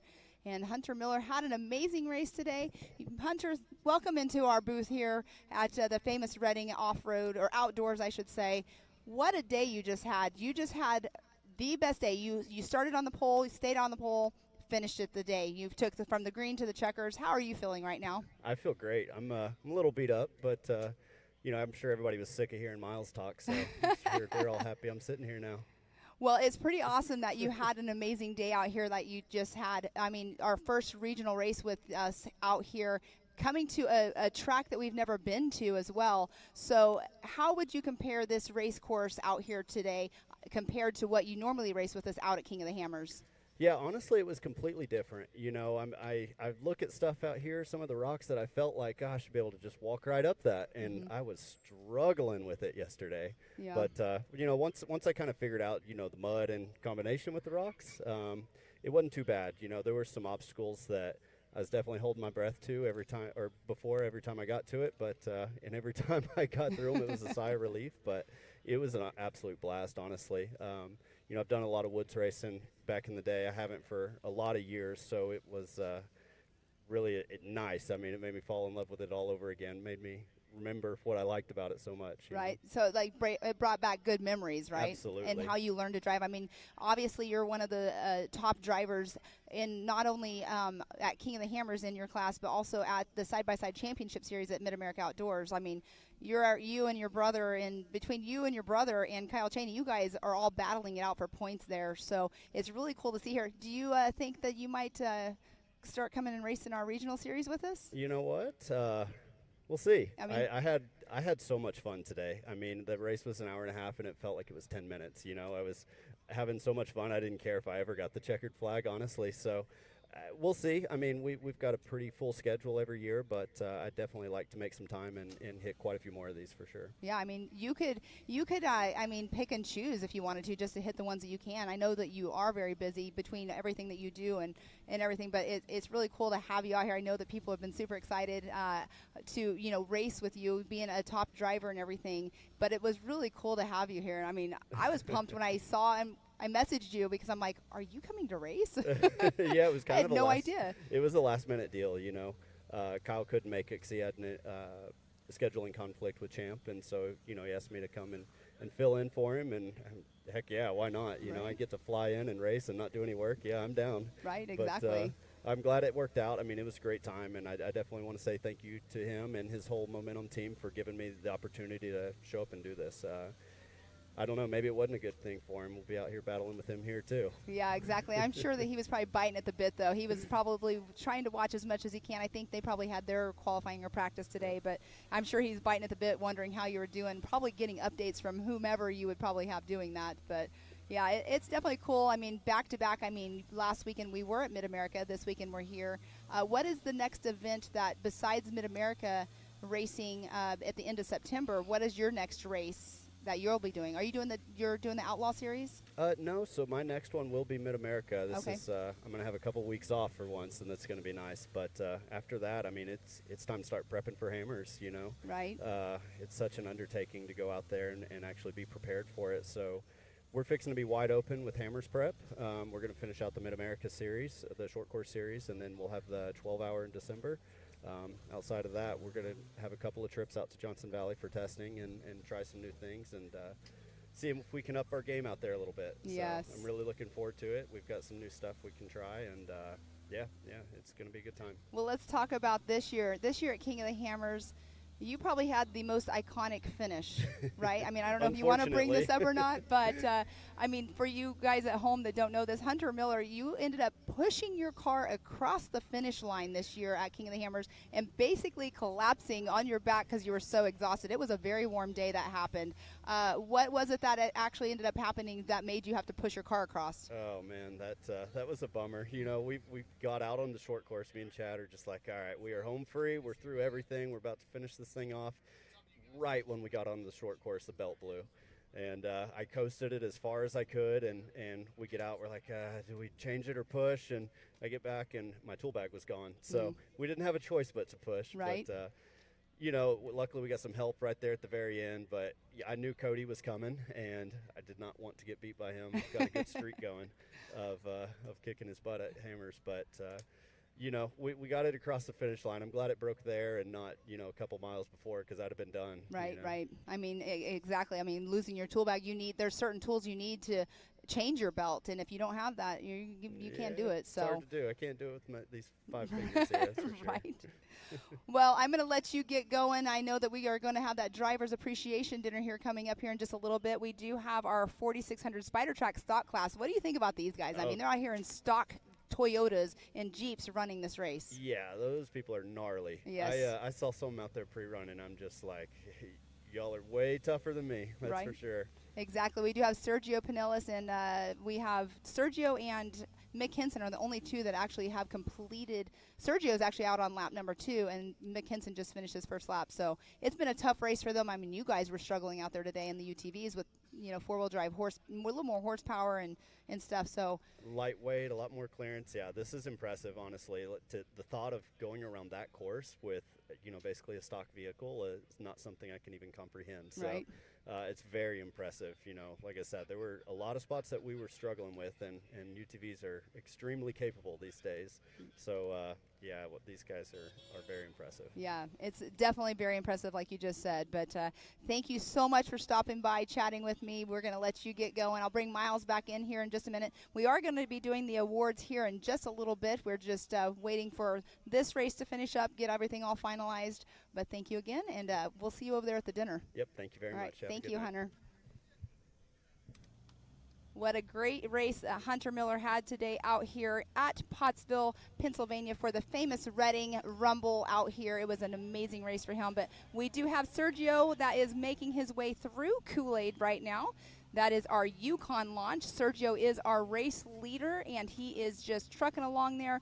His last lap was a 56-minute lap, and we shall see what this last lap will be. He did get the white flag, so when he comes around, the checkered will come out. But Sergio, his co-driver, his brother, is getting out right now, going to have to winch himself up through this area. This is a area that has been very active today with having to pull winch line, and you can see they already had the winch partially out, which a lot of drivers will do that. That is all about strategy, because the winch line, once you spool it, it's awesome to do, but bringing that winch line back in, it's not super fast. So having that winch line out and ready, not taking the time to spool it all the way back in, that's definitely a key thing to do out here whenever it's time is of the essence. Yes, exactly. There you go. Perfect wording. So Bruno's running up the hill. His brother Sergio chasing him. They're at mile marker number 4 at the Yukon launch Kool-Aid section. They're back to Mick Henson. You can see the tailgate still flapping away. And but he's moving. I didn't notice because I started talking to Hunter, but I'm not sure if the jack completely fell off of Sergio's Jeep or not. It was almost falling off right when he hopped in the booth. So I'm sure by now it's gone. So there's probably a nice jack out on course. So hopefully if somebody can find that and take it back to Sergio's pits, he would thoroughly appreciate that. 100%. Those jacks are definitely not cheap, and they're amazing jacks that they use out here. But we do see he is having to winch his way up, like you just said, through Kool-Aid. Brother's giving him a nod saying, you're good to go. Let's get this Jeep up here. Let's finish this race. So it is 7:22 actually right now. With Sergio Pinellas, he is in that number 1 spot. John Lachey, he has actually came through. I misspoke. I thought it was just Mick Henson that has gone out for his second lap, but John Lachey is out also. He's in that number 2 spot in the 46.62. So you can see that they are still trucking along through, winching their way up. And this right here, this area that you're watching, this is where there's a lip at the very end of Kool-Aid. This is the Yukon launch that they are in right now. And it's very steep, and that's where a lot of people have been getting hung up and high-centered. So winching their way up through there is a key thing to do right now just to get through and make sure you're saving your vehicle. And I actually did not see the jack on the back of that Jeep, so he probably did lose that out on race course. So drivers that are out and about, if you find that jack goes back to Sergio, please, and thank you very much.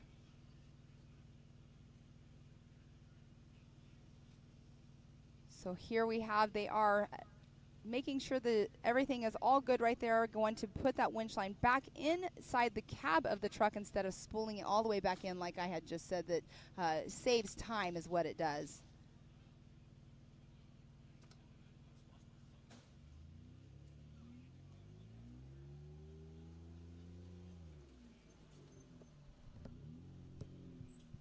All right, he has now got through Kool-Aid. He winched his way through. Here he is now going on down, finishing up this area, but that jack is definitely gone that they had on the back of the Jeep whenever they started this lap. But we are going to take a quick break as we did see him get through. So we will be back in just a short moment, so make sure you stay tuned in.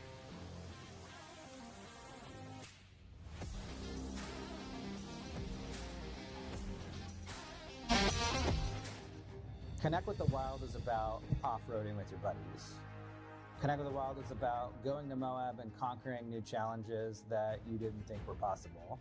Ultimately, Connect with the Wild is about enjoying the outdoors in your vehicle as best you can. We're treating it like we know it's something special that everyone will remember.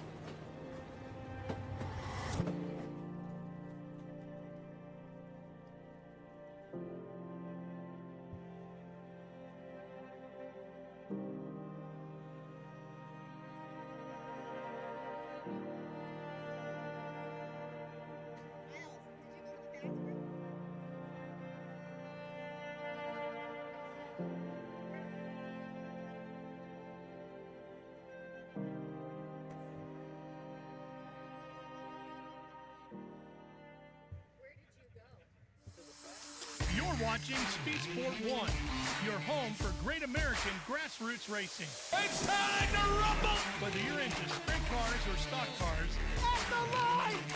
Modifieds or midgets, down to the low side, retake the lead! Dirt late models or demolition derby. Oh! Speed Sport 1 has the grassroots action you love. Are you kidding me? Speed Sport 1, the motorsports network. Amsoil runs on freedom and has since 1972. We punish our products firsthand in our world-class laboratories and beyond, because some things can't be learned from a test tube. Run with us.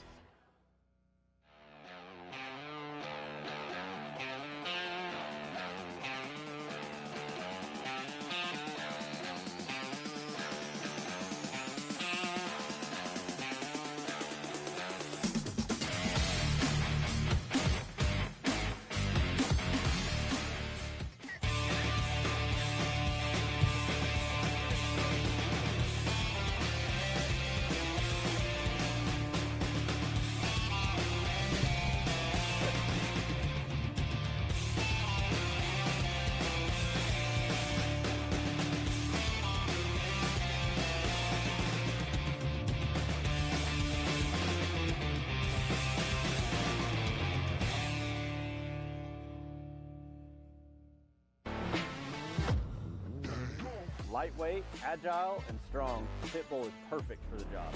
The Pit Bull is the first and only lift that can be used in the pits and in your garage. Elevate your racing with a Handy.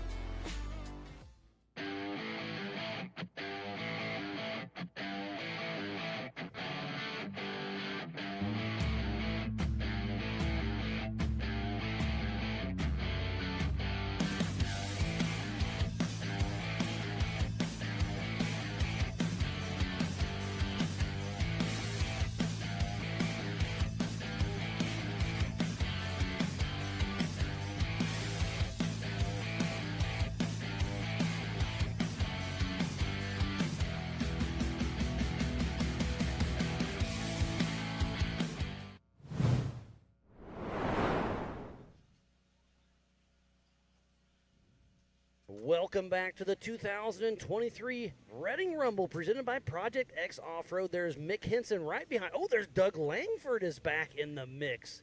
So that means Mick Henson and Doug Langford on the same lap in the same spot. So there's our battle for second and third right now. Doug Langford started on the pole, so he has to finish in front of Mick Henson by a full minute. So this is the battle between third and fourth, sorry. Well, so who's going to go on the podium? Is it going to be Mick or Doug? I mean, like I said, right now they're within a minute of adjusted time. Yes, and we do see Mick. He is entering into that Yukon Launch Kool-Aid area right here. We saw him doing a little bit of a struggle earlier, but he is definitely trucking along still. But Mick Henson, he more than likely will have to get up and winch right here. I don't want to throw, any shade, but I think that, he will have to winch because right here you need to have that momentum to get you up this section right here. Talking with Hunter Miller about, this class right here, the stock class. It's pretty cool to see them. And, he had the same thing. He had the same thing to say as well. So we do have Mick Henson there making his way up, probably switching down. He more than likely was already in 4 low, but he's just trying to get that momentum, that traction. But you can see he's sliding down without even, reversing. That his truck was just sliding backwards. And Mick loves rock crawling, so this is his course all the way. But again, that Toyota took a little bit of a beating. It looks like a little bit of smoke coming out of the right rear. Is that tire smoke or engine? I can't quite tell, but he's going to try to winch himself up. And remember, Doug Langford has to finish in front of Mick Henson by a full minute. So it's going to be down to the wire to fill out this podium. But, hey, where's John Lachey? He's still in that physical second, but how far up? Is he still moving? Is he stopped? It's anybody's ball game. Miles, that's actually Doug Langford that has a little bit of smoke coming from his Jeep because he was moving, and it looked like it was coming from Mick Henson's Toyota, but it actually was coming from Doug Langford in his Jeep. So here we do see Troy Digby. He is making that line where it is at a good point to winch up Mick Henson.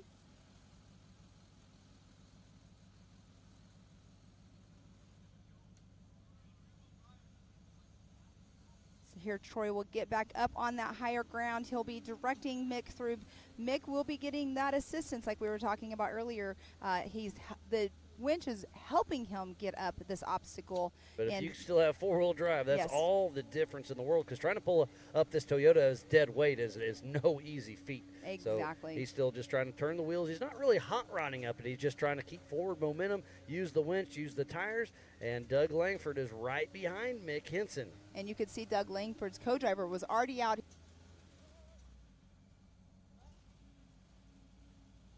and flapping around. I wonder if that drive line is still sitting in the back of that truck. Well, I think it's bolted down. Okay. I think that's his spare drive shaft. Okay, So that it's would make bolted sense down of in the being back. bolted down for sure.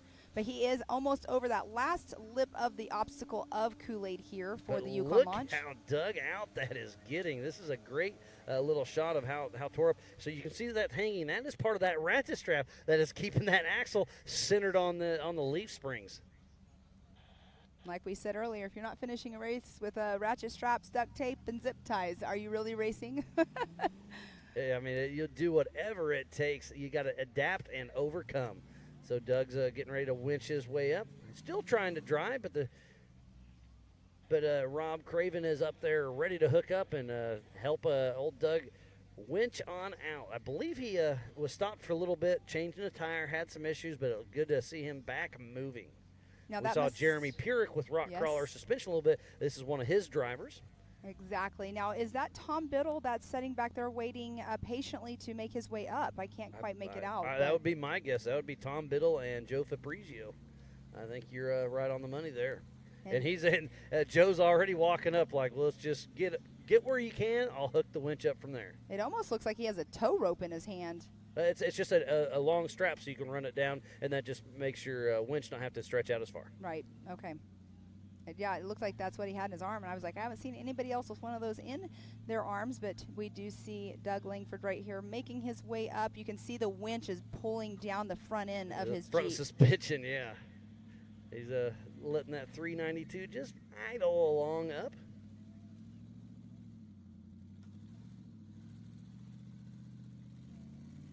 Even though he's getting winched up, the rocks are definitely super slippery for him. His tires are just spinning.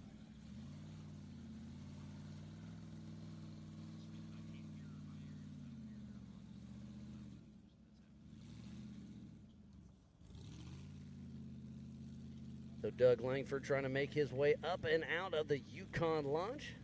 Kool-Aid section. Still winching up and out. How far back is Tom Biddle and Joe Fabrizio? And he just made up that last part of that obstacle. They'll have to take the winch off, and then they'll put that back into their cab. But here we do. I believe that is Tom Biddle.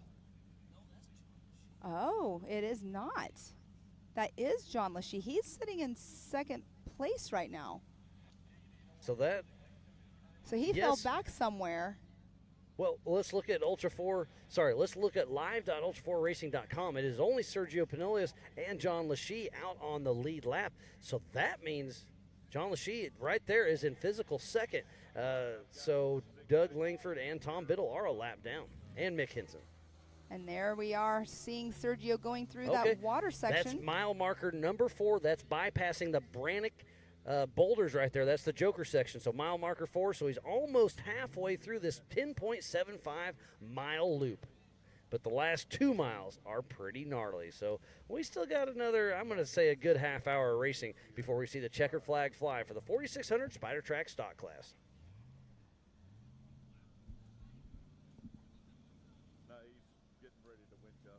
We have all of our racers that are gathering here behind us, Miles. The Racer Appreciation Dinner is tonight, so it's really cool. I love seeing the drivers sit and chit-chat about their day or how their day went. Telling their war stories. Exactly, their or war their stories. fishing stories. Oh, man, did you see that line? Which line did you take going up? You know, it's just cool to hear and see, and I know that you sit back and you chit-chat with them a lot more and get, more information that you do, but it's awesome to see these racers out here and chatting about their day or, strategies for tomorrow. I mean, some of these guys don't hold back. They talk about their strategy because it's a long race. I mean, you might have a strategy set down. It might be the same as the other person, but then it will come down to driving style of who can actually drive, a rock section better or drive that line better. Taking it harder, faster might break your vehicle, where taking it slow and steady is the way to go.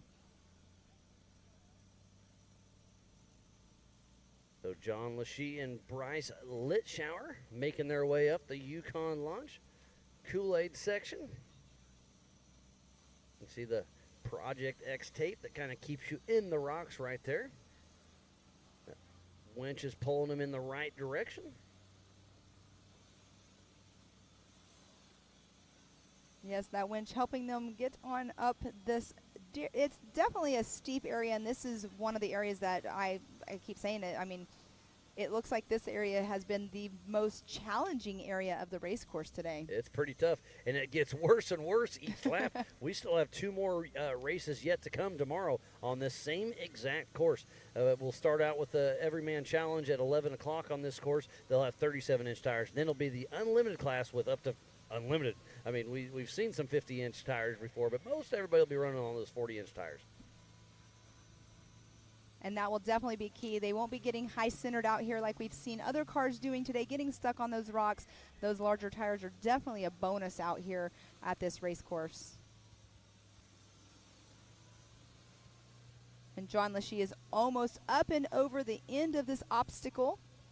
Very close to the end of Kool-Aid at the Yukon launch.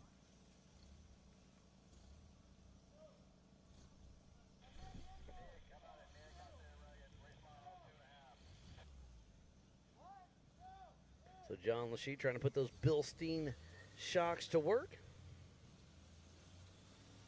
Speaking of Bilstein. Bill Stein, sorry. Bill Stein. But speaking of that, how awesome is that? Mr. Cade Rod got married last weekend. I saw that. So cool. I mean, What I made say you that think of because that? he's a big, What made you think of Kate? The shocks. Oh, okay, yep. Because that's one of his major sponsors, I believe. I could be wrong. I thought so. But, yeah, that made me think of it. I can't remember right now. But yeah, he got married up in Lake Tahoe. Lake Tahoe area. Beautiful area up there. And speaking of that, the Rubicon Trail is going on right now. The Jeepers Jamboree, they have their Rubicon Trail going on live this weekend. So it's still Sergio Pinolius out on his third lap with John Lachey, and then it's a battle between Doug Langford, Tom Biddle, and Mick Henson to fill out that podium for the 4600 Spider Track Stock Class. Who's it going to be? It's going to be down to the wire. We will know when that checkered flag flies. But we did see Mick Henson in front of Doug Langford, but how far up or back is Tom Biddle?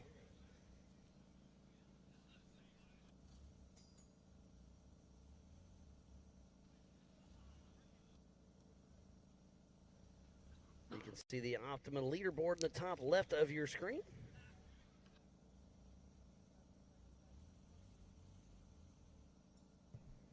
Lindsay, the last car is a gray Toyota 4662.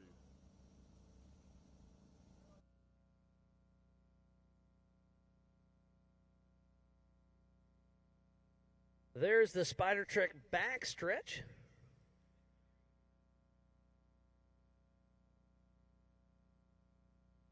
Trying to pick his way through. We started with 8 in the 4600 Spider Track stock class, and I think we're down to about 4 or 5 that are still moving. We saw Adam Collin pulled off, Roger King and Cindy Bullock started moving once again, so the attrition's definitely moved in as John Lachey makes it up and over the Yukon launch. Now he's in the tight tree section. Nothing too hard there, it's just tight and technical. There's the little mud runs. You can see the 3 little planes in the middle of your screen. They'll have a little mud run out here sometimes. They had that a few weeks ago. I was wondering what that, I mean, it looked like it was something organized right there, but I was unsure about that. So that's really cool to know that they do that out here as well. Yeah, they had Mudfest a few weeks ago. Had a lot of people come in. That was another event where camping was allowed. Now the center of the screen's back to that drag line. And then straight ahead is the Spider Track backstretch. Way off in the distance.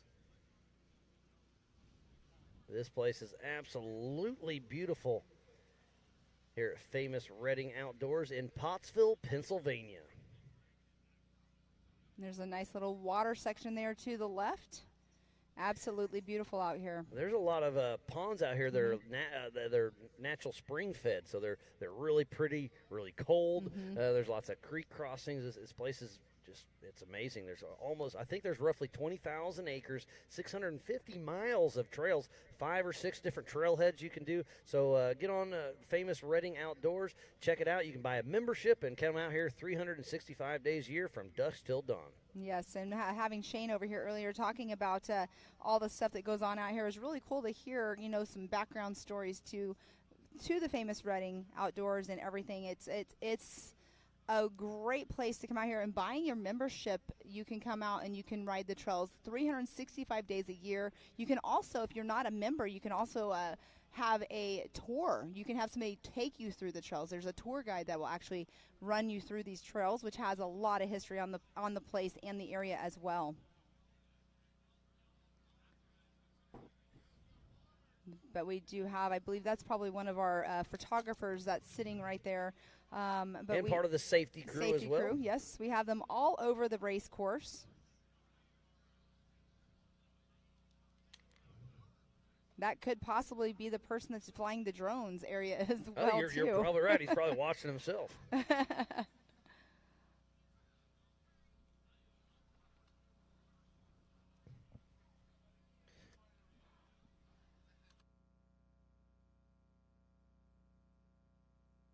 Thank you, everybody, for tuning in for the 2023 Famous Reading Rumble presented by Project X Off-Road. This is the 4600 Spider Track stock class.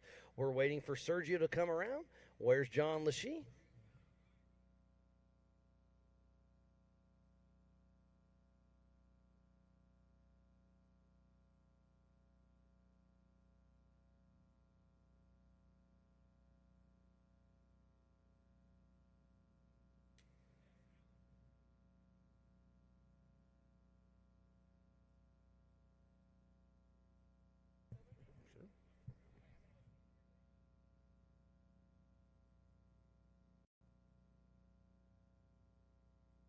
This is our second Ultra 4 USA Eastern race. Up next, we'll be heading to Crandon, Wisconsin at the Big House over Labor Day weekend. Then we'll throw in Disney, Oklahoma. And then we'll finish up the year in Lake Havasu for Legends of the Fall. This is a do-not-miss event with Ultra 4 USA, F1 boat racing, rodeo, National Music Act, Nitro Circus, American Side-by-Side Takeover, and much, much more. What a great season we have had. We are over the halfway mark for Ultra 4 USA.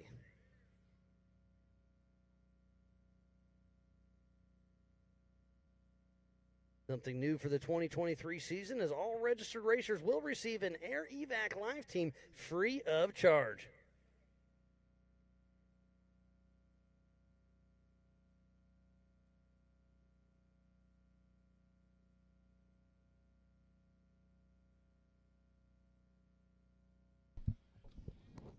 So while we're waiting for the 4600 Spider Track stock class race to come to an end, there's Doug Lamford, but we're pulling in Corey Willis into the booth. How's it going, buddy? Man, it's going good. It's always a good time when you're racing. Absolutely.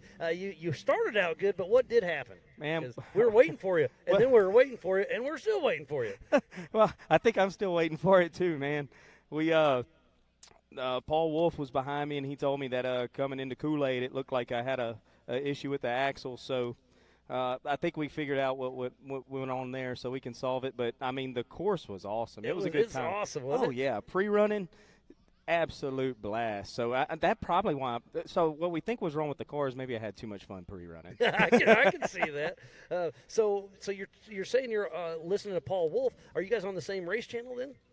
No, that was just talking to him after the race. Okay, after. Yeah. I got you. Yeah, Paul don't want me on his channel. I'll start talking to him. Too much. Try to get in his head. You got to do something to that guy. So have you been taking care of the Penske truck out there? Is it treating you all right? Man, that thing, it's a runner, I tell you. It's nothing to play with. It'll burn the fire out of the tires. So I remember the first morning I saw you coming out of the Holiday Inn. I was like, what are you doing getting the Penske truck? Give me a little lowdown on that. I guess they're out of rental cars? Yeah, so, I'm not the most organized person. I fly into Lancaster and assume there's going to be some cars there, and they closed at 5. So there's nothing. Yeah, me and some of my team started working on it and found the Penske truck. So Uber down there, got me a big sweet box truck, and here we are. And you're running around. We're going racing. Heck yeah. And you are Mr. PPEI. You're one of the Mid-America Outdoor sponsors as well. So kind of give us a rundown on what all you do with that. Yeah, with PPEI, we do custom tuning and R&D and a lot of diagnostic type stuff.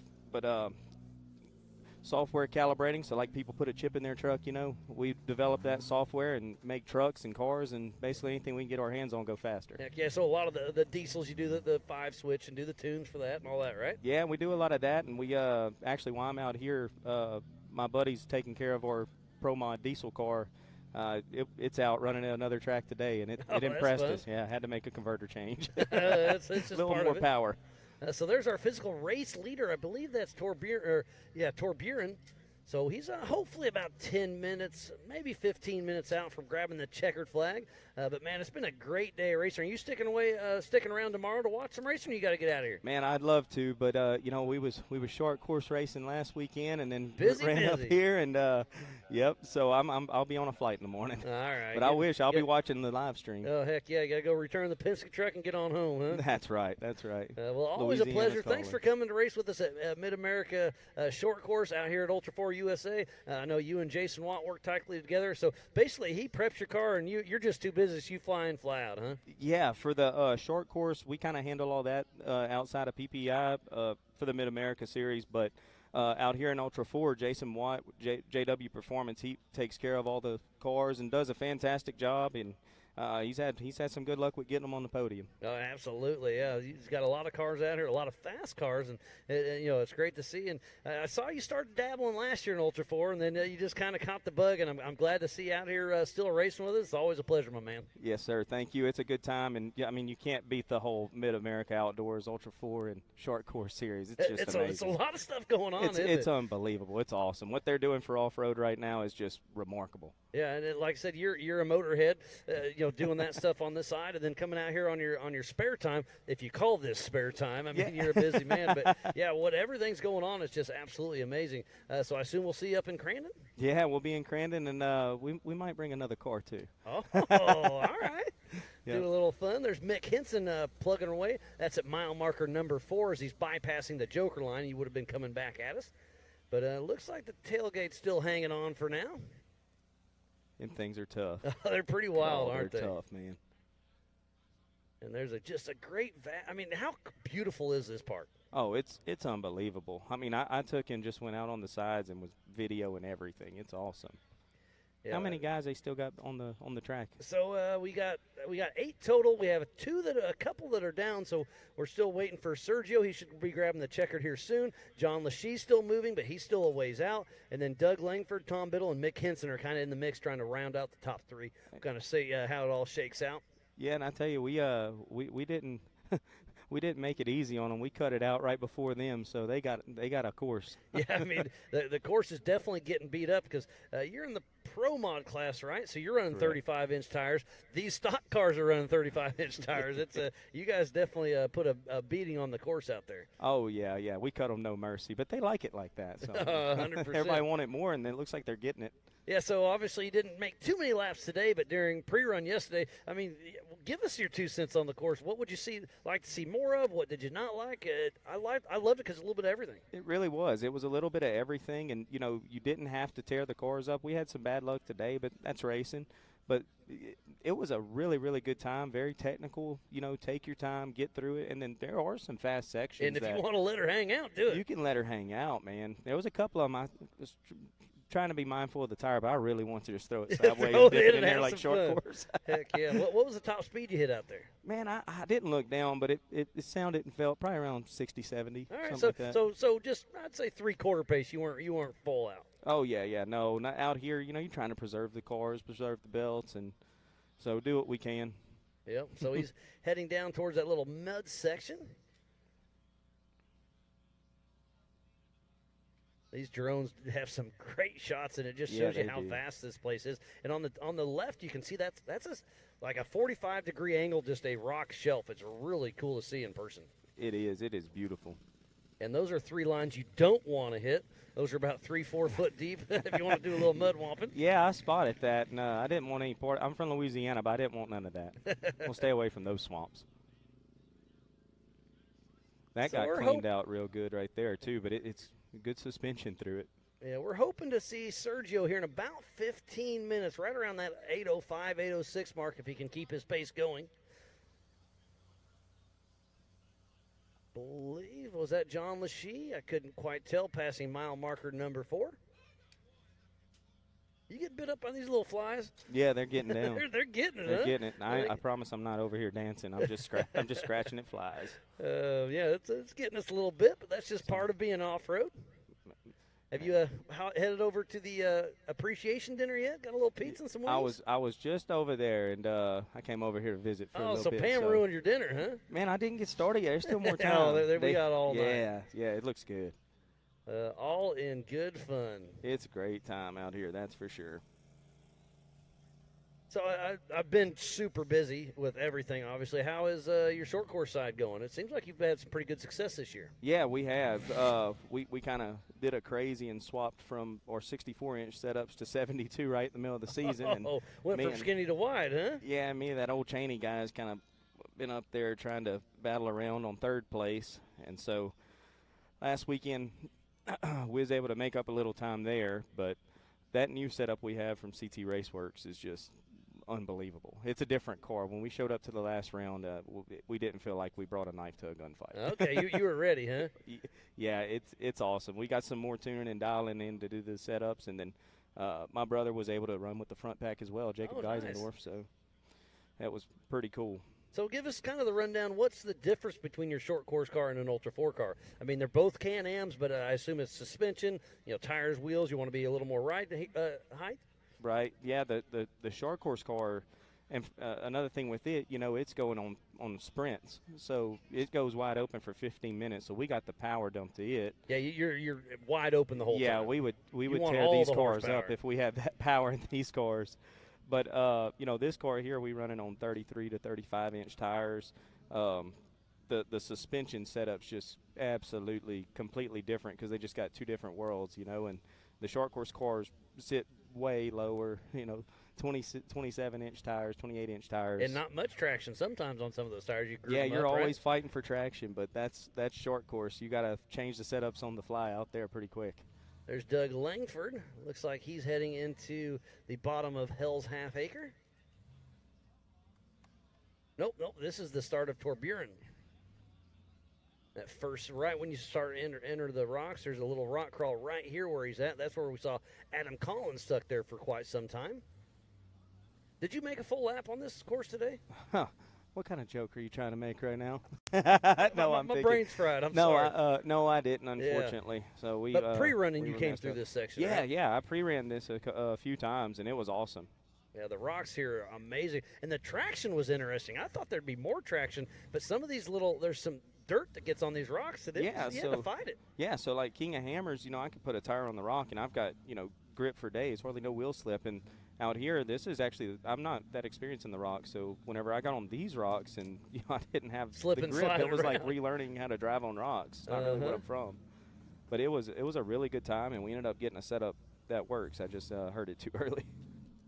And like we said, that's all part of the game. I mean, racing, some of these guys and gals come out with a pre-runner and a race car just so they don't have that issue, but we'll see. Yeah, if Jason had a little bit bigger trailer, maybe I could bring my King of Hammers pre-runner out tell here. Him get a bigger trailer. I know, he just needs a bigger, we'll talk him into it. Yeah, there you go. I do love when he starts unloading stuff. He's got so much stuff in there, he has to take the shocks off for everything to fit, so they come out looking like a lowrider. I'm surprised they're not on mini trucking yet. They look like they bagged and body dropped. So there is Sergio. He is coming out of Hell's Half Acre, so he is probably 3-ish minutes away from coming and grabbing the checkered flag for the 4600 Spider Track Stock Class. Is that some steam coming out? A little bit of smoke. Have a little cooling issue. Oh, yeah, he may be overheating. Oh. What a tough break there. That hurts. Like I said, he is literally, I'm going to say, less than a quarter mile away from the finish right here.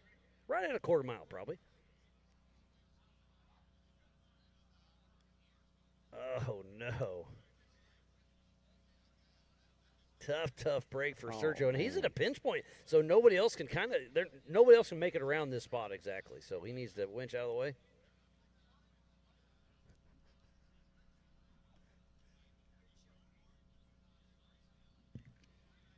But Sergio's still trying to make it happen. We'll see. I don't know exactly what's going on. Did a fan quit? Did he lose coolant? I don't have a clue because he's, I assume, running a rear radiator. Yeah, that's a bad little spot to have an issue. That's a spectator area. You can see it. There's some elevation change, so that's why they can come right up to the rope right there. But the hood is coming up.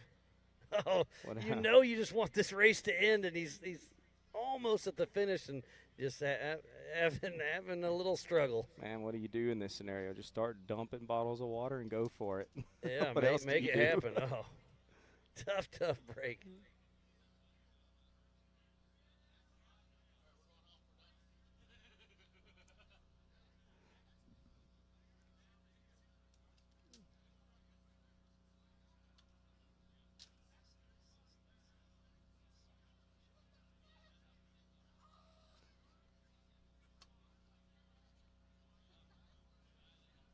It's impressive what the 4600s do. Yeah, it's wild, isn't it? Yeah. Yeah, I mean they're I mean that's a Jeep that used to drive around, on the streets. It's 35-inch tire, a mechanical steering, stock frame. You can upgrade the axles, obviously. Right. The engine has to be in the same year, make, and model. So that's just a 4-liter out of the old TJ. Well, they showing you just how hard they stretched its legs. That machine right there that John Schaefer owns, Sergio's driving it with RPM Extreme, has been put through the paces. That may be one of the winningest 4600 cars we've ever had. So obviously you're in the UTV world. Do you have any thought of expanding a little bit, or you just satisfied where you're at? You know, I like to work my way up the chain with everything and try to do, you know, the way everybody wants to do it, you know. So, yeah, I think so. We'll stay in. I'll probably stay in UTV forever for sure. But there's nothing wrong with that. But I mean, I'm a UTV guy myself. I mean, they're fun. They're fun. Right. I spend a little too much time on iRacing in the Pro 4s, but I'm not. Oh, there that yet, gets so. real spendy real quick. Yeah, so I'm not there yet. So we'll work our way to that, but. In the future, that's where it's going to be at. Oh, did a little Pro 4 action. Huh? Yeah. Okay, you said you may be bringing another something to Crandon. Not that. Not that. Okay. Maybe Class 11? You don't have to tell me. I'm going to bring my short course car, too. So I'm going to run both. So you're going to run with Champ and with Ultra 4. Yeah. All right, I like your style. You're already there. We'll come play a little bit Yeah. and see if we can do anything. See if you can hang with them. Have you been to the big house yet? I haven't. That place is amazing. It's different, obviously, but it's Right. similar to here. I mean, you're in the backwoods a little bit. It's an iconic racetrack. There's nothing. It's the super speedway of short course. It is amazing. And then when we get to dip off in the backs and run through the rocks, it's just adding all that in together. It's absolutely amazing. Yeah, I can't wait. I'm super excited. If any hours on iRacing count for running Crandon, I've got a many.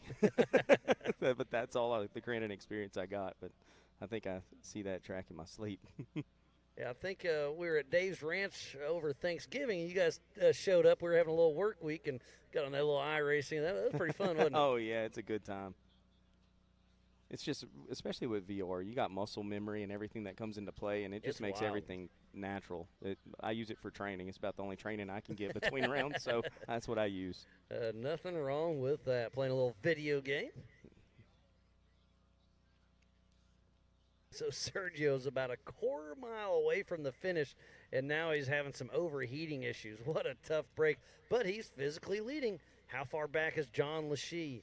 And then there's so John Lachey's the only one that could shake up the top two between Sergio, and then it goes between Doug Langford, Tom Biddle, and Mick Henson for that third spot. It's gonna be interesting to see how this shakes out.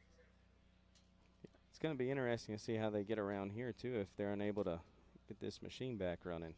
That's a tight little spot right there.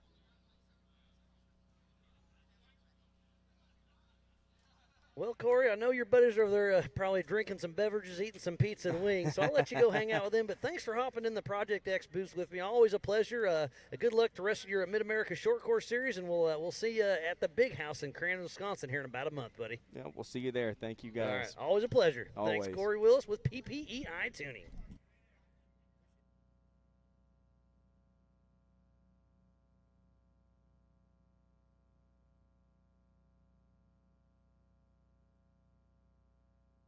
Well, this race isn't ever going to end, and we're having struggles every spot on this course. It has been tough. They wanted hard. They got hard. So this is Sergio, correct? He's stuck out on course. Yeah, he's overheating right there about a quarter mile away. He is that close to needing to finish, and he's having issues. That's such a bummer, needing to come to get that checker flag. Now, how far back have you seen John Lachey at all? That's what we're speculating. We don't know. Sergio had a pretty good lead, and I haven't seen John Lachey in a while. He was back. We saw him make it through the Yukon launch there at Kool-Aid a while back, so he's still got a little ways to go yet.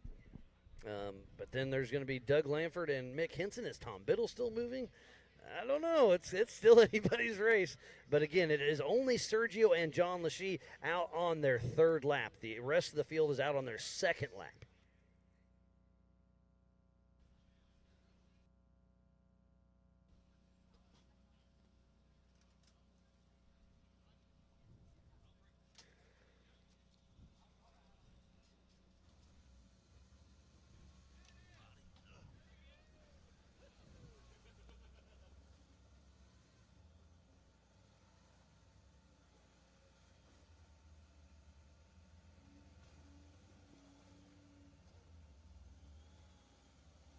All right, we do have some movement out there on race course. That looks like it is John Lachey and Mick Henson actually making their way through. So both of them still moving.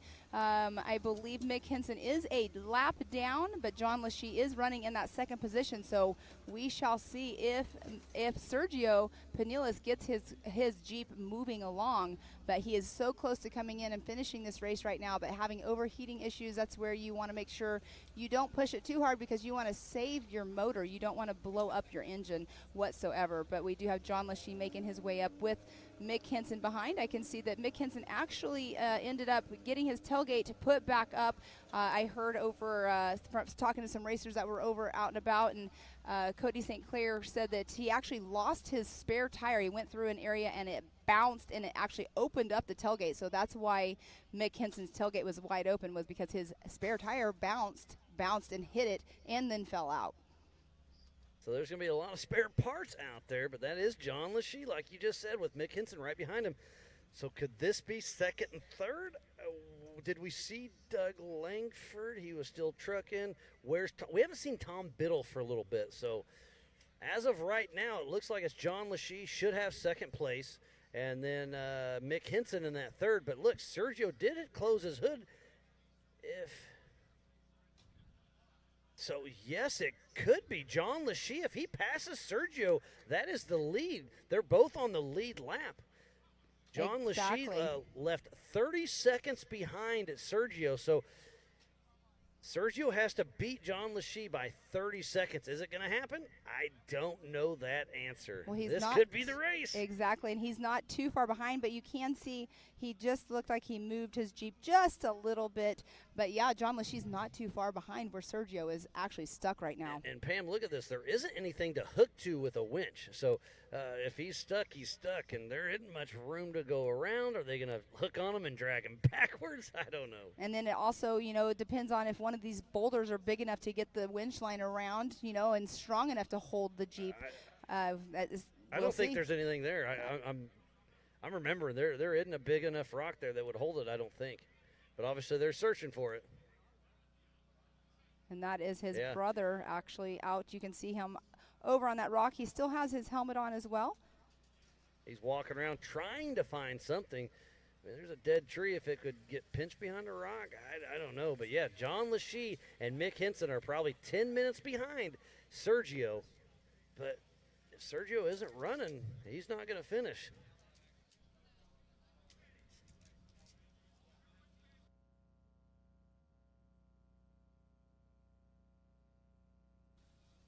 So, we saw him overheat. What happened? Was it fans? Did he crack a radiator hose? Is it leaking?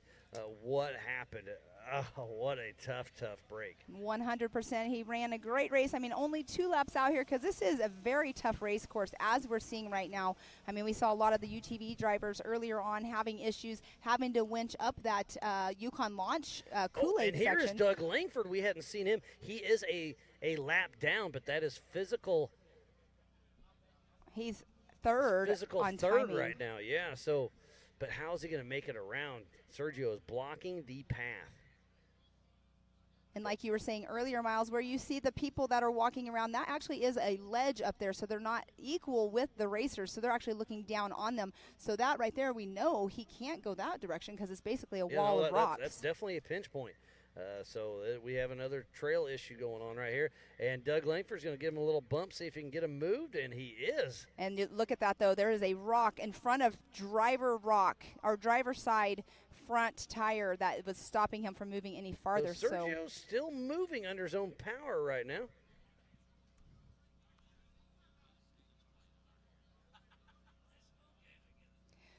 So we can see Sergio did get moved back just a little bit. So he needed just that little bit of a push is what he just now needed, as we're seeing now he's moving. He might have just been stuck on that rock that he kind of moved. But is he going to hurt the engine? Is he overheating it? Doug Langford's right behind him. I would leave my co-driver right there. Oh, he's still crawling in. So Sergio is moving, but Doug Langford's right on his tail. But remember, Sergio is on his third lap. Doug Langford's on his second lap. But it's all going to come down to how far back is John Lachey. John Lachey running in that number 2 spot. He is on the same lap as Sergio. So if he gets, catches up to him, I mean, anything can happen right here with Sergio having issues. So right now it looks like Sergio should win the race, but he's still having issues. And Doug's trying to give him a little love tap, get him out of the way. It almost looks like he does not have four-wheel drive, but here he did make it around. Awesome to see him get going. That it was a great job by Doug Langford, giving him that little bit of a push. Doug Langford is in that. He has the 392 Hemi in there, so he has that little bit of extra horsepower. So here is Sergio Pinellas heading towards the race line start-finish. We are 1 minute away from the checkered flag flying for the 4600 Spider Track stock class. Sergio may win back-to-back races. He's fresh off his win at Visions. He looks like he's going to win here at the famous Reading Rumble presented by Project X Off-Road. And the checkered flag is out for Sergio. Unofficial first place, Sergio Pinellas. Oh, and the hood comes up at the finish line. You can't plan that any better. Oh, my they goodness. got to be laughing good right there. That is awesome that he comes across that fantastic. finish line, and bam, there goes my hood. Oh, my gosh. Wow. So and here Doug, we do have Doug Langford. Yep. He is still moving along here, but like you said, Miles, he was a lap down, so I believe he'll be in third place. How far back is John Lachey or Mick Henson? So Sergio's last lap was just now 1 hour and 1 minute. Wow, that was a very long lap for him.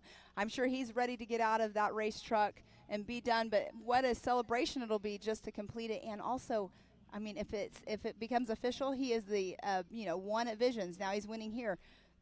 I don't think John's going to get that Jeep back anytime soon. He's got a good thing going right now. And I just love the hood flying up at that final second. So let's go through this again. Let's talk it through it. So Sergio just finished lap number 3. Yes. John Lachey is the only other one that can finish lap number 3. Doug Langford just got the checkers on lap number 2. So I think it is, if John Lachey can finish this race, he's got second place, I think. I don't think there's any way Mick Henson can ruffle this up.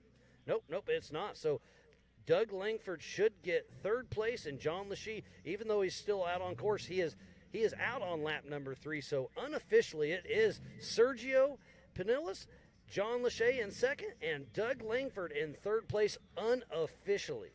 The only way that anything could have probably got shaken up is if Mick Henson was just a little bit farther on race course and, bumping Doug Langford out because they were on the same lap. Doug Langford did have the pole. He had the fastest lap during qualifying, but finishing third right now unofficially in the 4600 Spider Track stock class has got to feel pretty good because this has been one tough race course out here this weekend.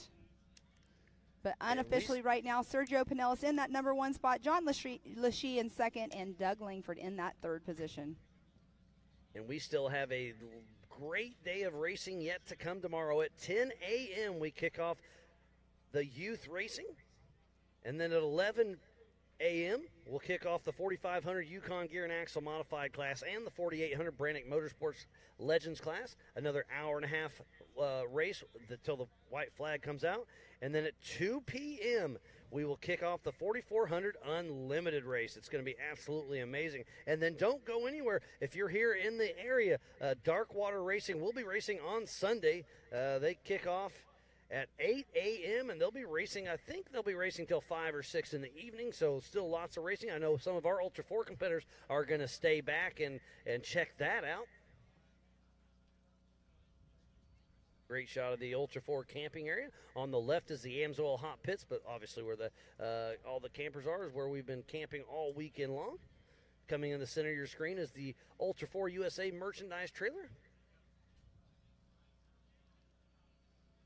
Yes, and we do have all of our racers back here getting their driver appreciation dinner going on right now. They have a dinner going that we'll make it over to here at some point, Miles. It's been a great day. We've been getting fed, and we have people walking by asking us if we want water. I know you and I greatly appreciate everybody's help over here to us. It's a big old family over here. Yeah, Vito's Coal-Fired Pizza brought pizza and wings for the driver's appreciation dinner. Primo Hoagies have been here all day, feeding a lot of people. There's a lot of great restaurants in this area.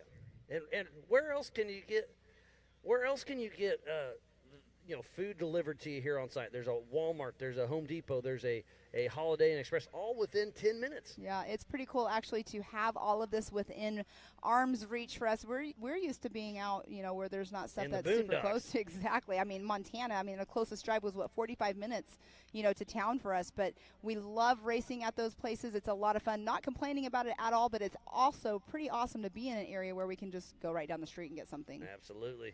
You see Gus Fisher there with the checkered flag, just waiting for our last bit of finishers to come through.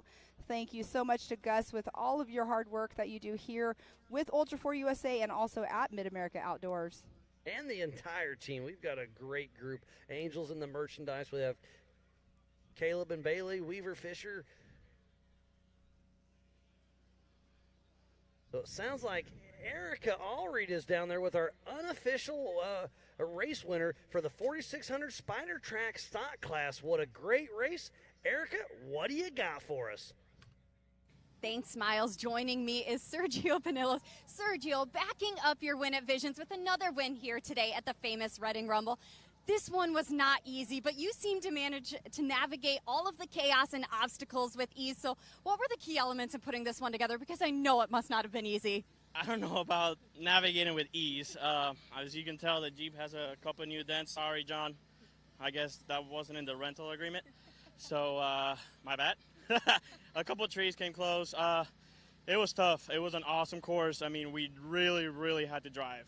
My co-driver, my brother, first time joining in, and I'm sorry. That's your first experience. He got out of the car at least 10 times to winch. I'm glad that I have a Warn winch in front of my Jeep. I work for Warn, so that's amazing to be using my product out there. But other than that, it was a nice race. We were able to just keep on moving at a good pace. Right on the last rock of the trail, pretty much, about 400 yards that way, it just died on the last lap. She overheated, and I thought that was the end. The front was making all kinds of noises. We tried to winch, and it wasn't pulling. It was pulling it right into a rock face. We were just trying to figure out how to make it or push it at least into the finish line. And then Miracle Doug came out of nowhere my teammate, he had a flat or something happened, and we stopped at pits, picked up a jack for him, dropped him off. He got it fixed, and he caught up to us when we were parked there, and he just gave me a push like he just wanted me out of there.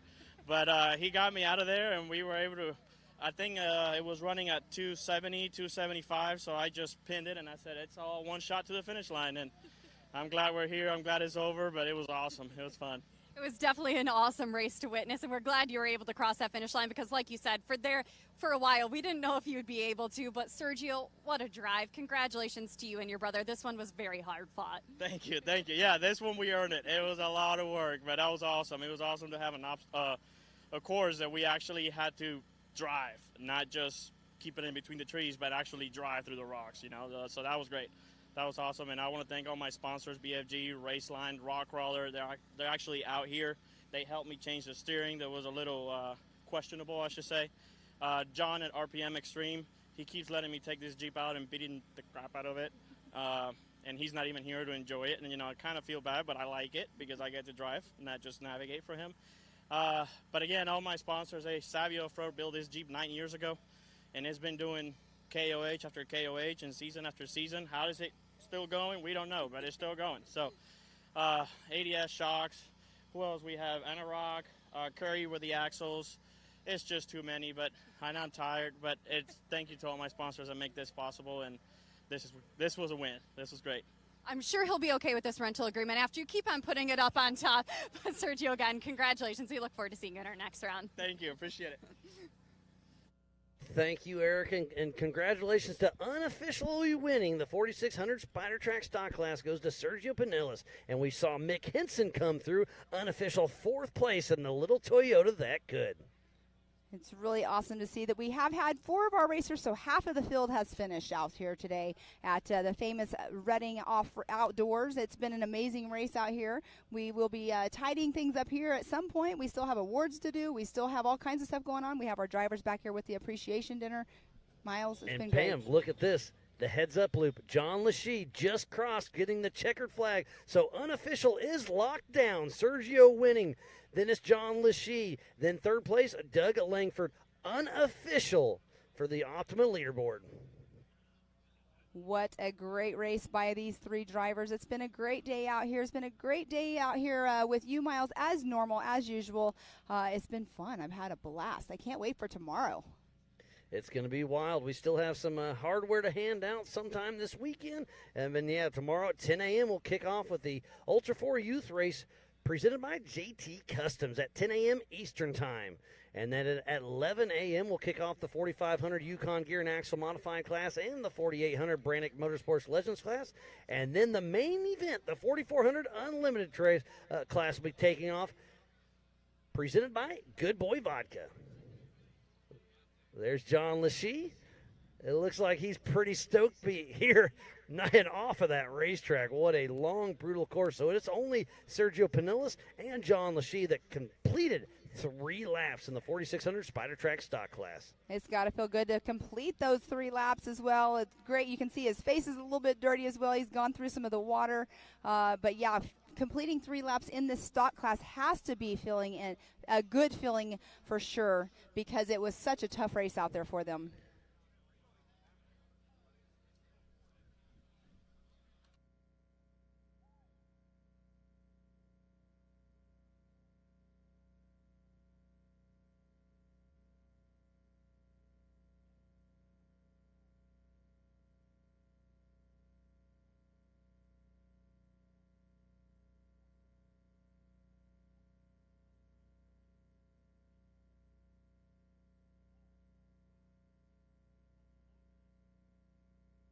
Thank you, everybody, for staying tuned in for the 2023 Famous Reading Rumble presented by Project X Off-Road. It looks like we are winding down for the 4600 Spider Track stock class. We've been live for 12 hours. So here's our unofficial Good Boy Vodka results. In first place is Sergio Pinillas. And in that number 2 position, John Lachey. And that third goes to Doug Langford. And then our 4th finisher, the 4619 of Mick Henson. In 5th place, the 4653 of Tom Biddle. So we have in that 6th position, did not end up finishing the race, in the 4642, Adam Collin. And then 624 is Roger King. And in the 4040, we did see them get moving again, but obviously they have not came through here. So Cindy Bullock in that 8th and final position. So it sounds like we have Erica Allry down with John Lachey. Have a quick little chat and see what's going on. Erica, let's hear what he's got to say. Thanks, Miles. Down here with John Lachey. You just got off the course, and you told me that this one was absolutely brutal. So are you happy with what you got out of yourself in your truck today, or were you just fighting to make it to the end? No, absolutely. This is the first time we ever finished a race in our 3rd race ever. My team did a great job. We learned from our mistakes from all of our other races, and, studied, made it better, and it showed today, so it was good. Very happy. The studying definitely paid off, as you were the only other one to complete 3 laps with Sergio. So was it, I mean, this one really demanded a lot of you as a driver. So for this to be your first race that you finished has to speak volumes for what the work that you and your team put in. Absolutely. I knew that it was going to be a tough race, and we just had to be there at the end. So we tried not to push it too hard, and Cody was there by me to make sure I wasn't on the gas the whole time. And he did a great job winching, helping me and everything, and it was awesome. Well, John, congratulations. What a way to finish your first race. Thank you. Thank you, Erica, and congratulations for your unofficial second, John Lachey. You absolutely earned that one. And for your 3rd race with us here at Ultra 4 USA, that's got to be a good feeling. And yes, we can see right there the Amsoil hot pits. They have winded down.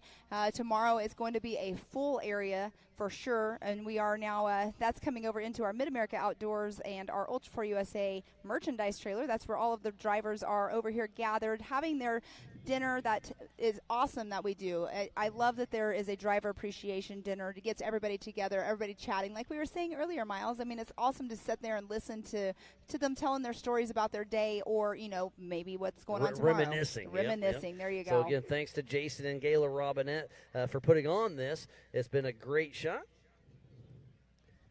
Thanks again for them for putting this together with Vita's Coal-Fired Pizza.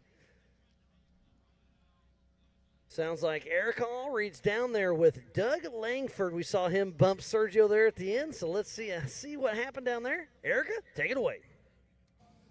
Thanks again, Miles. Like you said, Doug Langford, unofficially our second place finisher, or maybe third. We'll see how it all ends up. Yeah, we'll see. But Doug, you described this race as war. So take me through what it felt like going through all of these obstacles from the driver's seat. Yeah, man, what a race. What a course. It was absolutely war. We were screaming the first lap. We had a little bit of a hang up there on the Joker line and lost the lead there to Sergio, and we're battling back. It was great back and forth between us two. It was a great race. Had a lot of fun, but we lost the tire second lap around right before Kool-Aid, and our jack decided to not jack. So we had to get really creative. Thanks to Sergio, 4688, they ended up bringing us a jack from pit. We returned the favor later by bumping him a few times to get him over the rock so we could save our third place finish. But I got to thank my co-driver Rob Craven. He put in work today. Absolutely put in work. As a former co-driver, I can respect that. And I want to thank all the companies that allow us to come racing. Rock Crawler Suspension, Jeremy Purick, the owner of Rock Crawler Suspension, was here running pits today, running our comms, keeping us cool, keeping us calm out there. Next Venture Motorsports, with all our armor, we absolutely abused every square inch of that armor. There's nothing left on that car that has not been touched. Tyree lights, it's dark out now. We needed them. So grateful to have those on there. Nitto tires, Raceline wheels, just so many people that just allow us to be out here and do this. Super thankful to them. We couldn't do it without them. It's definitely a team effort out there today, given all of the elements with all of the co-drivers and other drivers. Congratulations on finishing this one, because that was no easy feat. Thank you, Erica. And again, congratulations to our unofficial finishers for the 4600 Spider Track Stock Class. Doug Langford, John Lachey, top of the box, Sergio Pinellas. It's been absolutely amazing, Pam. It has been an amazing day, Miles, and we get to do this all over again tomorrow. But the drivers right now, they're all over there. They have gone through so much today. They have gone through so much perseverance to get through tomorrow's Saturday schedule. Don't forget, at 10 a.m., we will be going live with our Ultra 4 USA Youth Class, the future of our sport. 11:30, we will be roughly going for our EMC class as well. And then at 2 o'clock, our big boys of the 4400, presented by Good Boy Vodka. So be sure to tune in tomorrow. Thanks for tuning in to Ultra 4 USA for the 2023 famous Reading Rumble, presented by Project X. From the entire broadcast crew at AOE TV and Speedsport.tv, I am Miles Hasquis alongside Mrs. Pam Hall. Thank you, and we will see you in the morning.